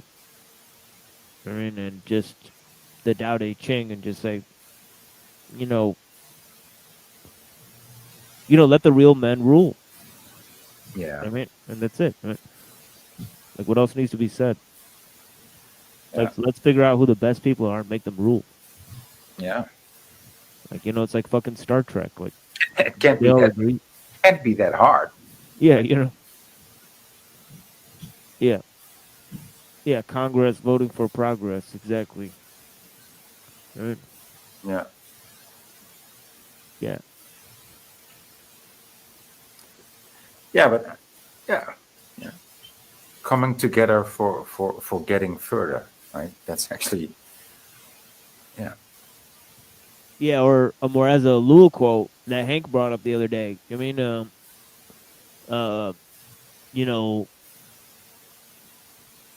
plan locally but think globally. Yeah. Right? Yeah. That's the real stuff. Right? Yeah, you can. I mean, you got to take small steps before you get anywhere. Yeah.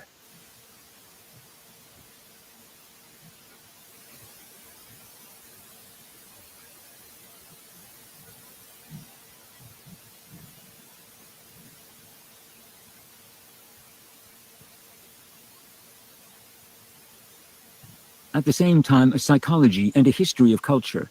And in the exposition, the two are so interwoven that it is often impossible to tell which of the two is intended. With the stipulation that it is psychology and a history of culture. And in the exposition, the two are so interwoven that it is often impossible to tell which of the two is intended. Yeah. Yeah, that's the real fact. One can't separate history from psychology. And that's why idealism and progress are always going to be second-rate phenomena within that scope. But yeah.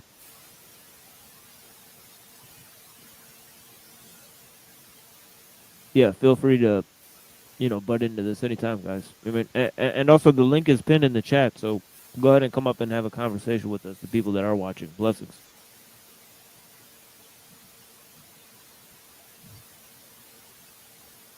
With the stipulation that ellul is treating of culture in the sense of the technological society, Hoeffding's penetrating remark holds as well for ellul's book.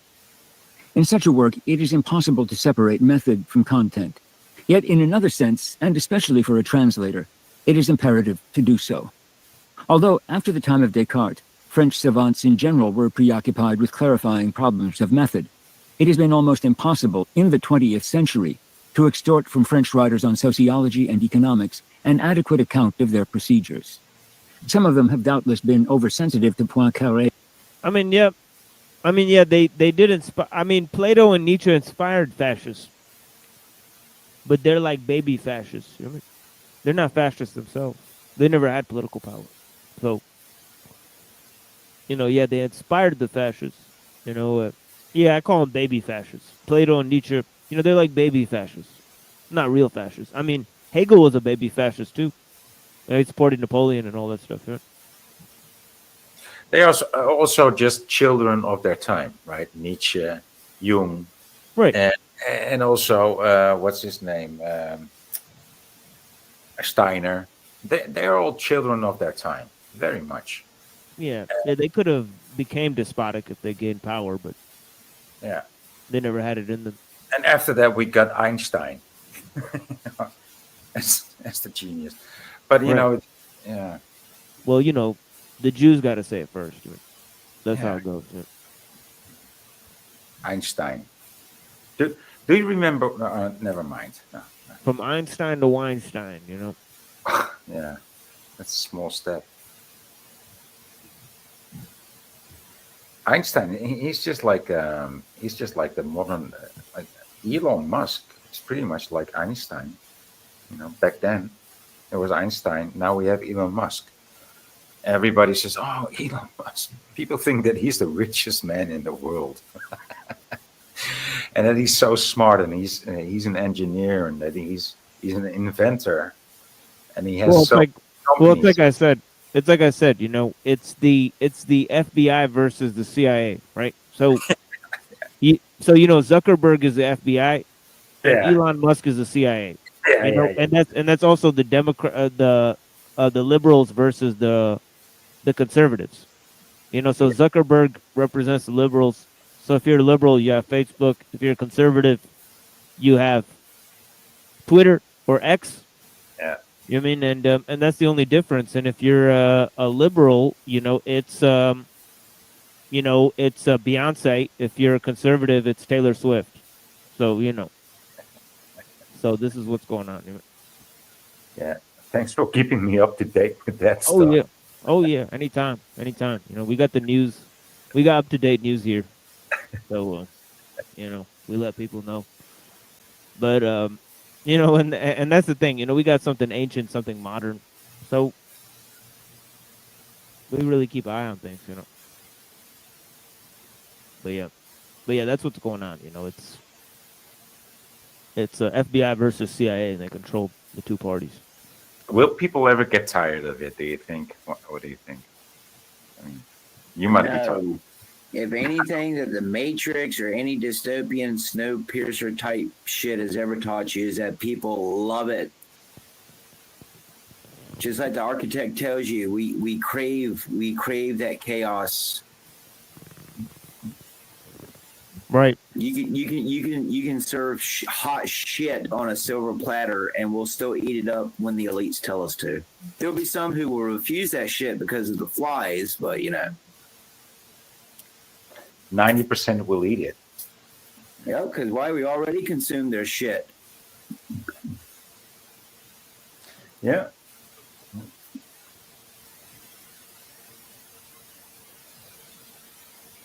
But hopefully one day, you'll wake up to the bad taste of the bad breath of shit in your mouth and go, Stacy, I taste shit. Did you put shit in my lunch? Dude, it was the burps. It was the burps. When you make a burp and it smells like shit, then you ate shit. That's right. You ain't shit until you've eaten shit.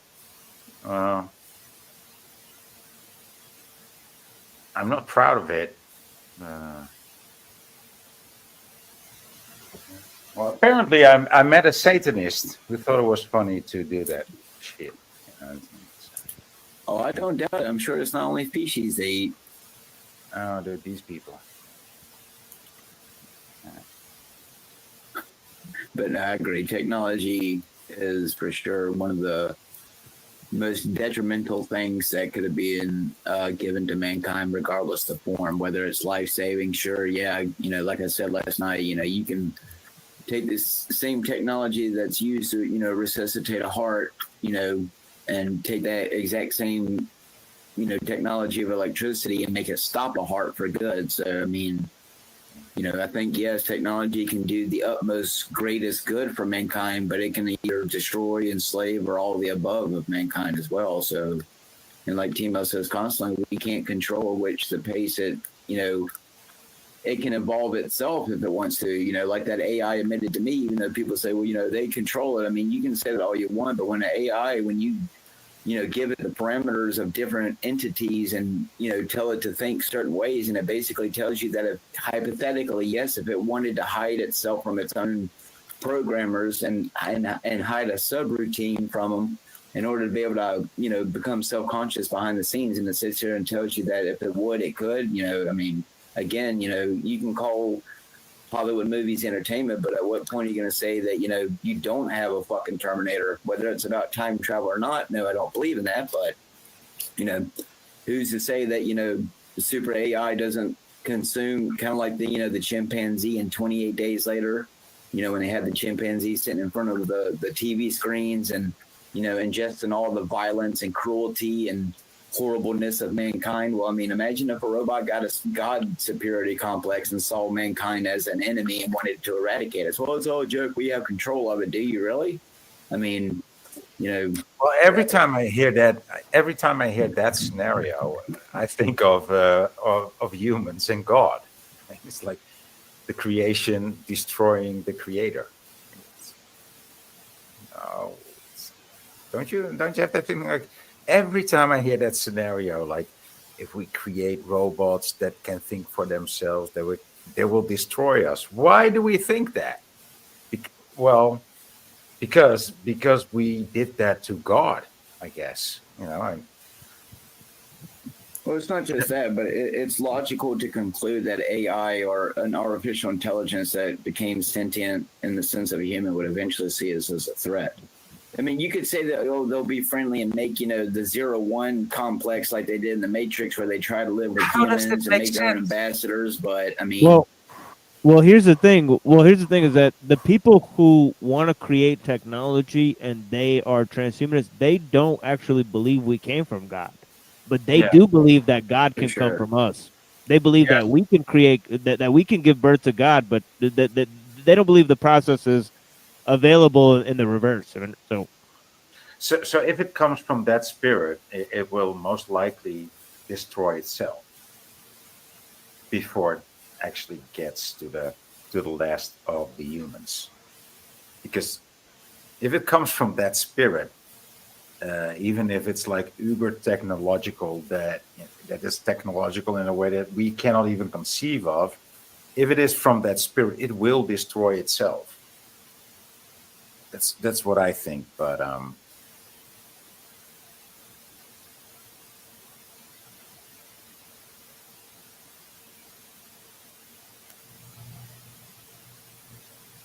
well, I mean, it's all in the cards. I mean, I don't think it's a free game. I mean, I do think there's a lot to be done, but I do think good will win over evil.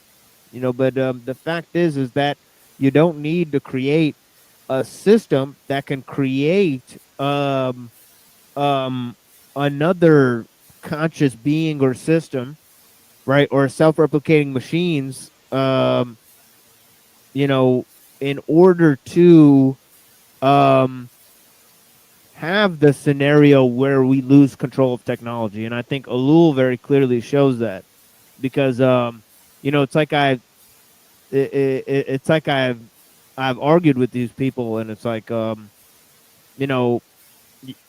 they might say, well, they have never invented a conscious machine that can create its own programming, or replicate its own programming, but the fact is that if a team of scientists gets together and invents things, who controls that? Right? Nobody really, so the fact is that, we don't have to create something.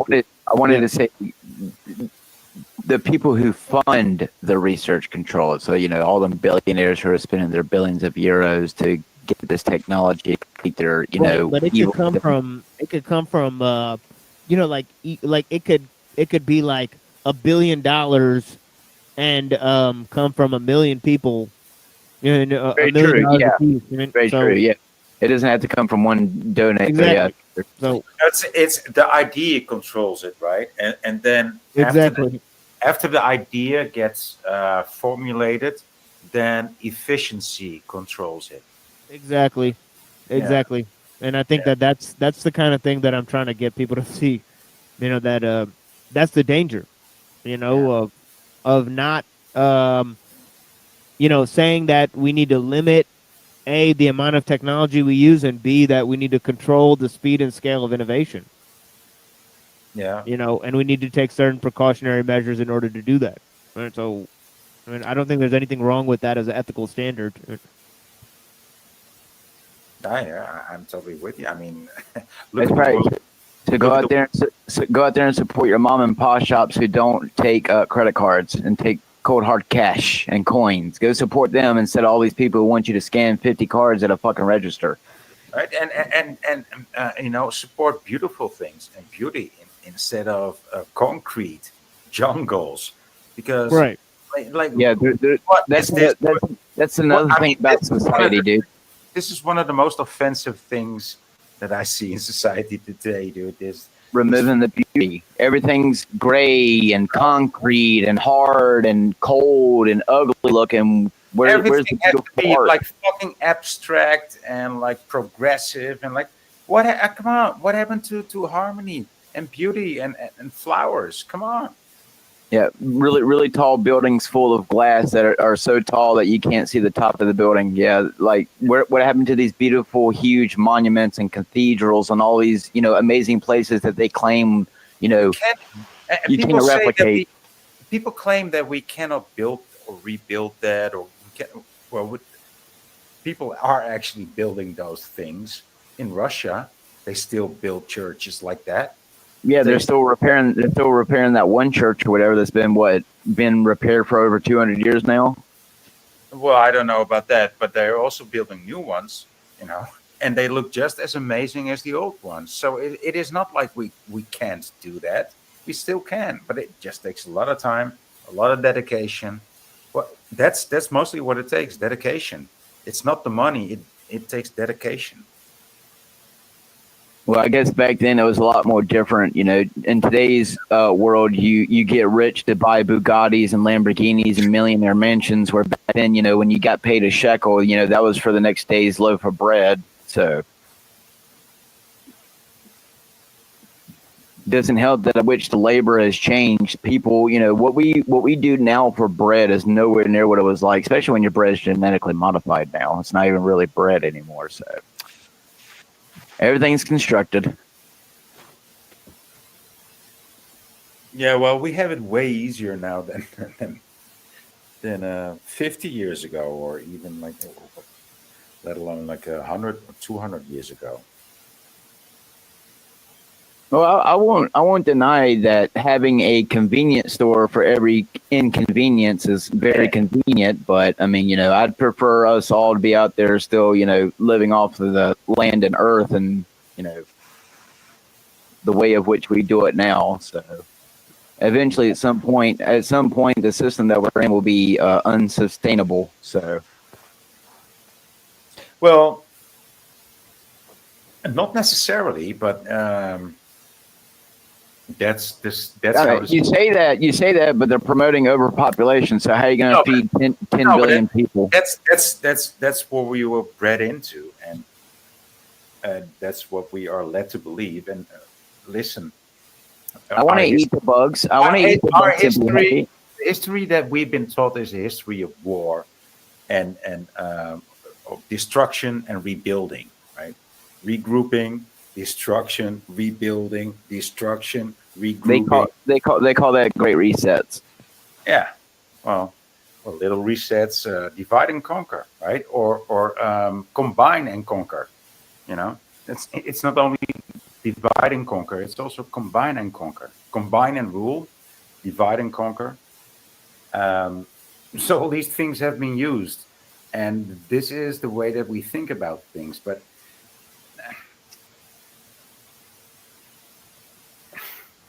No, there's way better ways to live than we think. You know, it's like, yeah,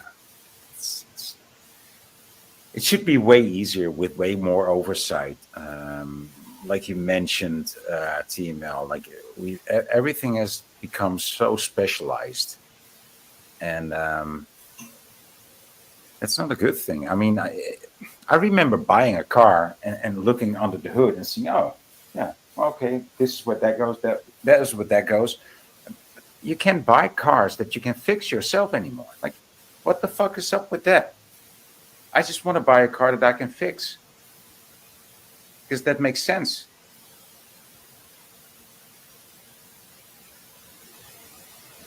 Well, I mean, if you want a real theory, that's just so they can get as much money out of you before they do their another great reset. You know, Yeah, the whole got to get as much money from the poor people who while they go hide in their arks and bunkers.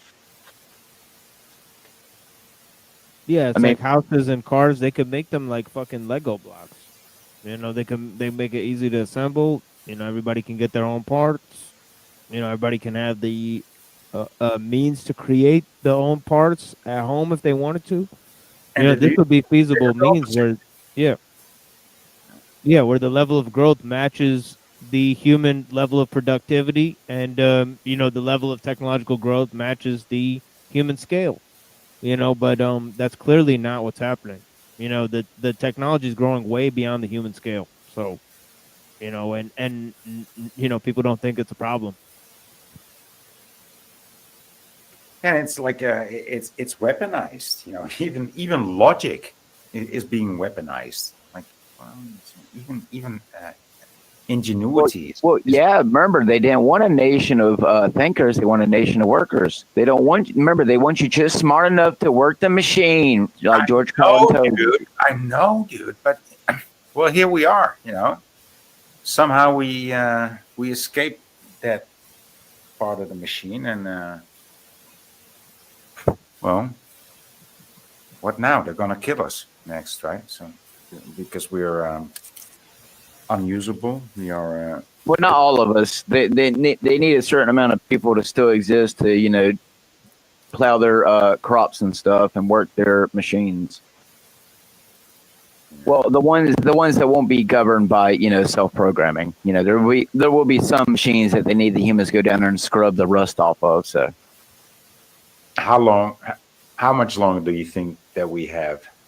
You know, to be honest, before we get plugged soon with the mark of the beak, with the mark of the beast. It would have to be soon. If you're asking my honest opinion, the human race is not going to continue anywhere near getting to Mars. That's just to keep you on the edge and keep you suckling the nipple like Luke Skywalker with the green nipple juice. So. Okay. So yeah, I think it's going to be soon too. You know. I mean, even if the mark of the beast in Christianity or whatever, any religion isn't true, the human race in itself, at least those who are capable of caring, are getting tired of it. So I mean, at some point, you know, people are just scared to talk about revolutions and stuff like that, but you know, they happen all the time, whether, you know, the government wants to control it or not, and people are just getting tired of it. I mean, not everyone, clearly, because, you know, everyone's still going to their 9 to 5s, but I mean, you got to live, right? So it's just, unfortunately, those who actually want to dismantle and, you know, actually care whether or not, you know, nature and humans continue into the future with or without technology. Unfortunately, people like us are just shunned upon because, oh, you're crazy. But, you know, I'm not the one who wants to go and live in the Matrix and, you know, have sex with women in the red dress. So there you go. It's just it's a very dangerous mentality, because clearly the people who are running the world, you know, don't think as people like us as, you know, fellow human beings. And that to me is one of the, you know, biggest kickers for me, is that, you know, the fact that we're allowed to live here is basically they're putting in your face like the earth is ours and we're just letting you to allowing you to live here. You just got to pay rent, and, you know, we know what your rent is, taxes, communism, and all the other bullshit that's going on in your society. So, you know, whether it's satanic, Illuminati, Anunnaki, angels, demons, aliens, space, or Jews. There you go. It doesn't matter. Clearly, it's happening, and from what I've been able to tell for the last 3 decades that I've been alive to observe it, is that those of us who do care are silenced, shunned, and sometimes excommunicated, or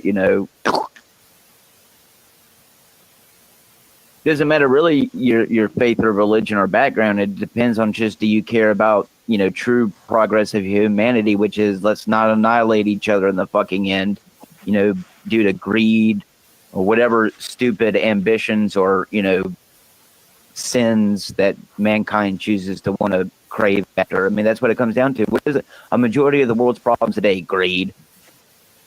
So there you go. I mean, it always comes back to some human sin, pridefulness. These guys are so prideful that they think they can play God and create these machines like nuclear weapons and CERN. Oh, well, that's right. Apparently they didn't exist.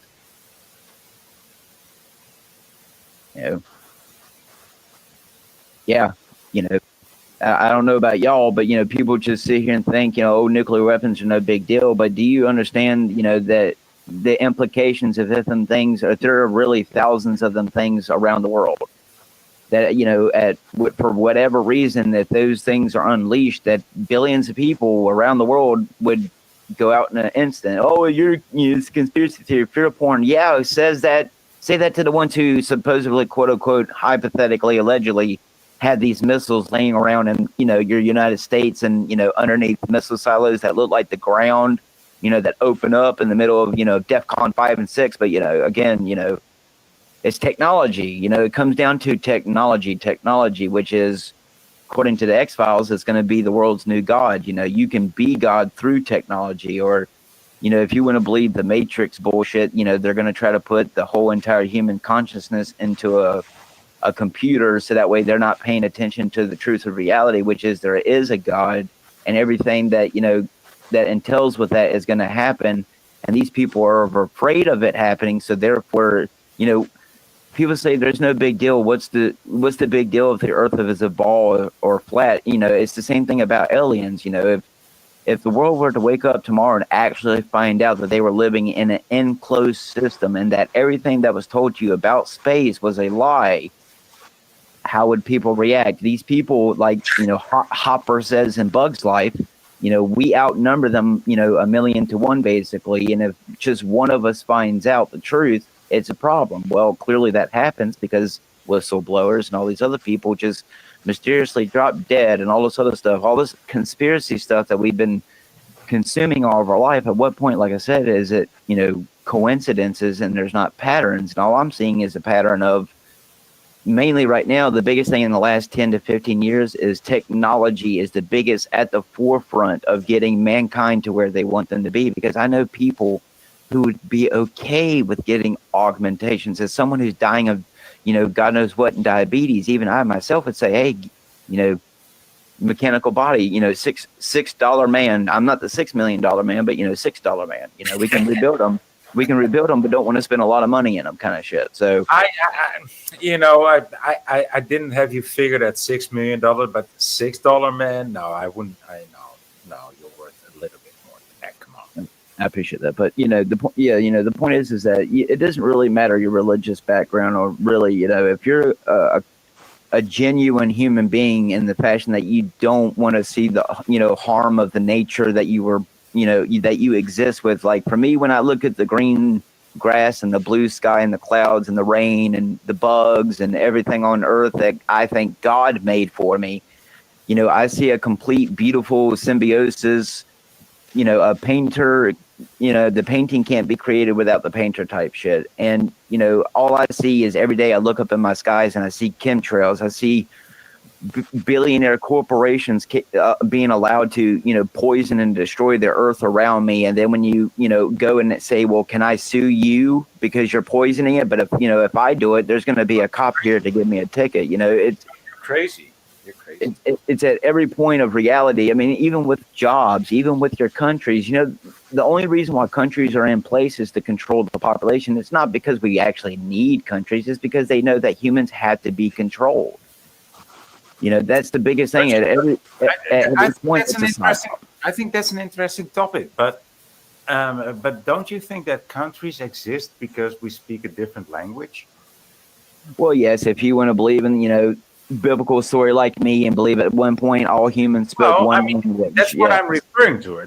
That's what I'm referring to, right? I'm like at a certain time and age, a certain time of age or age in time, a certain time in history, we started speaking a different language, and I think that's why nations exist. Because who said it? I mean, there's this good way of saying it. Like the borders of my world exist of language, right?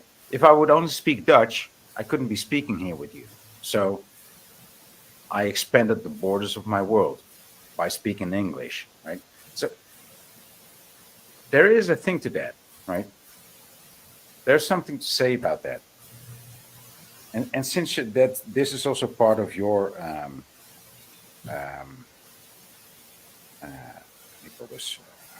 worldview, how would you react to that?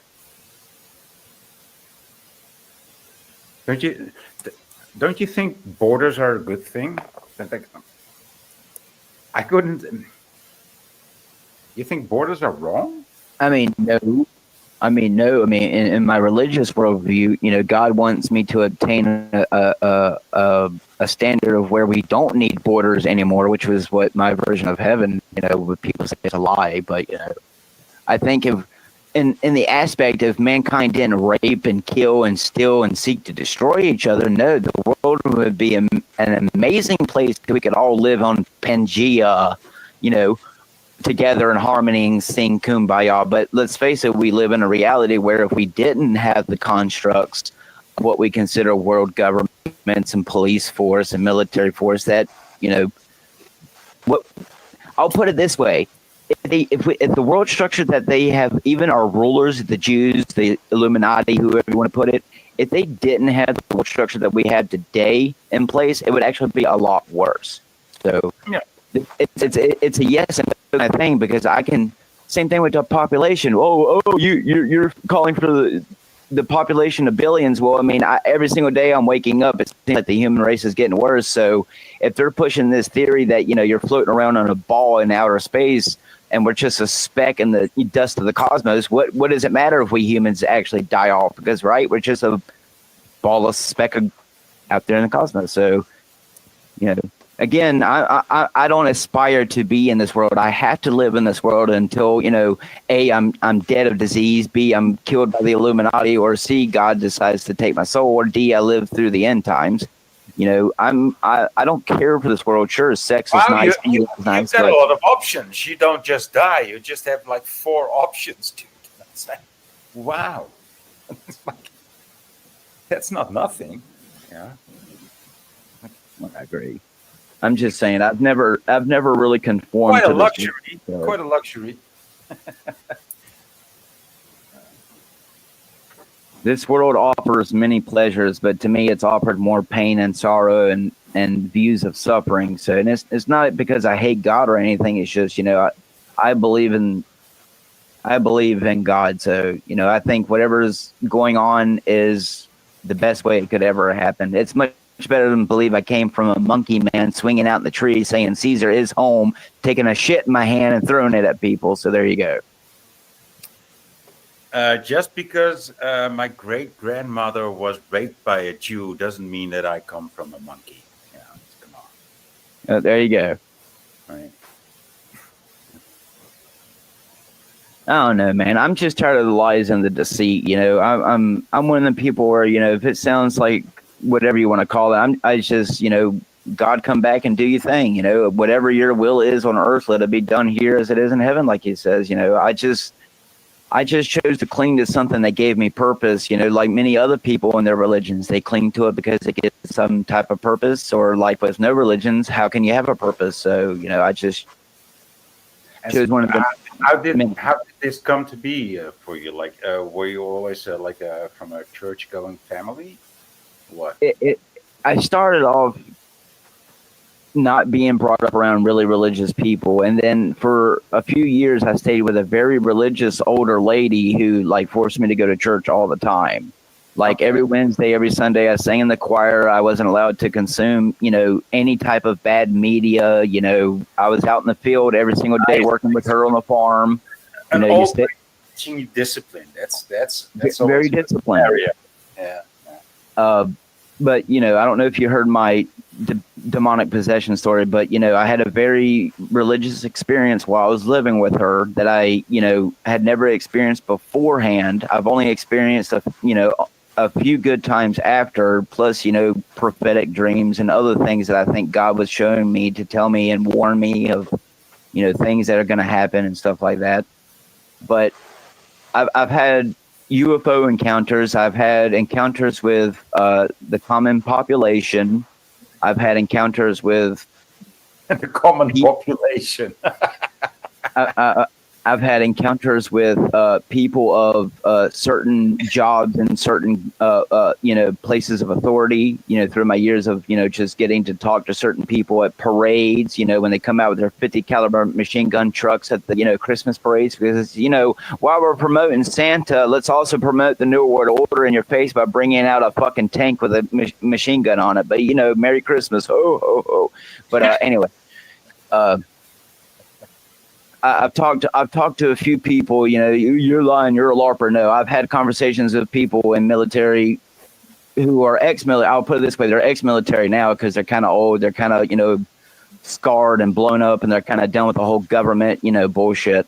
But They're MAGA. They're MAGA. Yeah, I've heard enough, and I can see some liminal messaging very easily. In my entire life, I can look at a movie and I don't see it as entertainment. I don't look at music. Some music I might like, I might like the beat, I might like the tunes, but other than that, I look for subliminal messaging. So, anytime I play some music, even on my, I don't play music. I don't play my CDs anymore. Classical music is about the only music that I'll actually sit to enjoy, but everything else I listen to the lyrics and I pay attention to what the subliminal messaging is for. And so this is also my experience. And sometimes I think, well, this song is okay to play, and I'm, oh fuck, oh shit, I shouldn't have played this, But it still brings back some nostalgia. But like you said, when you listen to the lyrics, you're like, no. You shouldn't listen to this for it. Come on. Yeah, I'll say again, for me, it's what's always been the most simplest explanation has always been the most direct for me. Like I said about the earth and the ecosystems, plants, animals, bugs, humans, the symbiosis of how the ecosystems and how we work together as, when we're not, eating each other and doing all the horrible things that sin brought into the world, to sit there and be able to convince even me for the longest time, dude, after I had gotten away from church and I stopped going to church, my life fell into sin. I started sinning all the time, blaspheming, not caring about God. I abandoned God for the longest time, but, since I had my son, the last 6-7 years, he's come back into my life, and then new things have been coming out in the world, and it's just too much of a coincidence. Like I say, after a while, it stops being coincidence and there's a pattern. And, I'm tired of being told that I'm going to be depopulated. I'm tired of being told that if I don't worship this person or technology who's being promoted by this person, that, I don't deserve to live, or that, we are the many people who should be eradicated off the earth. I'm being tired that, as a man, I'm not allowed to be able to say that my child, so where are we going to go? Where are you going to go? Where am I going to go? That's the biggest problem. See, most of us, those who don't live in cities, a lot of people think that just because, you live out in the country that you're safe. And, that's one of the biggest gaffes about the whole thing, is that being in anywhere close to within 100 to 200 miles of the city limits, you're fucked. Those of you who think you can get out of the cities and your cars, good luck getting your cars to move, and 20-mile pileups. So again, at what point are you going to stop paying the people who are getting paid out here to promote the people, who want this stuff to happen? These people are sitting here pretending like they're against the system and like they, they're for God, or that they're, against technology, vice versa, whatever. And yet every single day, all I'm observing is, except for people like me, TML, Neuro, other people who want to expose the system and get it out there, look at the majority of the population. We are continuing. Yeah, there's people like us who want to get on here and do something about it. But let's face it, hypothetically, allegedly. I hear what you're saying, but this is, this is not the way to go about it. Even though I'm enticed, I'm interested, and I hear what you're saying, but this is not the way to go about it. Well, even if you do it through some liminal means and subversion, like how they do it, you can go and turn around and use the elite's tactics right against them. But at what point is that going to be completely effective? Because with Hydra, you cut off 10 heads, 10 more grow back, and who's to say that your own organization isn't being infiltrated? Now, the only way to get there, I think you and then everybody listening here has thought about that, right? And the only way to get there is like a complete awareness, maybe not total awareness, but massive awareness amongst the general public. But here's my biggest problem with the whole awareness thing. You see, as someone who grew up with nothing but 9/11 conspiracy theorists and they're as friends and family members or extended family, these same people, even in the military, who went over there and fought in that war supposedly to hunt down Osama bin Laden, people who I have talked to is since now retired, have sit there and tell me that they feel like their entire operations of when they went over there felt like it wasn't for what it's for. Because, I can't go into too many details. The whole point is, what I'm saying is that we were saying this same shit 20-something years ago. Yeah. I hear what you're saying. Here, 20-something years later, we're still listening to people like Trump. We're still going to the grocery stores. We're still paying our taxes. So, we're bringing awareness like people have been doing and been silenced and swept under the rug like JFK got popped in the head for. But again, at what point is the human race going to actually sit down and say, if you don't want to eat the bugs, you're going to have to actually, get up and kill the locusts, so that way they don't go into your grains. Because at this rate, we can sit here and talk about it all day long and, bring awareness to all this other different type of stuff like technology, politics, psyopers, and all this gay ops and all this other stuff that we can go on about for. But at what point is the next day going to come around? The world's going to, quote unquote, keep spinning, and people are going to keep going to their job. I got some good news for you. So this was like I think last year. No, I think it was 2023. Bill Gates started this a cricket factory in the Netherlands. Yeah, he did, and by the time it was built, it burned down. And this was at the time that all these other food factories were burning down in the USA, and he was building this cricket factory in the Netherlands, and it was almost done, and then it burned down.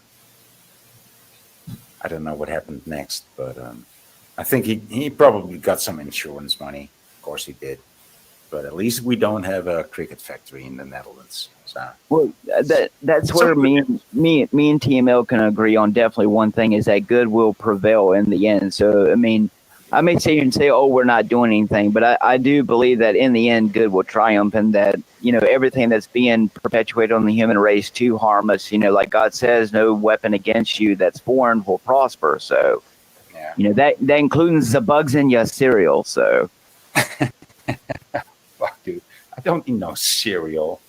No, I never trusted the crunch in the cereal, but now I know what it is. It's just Bugs Wings.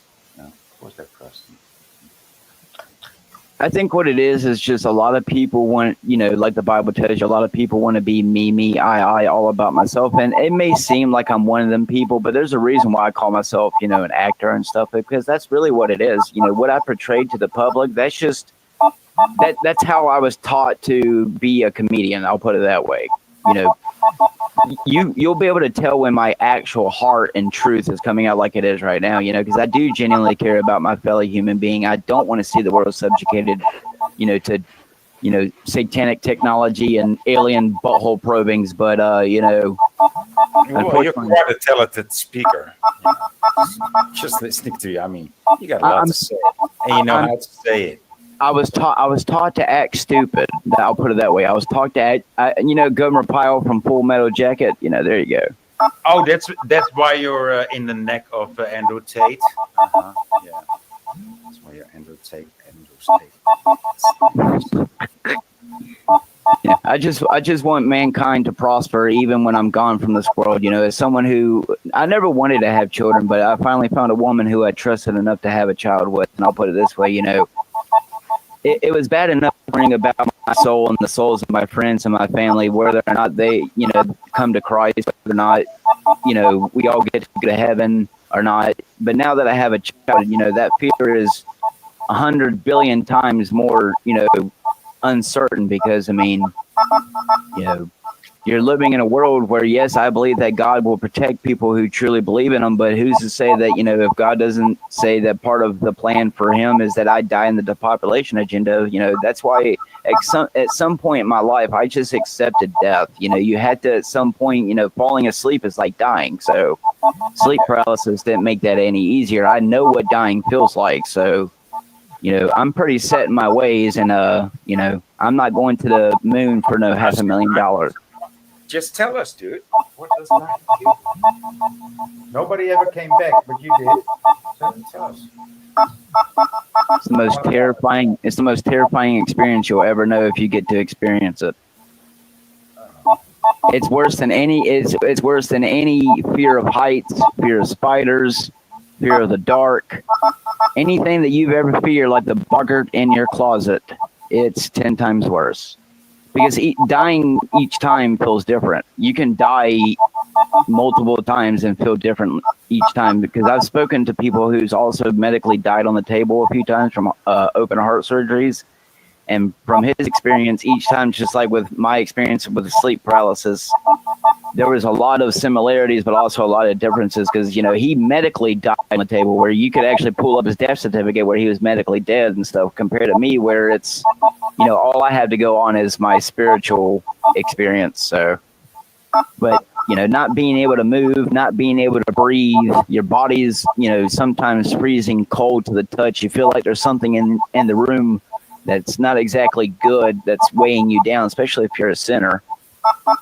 You know, and then only twice has the name Jesus Christ ever saved me. Other than that, it's always been a mental battle. I had to think of my son. I had to think of my wife. I had to think of, you know, people who I care about. And I'm like, live mentally. And then eventually, you know, I guess the demon's like, oh, fuck it, he's still fighting, and then lets me breathe again. I haven't had one in, you know, a good few months, but, you know, as someone who, I've done a lot of research on them. Were you always like inside of your eyes in your body, or did you see were you like observing the situation? I'll put it this way. The very first time that I was attacked, when I put the Bible underneath my pillow at 9 years old, it's like I opened my eyes and I could tell I was laying on my bed. And then a second later, it's like I blinked. And then from my perspective, I was floating off the bed, because the only way that the lamp in the corner of my room could be where it was in the corner of my eye is I'm not laying on my bed. And, you know, the fear of not understanding what the fuck was going on, because I wasn't really exposed to, you know, Exorcist and the Omen and stuff like that. So, you know, at that moment, I didn't realize demonic possession, but, you know, I guess, you know, by the grace of God, you know, the thought in my head said, in the name of Jesus Christ, let me go. And within that second, I was back on my bed as if I blinked. I was able to move. I was able to breathe. You know, ran in there, told the woman who I thought was very religious, you know, and she was eating fat back and pork beans, and told me to go back to bed. So, you know, but only once after that experience did I actually witness something that physically shouldn't be there, and that was shadow hands on the wall. You know, in my room, the wall is, you know, white except for, you know, the paintings and the decorations that I decided to put up on the wall. And I can tell you right now, I don't have no lights that create shadow hands, you know, like the hands in cartoons where they smell the pie on the windows. You know, one of them ghostly little hands, but it was hundreds of them, and they were kind of shadowy, and they were going up around the wall. And that was the only other time that I was able to call upon the name of Christ to save me, because that actually terrified me. You know, as someone I've heard people tell me experiences, you know, like my wife saw a schnauzer demon dog when she was younger. You know, people have claimed to see, you know, other entities with red eyes, with black fur, you know, So I take all these into account plus my own experiences. So, you know, the difference between me is I don't believe in ghosts. I think when a human being dies, that's it. You're dead until God says it's time for you to come back. Nobody says that such an experience is a dead human being. A ghost might not necessarily be a dead human being. It might also. It's an entity, right? I 100% believe that. I believe 100% that any person, because I'll put it this way, my mom died about 7 years ago, okay, and as the last person who my mom hugged before I watched her croak in front of me, and I was the child who always took care of her more than the other siblings. So, you know, I was very close to her. She was very attached to me. I can tell you, if there was anyone who was going to return from the grave to come and say, thank you, son, for doing your best, it would be my mother. And my mother has never come to visit me. And I'm a very religious person. I pray for my mom's soul all the time, just like I do a lot of other dead people who I'm not even related to. So, you know, I think if God's going to, you know, give anyone special privilege to come and say, you know, give your son some peace. You know, I haven't even been to my mom's grave since we put her in the ground, just simply because, you know, it's kind of hard for me to want to go there and look at a patch of dirt knowing that that's not my mom. It's just a patch of dirt, you know, so. And you might also, hope that she passed on, you know, she's not in like exactly. Where should she be? Like still in triage, right? Well, is she still in triage? Exactly. Or has she passed through? Come on.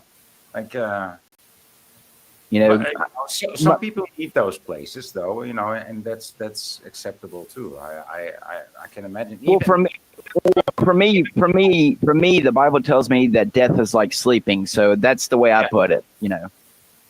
But so your mother died 7 years ago, but you never went to the grave? No, I was there. I was there when we put her in the ground or whatever. I just haven't gone back to see her because I'm one of them human beings who like understand that, like, you know, it's just a patch of dirt. You know, her grave is maintained and cared for. I'm wondering, like, my mother's gonna die one day too, right? And she's gonna be buried too, because I asked her, you know, just don't let yourself get burned. You know, don't be cremated. I fucking hate that. And so she said, well, if you want me to be buried, I'll be buried. I said, thank you.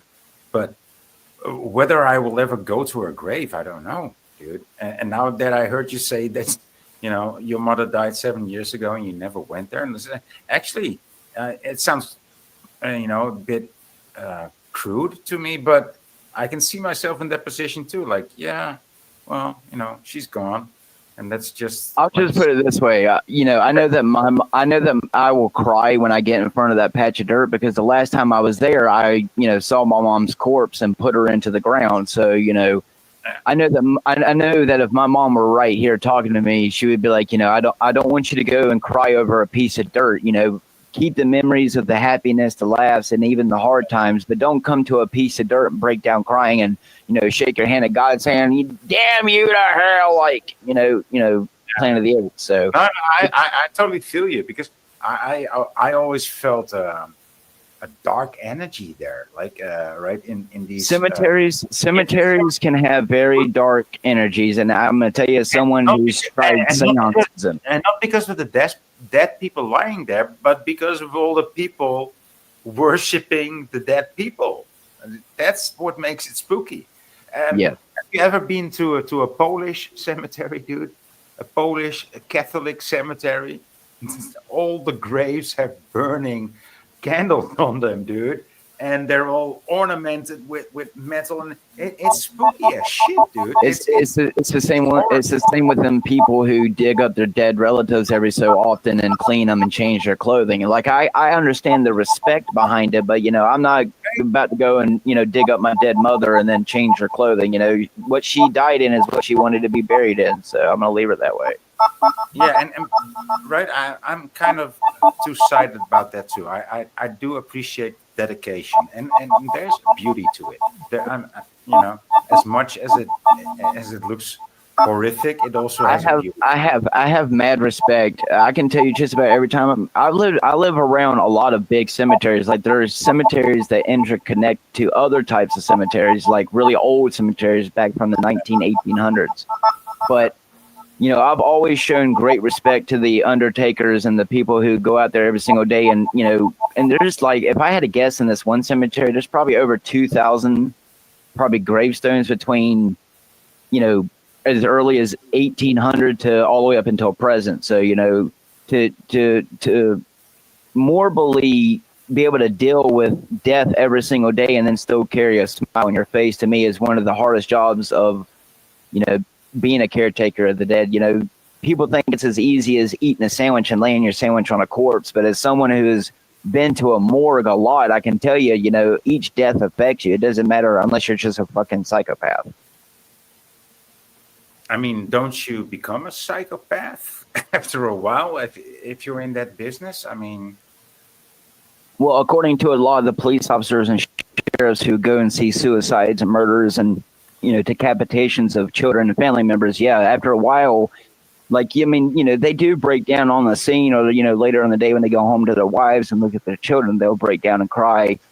But, you know, yeah, after a while, they have to build up a Rasputin type, you know, immunity to it, because I mean, if you don't, you know, it's a hard life, man. You know, that's why, as much as everyone tries to complicate the whole God and everything debacle, like Hank, you know, wants to try to get you in some box or get you at some gotcha moment that you have to try to defend. I'm not going to sit here and defend God, because God doesn't need me to defend him. So if he's real, I guess we'll all find out. It's just, if I can do some good before my heart stops on this earth, and the most I can do is just tell people how I think. But we all know that they don't like nations of thinkers. So, you know, I want some type of progress to be done. That's for sure. I mean, not even about God or Jesus, but Jesus defines himself as truth, right? And God also. So, you know, even if you don't believe in Jesus or God, you know, but you are a truther, you know, you're pretty much on the same route, you know. It's a very small path. It is. You know, one unfortunately that many people like us, you know, just, you don't get, I'm not trying to be exalted in any way, and I don't care if people call me a LARPer or, you know, conspiracy theorist or whatnot. I'm just telling everyone what I've consumed in my 3 decades of experience, which is what every other person who talks about something, you're just hearing what they consumed over the course of their experience of life. So, you know, if I'm crazy about it, well, I guess you'll find out when your alien overlords are coming through the clouds. I don't know, dude. You know, that's all you can do. And unfortunately, like I said, the biggest problem that I keep running into, because I'm very good at reading people psychologically, emotionally, body language. You know, I'm not a paid psyop or a debater. You know, I never took, you know, courses and, you know, really a lot of things, but I've watched enough and I've been taught enough by people who do them things. People are very easy to read, especially if you experience them over a certain amount of times, multiple times. And all I've seen is, you know, we're doing the best we can, but you got a majority, if not almost all the population, who unfortunately, by the time that the smoke has reached our doorsteps, you know, the fire is already going to be, you know, burning your hair like Michael Jackson at a Pepsi commercial. So, you know, no, you can read people in a moment, you know, in a flash. You know, that's yeah. But not everybody can do that, and not anybody can do that at any time. But yeah. I just hope that at least, well, I wouldn't say hope, but I pray and have faith that at least some of the good that we try to do at some point in the near future will, you know, like what we believe in, that good will always, you know, triumph over evil, that because we have the good intentions, it will outweigh all the hateful bad. And that's all I can hope for, because just from people who I'm experiencing in my own city, these people don't care about any of the issues. They sit here and cry and complain about immigrants all day, but yet are doing nothing about the immigrants taking over their city that are now just miraculously up and leaving after living here since the shutdown. But that's not a coincidence. They sit here. What is the shutdown? Sorry.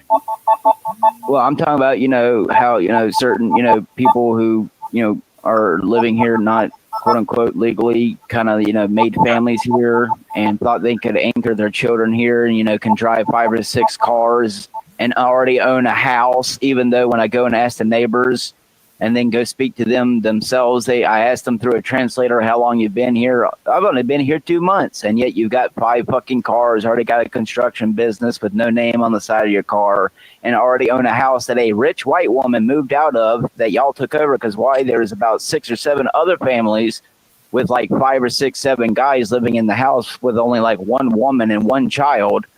And, they're taking over all the neighborhoods and trashing them and making them disgusting, and nobody wants to live in them anymore. So everyone's leaving their neighborhoods like the whites did when the blacks started taking over. But, don't get on that psyop. Say that. You can't say that. What do you think the ghettos were made for? Is so that way, all the black people had somewhere, the black women and children had somewhere to stay while all the black men were forced to go fight in the white man war. But anyway, still the point is people like us don't get paid to tell the truth. That's all I gotta say. So what do you think if you are keeping up with that vibe? What do you keep track of what's happening in Germany at the moment? I do consume probably too much of the world news, so I'm pretty hip to. Yeah. So what do you think about the woman that is promoted or projected as the new leader for the Alternative for Deutschland? Like, what do you think about it? It's like the hard swing to the right is going to be led by a lesbian who's married to an Indian woman, and they have children too. Like, what do you think about that? Like, I think honestly, these what I call mini psyops on from the media, it's really to get not just like a civil war between races, but it's also between like we can't sit here and deny it. Look, I know lots of people of the I'll leave it at this, the lesbian, gay, and bi community, okay, because that's what it really started off as. I know lots of gays are completely against any type of gayness going toward children. Same thing with a lot of lesbians and a lot of bisexuals. So yes, there are, despite my personal convictions about what my God says is wrong, well, I'm no better than you, so let's get that out of the way. The point is that it shouldn't be perpetrated onto children, whether or not I think it's wrong. If these people get to an age of accountability and want to go and chop off their penis, then that's on them, between them and God. So, throw all that bullshit out of the way. But I mean, it's such a fucking joke, and that's all it is. But people are worried about this, and I'm just telling them, if only it was a hard swing to the right in Germany, that's what everybody wants by now. Everybody wants, everybody on Twitter, everybody on Gap wants a hard swing to the right in Germany, and it will be led by. Jesus Christ, by a lesbian married to an Indian, and they have children too. Hitler is rolling in his grave. No, he died. He died for the second time in his grave. He couldn't even roll over. Yeah, no, he just said he didn't even want to be involved anymore. It's just he'd rather spend his time in hell than getting pineapple shoved up his ass. And I can't blame him. I mean, he warned us. Well, I think truly the biggest psyop is that they want to convince everyone that, whether or not you want to believe in different races, subhuman races, to me, if you bleed red and you're not out to hurt your fellow human being for anything, then I consider you a human being too. So, right. For me, it really is, it's divide and conquer tactics. Of course, we know that it's, let's keep everyone fighting with each other. Here's what I say, right? It's not only divide and conquer, it's when you can't divide a people, you can combine a people. There you go. Right? That's also a tactic. It's like it's You mean just simple. It's just simple, right? You mean like the English people? You mean like the English people to try to do to William Wallace? You know, if we can't kill them out, we'll breed them out. Yeah. Or anyway, like okay, so like Czechoslovakia, like okay, we can't divide the Czechia people, we can't divide the Slovakian people, so we're just gonna call them one country. We're just gonna call them Czechoslovakians. And the same, if you can't divide a country like North Korea, South Korea, East Germany, West Germany, you just mix it up with another country, and you call them the same. Say, well, do your economy together, and, while speaking a different language. It's the same tactic, just another angle. Yeah, it's always a faction within a faction against this faction, while against that faction, while all the factions are working against each other, while working for the big factions that's controlling all the other factions that are fighting against each other. See? Yeah, and the one calling the factions is the ruler. Right? But, yeah.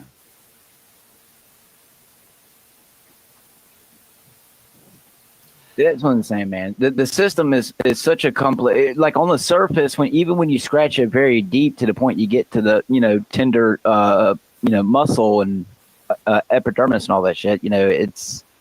It seems simple, but this system has been in place since before our great granddaddies were walking the earth. So I mean, in ways it's degrading itself, but in ways it seems to also still be going strong. But in my personal opinion, from what they are pushing, they are for sure pushing this whole, the current world system can't continue. Like they've been saying, how much of the New World Order is actually new? Because, I mean, if you really look at it, it's not all that new.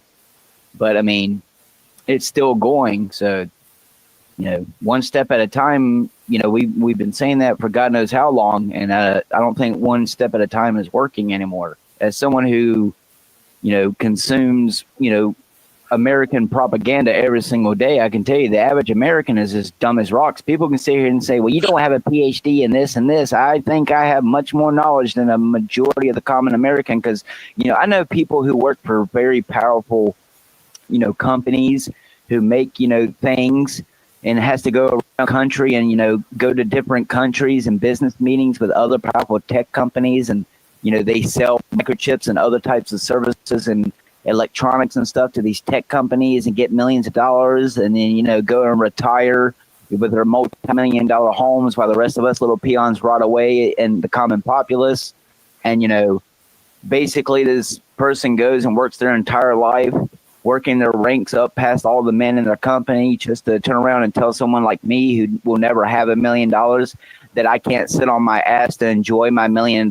So I had to keep going to work. And then when you go and ask them questions of like, why did your, spouse go and tell me that the same microchips that he makes for a certain company is the same ones that go not only in your washers and dryers, but turn around and go in your bombs that kill innocent children in other countries while you're living in a multi-million-dollar house with your multi-million dollars in your bank. So, I want to get to that level without having to sell my soul to, a multi-billionaire No, but that's pretty E much what you have to do, dude. And this, I understood this before I actually got it. The only way to get to that level is to sell out. And the only way to sell out is to lie or to stay quiet, That's it. Lie and stay quiet about what's happening. That's pretty much it. Well, yeah, I'll tell you that's for sure because they completely avoided the question when you asked them. Yeah. As their husband has a statue in their house that's like literally worth more than half of the cars that y'all are driving around on the fucking road. But yeah, okay, the system's not rigged. That's what I'm saying. Like that's where I sometimes even myself with God, I kind of look at God and it's like, God, like, I believe that through you, all things are possible. Have you ever seen a movie Left Behind? Or I think it's Left Behind with Mr. T in it, and he's a Christian and the end time, that one. Okay. I never saw a movie with Mr. Anyway, T. Mr. But hey, T. but I will tell you this: I did actually saw Mr. T in real life, and I have a picture of him because he actually visited my town when I think I was like 11 years old. I think it was 1981, and the A team visited our hometown, my hometown. Yeah, so but I never saw a movie with Mr. T, dude. No. But Well, anyway, in that movie, he's a Christian. He's part of a tribulation force in the end times, and he's locked up in jail, and he ends up praying to God, and God like unlocks the jail cell and lets them escape or whatever. So, you know, you know. I have that kind of faith in my God. You know, I believe that, you know, if I'm supposed to die, you know, before whether Rocky is right and the tribulation has already happened, whether tribulation's a lie, to me, I don't think God's going to allow, you know, like children to suffer during the Antichrist reign about, you know, watching plagues and all this other horrible stuff. So, dude, we could do with some tribulation and some rapture. I mean, the tribulation. Yeah, this is my impression of Mr. T in Amsterdam. It's gonna be. What the fuck? I heard you guys have excellent waffles.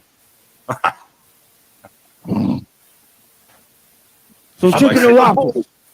Mr. T only needs one letter. Mr. T likes waffles and chicken. Would you like some Aunt Jemima on that? well, I mean, he was another psy-opera anyway because they promoted a black dude wearing nothing but gold chains. So, oh, and he was apparently too dumb to spell, so that's why he calls himself Mr. T.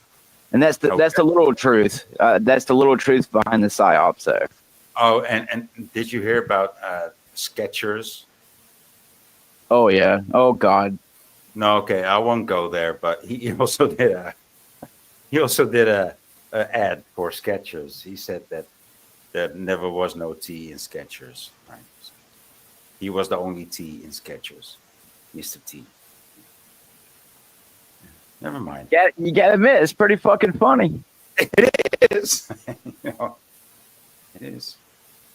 But you know, again, every bit of media you consumed is just to keep you distracted and docile, like Jim Carrey said anyway when he showed you his all mocking tongue.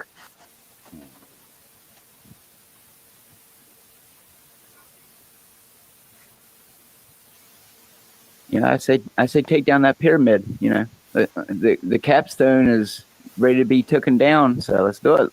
Let's dismantle it.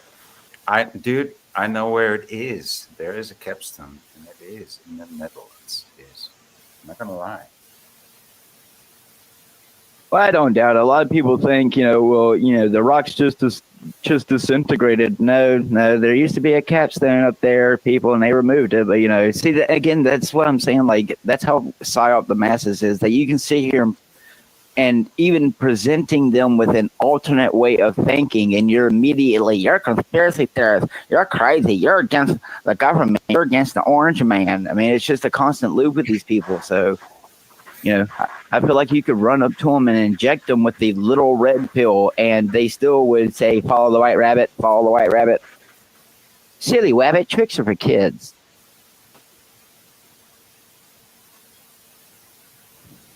Yeah, we need an AI to produce an image of Reagan as Moses saying, Mr. Pharaoh, take down that pyramid.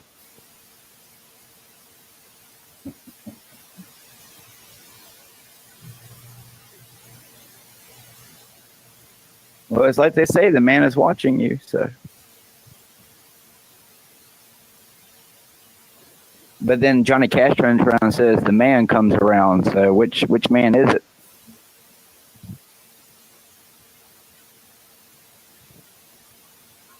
Yeah, I'm blown it with these impressions. I'm no comedian, Well, Johnny Cash himself said, anybody that's looking for truth comes to Jesus in the end. Exactly. Oh yeah, Johnny Cash is one of my biggest inspirations as a preteen into my young adult life. So yeah, that's the only country singer I could listen to, really. For sure. It was the only albums that my dad would buy. So yeah.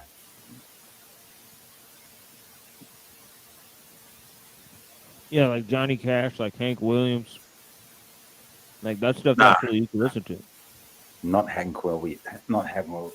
Not Hank Williams. But No. Yeah, there's some conspiracy theories surrounding that guy. Tell me more. Tell me more.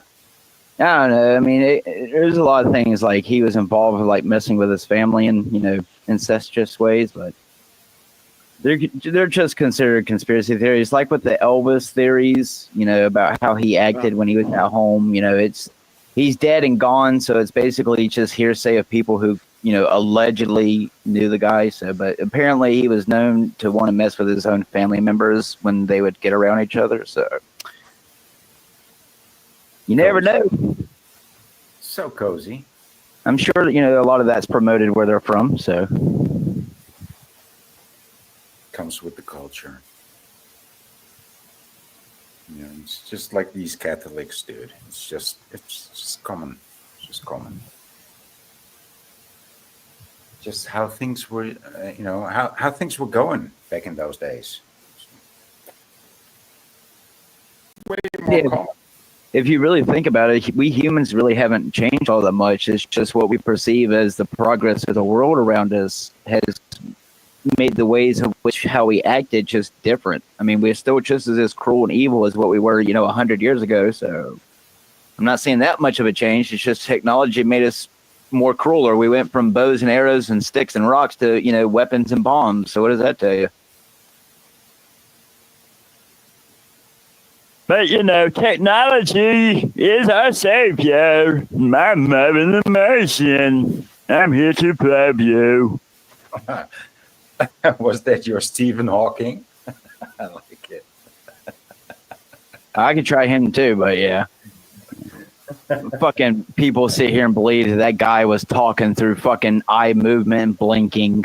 Talking about the biggest teleprompter reader ever. How do you what? Hey, what? You were quite good at it. So what were you doing if it wasn't Stephen Hawking? It was supposed to be Marvin the Martian, but sometimes I'm told I'm a little off on it. Yeah, I got a Stephen Hawking thing right here. Let me show you guys. I've been wanting to get one of them things where you can type it in and it comes out sounding like his voice, but I'm not paying the fucking $10 they ask. So fuck y'all. Fuck your microtransactions. Oh, you can do it for free now on that.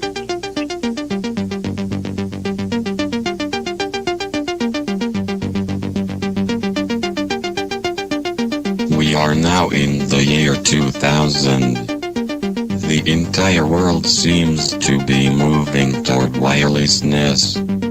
Will the personal computer and laptop become obsolete technology? Will we all be able to interface with a giant supercomputer, such as the Beast in Belgium, by way of microelectronic handheld technology? This is an interesting concept to seriously consider. Will we all have the ability to access and process information by mobile telephones or some type of miniature handheld technology? This will become a possibility. Software and computer companies all over the planet are investigating and researching the possibilities and applications of wireless information technology. Asia and Europe at this time are in the forefront in the race for wireless information exchange. North and South American companies are working fanatically to play catch-up in the world of wireless information networks. NTT Docomo, the innovators of the iMode cellular telephone, who have approximately 13 million Japanese linked to the information superhighway, are in the leadership position for this type of technology. People can now transmit electronic mail, check financial activity and browse the internet through their mobile cell phones. But this is just the tip of the iceberg as far as possibilities are concerned.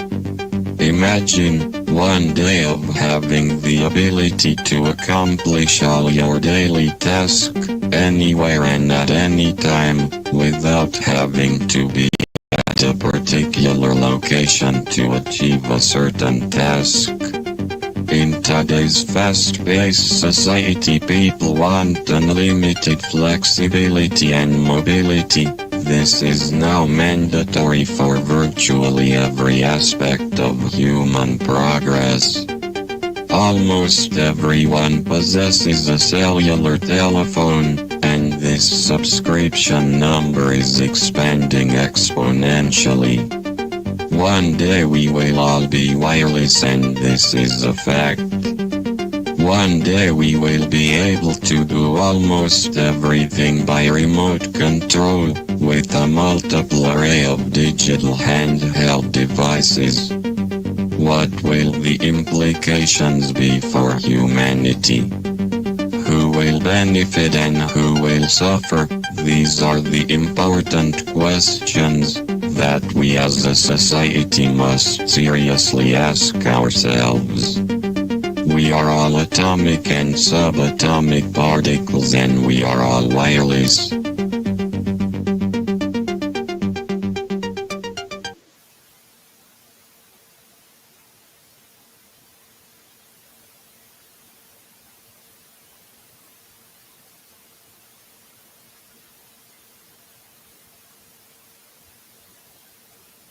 Oh yeah.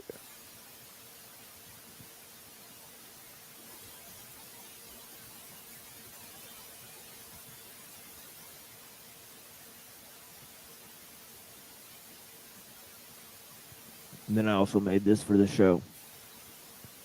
That was deep, unexpected, and robotic, as we expect from you, Machine Lies. Yeah, this is about to be a... Yeah, this is another little video I made here. It's kind of... this is where I got the actual logo, the channel logo. So maybe one day they'll sue me. You know, but... One can only hope. One can only hope. Exactly. So we got yeah, but I made but yeah, I produced a very good little rant that Lilith went on. Twilight Son of Lilith, our occultist run. He went on a kind of rant. And I produced it to this beat. But yeah, I made another little song to this beat. And you've been productive, haven't you? Well, I actually made about 90 or 100 of these remixes. What? Yeah. So I made like 100 of these remixes. So it's going to be like 50 episodes of the show, you know, where the intro and outro is going to be the remix.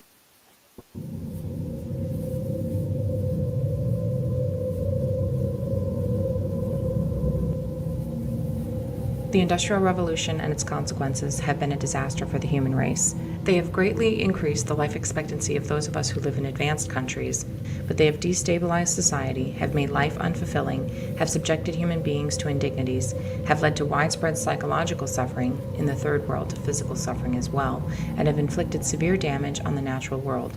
The continued development of technology will worsen the situation. It will certainly subject human beings to greater indignities and inflict greater damage on the natural world.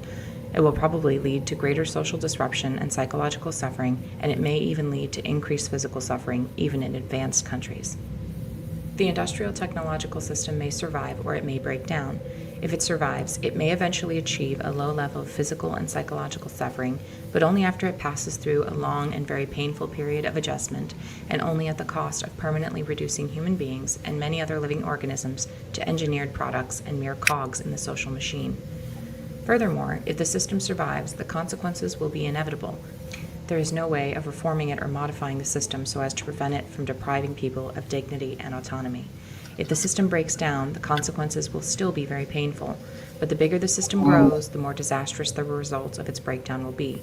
So if it is to break down, it had best break down sooner rather than later. We therefore advocate a revolution against the industrial system. This revolution may or may not make use of violence. It may be sudden, or it may be a relatively gradual process spanning a few decades. We can't predict any of that. We do outline in a very general way the measures that those who hate the industrial system should take in order to prepare the way for a revolution against that form of society. This is not to be a political revolution. Its object will be to overthrow not governments, but the economic and technological basis of the present society. In this article, we give attention to only some of the negative developments that have grown out of this industrial technological system. Other such developments we mention only briefly or ignore altogether. This does not mean we regard these other developments as unimportant. For practical reasons, we have to confine our discussion to areas that have received insufficient public attention or in which we have something new to say. For example, since there are well-developed environmental and wilderness movements, we have written very little about environmental degradation or the destruction of wild nature, even though we consider these to be highly important. The psychology of modern leftism. Almost everyone will agree that we live in a deeply troubled society. One of the most widespread manifestations of the craziness of our world is leftism, so a discussion of the psychology of leftism can serve as an introduction to the discussion of the problems of modern society in general. But what is leftism? During the first half of the 20th century, leftism could have been practically identified with socialism. Today, the movement is fragmented, and it is not clear who can properly be called a leftist. When we speak of leftists in this article, we have in mind mainly socialists, collectivists, politically correct types, feminists, gay and disability activists, animal rights activists, and the like. But not everyone who is associated with one of these movements is a leftist. What we are trying to get at in discussing leftism is not so much movement or an ideology as a psychological type, or rather a collection of related types. Thus, what we mean by leftism will emerge more clearly in the course of our discussion of leftist psychology. Even so, our conception of leftism will remain a good deal less clear than we would wish. But there doesn't seem to be any remedy for this. All we are trying to do here is indicate in a rough and approximate way the two psychological tendencies that we believe are the main driving force of modern leftism. We by no means claim to be telling the whole truth about leftist psychology. Also, our discussion is meant to apply to modern leftism only. We leave open the question of the extent to which the discussion could be applied to the leftists of the 19th and early 20th centuries. The two psychological tendencies that underlie modern leftism we call feelings of inferiority and over-socialization. Feelings of inferiority are characteristic of modern leftism as a whole, while over-socialization is characteristic only of a certain segment of modern leftism. But this segment is highly influential. Feelings of inferiority. By feelings of inferiority, we mean not only inferiority feelings in the strict sense, but as a whole spectrum of related traits: low self-esteem, feelings of powerlessness, depressive tendencies, defeatism, guilt, self-hatred, etc. We argue that modern leftists tend to have some such feelings, possibly more or less repressed, and that these feelings are decisive in determining the direction of modern leftism. When someone interprets as derogatory almost anything that is said about him or about groups with whom he identifies, we conclude that he has inferiority feelings or low self-esteem. This tendency is pronounced among minority rights activists, whether or not they belong to the minority groups whose rights they defend. They are hypersensitive about the words used to designate minorities and about anything that is said concerning minorities. The term Negro, Oriental, handicapped, or chick for an African, an Asian, a disabled person, or a woman originally had no derogatory connotation. Broad and chick were merely the feminine equivalents of guy, dude, or fellow. The negative connotations have been attached to these terms by the activists themselves. Some animal rights activists have gone so far as to reject the word pet and insist on replacement by animal companion. Leftish anthropologists go to great lengths to avoid saying anything about primitive peoples that could conceivably be interpreted as negative. They want to replace the word primitive by non-literate. They may seem almost paranoid about anything that might suggest that primitive culture is inferior to ours. We do not mean to imply that primitive cultures are inferior to ours. We merely point out the hypersensitivity of leftish anthropologists. Those who are most sensitive about politically incorrect terminology are not the average black ghetto dweller, Asian immigrant, abused woman, or disabled person, but a minority of activists, many whom do not even belong to any oppressed group, but come from a privileged strata of society. Political correctness has a strong hold among university professors who have secure employment with comfortable salaries, and the majority of whom are heterosexual white males from middle to upper middle class families. Many leftists have an intense identifications with the problems of groups that have an image of being weak, women, defeated, American Indians, repellent, homosexuals, or otherwise inferior. The leftists themselves feel that these groups are inferior. They would never admit to themselves that they have such feelings, but it is precisely because they do see these groups as inferior that they identify with their problems. We do not mean to suggest that women, Indians, etc. are inferior. We are only making a point about leftist psychology. Feminists are desperately anxious to prove that women are as strong and as capable as men. Clearly, they are nagged by a fear that women may not be as strong and as capable as men. Leftists tend to hate anything that has an image of being strong, good, and successful. They hate America, they hate Western civilization, they hate white males, they hate rationality. The reasons that leftists give for hating the West, etc., clearly do not correspond with their real motives. They say they hate the West because it is warlike, imperialistic, sexist, ethnocentric, and so forth. But where these same faults appear in socialist countries or in primitive cultures, the leftist finds excuses for them, or at best, he grudgingly admits that they exist, whereas he enthusiastically points out and often greatly exaggerates these faults where they appear in Western civilization. Thus it is clear that these faults are not the leftist's real motive for hating America and the West. He hates America and the West because they are strong and successful. Words like self-confidence, self-reliance, initiative, enterprise, optimism, etc. play little role in the liberal and leftist vocabulary. The leftist is anti-individualistic, pro-collectivist. He wants society to solve everyone's problems for them, satisfy everyone's needs for them, take care of them. He is not the sort of person who has an inner sense of confidence in his ability to solve his own problems and satisfy his own needs. The leftist is antagonistic to the concept of competition because, deep inside, he feels like a loser. Art forms that appeal to modern leftish intellectuals tend to focus on sordidness, defeat, and despair, or else they take on an orgiastic tone, throwing off rational control as if there were no hope of accomplishing anything through rational calculation, and all that was left was to immerse oneself in the sensations of the moment. Modern leftish philosophers tend to dismiss reason, science, objective reality, and to insist that everything is culturally relative. It is true that one can ask serious questions about the foundation of scientific knowledge and about how, if at all, the concept of objective reality can be defined. But it is obvious that modern leftish philosophers are not simply cool-headed logicians systematically analyzing the foundations of knowledge. They are deeply involved emotionally with their attack on truth and reality. They attack these concepts because of their own psychological needs. For one thing, their attack is an outlet for hostility, and to the extent that it is successful, it satisfies the drive for power. More importantly, the leftist hates science and rationality because they classify certain beliefs as true, i.e., successful, superior, and other beliefs as false, i.e., failed, inferior. The leftist's feelings of inferiority run so deep that he cannot tolerate any classification of some things as successful or superior and other things as failed or inferior. This also underlies the rejection of many leftists of the concept of mental illness and of the utility of IQ tests. Leftists are antagonistic to genetic explanations of human abilities or behavior because such explanations tend to make some persons appear superior or inferior to others. Leftists prefer to give society the credit or blame for an individual's ability or lack of it. If a person is inferior, it is not his fault, but society's, because he has not been brought up properly. The leftist is not typically the kind of person whose feelings of inferiority make him a braggart, an egotist, a bully, self-promoter, or ruthless competitor.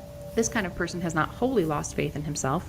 He has a deficit in his sense of power and self-worth, but he can still conceive of himself as having the capacity to be strong, and his efforts to make himself strong produce his unpleasant behavior.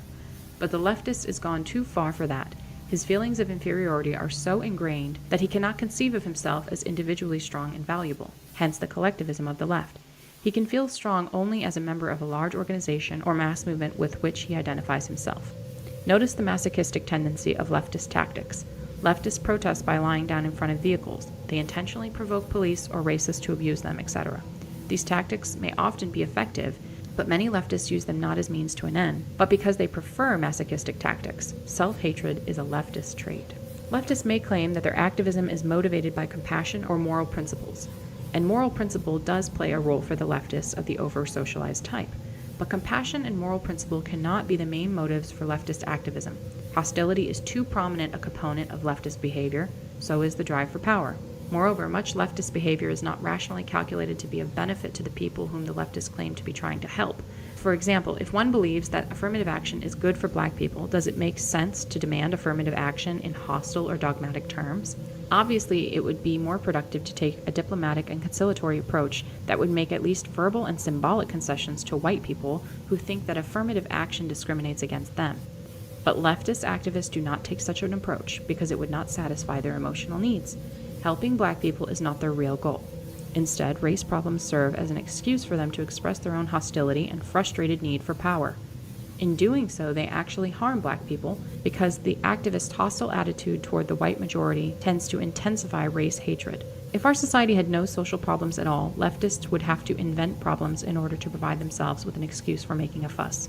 We emphasize that the foregoing does not pretend to be an accurate description of everyone who might be considered a leftist. It is only a rough indication of a general tendency of leftism.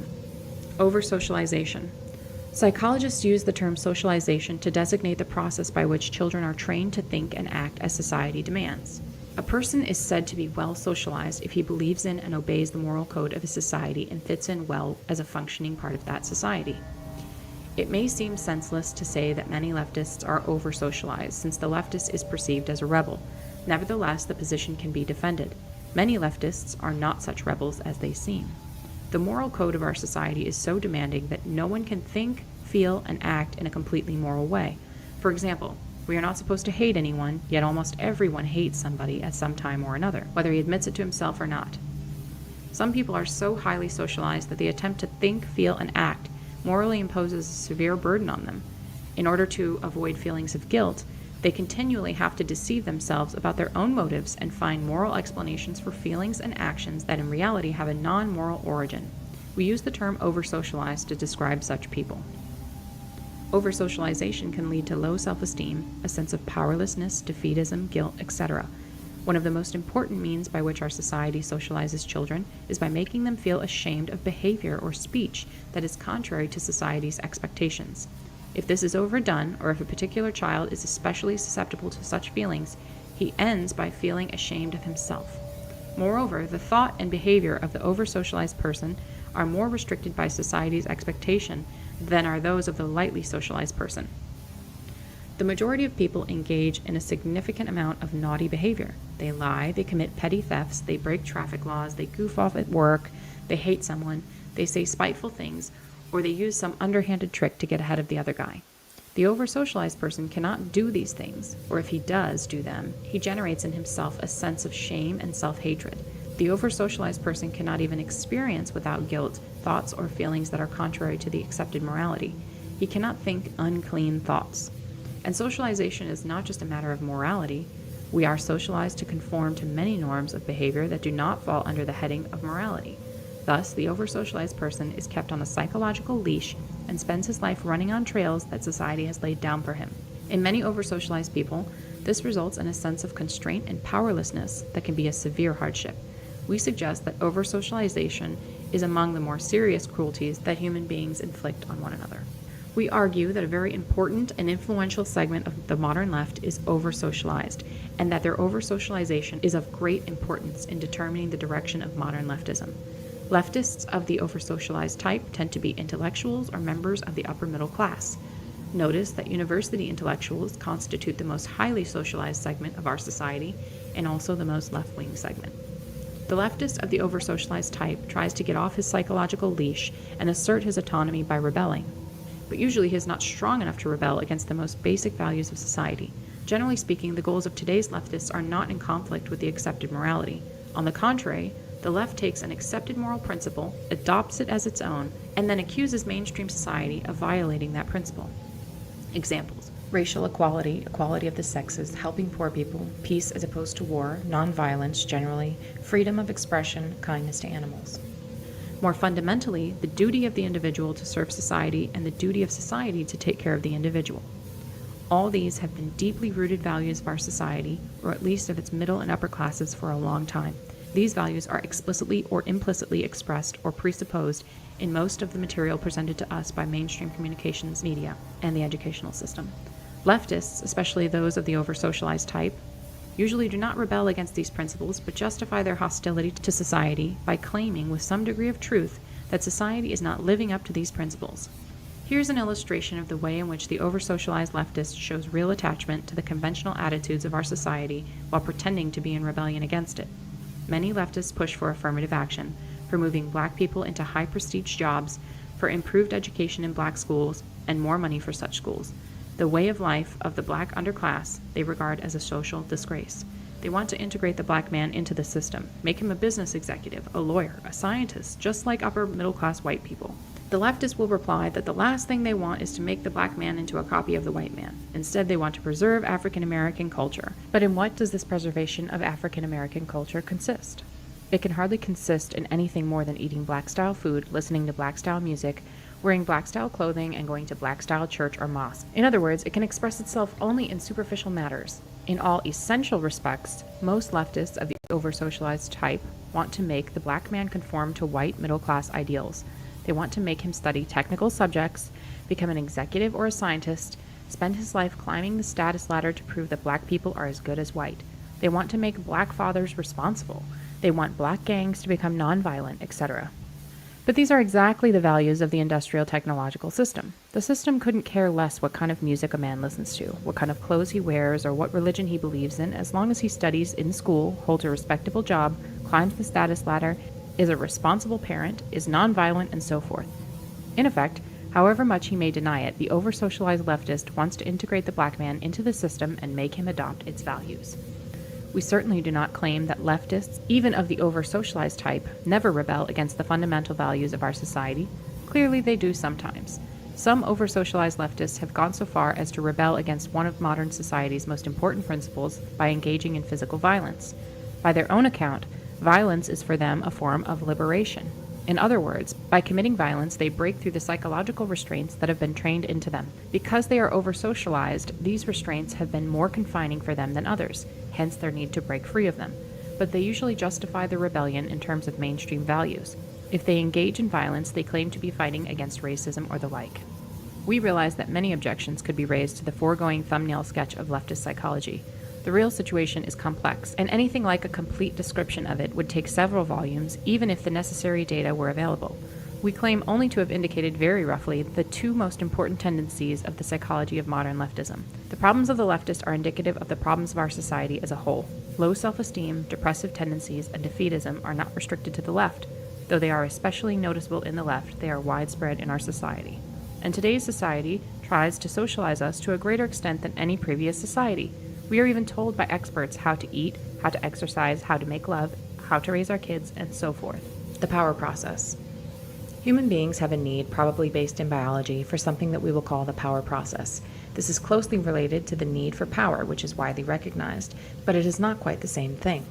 The three most clear-cut of these we call goal, effort, and attainment of goal.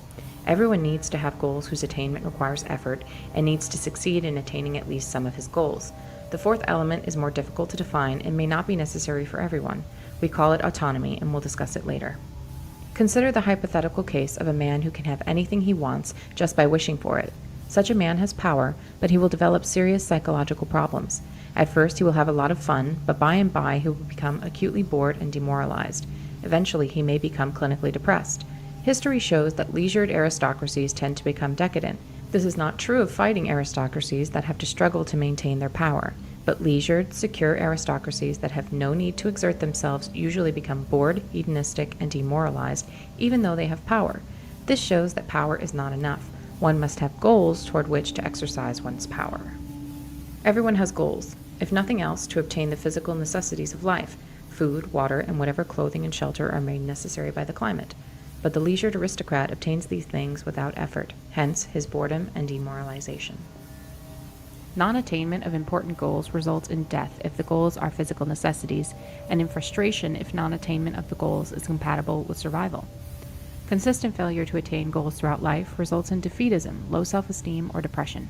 Thus, in order to avoid serious psychological problems, a human being needs goals whose attainment requires effort, and he must have a reasonable rate of success in attaining his goals. Surrogate activities. But not every leisured aristocrat becomes bored and demoralized. For example, the Emperor Hirohito, instead of sinking into decadent hedonism, devoted himself to marine biology, a field in which he became distinguished. When people do not have to exert themselves to satisfy their physical needs, they often set up artificial goals for themselves. In many cases, they then pursue these goals with the same energy and emotional involvement that they otherwise would have put into the search for physical necessities. Thus, the aristocrats of the Roman Empire had their literary pretensions. Many European aristocrats a few centuries ago invested tremendous time and energy in hunting, though they certainly didn't need the meat. Other aristocracies have competed for status through elaborate displays of wealth, and few aristocrats like Hirohito have turned to science. We use the term surrogate activity to designate an activity that is directed toward an artificial goal that people set up for themselves merely in order to have some goal to work toward, or let us say merely for the sake of the fulfillment that they get from pursuing the goal. Here's a rule of thumb for the identification of surrogate activities. Given a person who devotes much time and energy to the pursuit of goal X, ask yourself this: if he had to devote most of his time and energy to satisfying his biological needs, and if that effort required him to use his physical and mental faculties in a varied and interesting way, would he feel seriously deprived because he did not attain goal X? If the answer is no, then the person's pursuit of goal X is a surrogate activity. Hirohito's studies in marine biology clearly constituted a surrogate activity, since it is pretty certain that if Hirohito had had to spend his time working at interesting, non-scientific tasks in order to obtain the necessities of life, he would not have felt deprived because he didn't know all about the anatomy and life cycles of marine animals. On the other hand, the pursuit of sex and love, for example, is not a surrogate activity because most people, even if their existence were otherwise satisfactory, would feel deprived if they passed their lives without ever having a relationship with a member of the opposite sex. But pursuit of an excessive amount of sex, more than one really needs, can be a surrogate activity. In modern industrial society, only minimal effort is necessary to satisfy one's physical needs. It is enough to go through a training program to acquire some petty technical skill, then come to work on time and exert the very modest effort needed to hold a job. The only requirements are a moderate amount of intelligence, and most of all, simple obedience. If one has those, society takes care of one from cradle to grave. Yes, there is an underclass that cannot take the physical necessities for granted, but we are speaking here of mainstream society.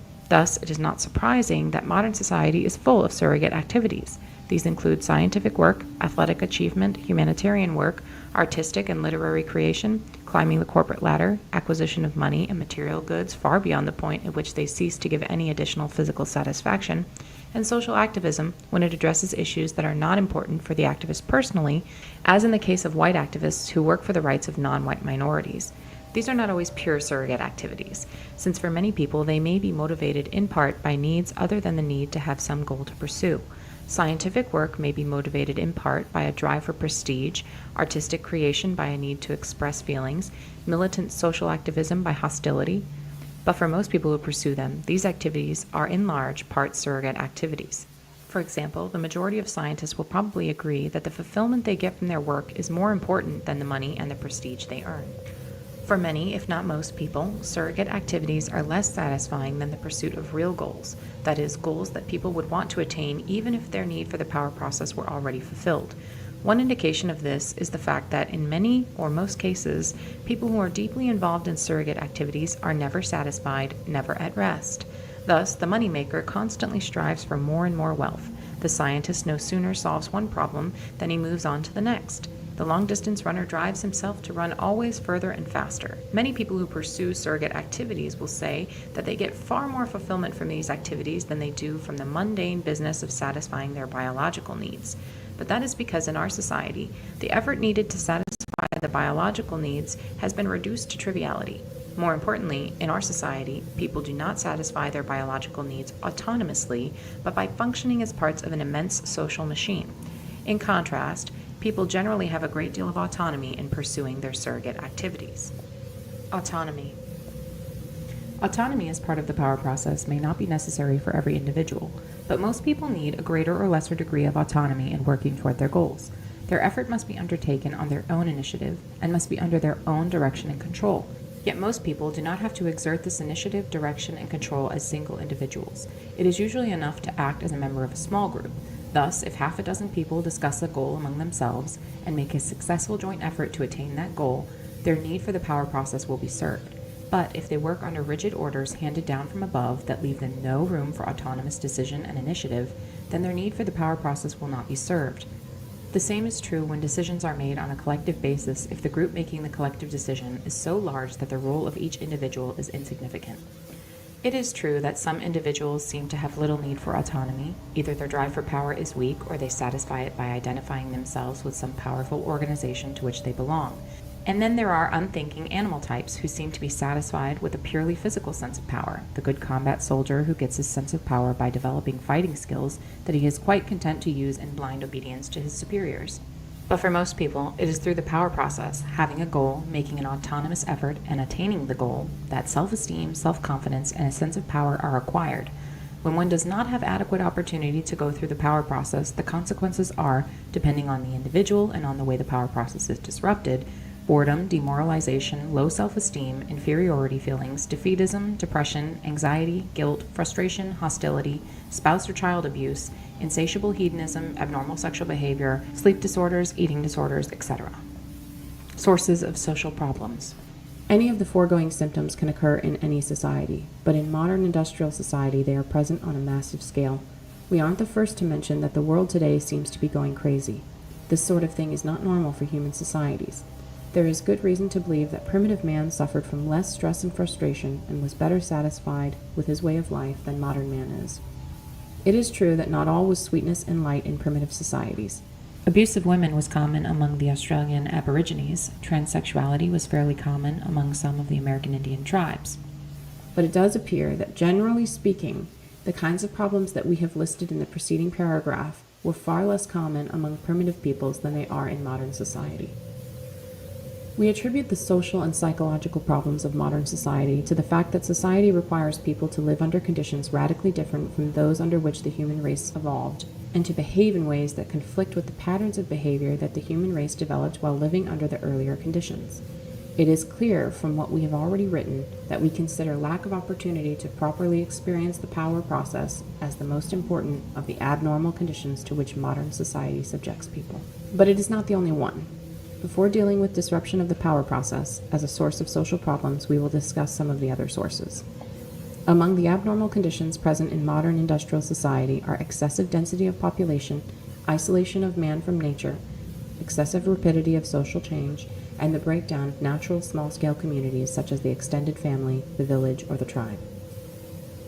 It is well known that crowding increases stress and aggression. The degree of crowding that exists today and the isolation of man from nature are consequences of technological progress.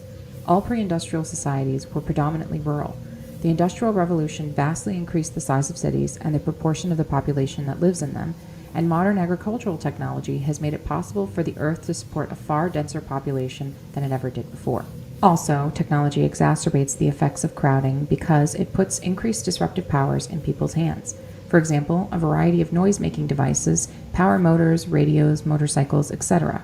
If the use of these devices is unrestricted, people who want peace and quiet are frustrated by the noise.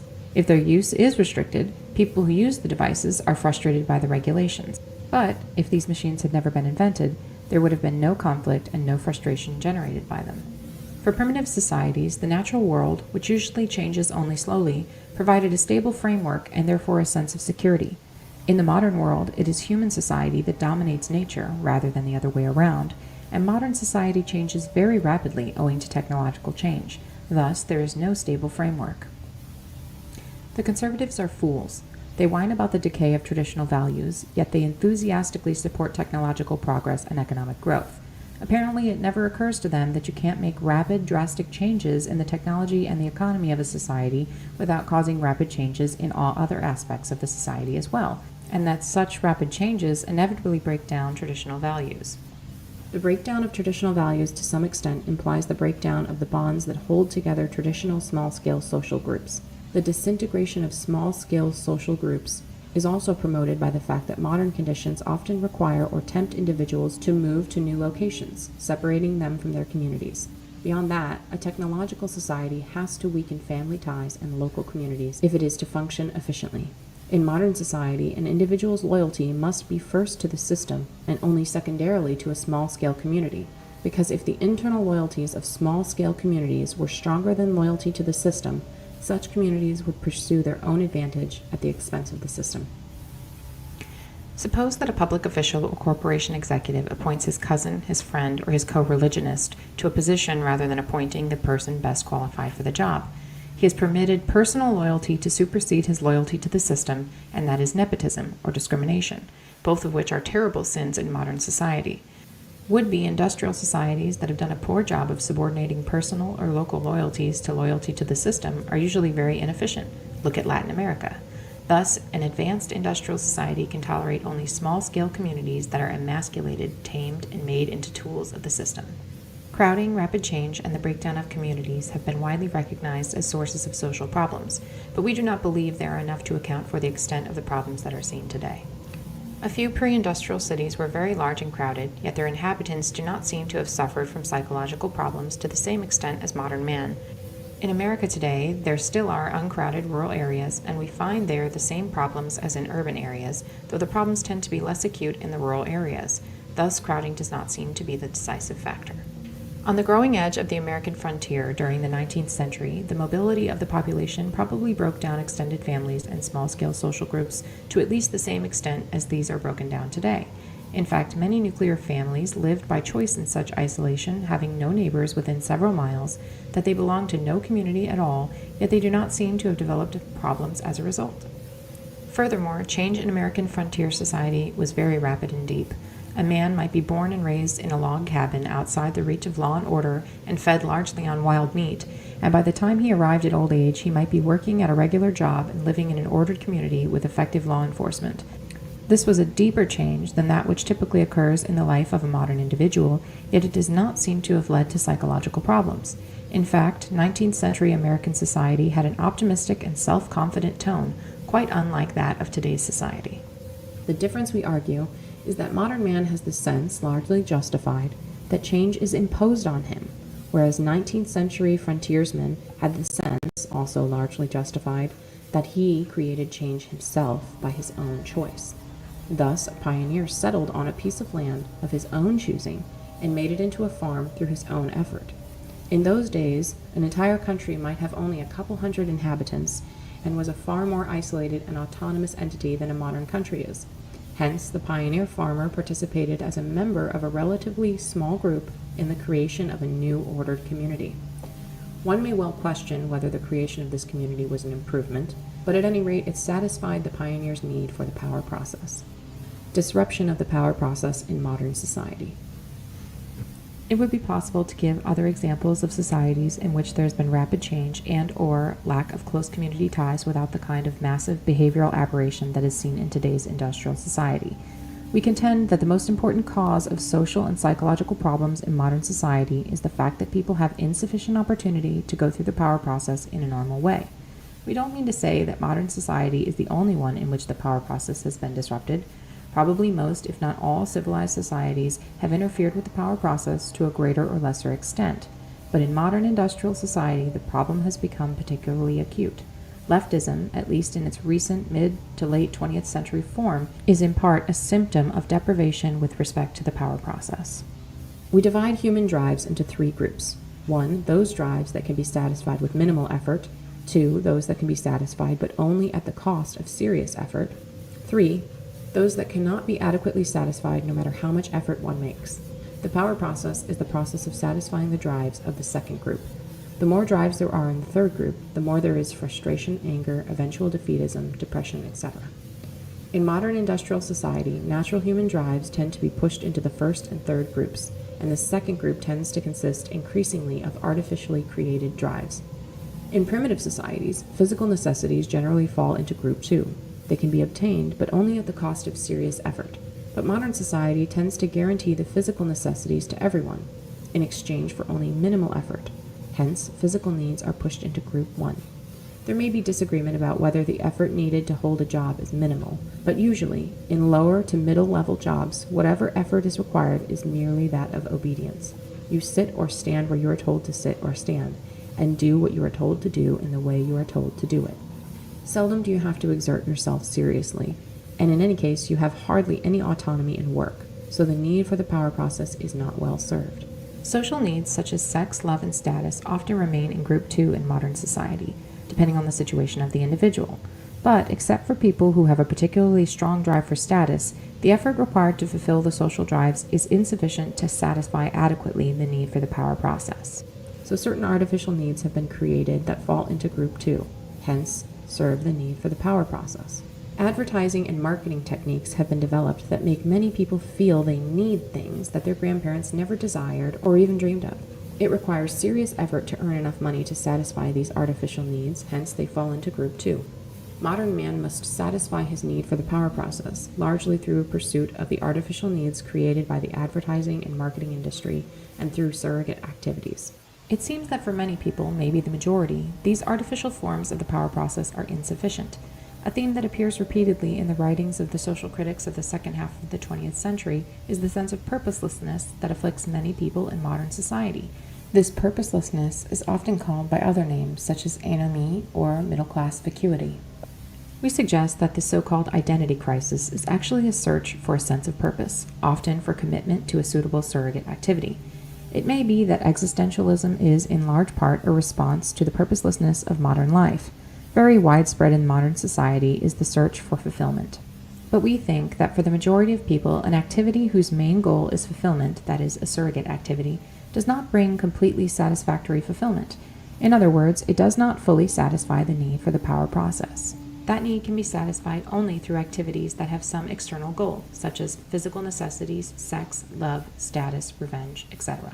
Moreover, where goals are pursued through earning money, climbing the status ladder, or functioning as part of the system in some other way, most people are not in a position to pursue their goals autonomously. Most workers are someone else's employee, and as we pointed out in paragraph 61, must spend their days doing what they are told to do in the way they are told to do it.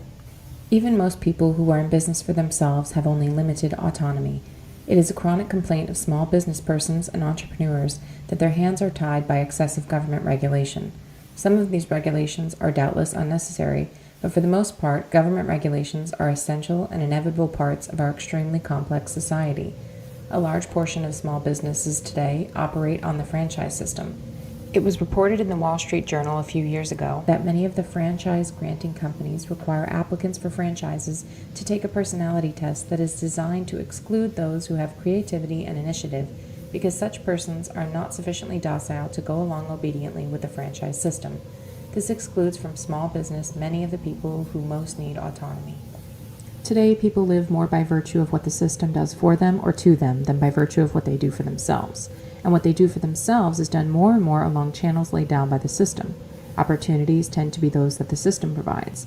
The opportunities must be exploited in accord with the rules and regulations, and techniques prescribed by the experts must be followed if there is to be a chance of success.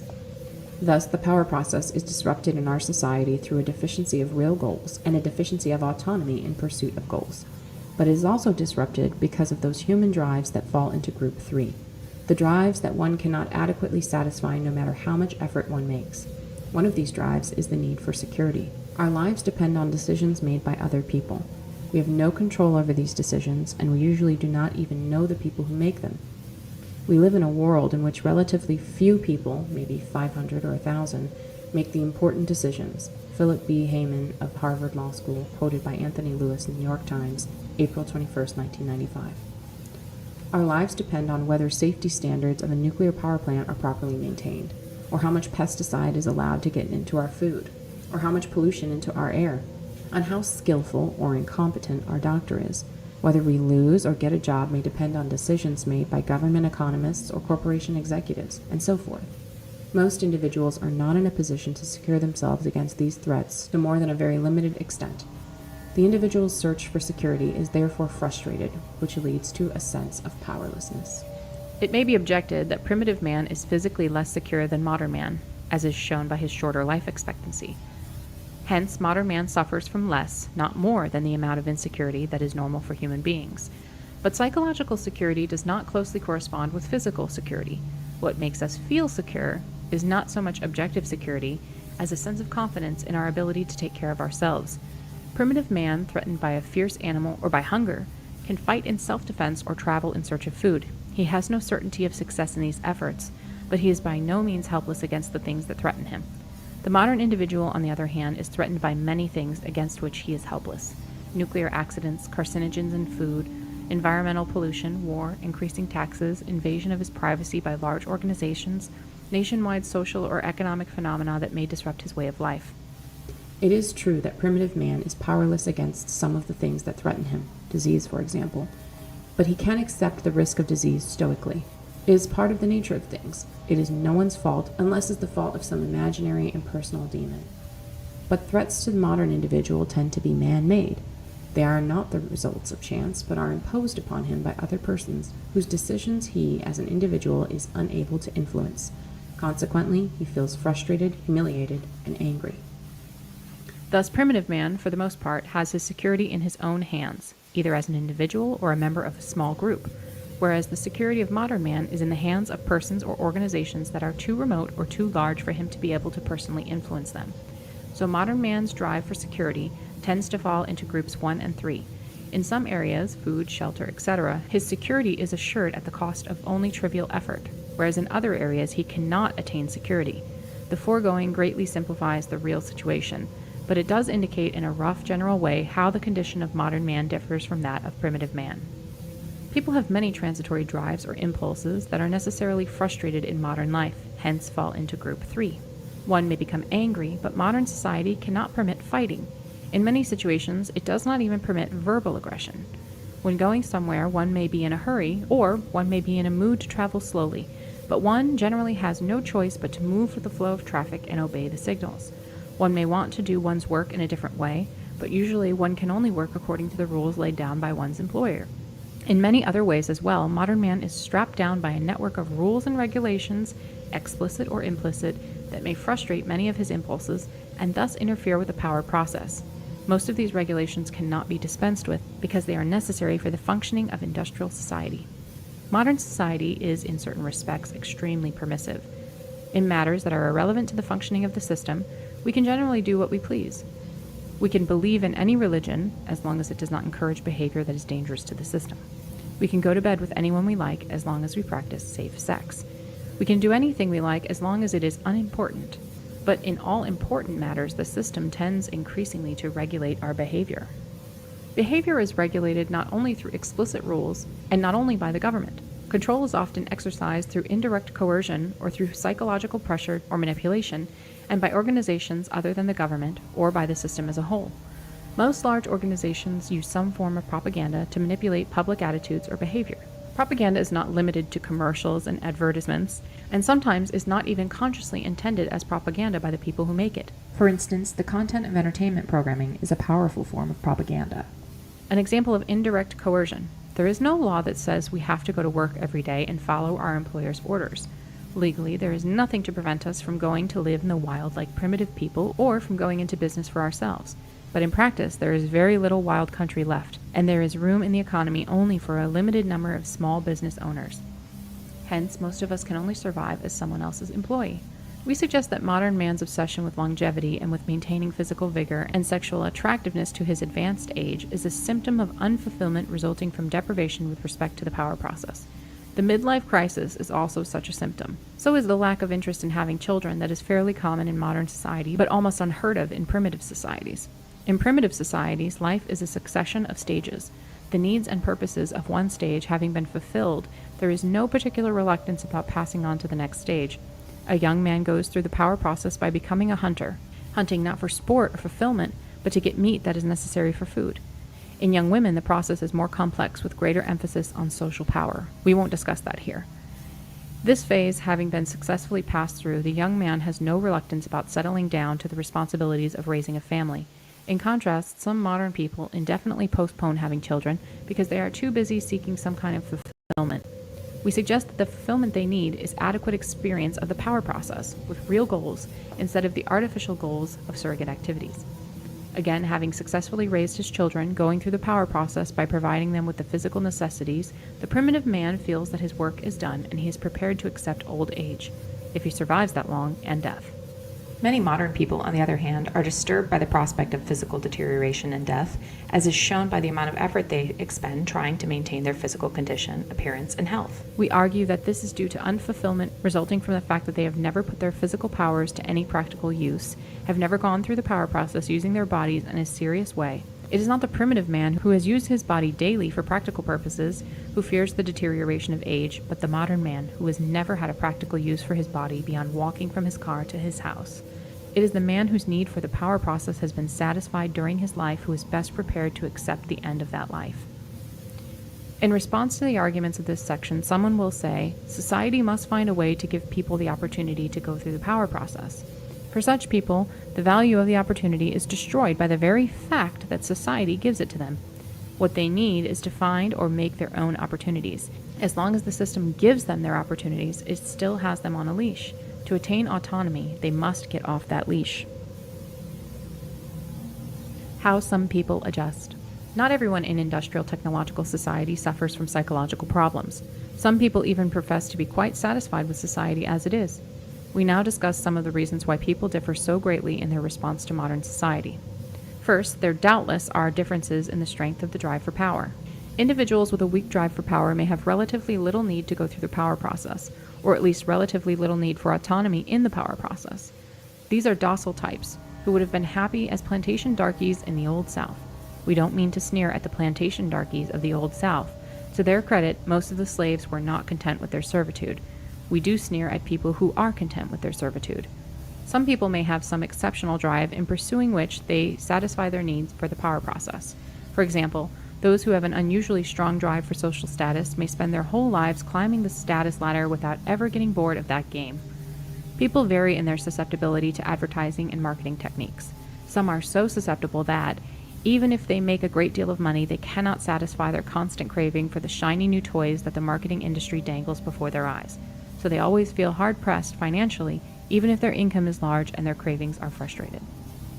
Some people have low susceptibility to advertising and marketing techniques. These are the people who aren't interested in money. Material acquisition does not serve their need for the power process. People who have medium susceptibility to advertising and marketing techniques are able to earn enough money to satisfy their cravings for goods and services, but only at the cost of serious effort, putting in overtime, taking a second job, earning promotions, etc. Thus, material acquisition serves their needs for the power process, but it does not necessarily follow that their need is fully satisfied. They may have insufficient autonomy in the power process. Their work may consist of following orders, and some of their drives may be frustrated. For example, security, aggression. We are guilty of oversimplification in paragraphs 80 through 82 because we have assumed that the desire for material acquisition is entirely a creation of the advertising and marketing industry. Of course, it's not that simple. Some people partly satisfy their need for power by identifying themselves with a powerful organization or mass movement. An individual lacking goals or power joins a movement or organization, adopts its goals as his own, then works towards those goals. When some of the goals are attained, the individual, even though his personal efforts have played only an insignificant part in the attainment of the goals, feels, through his identification with the movement and organization, as if he had gone through the power process. This phenomenon was exploited by the fascists, Nazis, and communists. Our society uses it too, though less crudely. Example, Manuel Noriega was an irritant to the U.S. Goal, punish Noriega. The U.S. invaded Panama, effort, and punished Noriega, attainment of goal. Thus, the U.S. went through the power process, and many Americans, because of their identification with the U.S., experienced the power process vicariously, hence the widespread public approval of the Panama invasion. It gave people a sense of power. We see the same phenomenon in armies, corporations, political parties, humanitarian organizations, religious or ideological movements. In particular, leftist movements tend to attract people who are seeking to satisfy their need for power, but for most people, identification with a large organization or a mass movement does not fully satisfy the need for power. Another way in which people satisfy their need for the power process is through surrogate activities. As we explained in paragraphs 38 through 40, a surrogate activity is an activity that is directed toward an artificial goal that the individual pursues for the sake of the fulfillment that he gets from pursuing the goal, not because he needs to attain the goal itself. For instance, there is no practical motive for building enormous muscles, hitting a little ball into a hole, or acquiring a complete series of postage stamps. Yet many people in our society devote themselves with passion to bodybuilding, golf, or stamp collecting. Some people are more other-directed than others, and therefore will more readily attach importance to a surrogate activity simply because the people around them treat it as important or because society tells them it is important. That is why some people get very serious about essentially trivial activities such as sports or bridge or chess or arcane scholarly pursuits, whereas others who are more clearly sighted never see these things as anything but the surrogate activities that they are, and consequently never attach enough importance to them to satisfy their need for the power process in that way. It only remains to point out that in many cases, a person's way of earning a living is also a surrogate activity. Not a pure surrogate activity, since part of the motive for the activity is to gain the physical necessities and, for some people, social status and the luxuries that advertising makes them want. But many people put into their work far more effort than is necessary to earn whatever money and status they require. And this extra effort constitutes a surrogate activity. This extra effort, together with the emotional investment that accompanies it, is one of the most potent forces acting toward the continual development and perfecting of the system, with negative consequences for individual freedom. Especially for the most creative scientists and engineers, work tends to be largely a surrogate activity. This point is so important that it deserves a separate discussion, which we shall give in a moment. In this section, we have explained how many people in modern society do satisfy their need for the power process to a greater or lesser extent.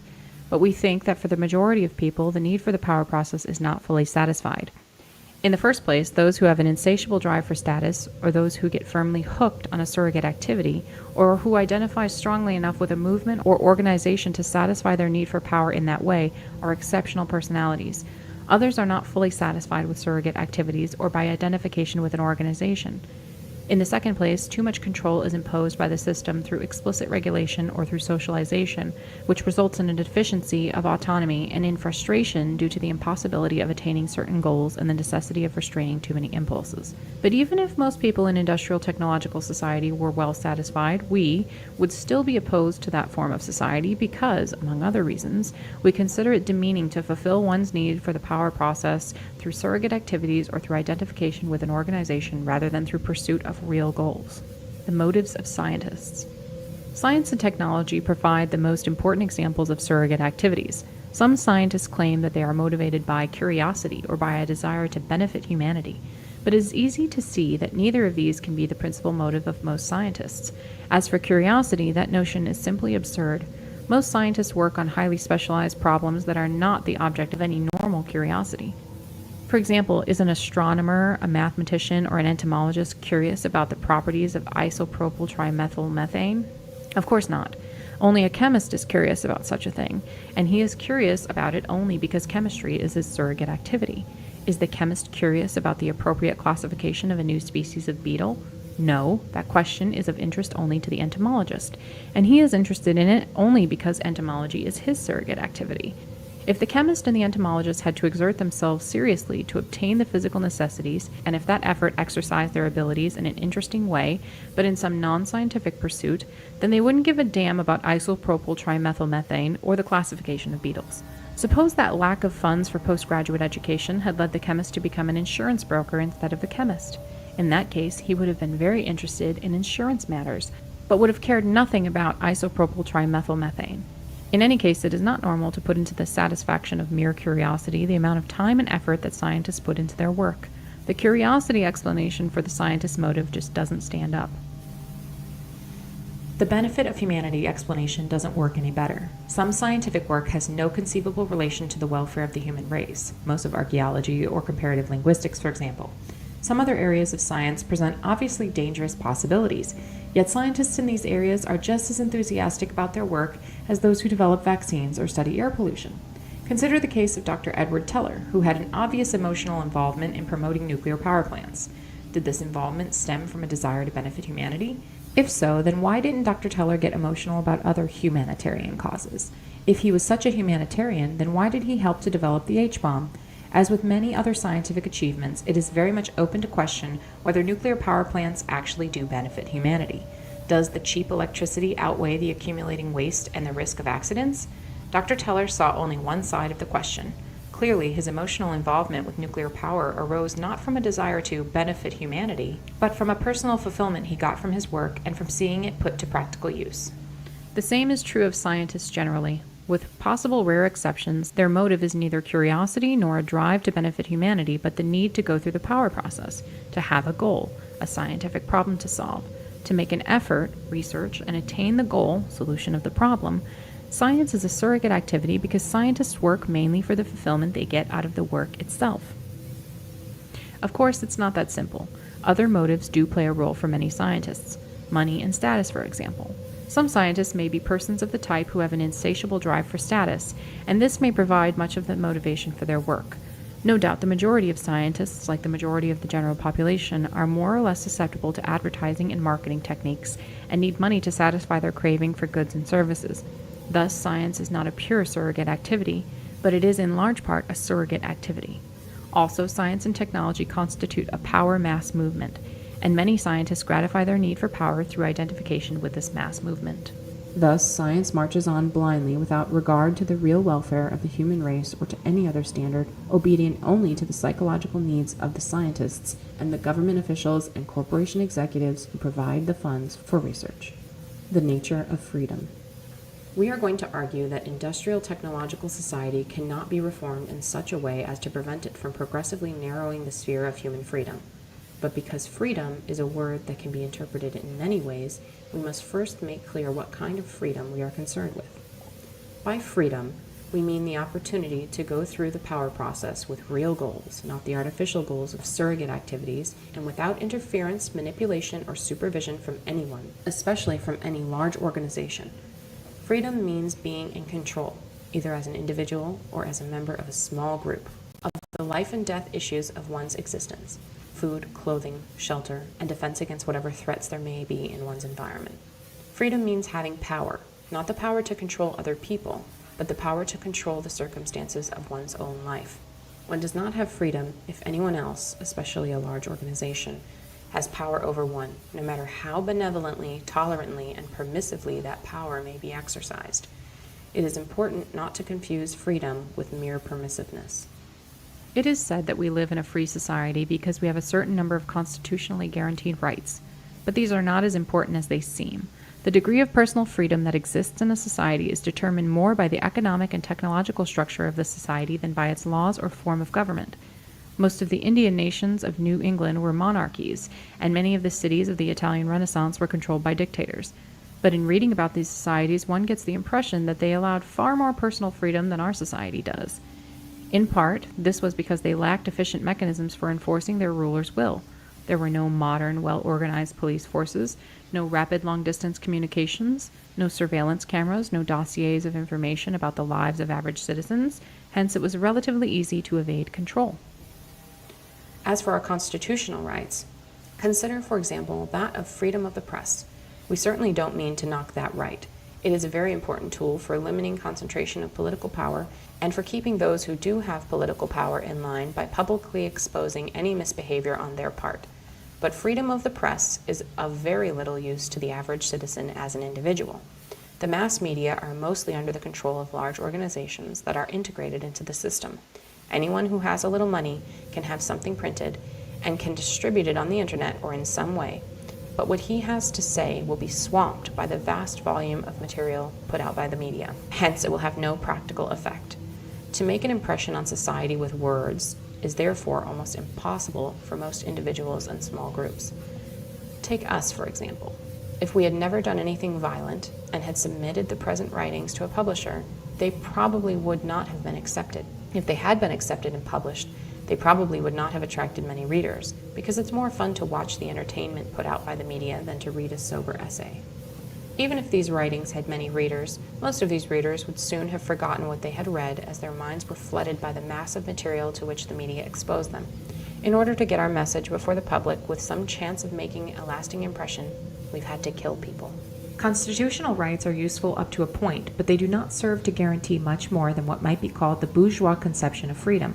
According to the bourgeois conception, a free man is essentially an element of a social machine and has only a certain set of prescribed and delimited freedoms, freedoms that are designed to serve the needs of the social machine more than those of the individual. Thus, the bourgeois free man has economic freedom because that promotes growth and progress. He has freedom of the press because public criticism restrains misbehavior by political leaders. He has a right to a fair trial because imprisonment at the whim of the powerful will be bad. This was clearly the attitude of Simon Bolivar. To him, people deserved liberty only if they used it to promote progress, progress as conceived by the bourgeois. Other bourgeois thinkers have taken a similar view of freedom as a mere means to a collective ends. Chester C. Tan, Chinese Political Thought in the 20th Century, page 202, explains the philosophy of the Kuomintang leader Hu Han-min. An individual is granted rights because he is a member of society, and his community life requires such rights. By community, Hu meant the whole society of the nation, and on page 259, Tan states that according to Carson Chang Chen-mai, head of the State Socialist Party in China, freedom had to be used in the interest of the state and of the people as a whole. But what kind of freedom does one have if one can use it only as someone else prescribes? FC's conception of freedom is not that of Bolivar, Hu, Chang, or any other bourgeois theorists. The trouble with such theorists is that they have made the development and application of social theories their surrogate activity. Consequently, the theories are designed to serve the needs of the theorists more than the needs of any people who may be unlucky enough to live in a society on which the theories are imposed. One more point to be made in this section. It should not be assumed that a person has enough freedom just because he says he has enough. Freedom is restricted in part by psychological controls of which people are conscious, and moreover, many people's ideas of what constitutes freedom are governed more by social convention than by their real needs.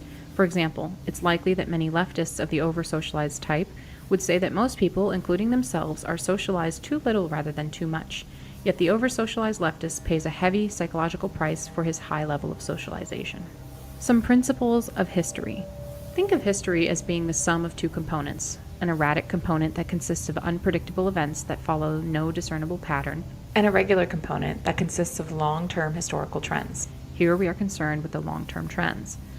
First principle.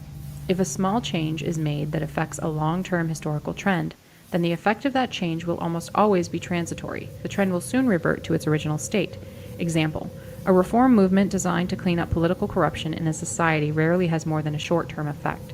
Sooner or later, the reformers relax, and corruption creeps back in. The level of political corruption in a given society tends to remain constant, or to change only slowly with the evolution of the society. Normally, a political cleanup will be permanent only if accompanied by widespread social changes. A small change in the society won't be enough. If small change in a long-term historical trend appears to be permanent, it is only because the change acts in the direction in which the trend is already moving, so that the trend is not altered but only pushed a step ahead. The first principle is almost a tautology. If a trend were not stable with respect to small changes, it would wander at random rather than following a definite direction. In other words, it would not be a long-term trend at all. Second principle. If a change is made that is sufficiently large to alter a permanently long-term historical trend, then it will alter society as a whole. In other words, society is a system in which all parts are interrelated, and you can't permanently change any important part without changing the other parts as well. Third principle. If a change is made that is large enough to alter permanently a long-term trend, then the consequences for society as a whole cannot be predicted in advance, unless various other societies have passed through that same change and have all experienced the same consequences, in which case one can predict on empirical grounds that another society that passes through the same change will be likely to experience similar consequences. Fourth principle. A new kind of society cannot be designed on paper. That is, you cannot plan out a new form of society in advance, then set it up and expect it to function as it was designed to do. The third and fourth principles result from the complexity of human societies. A change in human behavior will affect the economy of a society and its physical environment. The economy will affect the environment and vice versa. And the changes in the economy and the environment will affect human behavior in complex, unpredictable ways, and so forth. The network of causes and effects is far too complicated to be untangled and understood. Fifth principle. People do not consciously and rationally choose the form of their society. Societies develop through processes of social evolution that are not under rational human control. The fifth principle is a consequence of the other four. To illustrate, by the first principle, generally speaking, an attempt at social reform either acts in the direction in which the society is developing anyway, so that it merely accelerates a change that would have occurred in any case, or else it has only a transitory effect, so that the society soon slips back into its old groove. To make a lasting change in the direction of development of any important aspect of society, reform is insufficient and revolution is required. A revolution does not necessarily involve an armed uprising or the overthrow of a government. By the second principle, a revolution never changes only one aspect of society, it changes the whole society. And by the third principle, changes occur that were never expected or desired by the revolutionaries. By the fourth principle, when revolutionaries or utopians set up a new kind of society, it never works out as planned. The American Revolution does not provide a counterexample. The American Revolution was not a revolution in our sense of the word, but a war of independence followed by a rather far-reaching political reform. The Founding Fathers did not change the direction of American society, nor did they aspire to do so. They only freed the development of American society from the retarding effects of British rule. Their political reform did not change any basic trend, but only pushed American political culture along its natural direction of development. British society, of which American society was an offshoot, had been moving for a long time in the direction of representative democracy, and prior to the War of Independence, the Americans were already practicing a significant degree of representative democracy in the colonial assemblies. The political system established by the Constitution was modeled on the British system and on the colonial assemblies. With major alteration to be sure, there is no doubt that the Founding Fathers took a very important step, but it was a step along the road that English-speaking world was already traveling. Proof is that Britain and all of its colonies that were populated predominantly by people of British descent ended up with systems of representative democracy essentially similar to that of the United States. If the Founding Fathers had lost their nerve and declined to sign the Declaration of Independence, our way of life today would not have been significantly different. Maybe we would have had somewhat closer ties to Britain, and we would have had a parliament and a prime minister instead of a Congress and a president. No big deal. Thus, the American Revolution provides not a counterexample to our principles, but a good illustration of them. Still, one has to use common sense in applying the principles. They are expressed in imprecise language that allows latitude for interpretation, and exceptions to them can be found. So we present these principles not as inviolable laws, but as rules of thumb or guides to thinking that may provide a partial antidote to naive ideas about the future of society. The principles should be borne constantly in mind, and whenever one reaches a conclusion that conflicts with them, one should carefully re-examine one's thinking and retain the conclusion only if one has good, solid reasons for doing so. Industrial technological society cannot be reformed. The foregoing principles help to show how hopelessly difficult it would be to reform the industrial system in such a way as to prevent it from progressively narrowing our sphere of freedom. There has been a consistent tendency going back at least to the Industrial Revolution for technology to strengthen the system at a high cost in individual freedom and local autonomy. Hence, any change designed to protect freedom from technology would be contrary to a fundamental trend in the development of our society. Consequently, such a change either would be a transitory one, soon swamped by the tide of history, or, if large enough to be permanent, would alter the nature of our whole society. This by the first and second principles. Moreover, since society would be altered in a way that could not be predicted in advance, third principle, there would be great risk. Changes large enough to make a lasting difference in favor of freedom would not be initiated because it would be realized that they would gravely disrupt the system, so any attempts at reform would be too timid to be effective. Even if changes large enough to make a lasting difference were initiated, they would be retracted when their disruptive effects became apparent. Thus, permanent changes in favor of freedom could be brought about only by persons prepared to accept radical, dangerous, and unpredictable alteration of the entire system. In other words, by revolutionaries, not reformers. People anxious to rescue freedom without sacrificing the supposed benefits of technology will suggest naive schemes for some new form of society that would reconcile freedom with technology. Apart from the fact that people who make such suggestions seldom propose any practical means by which the new form of society could be set up in the first place, it follows from the fourth principle that even if the new form of society could be once established, it either would collapse or would give results very different from those expected. So even on very general grounds, it seems highly improbable that any way of changing society could be found that would reconcile freedom with modern technology. In the next few sections, we will give more specific reasons for concluding that freedom and technological progress are incompatible. As explained in paragraphs 65 through 67, 70 through 73, modern man is strapped down by a network of rules and regulations, and his fate depends on the actions of persons remote from him whose decisions he cannot influence. This is not accidental or a result of the arbitrariness of arrogant bureaucrats. It is necessary and inevitable in any technologically advanced society. The system has to regulate human behavior closely in order to function. At work, people have to do what they are told. Otherwise, production would be thrown into chaos. Bureaucracies have to be run according to rigid rules. To allow any substantial personal discretion to lower-level bureaucrats would disrupt the system and lead to charges of unfairness due to differences in the way the individual bureaucrats exercise their discretion. It is true that some restrictions on our freedom could be eliminated, but generally speaking, the result is a sense of powerlessness on the part of the average person. It may be, however, that formal regulations will tend increasingly to be replaced by psychological tools that make us want to do what the system requires of us. Propaganda, educational techniques, mental health programs, etc. The system has to force people to behave in ways that are increasingly remote from the natural pattern of human behavior. For example, the system needs scientists, mathematicians, and engineers. It can't function without them, so heavy pressure is put on children to excel in these fields. It isn't natural for an adolescent human being to spend the bulk of his time sitting at a desk absorbed in study. A normal adolescent wants to spend his time in active contact with the real world. Among primitive peoples, the things that children are trained to do tend to be in reasonable harmony with natural human impulses. Among the American Indians, for example, boys were trained in active outdoor pursuits, just the sort of thing that boys like. But in our society, children are pushed into studying technical subjects, which most do grudgingly. Because of the constant pressure that the system exerts to modify human behavior, there is a gradual increase in the number of people who cannot or will not adjust to society's requirements. Welfare leeches, youth gang members, cultists, anti-government rebels, radical environmentalist saboteurs, dropouts, and resistors of various kinds. In any technologically advanced society, the individual's fate must depend on decisions that he personally cannot influence to any great extent. A technological society cannot be broken down into small autonomous communities because production depends on the cooperation of very large numbers of people. When a decision affects, say, 1 million people, then each of the affected individuals has on average only 1/millionth share in making the decision. What usually happens in practice is that decisions are made by public officials or corporation executives or by technical specialists. But even when the public votes on a decision, the number of voters ordinarily is too large for the vote of any one individual to be significant. Thus, most individuals are unable to influence measurably the major decisions that affect their lives. There is no conceivable way to remedy this in a technologically advanced society.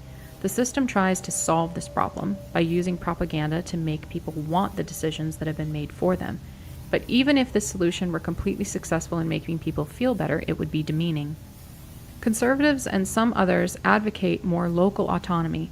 Local communities once did have autonomy, but such autonomy becomes less and less possible as local communities become more enmeshed with and dependent on large-scale systems like public utilities, computer networks, highway systems, the mass communications media, the modern healthcare system. Also operating against autonomy is the fact that technology applied in one location often affects people at other locations far away. Thus, pesticide or chemical use near a creek may contaminate the water supply hundreds of miles downstream, and the greenhouse effect affects the whole world. The system does not and cannot exist to satisfy human needs. Instead, it is human behavior that has to be modified to fit the needs of the system. This has nothing to do with the political or social ideology that may pretend to guide the technological system.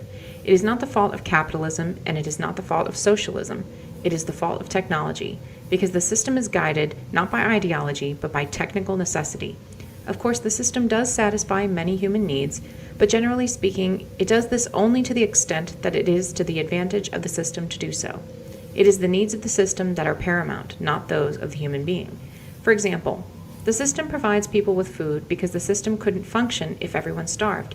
It attends to people's psychological needs whenever it can conveniently do so because it couldn't function if too many people became depressed or rebellious. But the system, for good, solid, practical reasons, must exert constant pressure on people to mold their behavior to the needs of the system. Too much waste accumulating? The government, the media, the educational system, environmentalists, everyone inundates us with a mass of propaganda about recycling. Need more technical personnel? A chorus of voices exhorts kids to study science. No one stops to ask whether it is inhumane to force adolescents to spend the bulk of their time studying subjects most of them hate. When skilled workers are put out of a job by technical advances and have to undergo retraining, no one asks whether it's humiliating for them to be pushed around in this way. Efforts to make room for a sense of purpose and for autonomy within the system are no better than a joke. For example, one company, instead of having each of its employees assemble only one section of the catalog, had each assemble a whole catalog, and this was supposed to give them a sense of purpose and achievement.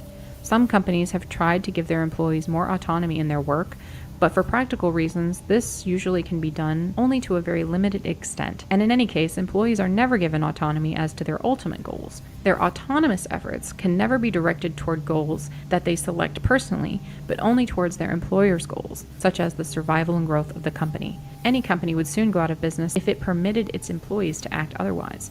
Similarly, in any enterprise within a socialist system, workers must direct their efforts toward the goals of the enterprise.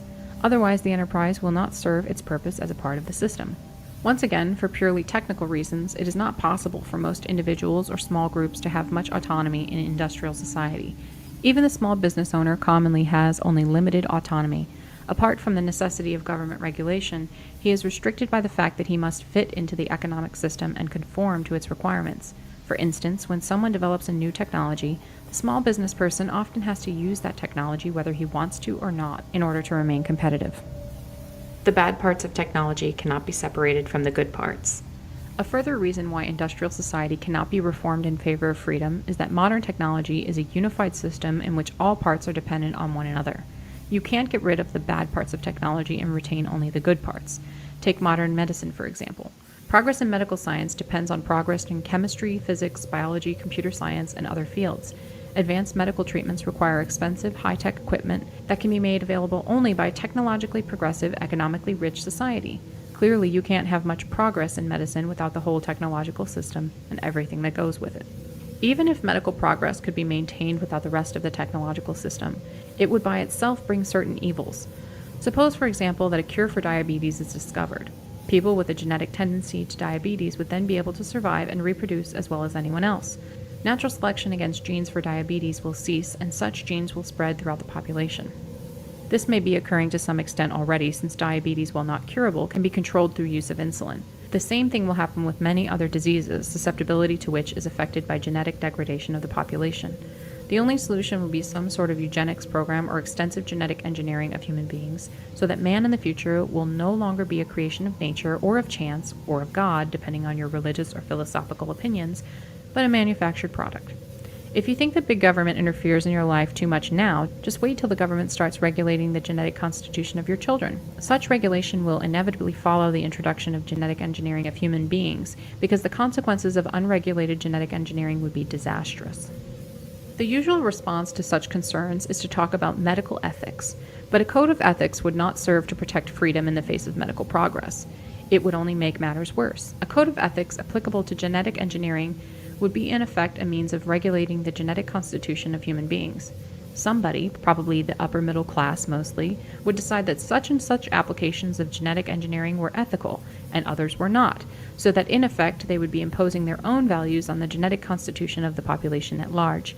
Even if a code of ethics were chosen on a completely democratic basis, the majority would be imposing their own values on any minorities who might have a different idea of what constituted an ethical use of genetic engineering. The only code of ethics that would truly protect freedom would be one that prohibited any genetic engineering of human beings, and you can be sure that no such code will ever be applied in a technological society. No code that reduced genetic engineering to a minor role would stand up for long, because the temptation presented by the immense power of biotechnology would be irresistible, especially since to the majority of people many of its applications will seem obviously and unequivocally good, eliminating physical and mental diseases, giving people the abilities they need to get along in today's world. Inevitably, genetic engineering will be used extensively, but only in ways consistent with the needs of the industrial technological system. Technology is a more powerful social force than the aspiration for freedom. It is not possible to make a lasting compromise between technology and freedom, because technology is by far the more powerful social force and continually encroaches on freedom through repeated compromises. Imagine the case of two neighbors, each of whom at the outset owns the same amount of land, but one of whom is more powerful than the other. The powerful one demands a piece of the other's land. The weak one refuses. The powerful one says, "Okay, let's compromise. Give me half of what I asked." The weak one has little choice but to give in. Sometime later, the powerful neighbor demands another piece of land. Again, there is a compromise, and so forth. By forcing a long series of compromises on the weaker man, the powerful one eventually gets all of his land. So it goes in the conflict between technology and freedom. Let us explain why technology is a more powerful social force than the aspiration for freedom. A technological advance that appears not to threaten freedom often turns out to threaten it very seriously later on. For example, consider motorized transport. A walking man formerly could go where he pleased, go at his own pace without observing any traffic regulations, and was independent of technological support systems. When motor vehicles were introduced, they appeared to increase man's freedom. They took no freedom away from the walking man.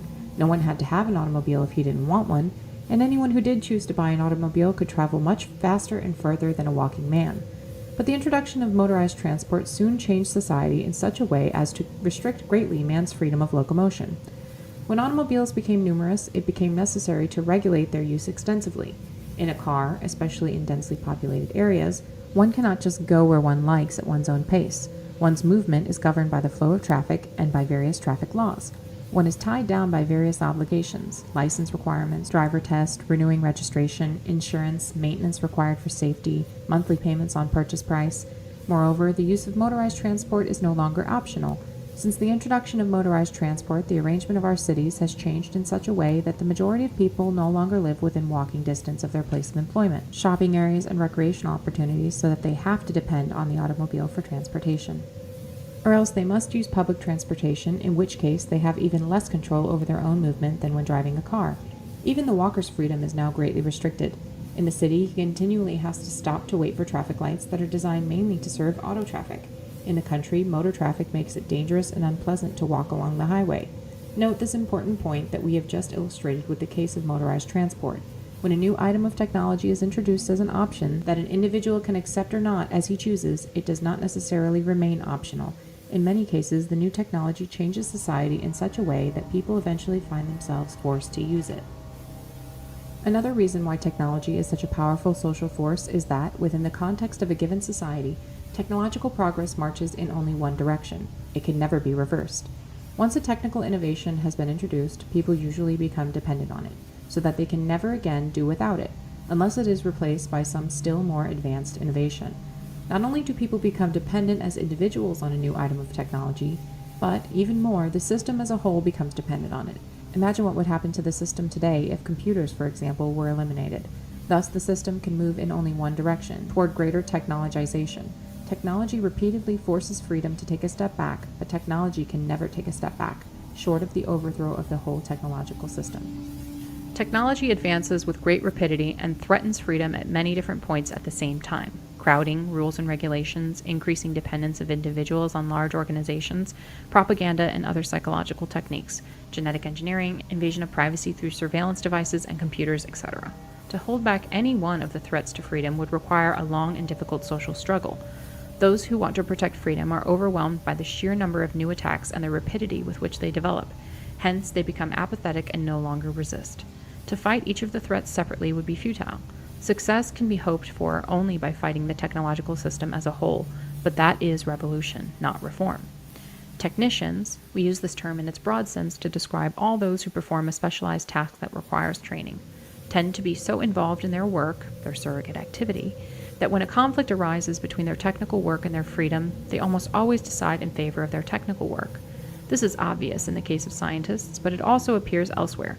Educators, humanitarian groups, conservation organizations do not hesitate to use propaganda or other psychological techniques to help them achieve their laudable ends.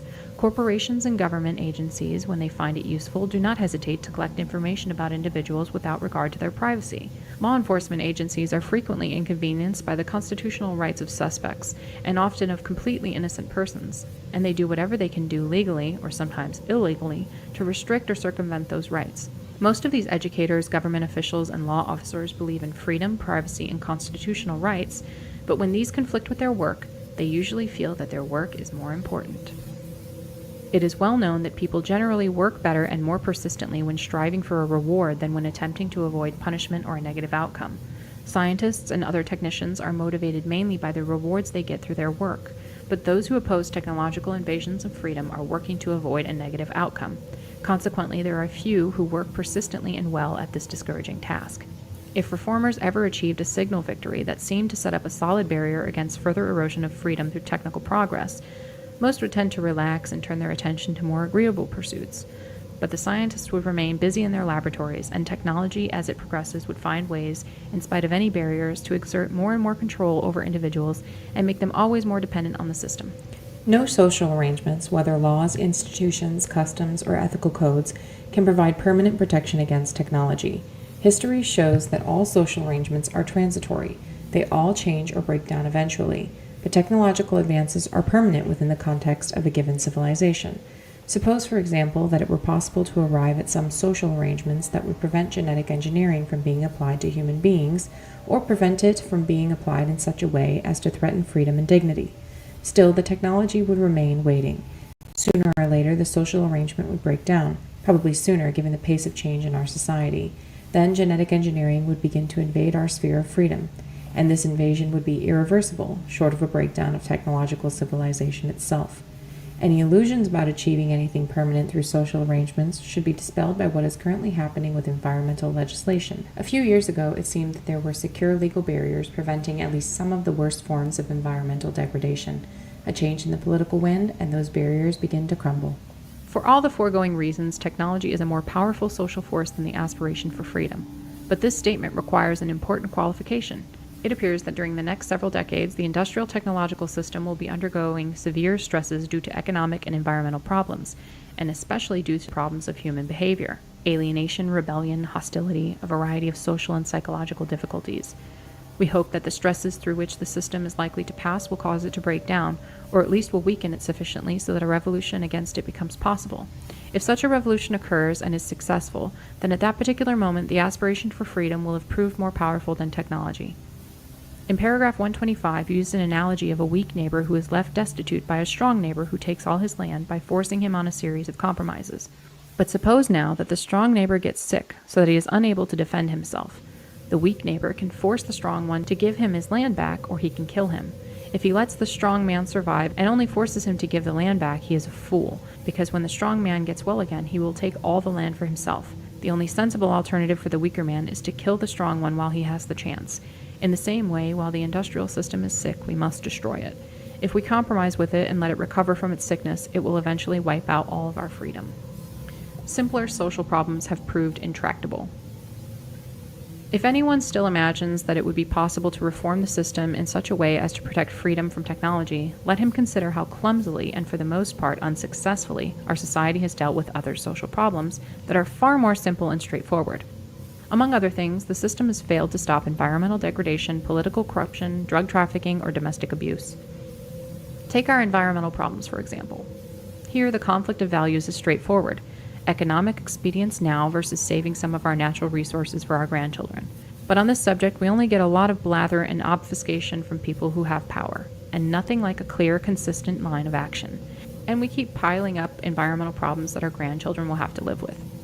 Attempts to resolve the environmental issue consist of struggles and compromises between different factions, some of which are ascendant at one moment, others at another moment. The line of struggle changes with the shifting currents of public opinion. This is not a rational process, nor is it one that is likely to lead to a timely and successful solution to the problem. Major social problems, if they get solved at all, are rarely or never solved through any rational, comprehensive plan. They just work themselves out through a process in which various competing groups pursuing their own, usually short-term, self-interests arrive, mainly by luck, at some more or less stable modus vivendi. In fact, these principles we formulated in paragraphs 100 through 106 make it seem doubtful that rational long-term social planning can ever be successful. Thus, it is clear that the human race has at best a very limited capacity for solving even relatively straightforward social problems. How then is it going to solve the far more difficult and subtle problem of reconciling freedom with technology? Technology presents clear-cut material advantages, where freedom is an abstraction that means different things to different people, and its loss easily obscured by propaganda and fancy talk. And note this important difference. It is conceivable that our environmental problems, for example, may someday be settled through a rational, comprehensive plan. But if this happens, it will be only because it is in the long-term interest of the system to solve these problems. But it is not in the interest of the system to preserve freedom or small group autonomy. On the contrary, it is in the interest of the system to bring human behavior under control to the greatest extent possible. Thus, while practical considerations may eventually force the system to take rational, prudent approach to environmental problems, equally practical considerations will force the system to regulate human behavior ever more closely, preferably by indirect means that will disguise the encroachment on freedom. This isn't just our opinion. Eminent social scientists, for example James Q. Wilson, have stressed the importance of socializing people more effectively. Revolution is easier than reform. We hope we've convinced the reader that the system cannot be reformed in such a way as to reconcile freedom with technology. The only way out is to dispense with the industrial technological system altogether. This implies revolution, not necessarily an armed uprising, but certainly a radical and fundamental change in the nature of society. People tend to assume that because revolution involves a much greater change than reform does, it is more difficult to bring about than reform is. Actually, under certain circumstances, revolution is much easier than reform. The reason is that a revolutionary movement can inspire an intensity of commitment that a reform movement cannot inspire. A reform movement merely offers to solve a particular social problem. A revolutionary movement offers to solve all problems at one stroke and create a whole new world. It provides the kind of ideal for which people will take great risks and make great sacrifices. For this reason, it would be much easier to overthrow the whole technological system than to put effective permanent restraints on the development or application of any one segment of technology, such as genetic engineering, for example. Not many people will devote themselves with a single-minded passion to imposing and maintaining restraints on genetic engineering, but under suitable conditions, large numbers of people may devote themselves passionately to a revolution against the industrial technological system. As we noted in paragraph 132, reformers seeking to limit certain aspects of technology would be working to avoid a negative outcome, but revolutionaries work to gain a powerful reward, fulfillment of their revolutionary vision, and therefore work harder and more persistently than reformers do. Reform is always restrained by the fear of painful consequences if change goes too far. But once a revolutionary fever has taken hold of society, people are willing to undergo unlimited hardships for the sake of their revolution. This was clearly shown in the French and Russian revolutions. It may be in such cases only a minority of the population is really committed to the revolution, but this minority is sufficiently large and active so that it becomes the dominant force in society. We will have more to say about a revolution in paragraphs 180 through 205. Control of human behavior. Since the beginning of civilization, organized societies have had to put pressures on human beings for the sake of the functioning of the social organism. The kinds of pressures vary greatly from one society to another. Some of the pressures are physical, poor diet, excessive labor, environmental pollution, and some are psychological, noise, crowding, forcing human behavior into the mold that society requires. In the past, human nature has been approximately constant, or at any rate has varied only within certain bounds. Consequently, societies have been able to push people only up to certain limits. When the limit of human endurance has passed, things start going wrong. Rebellion, or crime, or corruption, or evasion of work, or depression, and some other mental problems, or an elevated death rate, or a declining birth rate, or something else, so that either the society breaks down, or its functioning becomes too inefficient, and it is quickly or gradually, through conquest, attrition, or evolution, replaced by some more efficient form of society. Thus, human nature has in the past put certain limits on the development of societies. People could be pushed only so far and no farther. But today, this may be changing because modern technology is developing ways of modifying human beings. Imagine a society that subjects people to conditions that make them terribly unhappy, then gives them drugs to take away their unhappiness. Science fiction? It's already happening to some extent in our own society. It is well known that the rate of clinical depression has been greatly increasing in recent decades. We believe that this is due to disruption of the power process, as explained in paragraphs 59 through 76. But even if we are wrong, the increasing rate of depression is certainly the result of some conditions that exist in today's society.